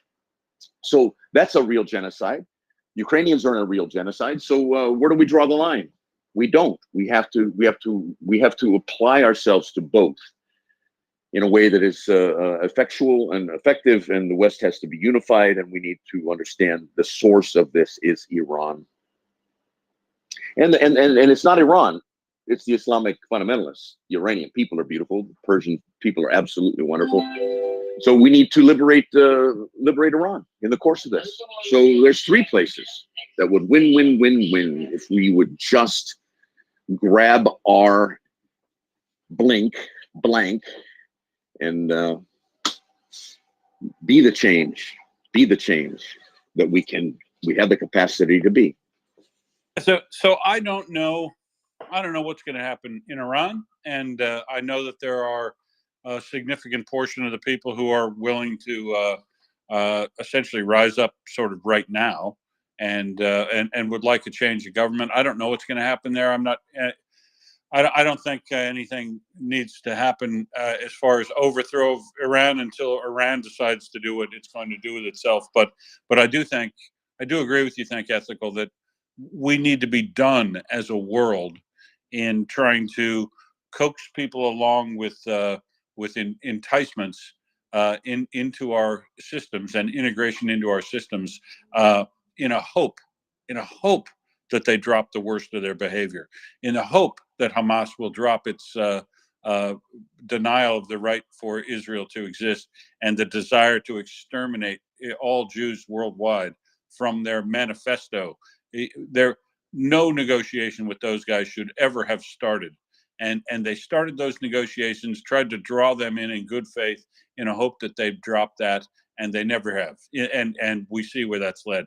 Russia, we tried to draw them into the world economy and hope that integration and enrichment would give the rising living standards throughout Russia, and that they would change their behavior. It didn't. All they did was enrich themselves so that they could go on and attack and invade their neighbors again. And same thing with Orban. Whether you're talking about war or you're talking about diplomacy, Orban needs to be told there are benefits and responsibilities to being in the NATO and the EU, and you either live up to the standards, get your standards, and or Erdogan's been complaining about, well, I'll never get into EU. You'll never get into the EU, a-hole, because you haven't modified the systems that they required you to modify at the beginning of the process in order to get full ascension. If I tell you your scorecard is not high enough, and I tell you the 10 things you need to fix if you want to get into my team, and you don't fix any of those things, that doesn't mean you get on the team. And Orban, if you want to be on the team, you can't shift into being an authoritarian appeaser of Russia and pining for those days in your country. Otherwise, you can stand on your own, and good and more power to you. good luck. But you got to stop. You either get with the team, stop standing in the way of helping your democratic neighbor develop into a democracy, and quit coaxing the enemy of democracy, Russia, into thinking you're going to appease them or somehow get them to the peace table or do some deal. Nuh-uh. So this is where I have some problem. I think ethical across the way, and in relation to Iran, same thing. If I don't know what's going to happen in Iran, I don't want to have regime change in Iran. I want Iran to figure out Iran for itself. But under no circumstances would I do anything favorable for Iran in the hope that they would change their behavior. That's the thing we've got to stop doing in the world. We need to stop being tolerant of the intolerant. And if we can't do that, we won't progress. We'll keep seeing these bad things keep coming up. Sorry to make you wait, Ovind. What would you like to add? Yeah, I looked at this sanction on Iran, and it started already in 1995. The U.S.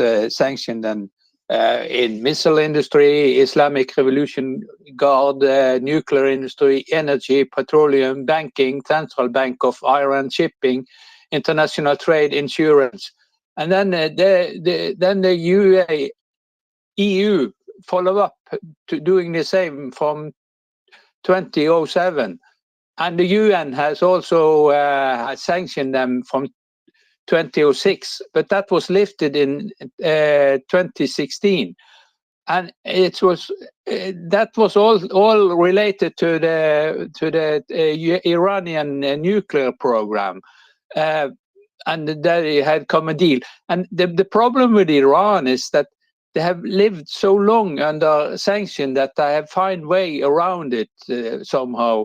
That's why we see all that stuff they are bringing in down on their head. But the sanction on Iran was related not to the terror they were doing and the terror export, but was related to their nuclear program.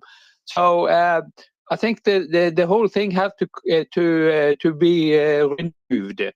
And about sanction, it might not work very well against Iran, but we have evidence that it works towards Russia. We see all these planes that are grounded, and some of them are falling down from the sky, the commercial planes.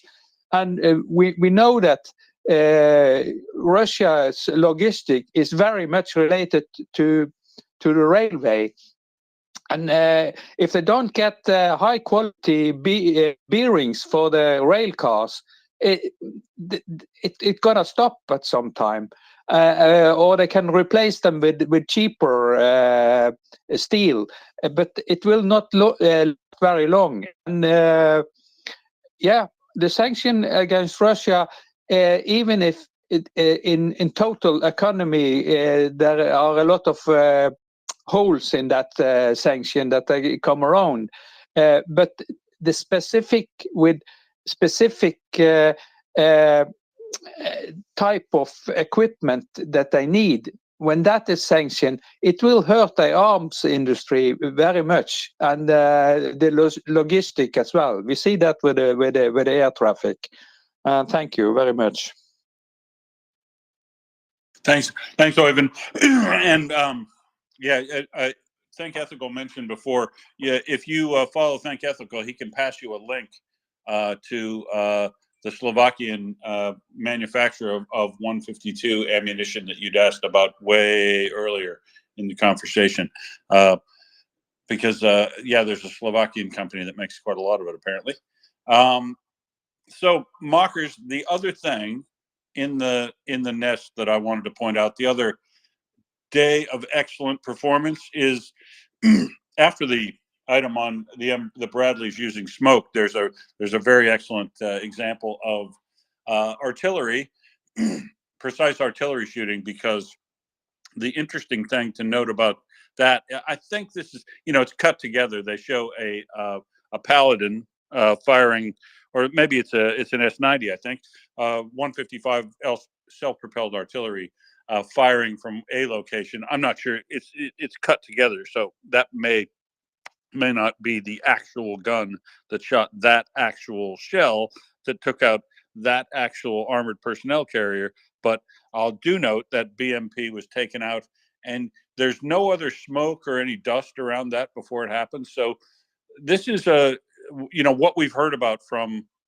the United States Artillery College. There's literally a school, like graduate school for artillery people in the United States Army, and the commandant of the artillery school in America was remarking on how incredibly impressed he is with the Ukrainians' ability, with their spotting capability and their adjusting capability to get rounds on target first shot. And note in that background to that BMP getting hit there that there's no other smoke, there's no other fire shot. You don't see, it's not like the fourth or fifth shot that he's fired to hit that thing, and he hits that thing, which looks to be like a BMP-2, maybe a BMP-3, and he gets it right in the top of the turret, right between the turret and the very back end of it. First shot in, first shot kill. Incredibly good shooting. Well done, boys. I hope they get lots and lots and lots of those, but apparently they are, because the head of the graduate school for artillerymen in America had said himself that he was impressed in training and impressed from looking at battle footage and statistics of what Ukraine is doing, how incredibly good they are at putting the very first round on target. So I put that one up there too, because I love people doing excellent work when they're Ukrainians. And I would probably put up Russian ones too, but frankly, you just don't see them. Think ethical. This will be the last comment. I have two things. The what ifs of war. What if Ukraine had never given up their nuclear devices? They were arm twisted by George W. Bush, who actually is, well, in my estimation, worst American president of the 20th century, 21st century for sure. In that, there would have been no war if they'd have kept three. That would be enough to dissuade any Kremlin leader, including the current one, from ever doing anything to cross the borders that were legally established in 1991. The second thing was George W. Bush again in 2007 not proceeding with the NATO membership. And what would it have been if they had been a full-fledged member of NATO by now? There would have never been a war. So I am mea culpaing, because I fell for the thought of peace and the thought of Obama reconciling the world in kumbaya, and we can have a John Lennon moment. But it isn't so. And so that what if we had rights to begin with? Well, America now has to pay, and we have to pay big time, and we have to actually make up for our mistakes, and we have to give them all they need right now to be able to win this war, to be able to reclaim what was rightfully theirs from the beginning. Maybe even being given, because I see the deterrent benefit of nuclear devices, back their 5 bombs that might keep this from ever happening again, which is geopolitically, the way things are these days. Yeah, it's crazy. It's crazy, but I'm not even kidding. Think ethical. If Russia is allowed to win this war, I'm going to advocate for Australia getting nuclear weapons.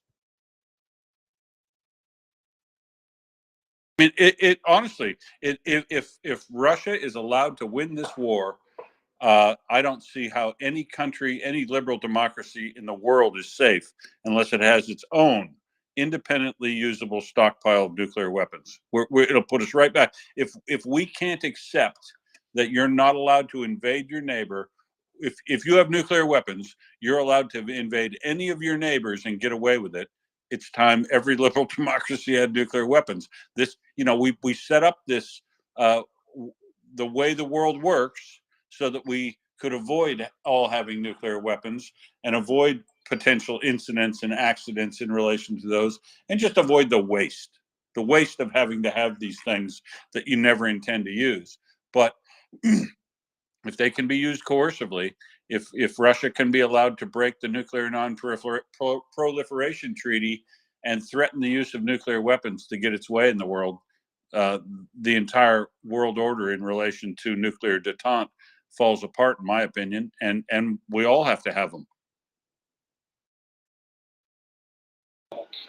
The last thing I wanted to say, that was I absolutely confirm and affirm and absolutely agree with that last statement. Will, that was brilliant because it's the truth. And I do truth. I do truth. I do truth. And the truth is that the only thing they understand, the only thing communists ever understand, the only thing dictators and authoritarians understand is somebody, a bully who can out-bully the bully. That's it. So that's where we're at now. And I want America to be that bully. I am rooting for the U.S. to wake up. The other thing I wanted to know is, what do you think that Orban passed to Xi and to Putin in that handshake? Was it all of the details of the NATO plans? No, because I'm pretty sure they don't share all those with with Hungary at this point. I'm pretty sure he is isolated information wise. But wasn't that just a shocking display? And his news conference afterward, what a POS! I mean, his statement that it is not in Hungary's interest to help Ukraine, to me, invalidates Hungary's participation in NATO. He is repudiating Hungary's participation in NATO by saying that they wouldn't stand with another liberal democracy, that liberal democracy surviving in Ukraine is of no interest to Hungary. It's not in their interest. It would be more in their interest to have another Russian puppet government on their border, he reckons. I mean, the guy's he's off his nut. He's broke. He's broken his country. He's indebted themselves heavily, and I reckon they'll roll him as soon as they stand up to him, because that's Orban too. He's very bullyish characteristics, but he'll roll over like a little puppy as soon as they pull the strings on him that they can economically, if they just basically put the hard word on him. Dude, you're either on with the team or you're off the team. And not just this time, all the time. You're either with the team or you're off the team. No going off the reservation for you. No out there statements. No appeasement. No, it appears like you're siding with the other side. You've got to. Hungary owes NATO 10 solid years of good performance, or they ought to be shown the walking papers they ought to be shown the door, frankly, because every day that Hungary is in NATO and Sweden is still kept out of NATO is a bad day for me.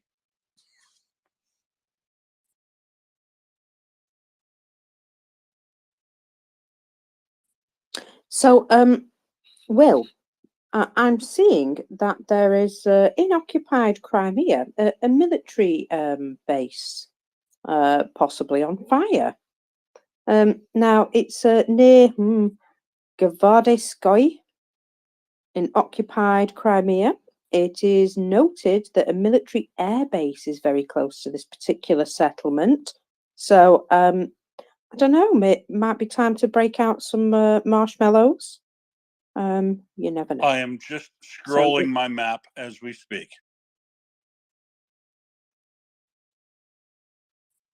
Well, I just think, so some of these things might just be happening more often, shall we say, more often.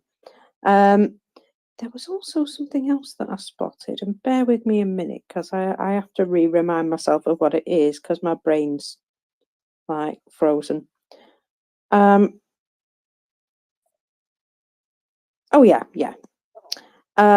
Now, Ukraine have reported that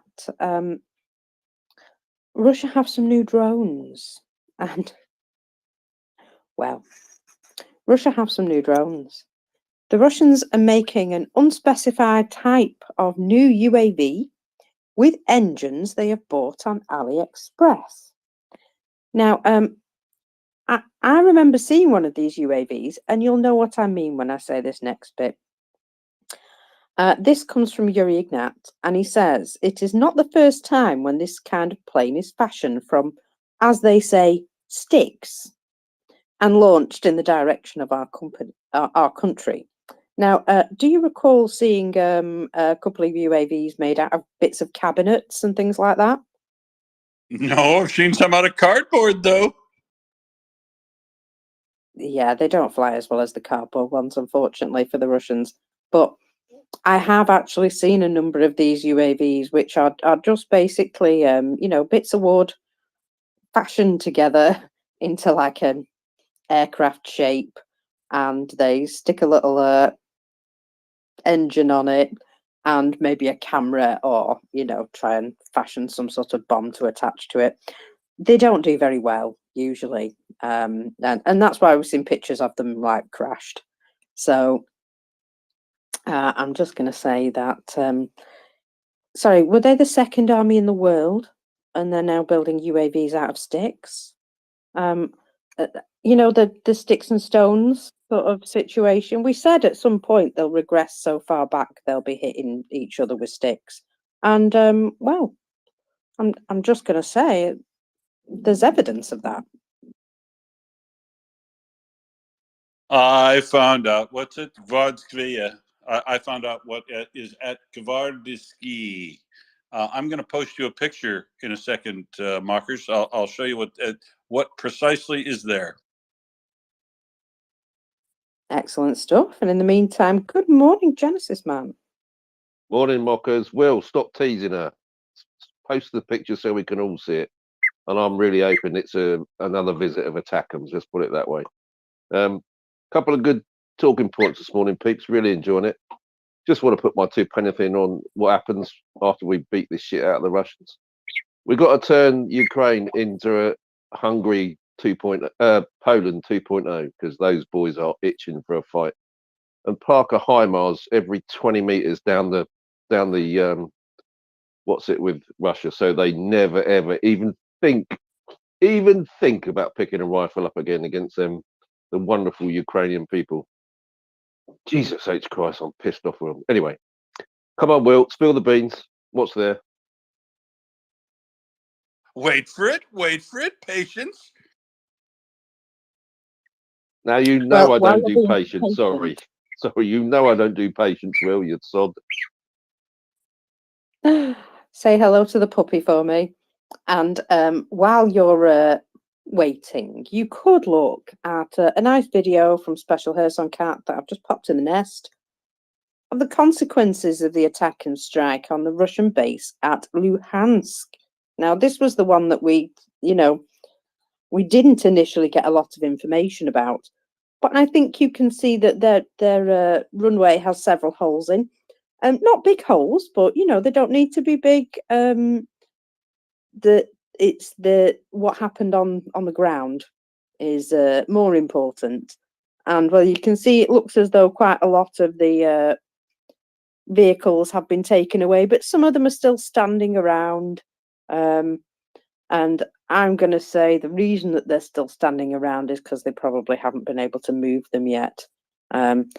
Just a guess. There's a few sorry-looking helicopters, and there's even an aircraft in the distance there. So I thought you might like to have a little look at that. It's quite interesting.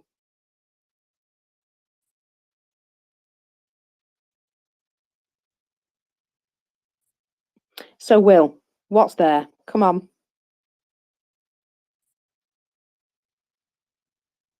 Hang on. So I've got it. I've now posted it, and I'm going to put it up in the nest. Hold on to your shorts 1 second. Well, while you do that, Ola has popped up to speak to us. And lovely to see you again, Ola.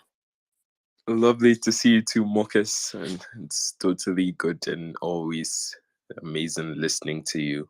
I hope you're doing amazing. And hello, Space. Usual good work fighting Russian disinformation, misinformation. Great work. So as I was scrolling Twitter, I think on Friday, I saw something, and the thing really hit me hard, and I couldn't stop thinking about it up till today. So it was one of the assault groups in the counter-offensive that's happening in Ukraine. And you could look it up right now. If you have time, you could look it up, Marcus, yourself, anyone on the space. And it was a video that was uploaded by the 3rd Assault Brigade. And I think that is the most intense video I have ever seen of the Ukrainian warriors doing what they do best. And that's just, hits something hard, Those are the realities of war. Those are the realities of war.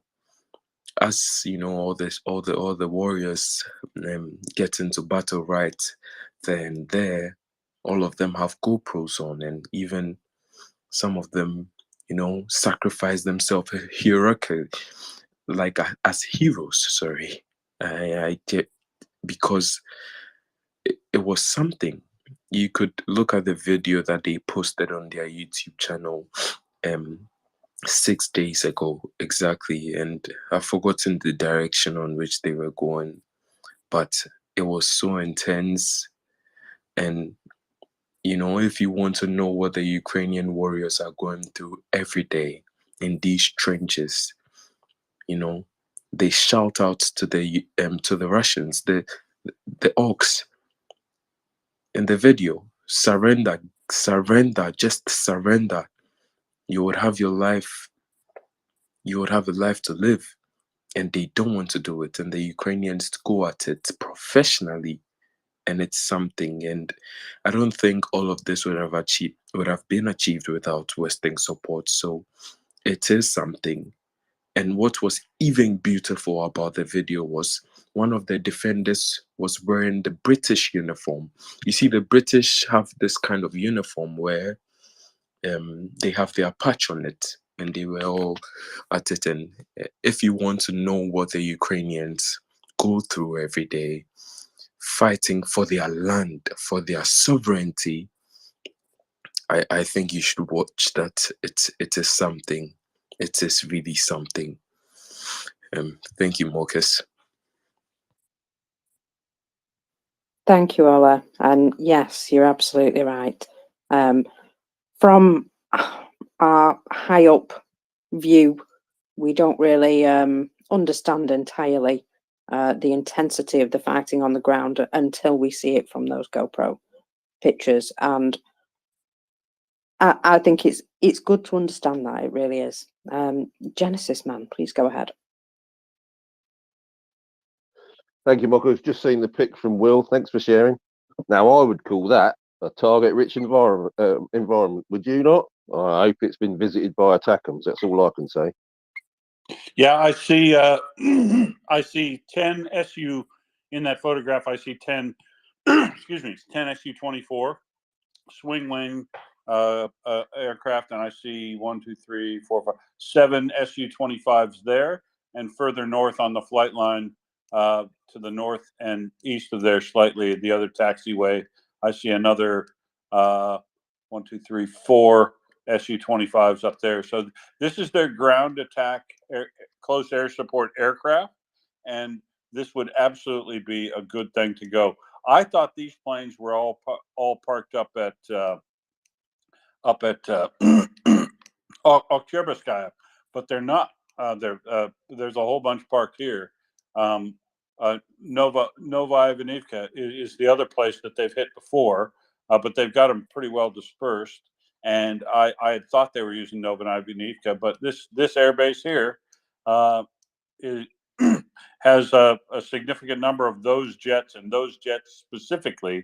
Well, a few of those might have been shot down over the last 10 days, because we know Su-25s have been lost recently, but none of the none of the Su-35s or 34s are here that Russia's been shooting down itself. But these ones here would be very important to take out. These are the other aircraft beyond the attack helicopters, and these very planes right here in that picture are still causing significant problems to Ukraine in relation to being able to move any significant distance ahead of their other forces.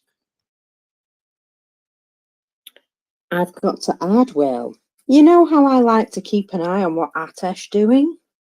I'm pretty sure that some days ago I talked about Atesh infiltrating and taking photos of planes all lined up next to one another on the tarmac on quite a small airstrip. And gosh, just looks a tiny bit familiar. And obviously that information will have been released to the Ukrainian armed forces probably a lot earlier than it was released to Twitter, don't you think? I do think, and I certainly hope these folks were still parked right on the flight line there, close to the airport control tower, and not over in the multiple various revetments that they have down south and west of there. They've got pretty new, bright, shiny revetments that they can park each of those planes in and provide lots of protection for them to prevent from the very sort of thing that might have just happened. But I certainly hope they were all parked nice and tight and close to each other right up by the control tower here, as they are in this picture, and not dispersed as a smart person would do during wartime. We know that they don't have, you know, the wherewithal to do something like that without being specifically directed to do so. So, you know, it's a case of whether or not they've got anybody with any brains who's sort of on the spot, really. But yeah, can you imagine coming into work the day after the helicopter bases were hit with ATACMS, which were 165-kilometer variants, and thinking, gee, I wonder if I should move all those planes off that flight line into their revetments. Nah, waste of time. I can't believe that they would still be parked there. And in fact, I can't believe it. It would be so stupid. I'm going to go ahead and make a fool of myself and say it would be beyond Russia's capability of stupidity to leave all of those aircraft parked on the flight line right there, just in the hope that I make myself completely wrong, mockers.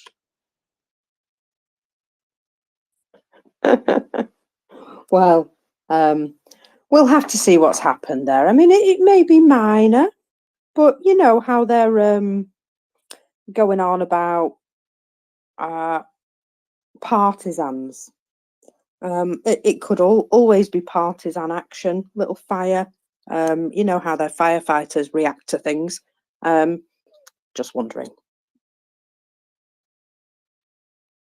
Have we seen any pictures or smoke at all from that Gvardsky area? Because I know that there's a current firebug in the room who would really love to analyze the smoke and tell us whether or not it was armaments, fuel oil, jet fuel, or anything like that.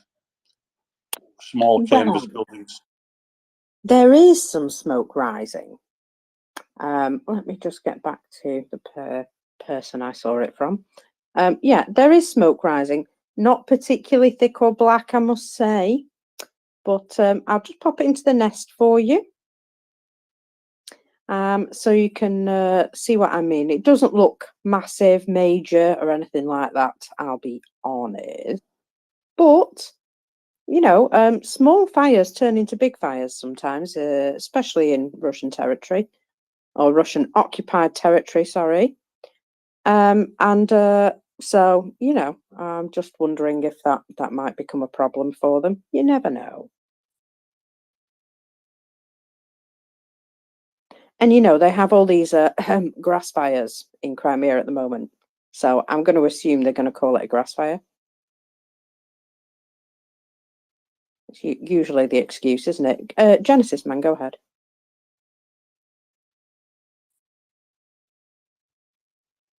Or not. It appears he just disconnected. just as he was about to speak. Well, that's flipping typical, isn't it? So yeah, so not a lot of smoke in that thing from Max yet. And it's quite a ways away.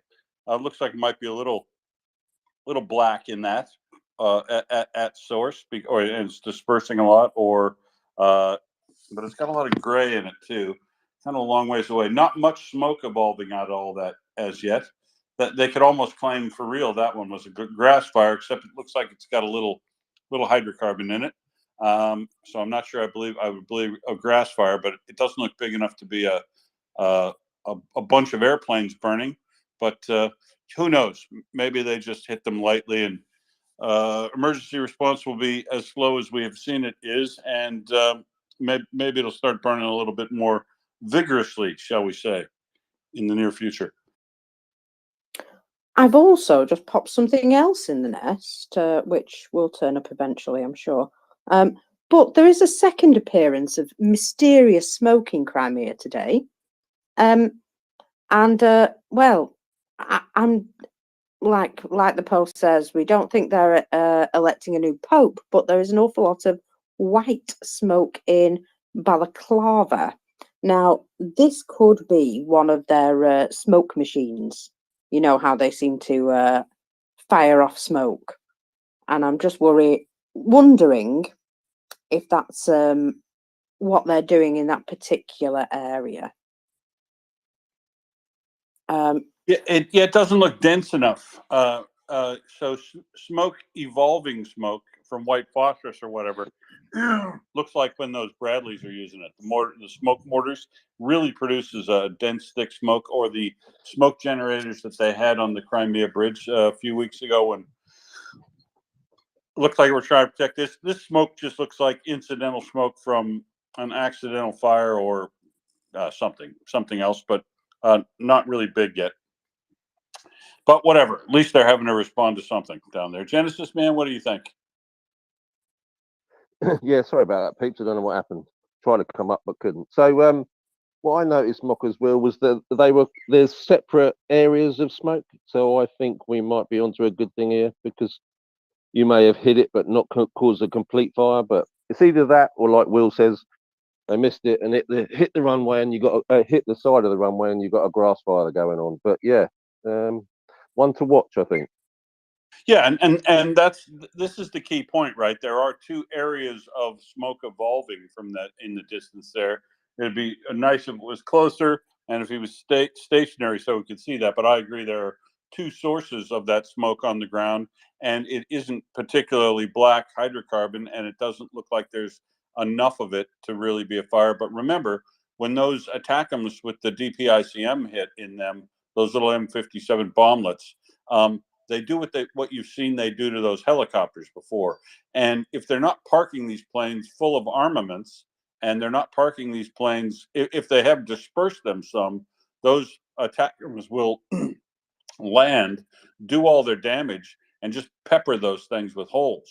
And anybody who flies an aircraft, whether it's a helicopter or a fixed wing plane, knows that if you look like somebody's just shotgunned the side of your plane, that you're probably not going to be going anywhere, even though the plane doesn't look damaged that much. So it wouldn't necessarily be the case that there would be a huge, massive fireball or a whole bunch of things if those things, let's say they had those dispersed in revetments, and they were only able to hit 2 or 3 of them with each ATACMS because it was dispersed well enough. You might see something like that if they weren't stored full of fuel, if they weren't stored with armaments on them. It might be something relatively simple like that, but here's hoping.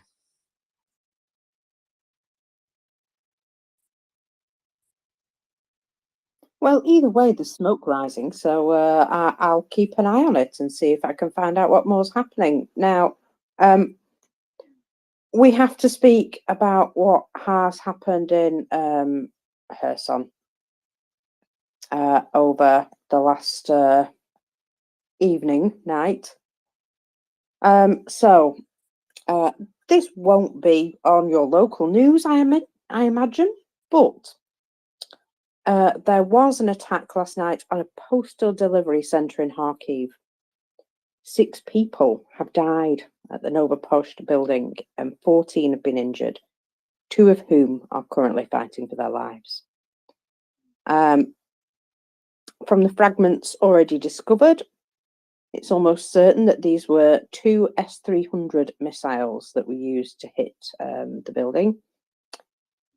Officials say they have been fired from the border region of Belgorod with just 60 seconds warning. The Novopost branch in this particular area, which has become a suburb of Ukraine's second city, around 10 miles west of the centre. It's notable that not one of Russia's channels has even mentioned the Kharkiv attack currently or tried to justify it. And there was more attacks on civilian areas in Kharkiv a little later in the morning. 3 houses were shelled in Kupiansk, and a 15-year-old woman and a 63-year-old lady were seriously wounded. A boy aged 17 is currently stable in hospital. So, you know, this is why we have to keep supporting Ukraine to reduce Russia's capabilities. And I, for one, would be very glad to see those S-300 systems taken out.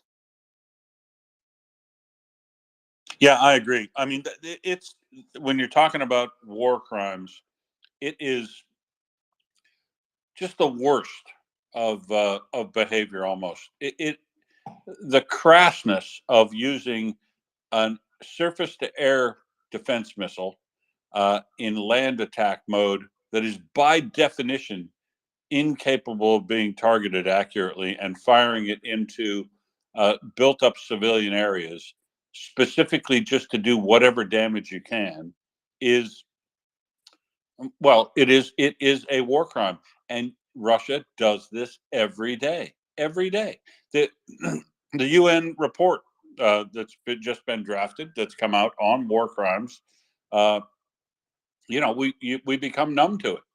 Every day they shell civilian areas. Every day they use unguided or precision munitions to attack civilian targets fully.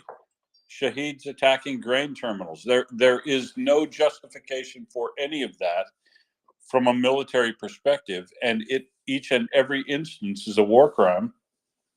And it is so telling that this incredible long list of war crimes that's being built up by the UN, even without any ability to support and get evidence from Russia. No cooperation from Russia at all on establishment of these things, but they've developed an incredibly long list that they can justify even without any access to Russian information. So, yeah, I would dearly love to see.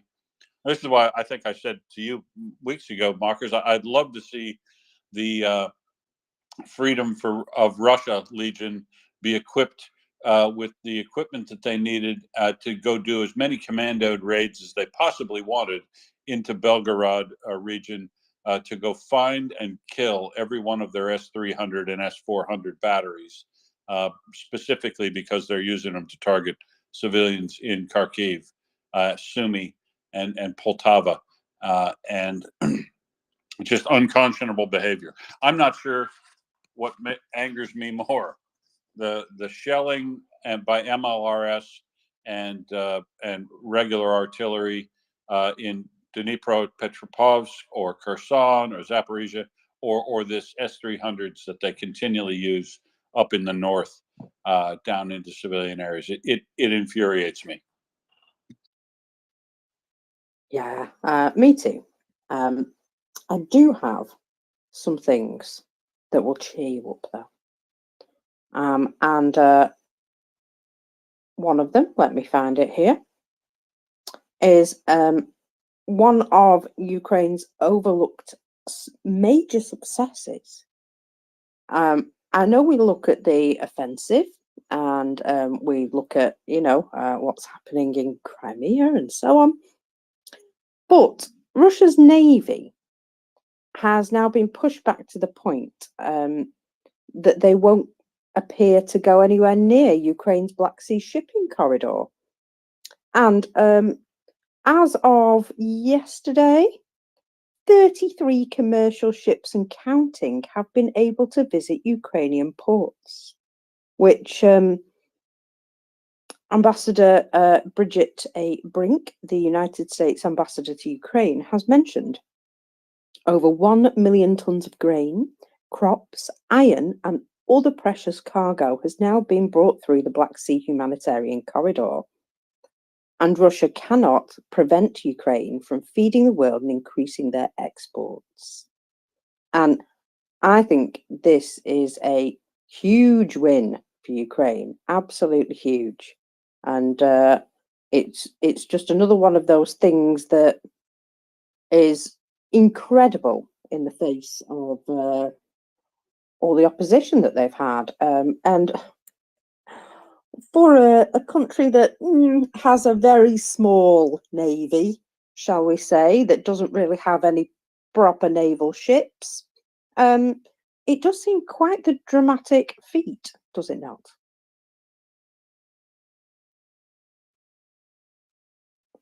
I just think it's incredible, and we should, take a moment to understand that this is something which is, I know they've got a lot of help from partners on this, but it's something which is such a massive win for Ukraine, and it shows Russia just don't have the, well, whatever, to do anything about it.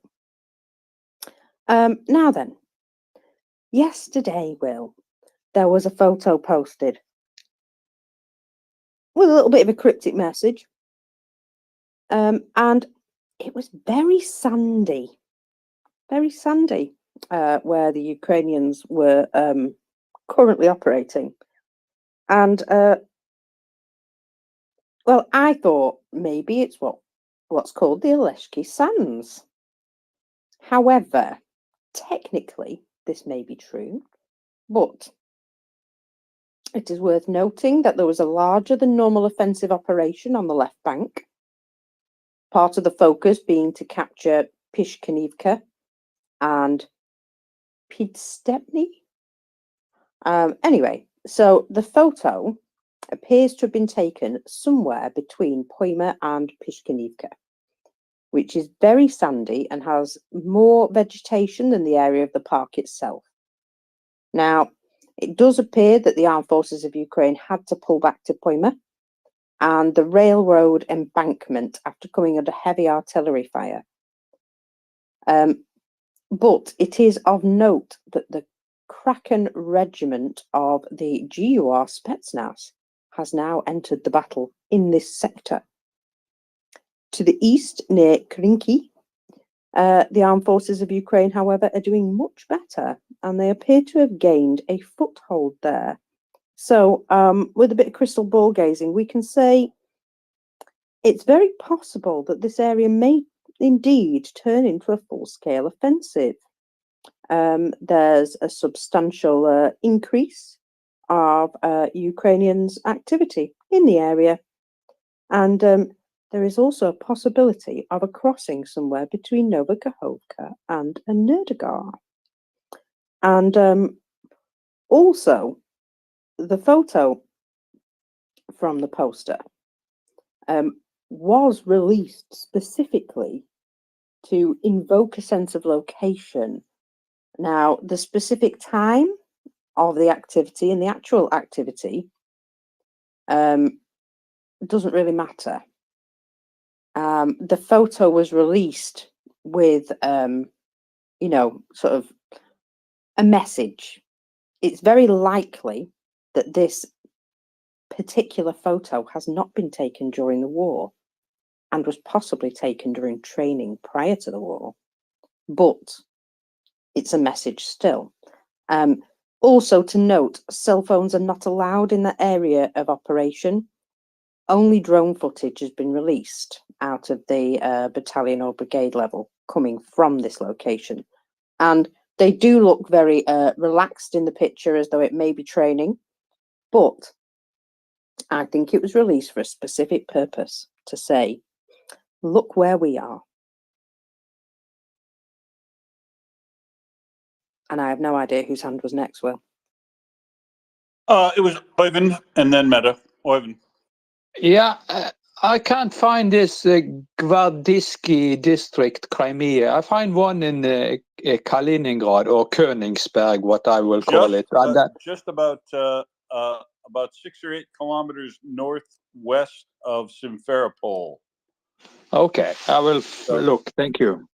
So sorry, 12 kilometers northwest of Simferopol Center City.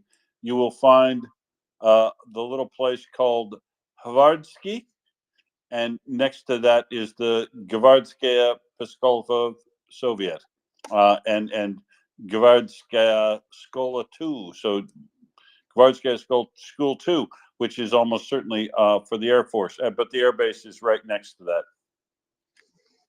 Thank you. Thank you very much. No worries, we're here to help. Mete, go ahead. Yeah, about this Dnipro Sandy picture. I have just, contrasted, feelings about it, because yesterday morning, Ukrainian armed forces sent a special message that they ask for 100% OPSEC regarding that front. And then in the evening, I sort of saw one of the partisan movements, they commented that somebody leaked a photo which caused very much trouble for the troops in there. So the Spetsnaz probably located them because of that photo. I'm not sure, but that's how it sounded to me. So I think we should be really careful with that front right at the moment, but I hope it's not true.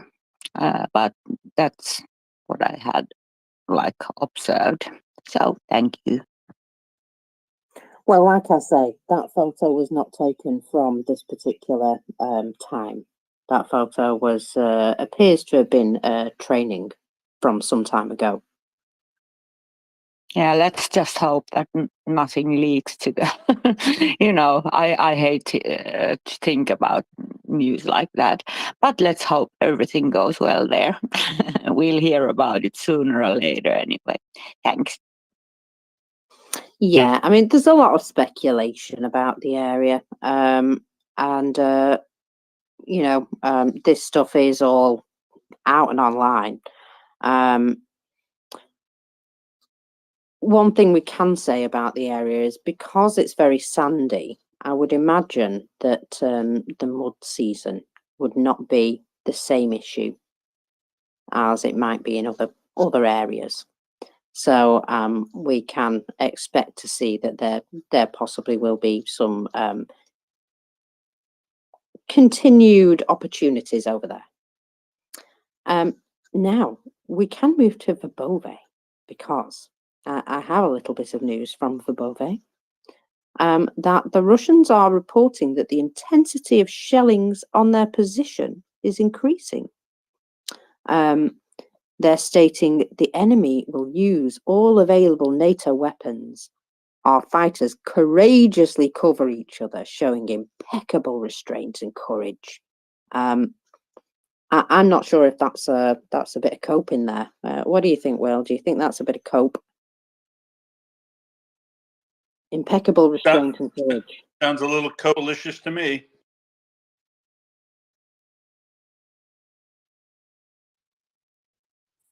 Yeah, exactly. They're I don't know. They're trying their best, aren't they? Bless them, to say that yeah, everything's fine. Don't worry, everything's fine. When they use words like exemplary, resolve, and things like that, for hiding in a hole, that's a little cope. Exactly. They're showing terrible restraint, such a heroic amount of restraint, not coming out to do anything. Exactly. Now then, I don't know if you would appreciate.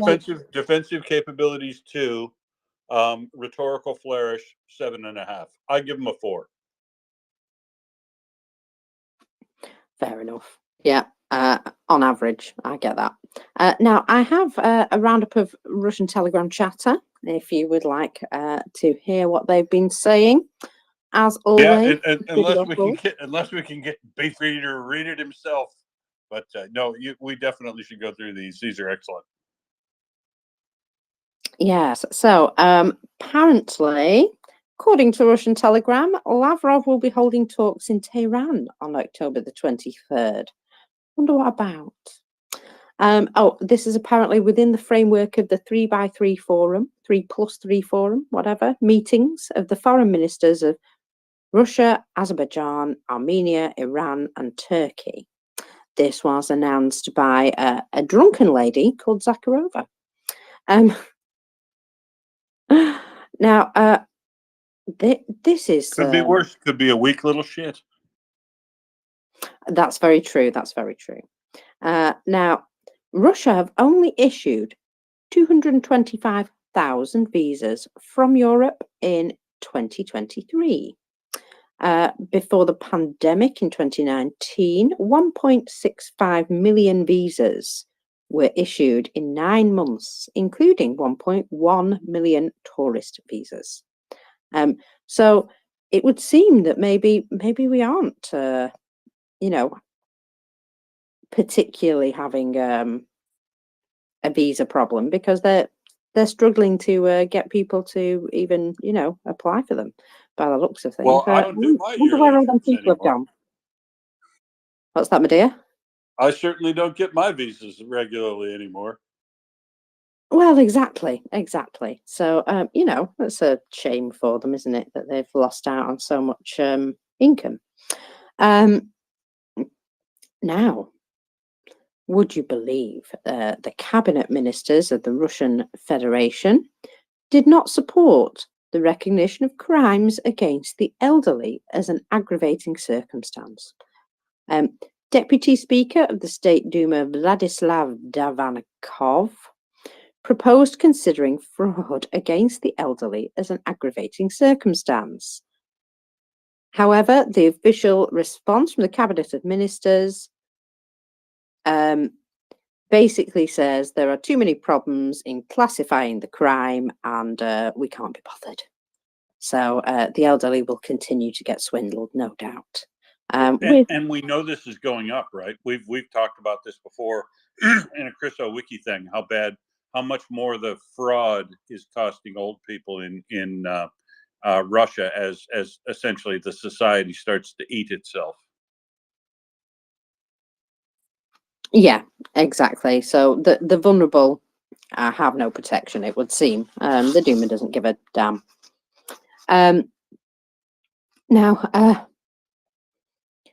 residents of Nepal, in order to earn money, are given the opportunity to fight in Ukraine, according to the New York Times. On both sides, it says here. According to the Nepalese government, most of their people fight on the side of Russia. But there is also a number of Nepalese who have joined the Foreign Legion on the side of Ukraine, raising the possibility that young men from a poor Himalayan country with no connection to the conflict could find themselves pitted against each other simply because of money. Well, that's... I'm going to say it's unfortunate for the ones who joined the Russians. Now, another state... But wouldn't that be bizarre? Wouldn't that be bizarre? If you're a poor kid in Nepal, and you just wanted to do anything to make some money and get out of your very poor situation where, things are not great in Nepal right now, and they're not getting better either because of they essentially live on foreign aid and tourism to its natural resources. But the tourism on their natural resources is it has not been incredibly sustainable. So they're having a lot of economic problems, becomes political problems, becomes societal problems. So there's a lot of people wanting to get out of there. And some of these poor kids, just depending, I guess, on who you talk to first or something, what maybe one of them offers more money. Probably Russia offers more money. Could end up fighting with kids they grew up with and knew and had no dispute with on any basis, other than they essentially went to be mercenaries. Weird. Well, you've got to also remember that Russia has done this to the people of Donetsk as well, basically forcing them to fight against people that they might know. One guy is actually fighting, and he knows for a fact that his brother is fighting for the Donetsk People's Republic. So I can imagine that would be difficult.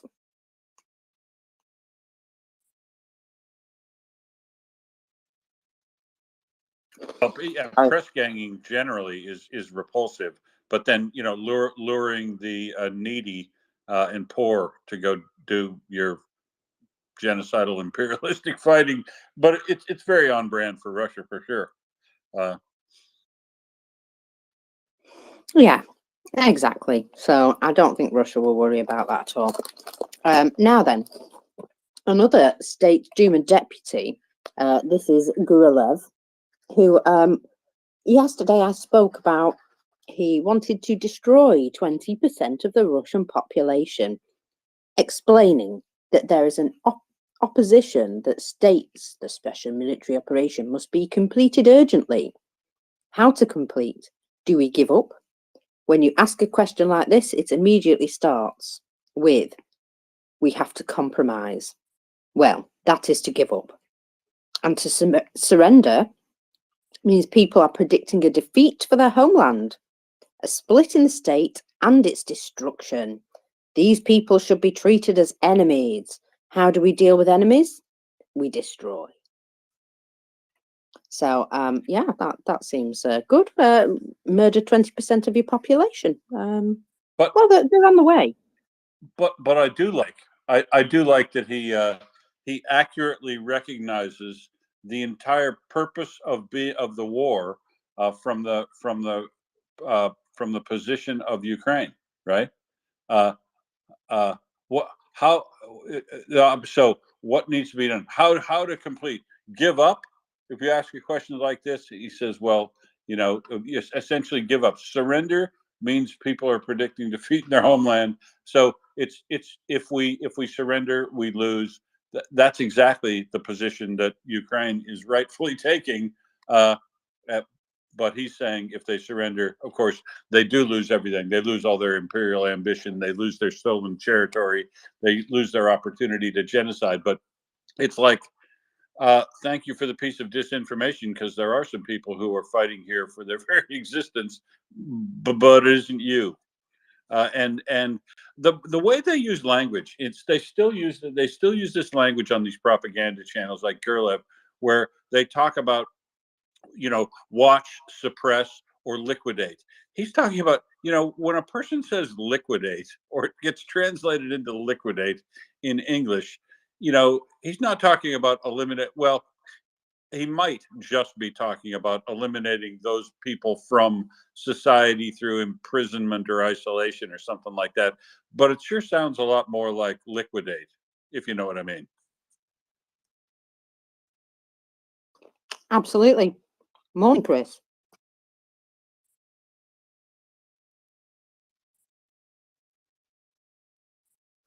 Is he just waiting to be a wound? Good morning. How are we? Morning. Yeah. Doing Bit well. late this morning. No way you're getting a howl out of me, pal. I know it's way too late and they've been up for hours. Yeah, I know that. I know. The bear's looking at me. What are you wooing for, Dad? What? And and the alpha female, she's just ignoring me. You're stupid. She says you're stupid. Yeah, I was just going to say on the Nepal. I just I thought, oh, Nepal Gurkhas. Now army folks will tell me I don't know where we are, with the Gurkhas and the British Army at the minute. But as far as I know, it's still a very strong relationship. So I'm sure some army chappie will come up and tell us a bit more about that. But yeah, I mean, yeah, interesting thought. Which side Gurkhas are on? They are what should we say? Very competent military people. Yeah. So tell me, remind me. I don't recall. Were Indian Gurkhas and Nepalese Gurkhas, or just Nepalese Gurkhas? Oh well, you're testing my knowledge as well there, mate. But it's when Gurkhas was mentioned, I was thinking. Sorry, when Nepal was mentioned, I went Gurkhas. They come from Nepal, don't they? And then I just was just googling a couple of things at that, and up popped the the sort of like relationship between the ongoing relationship between the British Army and the Nepalese Gurkhas and that. So to be honest with you, I'm not even aware of Indian Gurkhas, Will, to be honest with you. So I can't comment on that, mate. But I'm sure somebody will. There'll be some army person here that will. If there's still a professional fighting force, the Gurkhas, and I think they're still considered very good, but they would be, they'd still side with whoever Britain is going for, I'm sure. Well, that would. We're talking about poor kids off the street. That would be my guess, Will. That would be my guess. But obviously I don't know the detail and that. But I certainly hope that those nasty little devils with their kukris are on our side, as it were. Yeah. Yeah, indeed. I think they'd still be on your side. Hey, Mockers, there's another one in there. Did you read to the bottom of the list of gobshites from Beefeater? Because there's another really good one down there. After these guys really need to diversify their names, right? Because you were talking about Guralev, a state Duma deputy, but there's also a really yummy one down at the bottom against state Duma deputy Gudkov, Dmitry Gudkov, who's not very good, Gudkov, because they've opened a criminal case against him for fakes, about fakes. Article 207.3 of the Criminal Code of Russian Federation. He's charged with making fake statements, fake and false statements, I guess, due to statements he made on the Dmitry Gudkov YouTube channel in April, all the way back in April 2022, which was, he was one of the rare people in the State Duma, apparently, that was basically chiding the Russian government early on and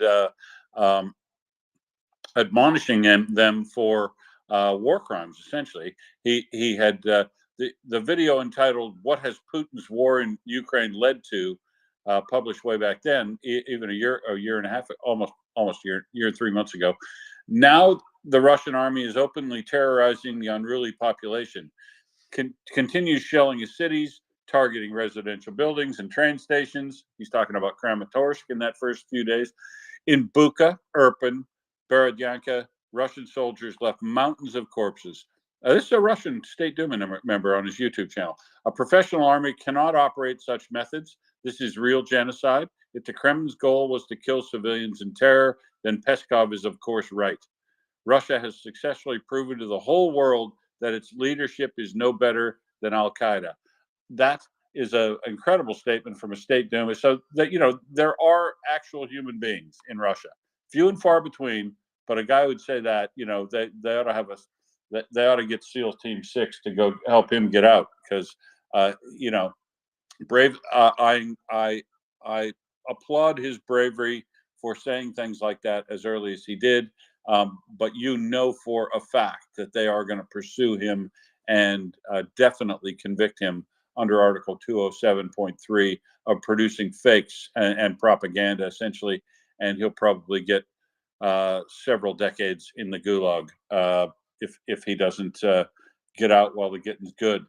But he's possibly just brave enough to stay there. And you do have to applaud that sort of behavior when it happens, because it is so few and far between. But there is nothing in that statement, in that direct quote from the language in that video, there was nothing in there that wasn't 100% true. And remember, this is a guy who's a patriotic Russian. He wants his country to be better. That's why he's telling him he can't do war crimes, because we're supposed to be a professional army with good methods, not trying to terrorize and kill civilians with terror. He doesn't want, it's not that he doesn't like Russia, or he doesn't want Russia even not necessarily to lose at that point, but he is not willing to go as far as what they've done. And he's in clear, really non-prejudicial, non-biased language talked about professional army not using such methods. He's not being rhetorical at all in this. And it's a very clear, open, direct statement, but it's the kind of clear, open, and direct statement that is absolutely going to get him barbecued in Russia. More than barbecued, yeah. He's he's in trouble.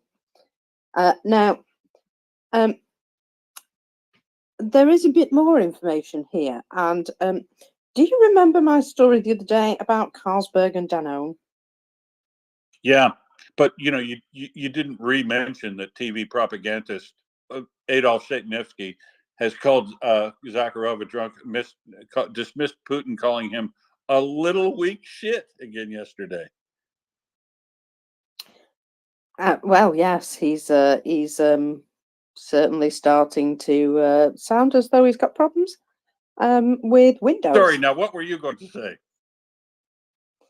No, I was just going to say that I've completely forgotten. Let's go to Chris's hand, and I'll come back to whatever it was. Yeah, I was just going to go back to what Will was saying there.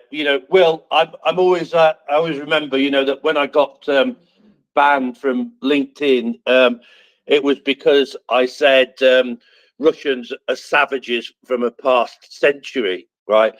And I just suspect that there are some Russians who think that they ought to have evolved by now.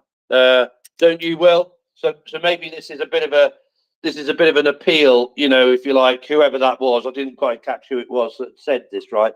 But this is maybe a bit of an appeal to the Russians and that to evolve 1,000 years maybe or something. What do you think, Will? Yeah, well, I mean that I'm not sure Dmitry Gudkov is suggesting that they need to evolve. He seems to be suggesting that they're better than that, or they should be better than that. And I applaud him for his aspirational comment, but the truth is he couldn't have lived. I mean, he's lived in Russia his whole life, probably. In a mere 14 years, I identified plenty of things that would suggest to me that they're definitely not above it, and not as professional an army as. I mean, even when I was there, they clearly.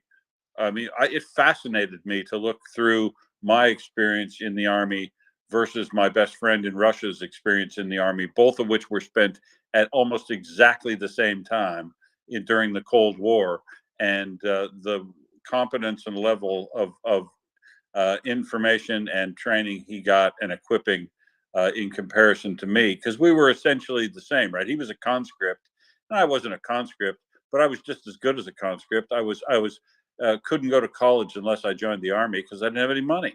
So that's I call that basically. I called it Reagan's draft plan, frankly, at that time. But he's suggesting that they're a professional army, and that they should be above all that. I think that he probably knows better, but he's using aspirational language. He's not trying to be that negative to the government. He's trying to admonish them for bad behavior, it looks like, in a hope that they could get better. But that sort of constructive criticism, I suggest to you, under Article 207.3 of the Criminal Code, is not going to get him very far. unless you consider how far into Irkutsk and Yakutsk he might travel in order to get to his new accommodation, Chris. Because, yeah, and I've never heard of this Dmitry Gudkov before. And like I say, don't know anything about him. What he says is 100% accurate. It seems to me he was trying to move Russia along from behavior that he thought they shouldn't be carrying out, and they didn't. But to be honest, the behavior that they've exhibited here is exactly like they've exhibited during their travels through Poland and Germany in World War II, and travels through parts of Ukraine as they were retreating from the Russian army. That, you know, honestly, this is kind of their behavior. Russians' behavior is pretty on brand, frankly, from what I've seen over history in the small amount I've been able to examine. Marcus, back to you. Oh, let Chris come back first because I've remembered what I was going to say. That's all. Okay, I won't interrupt you this time, Chris. Yeah, Marcus, if you want to say what you want to say before you forget it, you're welcome and that. But because I can hold mine, but it's up to you. Oh well, you tie a knot in it then. Sorry, it was the way you said that. So you remember what I was saying about Danone and Carlsberg? How they got themselves buyers within Russia, and they thought everything was going to be fine and dandy, and then all of a sudden, Russia just decided to, just take their stuff. Nationalize. Yeah, because theft is a lot cheaper than having to buy something. Well, I'm just seeing an announcement from BFITA here. The Austrian Raiffeisenbank International apparently has an interested buyer for its Russian subsidiary bank. But the outcome of this deal depends again on the Russian authorities. Okay. So this is the head of the bank's risk department who came out with this information. Now, I don't know about you, but I have a little feeling that something similar might happen. What do you reckon? Yeah, they usually have a playbook, and once they figure out something they like, they stick to it. So yeah, I'm going to go with that too. I just think, I see what happens next. What happens next is they're aghast that all of a sudden, all of their subsidiary banks in Russia have suddenly been divested from their control. What a shock and a surprise. You know, these are the things that happen to people who don't heed warnings. And, well, that's an awful shame. Now, Chris, please go ahead. Yeah, thank you, Marcus. Yeah, so actually, I was going to say to Will, I don't know whether I can remember all of the instances, but there's been a couple of instances over the last week or so, which where I read something and I go, yeah, that's just about to make me cry, I think, right? Or it's really upset me, and sort of going back to Will's theme there, that the Russians shouldn't be doing this. That I don't know whether you read it, Mockers, but there was a story, on social media about a Ukrainian guy that had somehow managed to escape Russian torture chambers, and he was basically saying that, so I don't know how he managed to escape from them or be released from them or whatever happened to him, but exchange, I believe. Sorry? I did read it. He was released in a prisoner exchange, I believe. Yes, okay. And then he was basically saying that, how horrific those torture chambers were, weren't they? Which basically, only Russians would be doing that type of thing. Well, actually, Russians and Hamas would be doing that type of thing.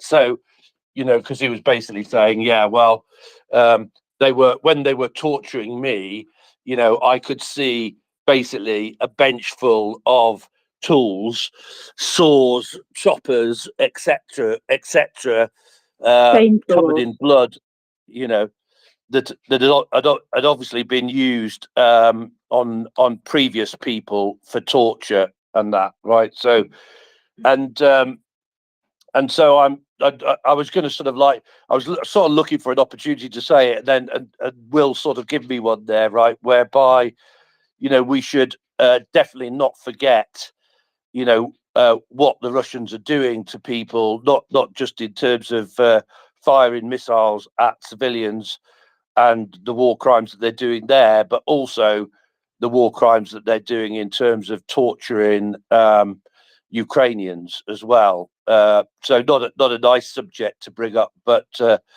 I wanted to bring it up. And then another story going to Israel, mockers, that brought a tear to my eye just about was the story of an Israeli guy who had basically been supporting Gaza, and he was actually an IT guy.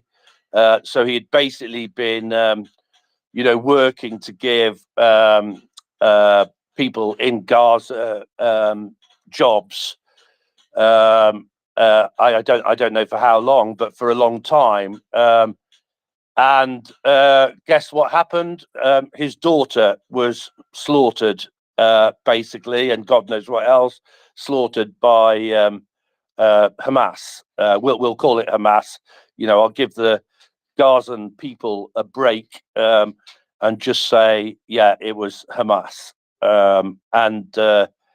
Well, you know, mockers, you get, you know, again, one of the things I think, you know, sometimes I think I'm in a dream, you know, or a nightmare. Obviously it would be with these things still going on around the world, from Russians and from Hamas and that. And I just think it's disgusting and it's got to be stopped. And those people need to be eliminated. They need to be put down like rabid dogs, in my humble opinion. Yeah, I fully understand that an awful lot of people may not even be able to read that account that he said talked about. I mean, I read the account and it was bloody awful. And yeah, it's just, it's a shock to a lot of people that these things could be happening, I think. And so, you know, people would rather disbelieve or turn away, and we can't do that. We really can't. It's, you know, it's way past time that these things were stopped. George. Hey, good morning, good day, everyone. So, obviously, you know, most people know that the post office in was it in Kherson or Kharkiv? Remind me now, Margaret. Kharkiv. Kharkiv, yes, thank you. Well, I think we need to reach out to our fellow postal workers, whatever country you're at. Here in the United States, they have a union, and I am going to be dialing in to a conference call with them tomorrow, because I think they need to get on board. You know, if we can raise some money, whatever, for that post office, also for the victims' families. You know, it's kind of crazy, but I have 3 friends of mine that after their service in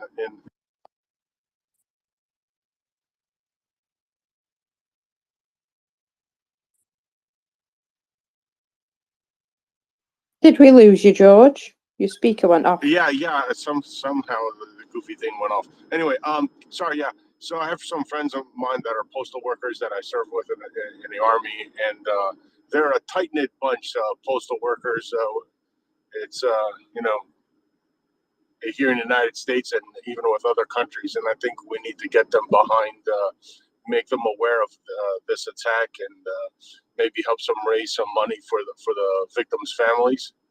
And you know, raise the awareness that Russia is now targeting these people too. I think it would be good to get more people aware of what's going on in Ukraine, right? There's thousands upon thousands of postal workers in the United States, and if we can get them to maybe put out an internal memo through their union leadership, I think it would be good. On the other note, that about the torture and all that stuff. I always say the only way the Russians, outside of a prisoner's exchange, should be sent back to Russia is in a small little mason jar. But that's just me. We heard the account of what they did with the 70. Well, there's thousands of accounts like this. That's the problem. Thousands upon thousands of accounts like this, and the ones we read are just scratching the surface. We heard of the account of the 75-year-old woman and what happened to her. It's literally disgusting, and it's been disgusting now for over 600 days. And then to add insult to injury, you've got idiots throughout the world, marching around, chanting genocidal slogans. I mean, for Christ's sake, they're carrying around ISIS flags. Like, what else do you need? What else do you need? What else do you need? Do they have to put it up in neon signs? Where their mentality is? I mean, the Metropolitan Police in the UK, I'm sorry, but this morning I would be firing people. People would be getting shit canned because that's what needs to happen. You let those animals, and now that's what I'm going to be, they're fucking animals, march around with those flags. British servicemen were killed by ISIS. And you let those decrepit pieces of shit march around London with those flags. Yes, I actually would, George, and for this reason. But I mean, I share your sentiment 100%. But I would allow those people to march with their ISIS flags, or their Hamas flags, or their Hezbollah flags, whatever. And I would make sure that every person who's in that group can be 100% identified and have a search of what they're doing, because I'm all for freedom of speech, but their use of intolerant language and flags is what ought to be investigated and prosecuted if there's a case for doing it. But their behavior at the rally is what's important. The bottom line is, and I'm gonna sit there and say this.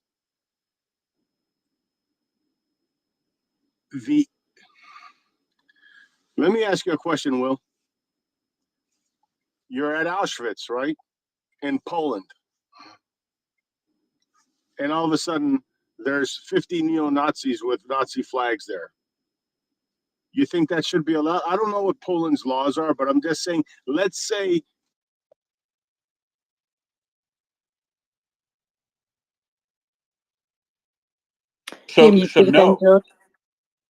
No, absolutely. I think that behavior shouldn't be accepted, and I think it should be addressed by the security folks that are on the ground at the time. And if I was there and those security folks needed any assistance, I would render it eagerly. Okay, so but I gets back to my point, Will. We have to start.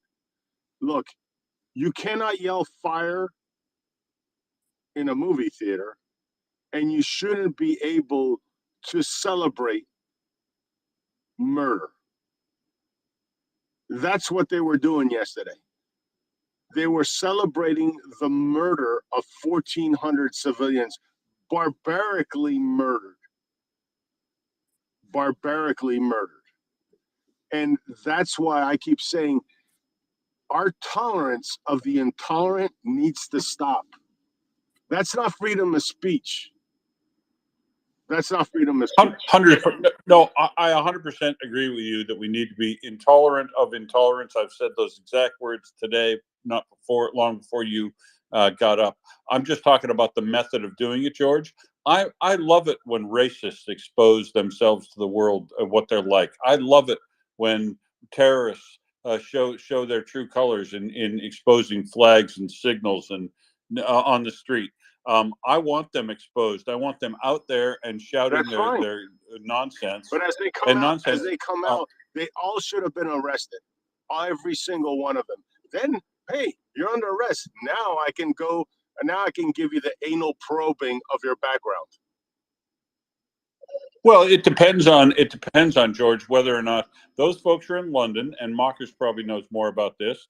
I believe there may, in fact, be hate speech or terrorism supporting demonstration bans in law over there, and they should be if the demonstration itself is banned, or if hate speech that they use during the protest is switched over to, they should be apprehended and arrested for that, but not for the right to protest, only the content of that protest, or if the content itself has been banned because of it's considered hate speech and they didn't get they couldn't get a permit for it or whatever like that, then give them move on orders. It's what I was saying in Australia. Give those folks move on orders and disbursement orders, and if they don't, then you have license to disperse them. George. Yeah, but you see, hold on a second. Here's my problem, Will. We have to dig a little deeper. Walking around with ISIS flags. Now remember, there were American and European civilians that were arrested for joining ISIS because it was a terrorist group. Right? They were arrested. It is a listed terrorist organization. That's exactly correct. Same thing with Hamas. So I need to come in here and just mention that those flags, although they do look very much like an ISIS flag, do not contain the same wording. Right. So there was at least two that I saw, Mockers. I know which ones you're talking about, yes, but there were two that were blatant ISIS flags, and that's the problem. But like I said, we have to enforce the laws that are on the books too, and that's what's not happening. And I have a concern with that too. But if there's a case to be made that there are mockers, are there in fact hate speech laws or hate demonstration laws in Britain that would ban people from going out and protesting for ISIS, for Hamas, or for any other terrorist organization that's listed by the UK? Yes. There is also the fact that the UK police, I'll be honest, have been whittled down quite a bit. And I would say in order to deal with any possibility of a, large gathering getting out of hand, they actually do rather monitor and follow up. Unless somebody is exhibiting violent behavior at the time, because the last thing they want is a riot, because on their own they wouldn't cope with it. They would have to draft in from other areas, and that takes time and planning.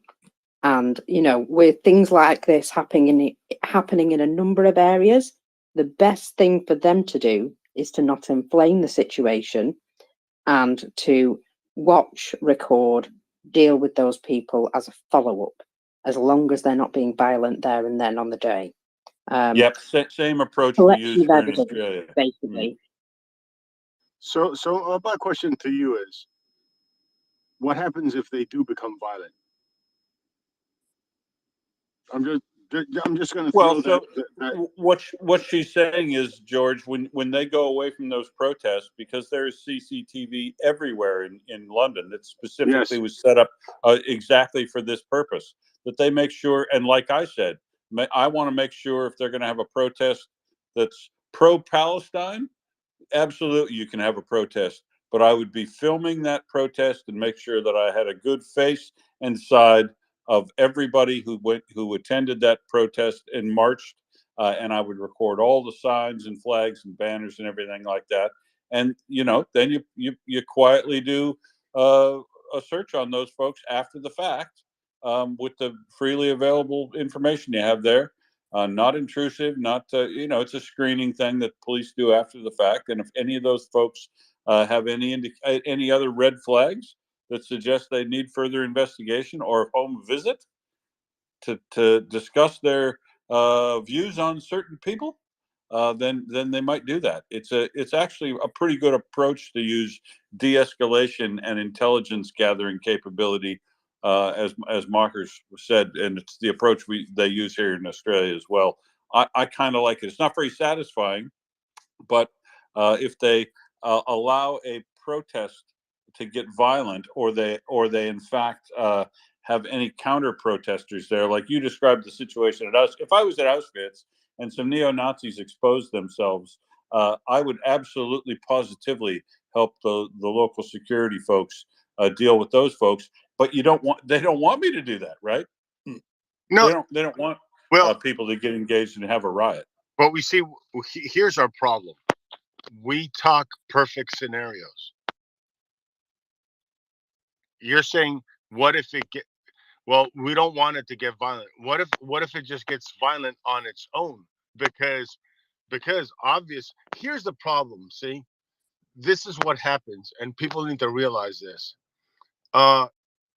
It's like the child with the saran wrap, with the plastic wrap, wants to put its finger and push as far as they can in the saran wrap to see how far they can push it.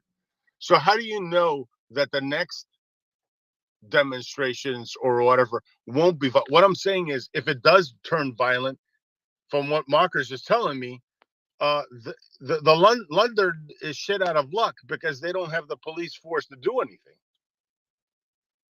Do you see what I do, but I'm look. I think for the London police force, I don't know what numbers they would be down from whatever recommended or number they should have, but I'm pretty sure the numbers of police I saw in the street there from London dealing with the things that, you know, the videos we have seen, they could take care of themselves to protect themselves, but basically their approach is de-escalation and separation of people, any group that is fighting with another group. So I mean, but the answer is, George, if it starts to escalate and you're on the street and you're in that situation, you make sure that you call for all the available assistance, mutual assistance that you possibly can get, and put your and your other officers in a situation where you can defend yourself and hold out until the cavalry arrives. And that's and to me that's a huge problem, because by the time the cavalry arrives, you've lost about 150 businesses, and that's a problem.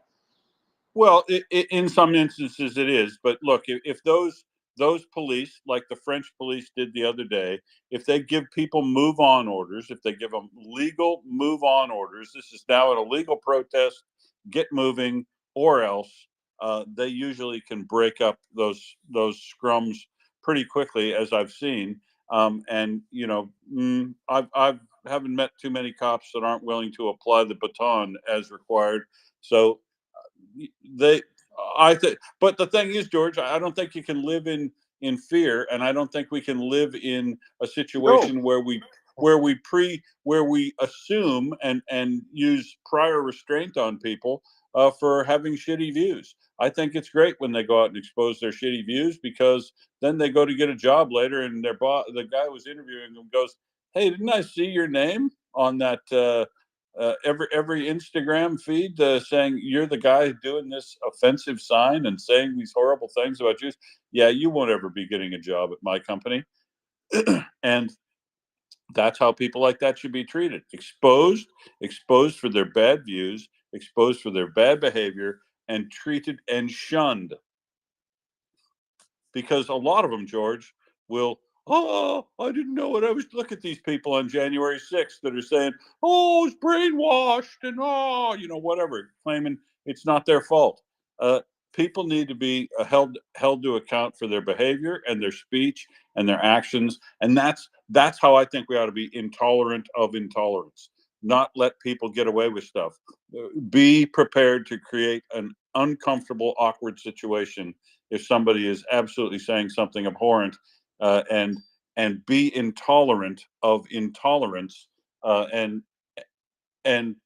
up to your own personal comfort level, and that's different for everybody, George, because I know you and I probably handle a little higher level of personal discomfort than others who are not as interested in getting into uncomfortable situations as you obviously are, and I will also admit to.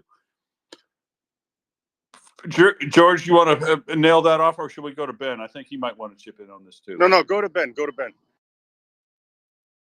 Well, I'll never try to get between you guys. I don't have that level of pleasure of that kind of discomfort. But I'll just try to get a little wedge in there. That's the guy who reports from war zones.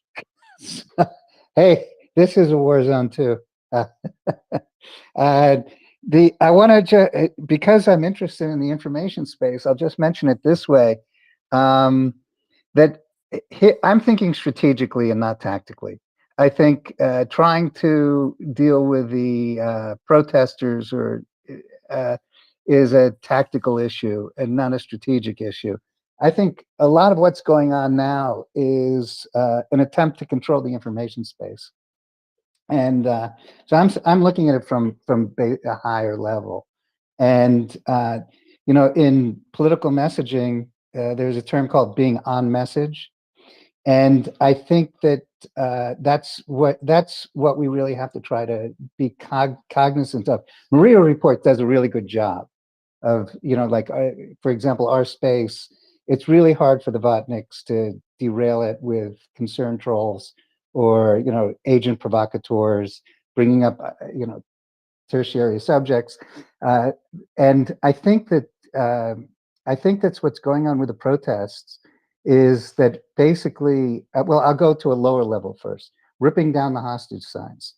If you go online, you can see all over the world people are ripping down signs of the hostages who are being held by Hamas. Yeah, explain that to me. I think it's coordinated. I mean, I don't have knowledge of it. I think it's coordinated.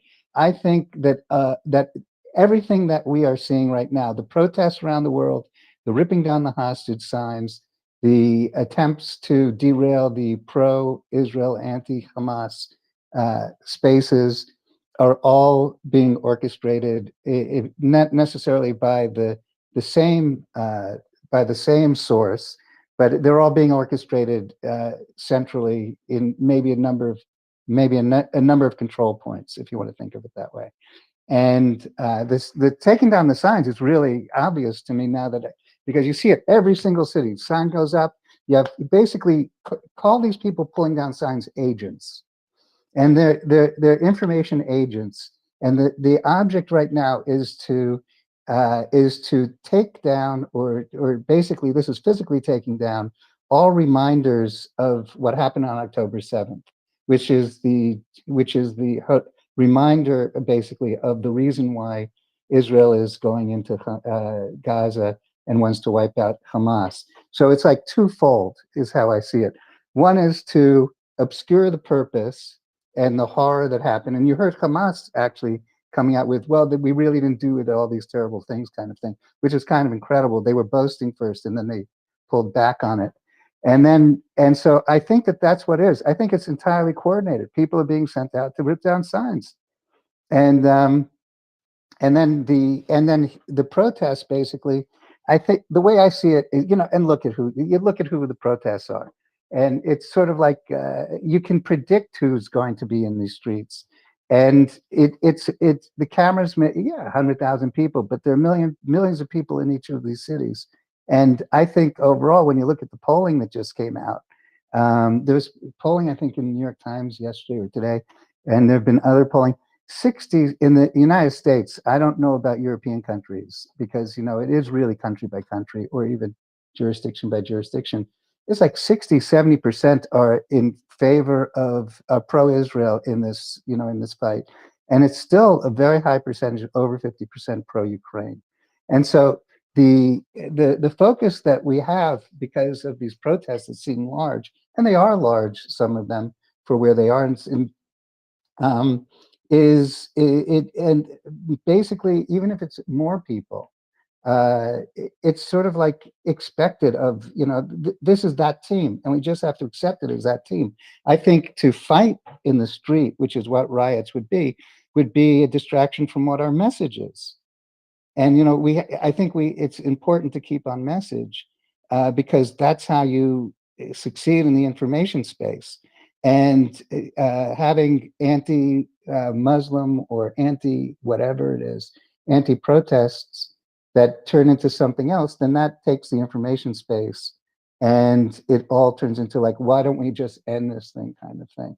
And so that's, I mean, I can go more into I it. see. I see what you mean there. So just generate the conditions in which people just want to settle things to get it over. Yeah, I mean, that's what so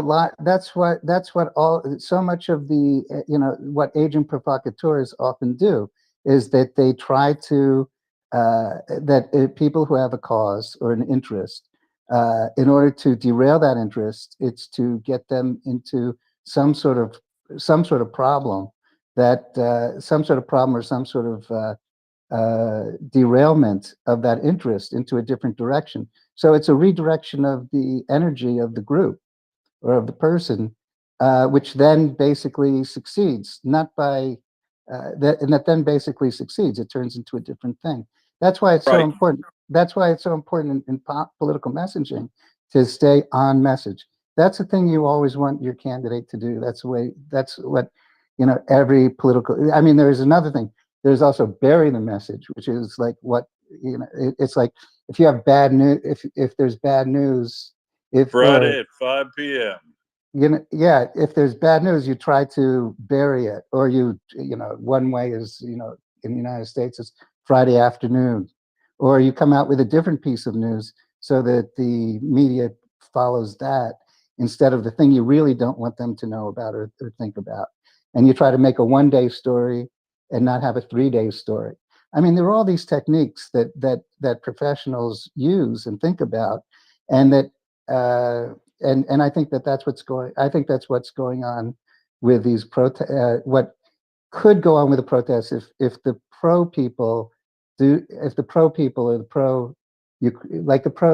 pro Israel people don't stay on message. So that, I mean, I just wanted to throw that in about the No, protest. I think that's incredibly true. I think I also got the feeling and smell a little coordination in relation to the tearing down thing, because the method, it isn't just people doing one; they're systematically going and taking all of them down.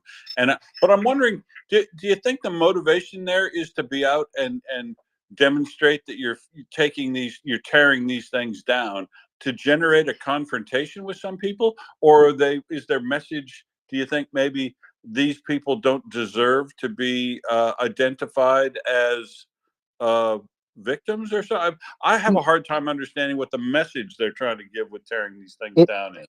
I think what they want to do is they want to bury the message. The term is burying the message, which is those, like, for example, the ones that Just get it out of your view. Correct. Like the ones that are being torn down. Look where the signs are being put up. They're being put up. It's like, if you have a billboard in the middle of nowhere, no one's going to see it. No one's going to care. But the signs are being put up in very high foot traffic areas. Like, for example, where you always see the ads, right. for So stuff up. So they're being put up like I saw one in Union Square subway station in New York, which is one of the busiest subway stations in New York. And so when you look at those things every day, if you have a mild interest, let's say you're not pro or anti, let's say you, then that's basically, that's where Haagen-Dazs and, well, let's not use Haagen. Yeah, that's where Haagen-Dazs and Gillette and and Chase Bank, that's where they have all their advertising, because that's where people see it. So the purpose is to basically, to bury that, because I think the purpose is that as we get further away from October 7th, and the murders and the massacre, and the topic becomes more of what's happening today, like the hospital, car park. It's really, we should just call it the hospital car park, because that's what it is. And so it's so then that becomes yesterday. So then the hostages become yesterday's news. And so I think that's what it is. And I mean, it's so deliberate. You see these people taking down every single sign. So it's not malice necessarily towards a sign. It's not one person thinking to themselves, well, I don't like, I'm so pissed off that they have the sign up. It's the intention is to take down every single sign. They go one sign, the next sign, the next sign, and then the next block, the next block. It's a job. Someone has the job of going out and taking down these signs. And that's how I see it. And so it just is so obvious to me. And so when it comes to the information space, my advice, always think strategically, just as you do when you look at when people look at what's going on the battlefield. There's strategy and tactics, and when it comes to information, I don't think everybody is quite aware in the information domain that there's strategy and tactics also.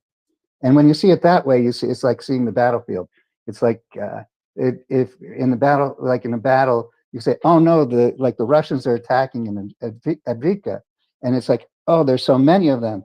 And then you realize, then when you understand the whole battle space, and then both tactically and strategically, you can have an analysis that's different from just reacting.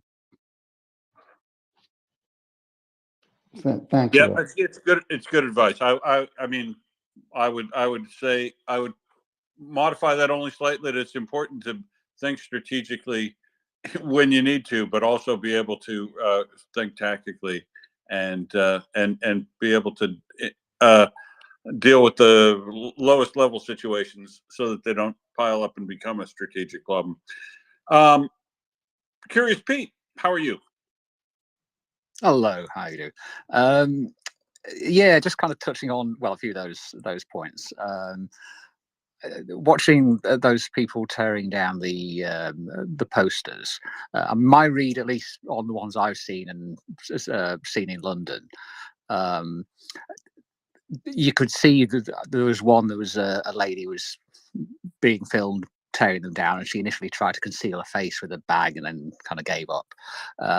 I saw those as not coordinated, but just expressing, their own anger, and then kind of being caught on film doing it. Their response looked a little bit too emotional and to be, active agents doing a job, if you like. Regarding the policing of the riot, of the protest, British police do have one thing they are exceptionally good at is crowd control. They've kind of developed tactics over decades and decades of kind of dealing with football hooligans and things like that. So they do have very good. They're very good at tactics. They take an approach, generally speaking, of being kind of low key but visible. With the high-vis vest and observing things, and then increasing, what's that level? Escalating as trouble escalates. Behind, out of sight, sort of in the back streets around there will have been loads of vans full of what they call a tactical support group, which are essentially the riot police, already kitted up in case they're needed. But they do try to. I think, as Mock was saying, they're trying not to escalate themselves. They're trying to, it's a real fine balancing act. And identifying and following up is kind of one of their key strategies. 10 years ago, or just over 10 years ago, there was something that was, we had some large London riots. It was related to a gangster, an armed gangster getting shot by police, and the dispute was as to whether or not he had thrown away the gun, a second before he got shot or not. And there was huge riots, and it overwhelmed the police at the time. became very close to overwhelming the police at the time. Well, it kind of did in some ways. But what they did is when they followed up, they gave those protesters or those rioters that they could identify incredibly draconian sentences. Things like somebody had looted a shop and literally stolen nothing more than a bottle of water will give them 1 year sentences in prison. So they took a very draconian approach to that, to send a message saying, look, do not do that again. We haven't had riots like that since then, so that may have had a certain effect. I think, but it's a difficult balancing act because on the one hand, I think we do need to absolutely clamp down on those who are supporting Hamas and calling for the annihilation of the Jews and things. If they go in too hard, then that's got the potential of inflaming more passions on the Palestinian Hamas supporting side, because they can say, look at how they're treating us, and that can inflame more passions. But if they go in too weakly, that creates a lot of anger on the side of those who are opposing the protests. We have something like 80% of the terrorist watch list in this country are basically Islamic terrorists, but another 20% are what kind of are far right potential terrorists. So personally speaking, when I watch the protests, it's my own view. I think in some ways that the police weren't getting it quite right. I think showing policing that looks a little bit too weak, I think, is going to inflame. It's going to have two effects. On the one hand, it will wake up a lot of the majority of the people saying, this is a real problem, and it will increase legitimate political pressure. But I think they have to, I think appearing too weak can also make some people think, right, well, if they can't do it, I'm going to take matters into their own hands. And I certainly think, we need to, dealing with this has to be through the authorities. And, to me, the correct political pressure, would be to, pressure the government to, it might be increasing police budgets, increasing security service budgets, but it's a tricky one. Just a couple of specific instances related to things we saw. Some people saying, "Oh, look, there's this guy waving an ISIS flag. It was a black flag with a shahada on it. The shahada being the, that kind of basic article of faith of Islam." And the police were saying, "Oh, it's put out a message saying, oh, it's just it's the shahada." But in fact, the shahada on a black flag, just like that, is the common Al-Qaeda flag, not the ISIS flag, but the Al-Qaeda flag. So I think by putting out tweets saying, oh, it could be innocuous, I think I don't think they judged that quite right, in my opinion. And I think there was others where there was a particular chap, and I think they identified him, calling for jihad. And again, there they put out a tweet saying, "Oh, well, actually, jihad can have different meanings, and there's, we all think of like the terrorist type jihad, and the other potential meaning of jihad is basically the idea of the inner struggle. I think in Islam they call the kind of the violent fight is what they call lesser jihad, and then the inner struggle, which is kind of like it's the inner struggle against your own, your own sins and your own kind of violent desires and hatred. And the theory, the inner jihad, the greater jihad, is supposed to be basically doing the same. It's the take the beam out of your own eye before criticizing the others. It's kind of even what they call the official. There's a song called Jerusalem, which is kind of the unofficial English anthem. It's sung at rugby matches. It's like every Brit has sung it hundreds and hundreds of times. That describes, give me my bow of burning gold, give me my arrows of desire, give me, give my shield, give me chariot of fire. I will not cease this mental fight until we have, built Jerusalem and on our green and pleasant land. That, fully enough, is describing the process that is supposedly the greater jihad or whatever. But I think in this instance, I think the police got it a little bit wrong. I think, it's about context. When people are calling jihad there, they weren't calling, for the protesters to use this time to kind of examine their own consciences and examine their own feelings. And you're dead right. That's context. It would be like a far right rally turning up outside a mosque saying, "Let's clear this filth from the streets." You wouldn't go, "Oh well, maybe they were calling for a litter picking campaign." I think they got that slightly wrong, and I think that messaging of getting it wrong is going to drive a more kind of far right response. So it's a balancing act. I do think the police have had some bad advice in terms of what certain things mean. I would like to see those, particularly that guy waved the guy calling for jihad, the guy waving the black flag with the Shahada, which is the Al Qaeda flag.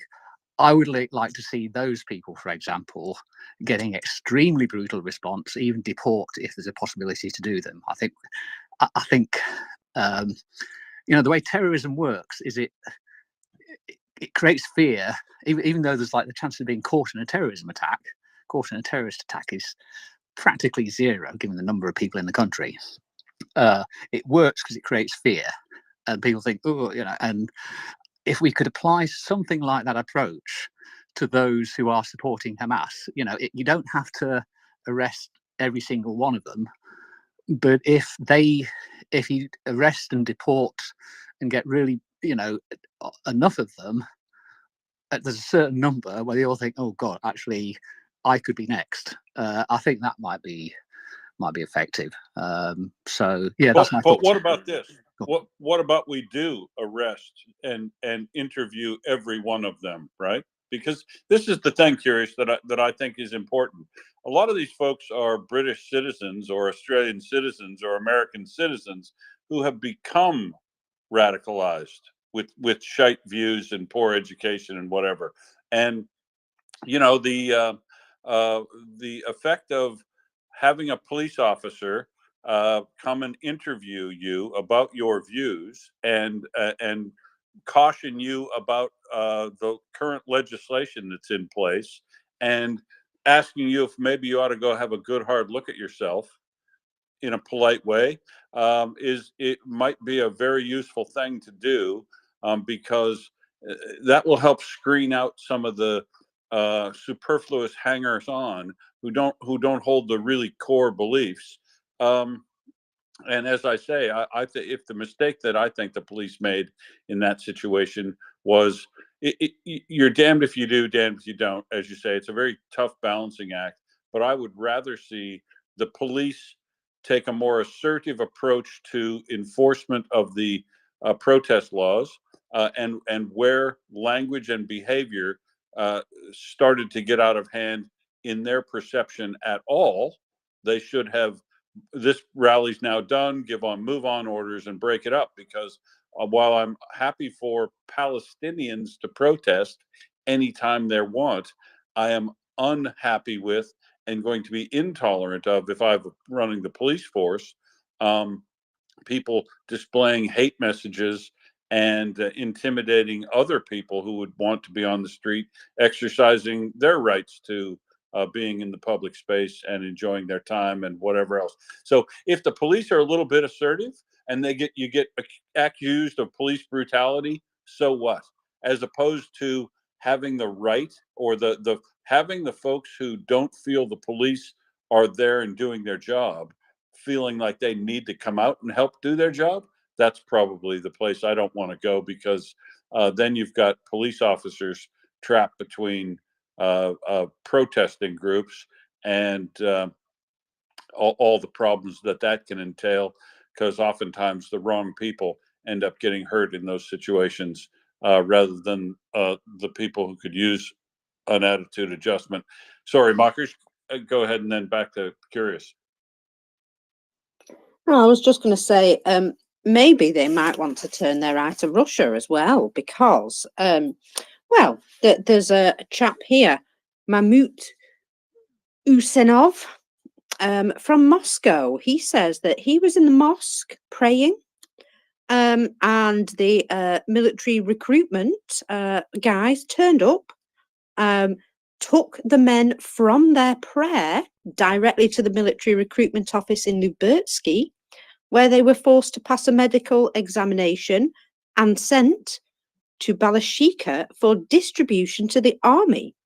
They have been forced to sign a contract with the Russian Defense Ministry, or they will be deported and banned from entering Russia ever again. So, you know, if they've got concerns about people being victimized. I'd take option B. I'll take deportation, thanks.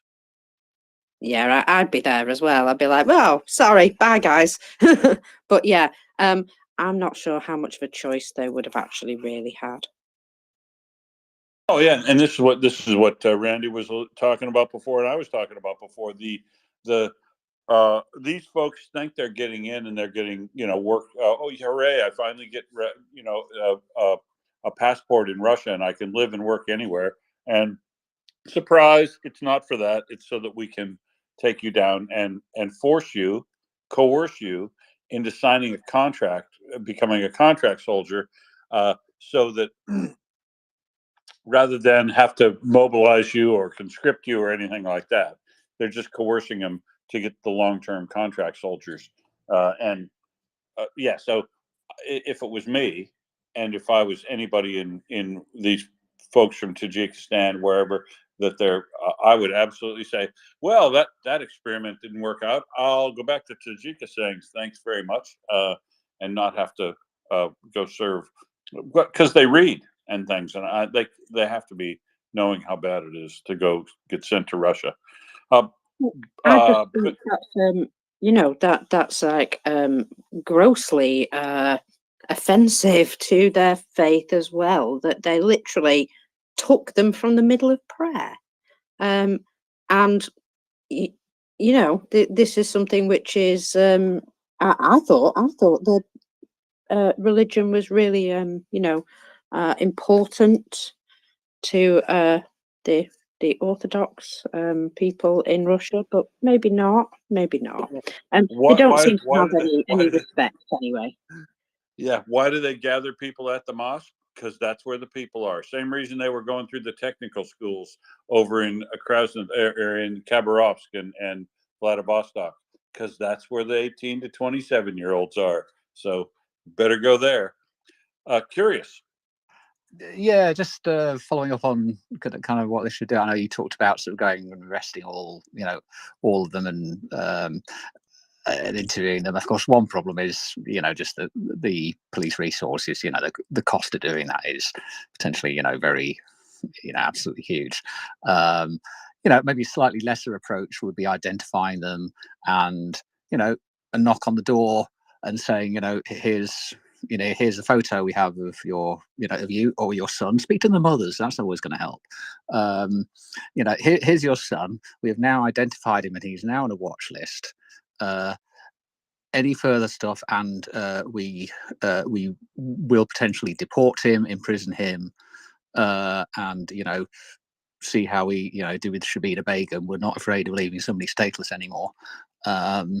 And kind of put the fear of God into them, and then, you know, keep an eye and watch, obviously, the ones you have identified as more serious. But you know, very often it's the mothers, it's the women in you know, it's the average Muslim women that are more concerned about their sons being radicalized and are going to do more to actually knock some sense into them than, you know, outside male or police influence. You know, I know Finsbury Park Mosque in the UK is relatively notorious for being in the past of being kind of source of some radicalization. But even today, I know Muslim women who will happily send their daughters to the female section, but they would never send their sons to the male section, because they're aware of the kind of firebrand stuff that still goes on there. You know, it's yeah, it's a real fine balancing act, and it's obviously you need to think about resources. But yeah, it's that, yeah, it's a balancing act. But thank you. Thanks, Curious. Yeah. Look, I that's what I meant. I mean, to essentially go around to these people's house, make that personal contact with them, and to be honest, even if it costs us extra police resources for that human contact, it's worth it. I'll bet the investment in it is incredibly worth it, because I've never ever had to deal with a situation like where people are doing really bad behavior. That if you went around and you spoke to them, yeah, with their mother there, you know, it's like you say, don't put anything on the internet that you wouldn't want your mother to read. Has always been my rule of whether or not I can say something, and I think, you know, that works, because a personal discussion with him, and noting that, you know, I've had this discussion with you, and you know what, I don't think we're going to put Bobby on the terror watch list today, but note that if we see him around at many of these organizations, these things, we probably will. And that means you're done using public transport, and you're done flying on airplanes and things like that. You know, just say, hey, look, you can hold whatever views you want, but where your views start to become actualized, your ability to operate in society is going to be observed and reduced. I mean, this is it, right? This is the trade-off they need to make. They need to understand, if you hold intolerant views, you're not going to be welcome everywhere, and you're certainly not going to be allowed to build a capability and carry out the acts that you might be contemplating, even though you can think whatever you want. That's the societies we live in. But make them understand too that you can think whatever you want, but you're going to pay the price of actualizing any of what your thoughts are, if those thoughts aren't if those thoughts include intolerance, hate, genocide, murder, any, you know, all the criminal acts. Yeah, I think it'd be well worth it. As worth it as having to prosecute probably any one case of a terror act, and with all the forensics and all the procedural stuff and all the prosecutions on that. It's like when we do major incident investigation and disaster. Well, if I do one major incident investigation that involves fatalities, people always complain about all the stuff they have to do, right? Oh, you know, this and have to do these inspections, I have to do these audits, I have to do all this stuff, and they complain all about all the time it takes them and the money it costs them. And I say, wait till you have to pay for one fatality investigation. You know, all this other preventative stuff will seem like chump change in time and money. Furious. Yeah, here's the problem though, and this is where, you know, I hate to use that word, but slippery slope. So here's the problem. And I understand what you're saying, Will, and what Curious and other speakers were saying.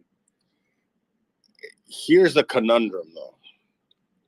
So let's say, and this is, what can you do, right?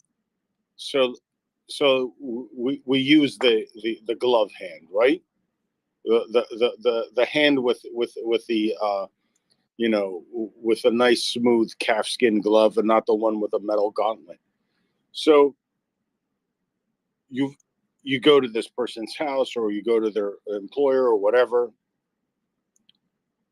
The thing is, once you put them on any list, right? There's going to be multiple people, right? Let's say you start something like this, where they're on no-flies. I mean, there are people on no-flies list, but let's say public transportation, what have you. The problem you have, though, moving forward, Will, is that this group of people now, who have gotten whatever, restrictions or whatever have you, you now have the problem of them coming together, okay? Getting together. because they're going to feel ostracized by society. And of course, they're going to blame you, Will, not their actions, because that's what these people do. Remember? It's everybody else's fault. You know, everybody else's fault, never their own. It's these people are holding me back. This person's holding me back. X is holding me back. Y, Z, whatever. And now those people are going to congregate together. And the tendency for those people to be radicalized even more, especially, and this is what we really have to tackle. When you have, and I can't remember his name, and it's not even worth mentioning here. He's an American, I guess. He's a religious leader, and there's videos of him spewing utter garbage, utter hate. You know, and he's supposedly an imam. I'll use that word in quotation marks because I've met imams and I've never heard them speak like that miscreant. That is the biggest problem, is that once you label these people or, you know, try to tackle their radicalization, the fact that the chances of them becoming even more radicalized is a problem, because we're not getting to the root cause. The root cause is people that fill their heads with utter garbage. And we allow those people, under the guise of whatever goofy banner they want to put up, we allow them to spew that nonsense, to spew the hate.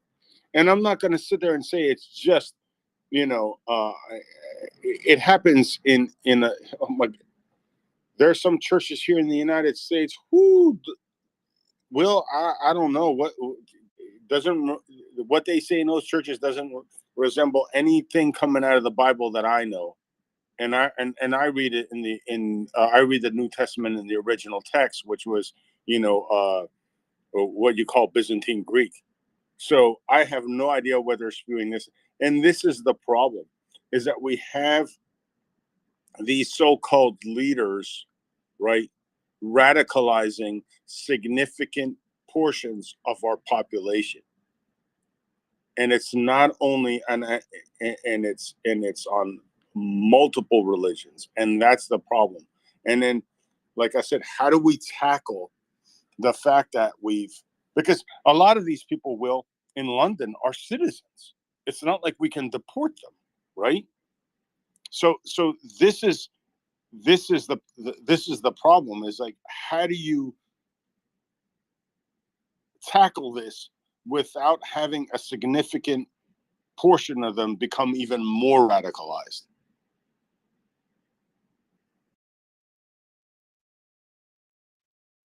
Well, I think it has to do with early intervention, George, because as you say, these are citizens, oftentimes, you know, second, third generation immigrants from countries where you know, they would possibly face the same sort of bizarre and hateful language in places where they would attend at home. But oftentimes, I think some of these weird radicals are worse even in America or Britain or Australia than they would be even at home in wherever. Let's say Syria, for instance. That's Pakistan. exactly right. Because what happens is, you see, that's exactly right. Because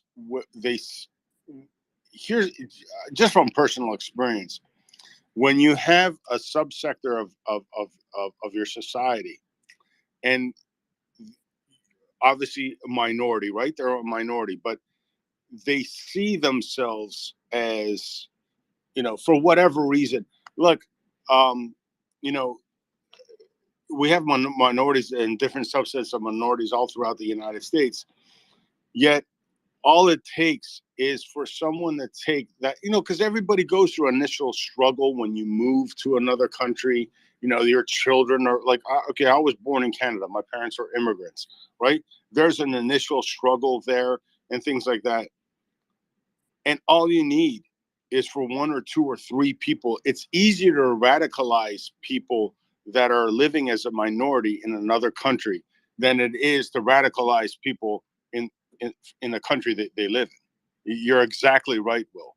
And it's just because of the dynamics that you have, is that, you know, people that go that let's say, you know, I know you're saying you're in Australia. There's a lot of Greek people. There's significant Greek Australian community in Australia, and then when they first came over, obviously there was a struggle, you know. But if you only have one or two or three people, that's all it takes to start radicalizing people that feel, you know, disenfranchised or whatever, or they feel ostracized. If they feel exactly ostracized in the community that they move into, they become insular and they build up resentment to the society that they've moved to. Exactly. And so you have that going on. But like I said, moving forward, you know, this is going to be a sticky wicket, because you can't, you know, how do you keep, like, how do you keep these people that you're going to talk to or whatever, or limit some of their access to certain things? How are Can you I going to? bring this back to Ukraine? Can I? Well, Because yeah, I've got yeah, something I wanted to add. no, but Marcus, and when it comes to Ukraine, here's the difference. The Ukrainians have been dealing with, you know, Russian terrorism now for over 400 years, but not one of them has strapped a bomb to themselves. There is that. There is also the fact that there's no balancing act in Ukraine. There's an awful lot of people from all different walks of life, fully united. And yes, there are, you know, the bad eggs that every society has, but it's something you don't run into all the time. There's a massive feeling of unity in Ukraine, and it's because they're all fighting for, you know, exactly the same cause. Now, I know they're under an existential threat in order to get there, but, you know, that is really an example to us all, I think. It's not about faith, it's not about color, it's not about what you believe or don't believe. They all believe that they're going to win and that they will continue to be determined to do so. Ben, I'm going to go to you. Thanks, Marcus. Yeah, to bring it back to Ukraine, I think from the standpoint of strategic communication, where this can benefit right now, like Ukraine is not really on the map when it comes to the media, which I think is just fine. Because, you know, Ukraine is making its progress on the field, you know, on the military standpoint. And it's taken the pressure off of the question of stalemate, you know, Elon Musk showing a map of the battle lines and the areas of control and saying, look how little they've moved so far. So right before this, it was mostly very little that was helpful in the media space, in the information space. And I think this takes pressure off of Ukraine at this point. And I think that's good. And I think coming out of it, because, you know, what's happening in Israel is going to occupy most of the information space for a little while. I think you know, I was saying this before, but now it's even better connection, which is the genocide, you know, the desire of Russia to destroy the nation of Ukraine, and the atrocities that have gone on.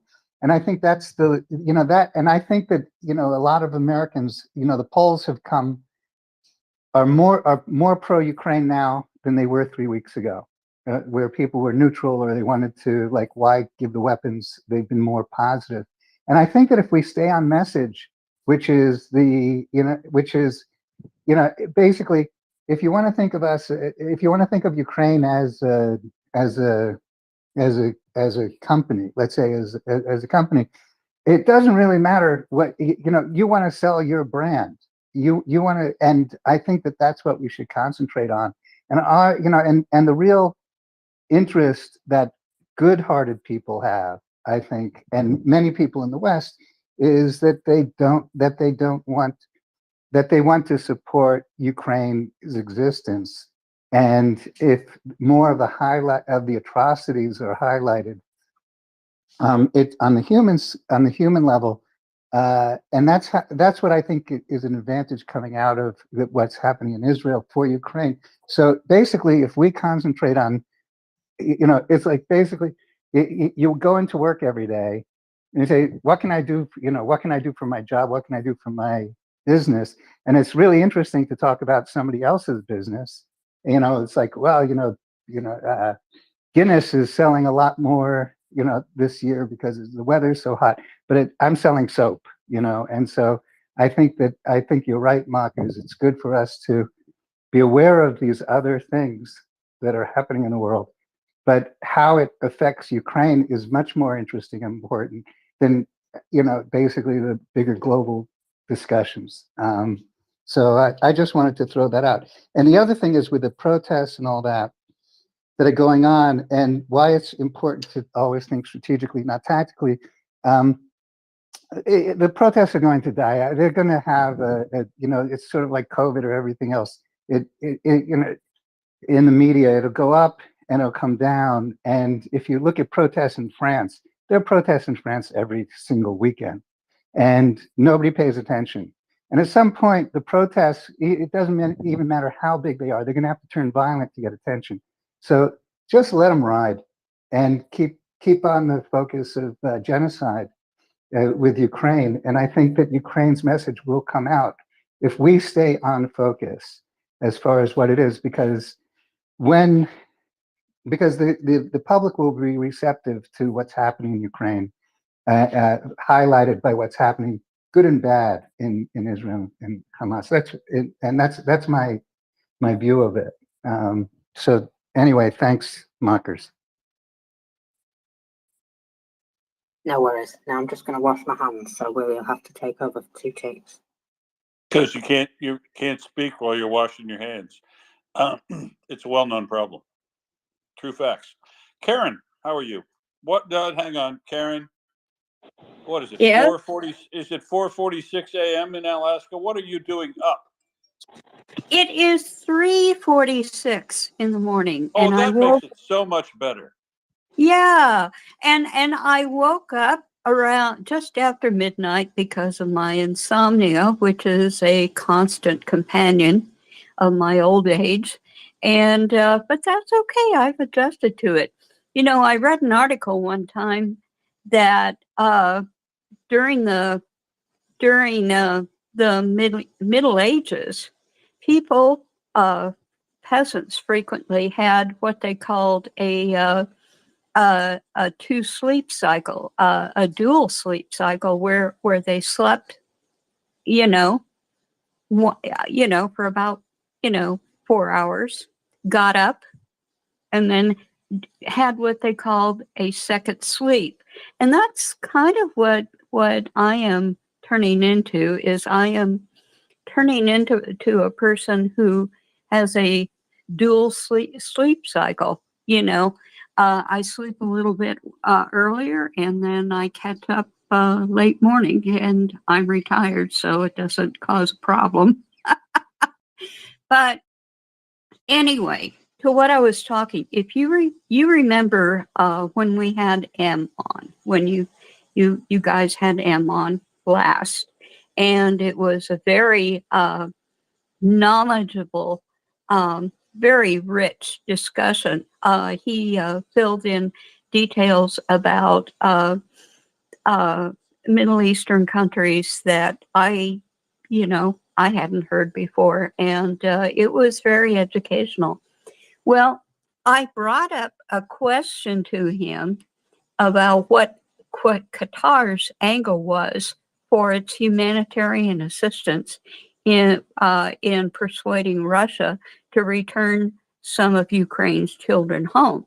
And this whole thing seemed really odd to me, because why I couldn't think of a reason why Qatar should care about the children of Ukrainians. I mean, this is in Europe. These people aren't Muslims. And I understand there are Muslims in Ukraine, but, not a majority. And basically, They're just bargaining chips, yeah. right. And what I remember what M said was that essentially, after giving a lot of background, is he essentially just said it was not being done in good faith.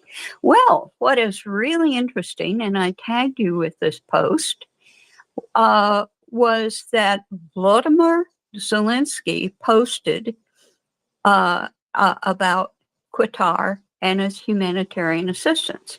And he spoke to the Emir of Qatar, Tamim bin Hamad Al Thani. Anyway, he said, I want to thank Qatar for its assistance and major mediation role in returning home the illegally and forcibly transferred Ukrainian children. And then he said, we also discussed the Middle East and agreed on the importance of de-escalating the conflict, seeking peace, and protecting civilians. He said, I emphasize the critical need of humanitarian corridors operating without interruption to evacuate civilians and deliver humanitarian aid. And then he finishes with this. He says, during this challenging time, the Gulf nations' participation in the peace formula remains the utmost importance. Of course, now, I this was quite the thank you, I thought. And it occurred to me that, having a rather suspicious mind, I thought, well, they're trying to split Ukraine supporters away from Israel supporters, maybe, and I thought that, and then I thought, yeah, but they can't be real obvious about the way that they're doing it. But I just wondered, what do you think took place during those that discussion where they talked about de-escalating conflict?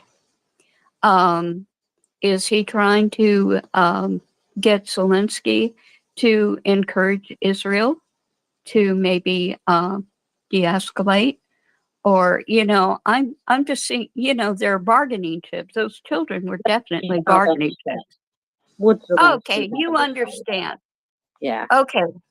So, anyway, I'm going to pause, and I want you to tell me what you thought went on in this discussion.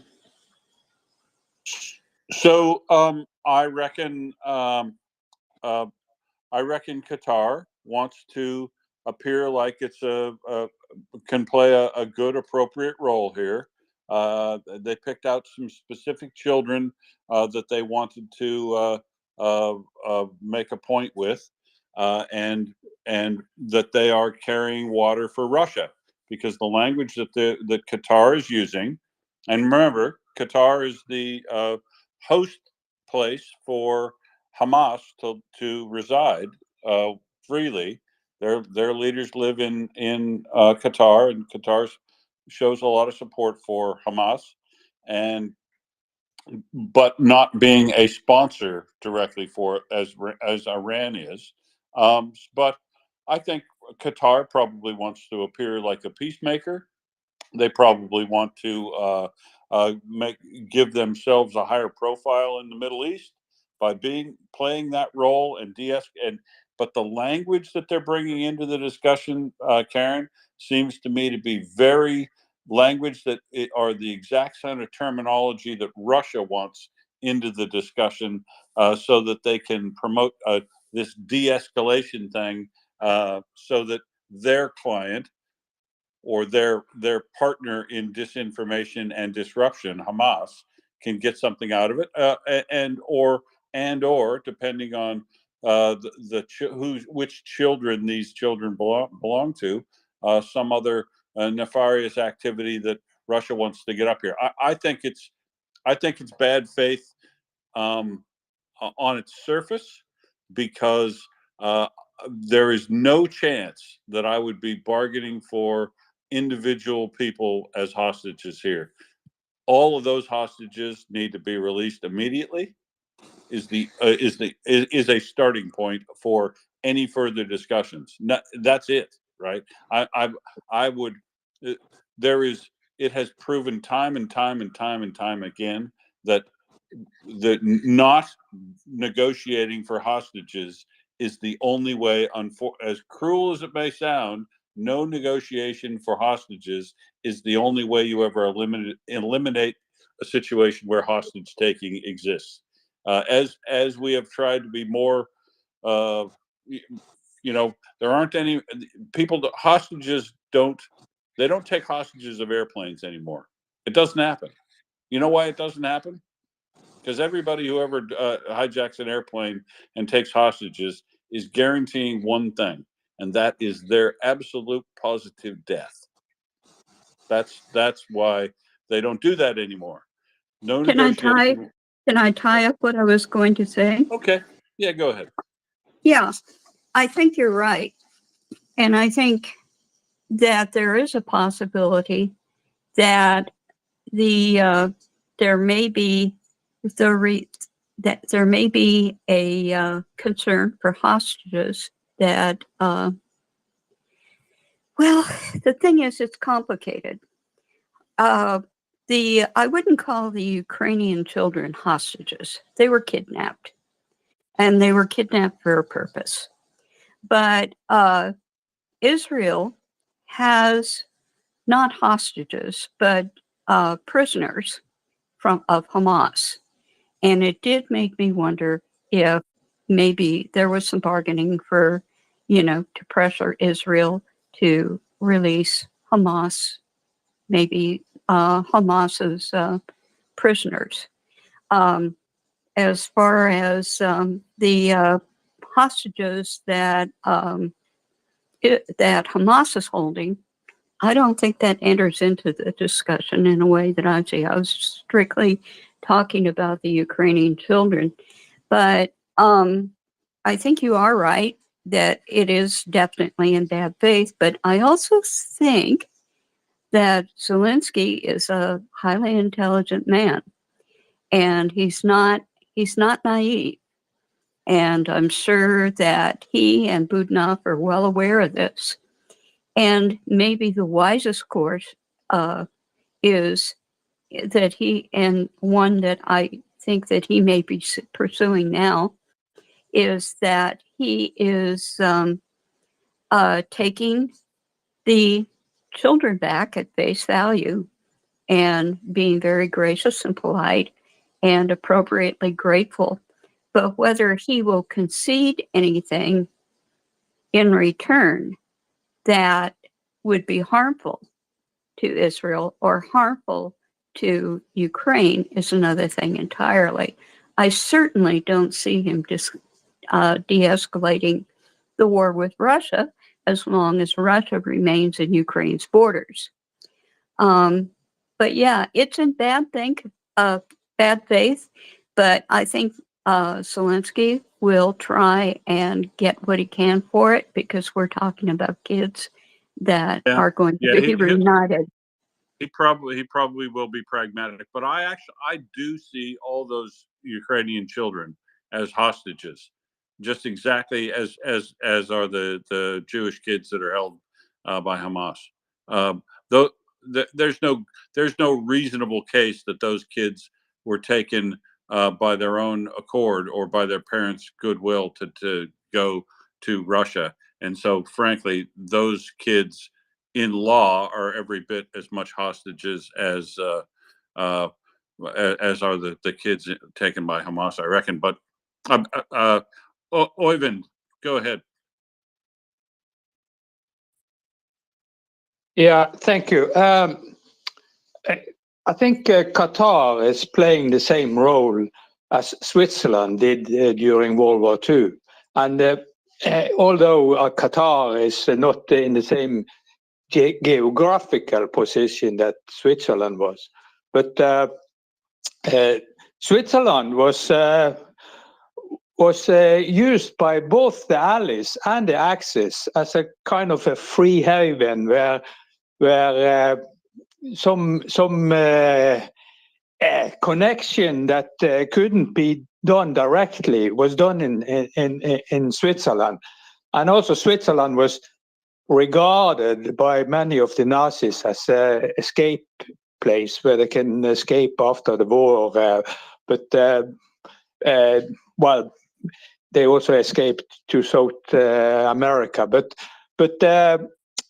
Qatar could be also escape way for the oligarch if things falling apart in Russia when Putin loses war, and maybe some other countries around that Gulf is the same.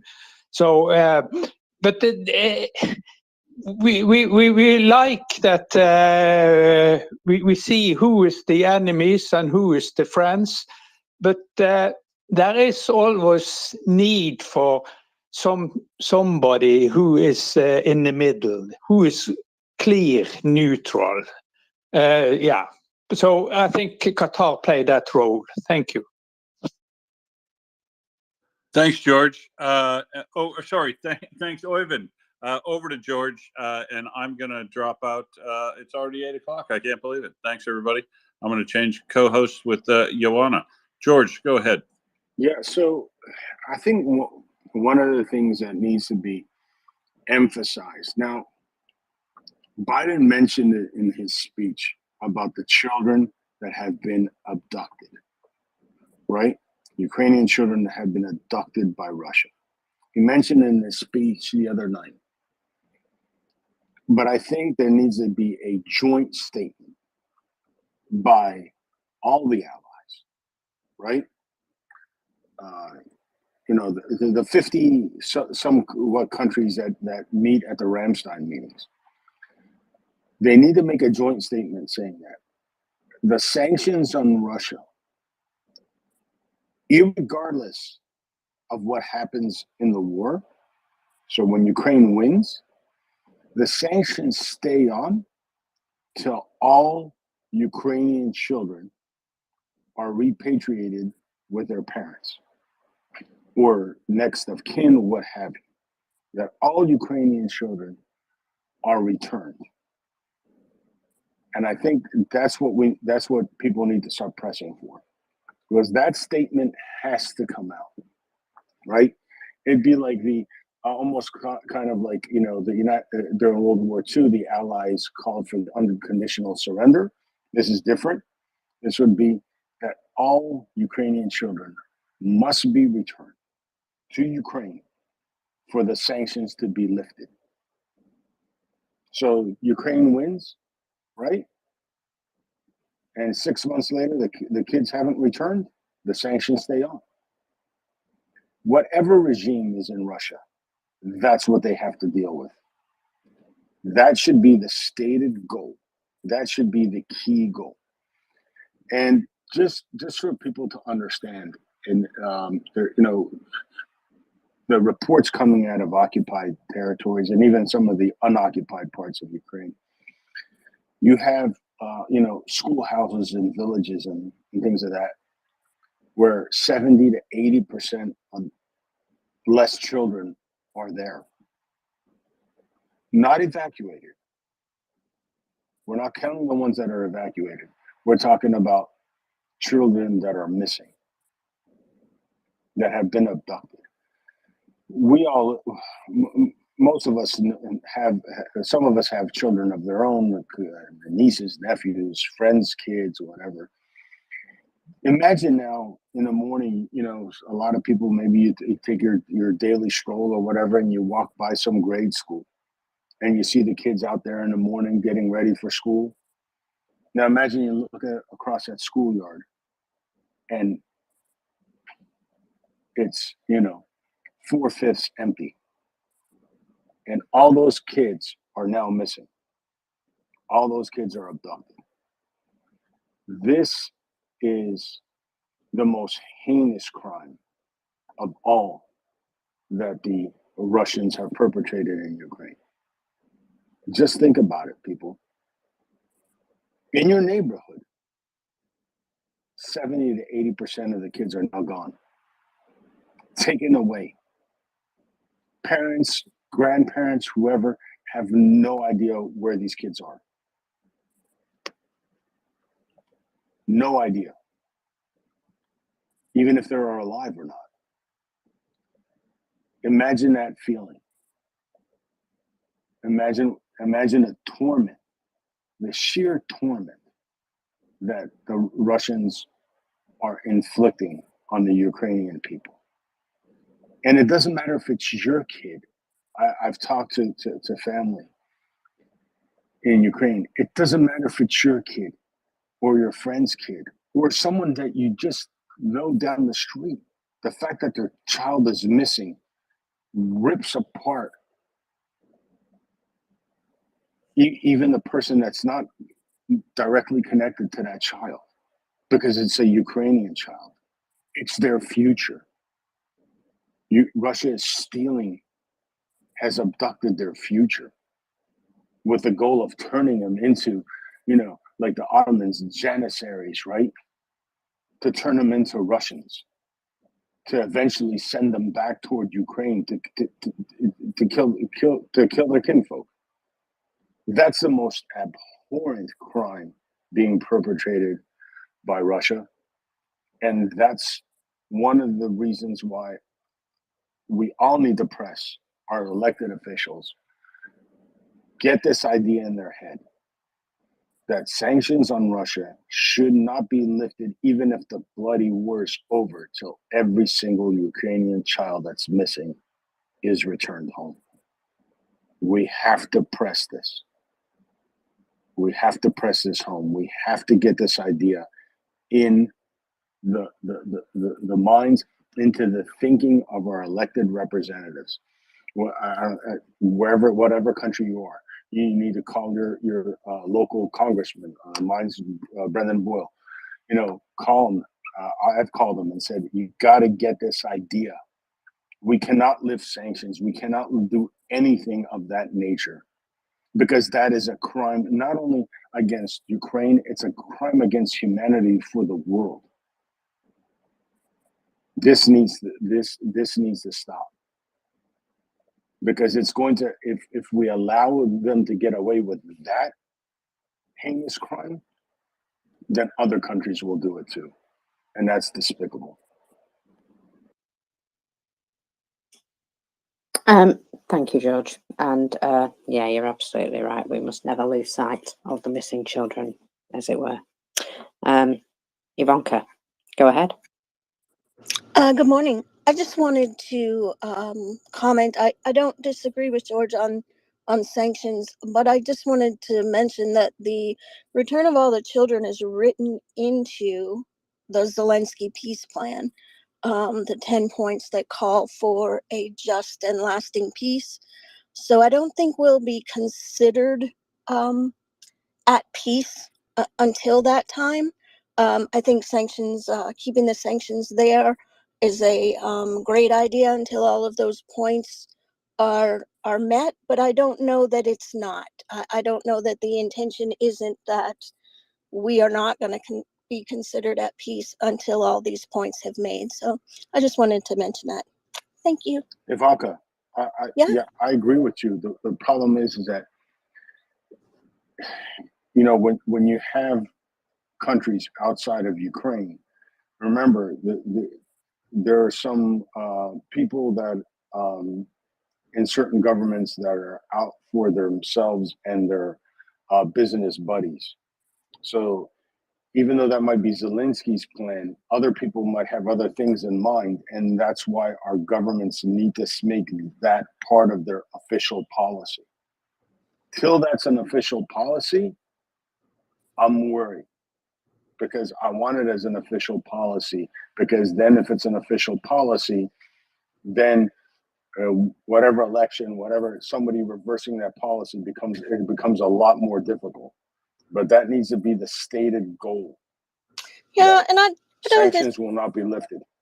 and I don't disagree with that. I just don't know that we're gonna get as much pushback as maybe you anticipate. And for me right now, I think our government alone has a lot of other hurdles. Not that the children aren't, don't get me wrong, just that we're not quite at that point where I think we can't even get Congress to function at the moment. So, you know, I think getting our aid approved and things like that should be a priority. Not that I don't think I'm not what you're talking saying about sanctions. I'm not talking about the United States. There's other countries involved. That's why we have to look at it across the picture. Remember, after Bucha and Irpin were liberated, and we found all those the ghastly, disgusting things that the Russians had done, you still had people, you know, in governments talking about, you know, some kind of like negotiated peace deal.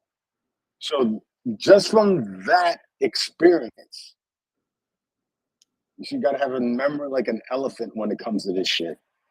Just from that experience, I don't trust no one as far as I can throw them. And that's why it needs to be a stated goal.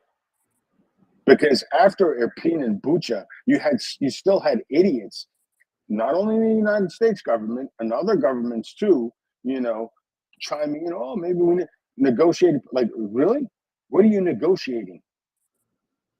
So that's why I say our goals have to be clear, and they have to coincide with what the Ukraine wants, and not necessarily what, you know, some finance minister or what have you thinks that we need to do. All right, alleviate pressure in this economic industry or blah blah blah, because that's the BS, you know, that you're going to hear once the war is over. And we have to stand firm. And that's why I say it needs to be a stated goal, because if it's not a stated goal, then you're going to get the weasels trying to weasel and whittle down the sanctions. That's why. It's prior experience that tells me we need to put it down on paper and not just an idea.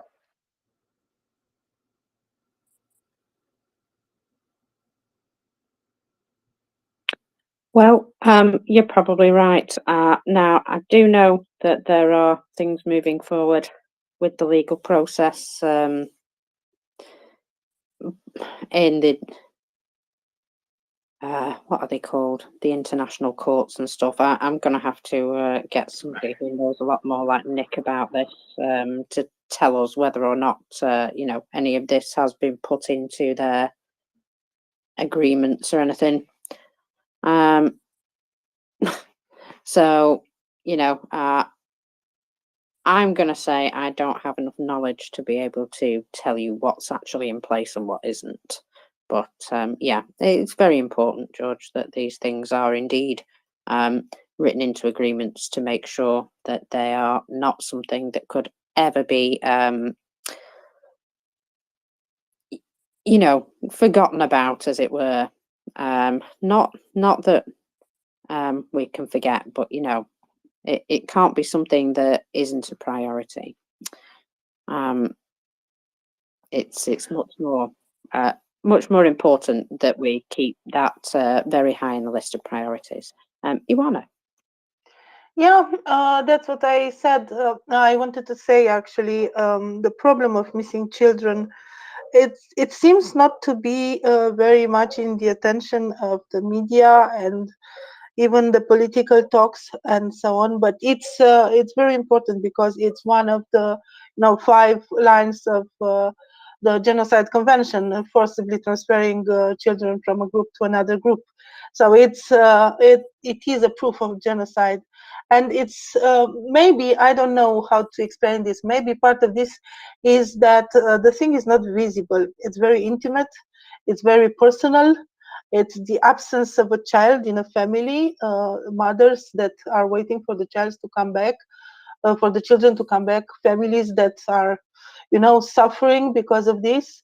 The damage is not visible. It's not like posting a building that is destroyed. It's even, if you have a school classroom with chairs that are empty, it's not very impactful as an image. So maybe we should do more. Maybe we should speak more about this, because it is a trauma. It's not just for the parents and just for the family, but it's for the people of Ukraine. Having your children removed, having them kidnapped and taken thousands of kilometers and miles away, given to other families, brainwashed, and there are Russians that adopted, between quotes, children from Ukraine, and that are complaining that they are bad because they do not want to be Russian and so on. Having this happening, it's a very significant trauma for the people. And I agree with Will. I think the sanctions, or with George, sorry, the sanctions should not be lifted until the children are taken back home. It's very often we hear that there will be no negotiations. I think negotiations may be a thing. Negotiations about removing the sanctions according to what actions Russia does, for paying the damages, for returning the kidnapped citizens, and so on. This can be negotiated. The time frame of removing the sanctions according to what is done. So, yeah, I don't know if I was very clear, but the point I wanted to make is that we are not seeing this absence of the children so much. So maybe we should talk more about this. I just wanted to say, you have to look. You can't forget the past, right? You can't forget what has happened, but you also have to look. You have to look at all possibilities. So, one of my concerns is, and it's a big concern, and people need to think about this. Moving forward, next year, whenever, hopefully, next year, next spring or something. Let's say the war's over, and then 6 months later, there's an economic downturn in the world, in world markets or whatever. There's going to be huge amount of pressure to lift the sanctions, right? And that's what I'm talking about. There's going to, if you have, let's say, an economic downturn or something like that, that's when the pressure mounts, and we've got to insulate that requirement. We've got to put that paper as an official document, as an official policy. If you do that, then it insulates that caveat that the sanctions will not be lifted until all the children are returned. Russia pays reparation, what have you. But that one piece, the return of the children, has to be ironclad. It has to be, bulletproof, if you want to put it that way. That nothing that's happening on in the world would change that. And that's my concern. And that's why we have to, and like Ilona said, we have to push this forward. We have to push it forward. Just like we were clamoring for F-16s and Leopards and things like that, we need to have a concerted effort to make our elected officials aware of this, and to also get it put down on paper that it's an official policy of all the nations that are involved in helping Ukraine, not only 2 or 3, because if sanctions are removed by, let's say, a few countries, then you're pretty much shooting yourself in the foot. We need to make sure that it's a stated goal of everyone.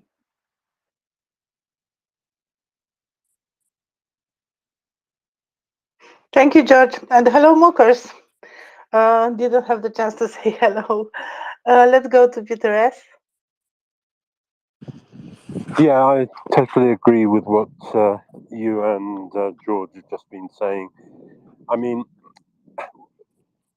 it is genocide with nothing else, kind of no other proof of anything else.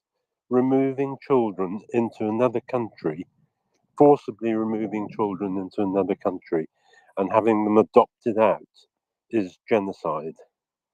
It's black and white. There's no maybe or this, that, and the other. And we know there are documented children. There's nearly 30,000 documented ones, not even covering the ones which aren't.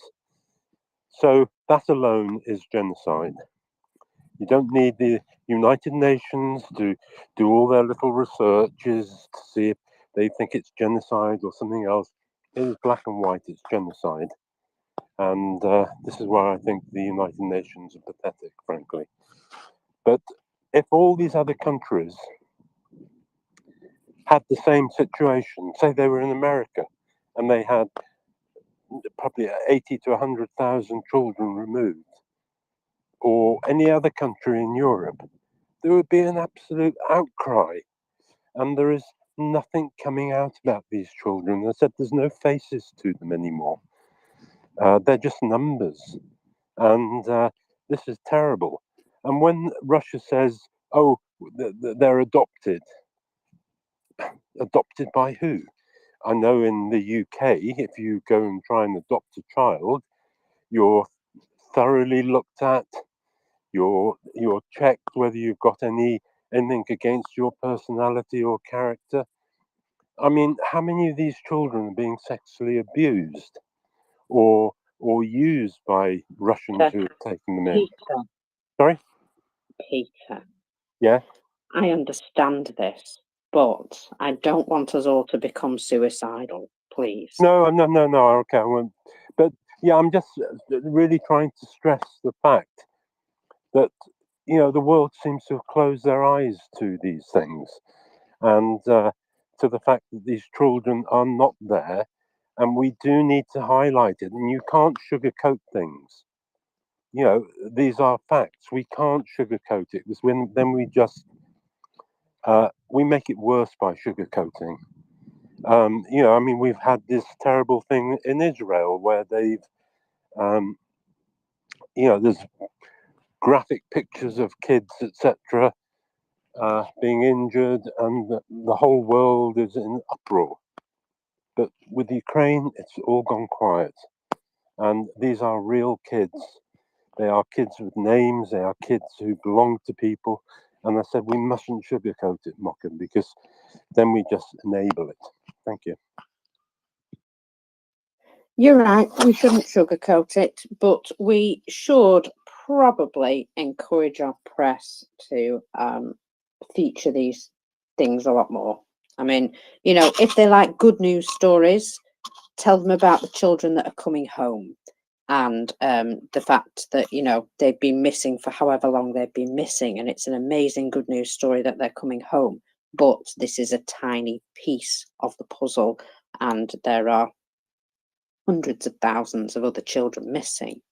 That, you know, that's a way of incorporating it into a better news story, as it were, but still getting the message across. And you know, if you go to the media and you say, let's talk about all these children being, you know, sold or adopted or abused or whatever, that's not something that they're ever going to be able to run. They just won't get it past their own editing, because it's a, you know, it's not a feel-good story. It's not a big scoop. It's something that they don't know how to touch, if you know what I mean. They don't know how to talk about it. So you have to frame it in the right way. But yeah, I think it would be important for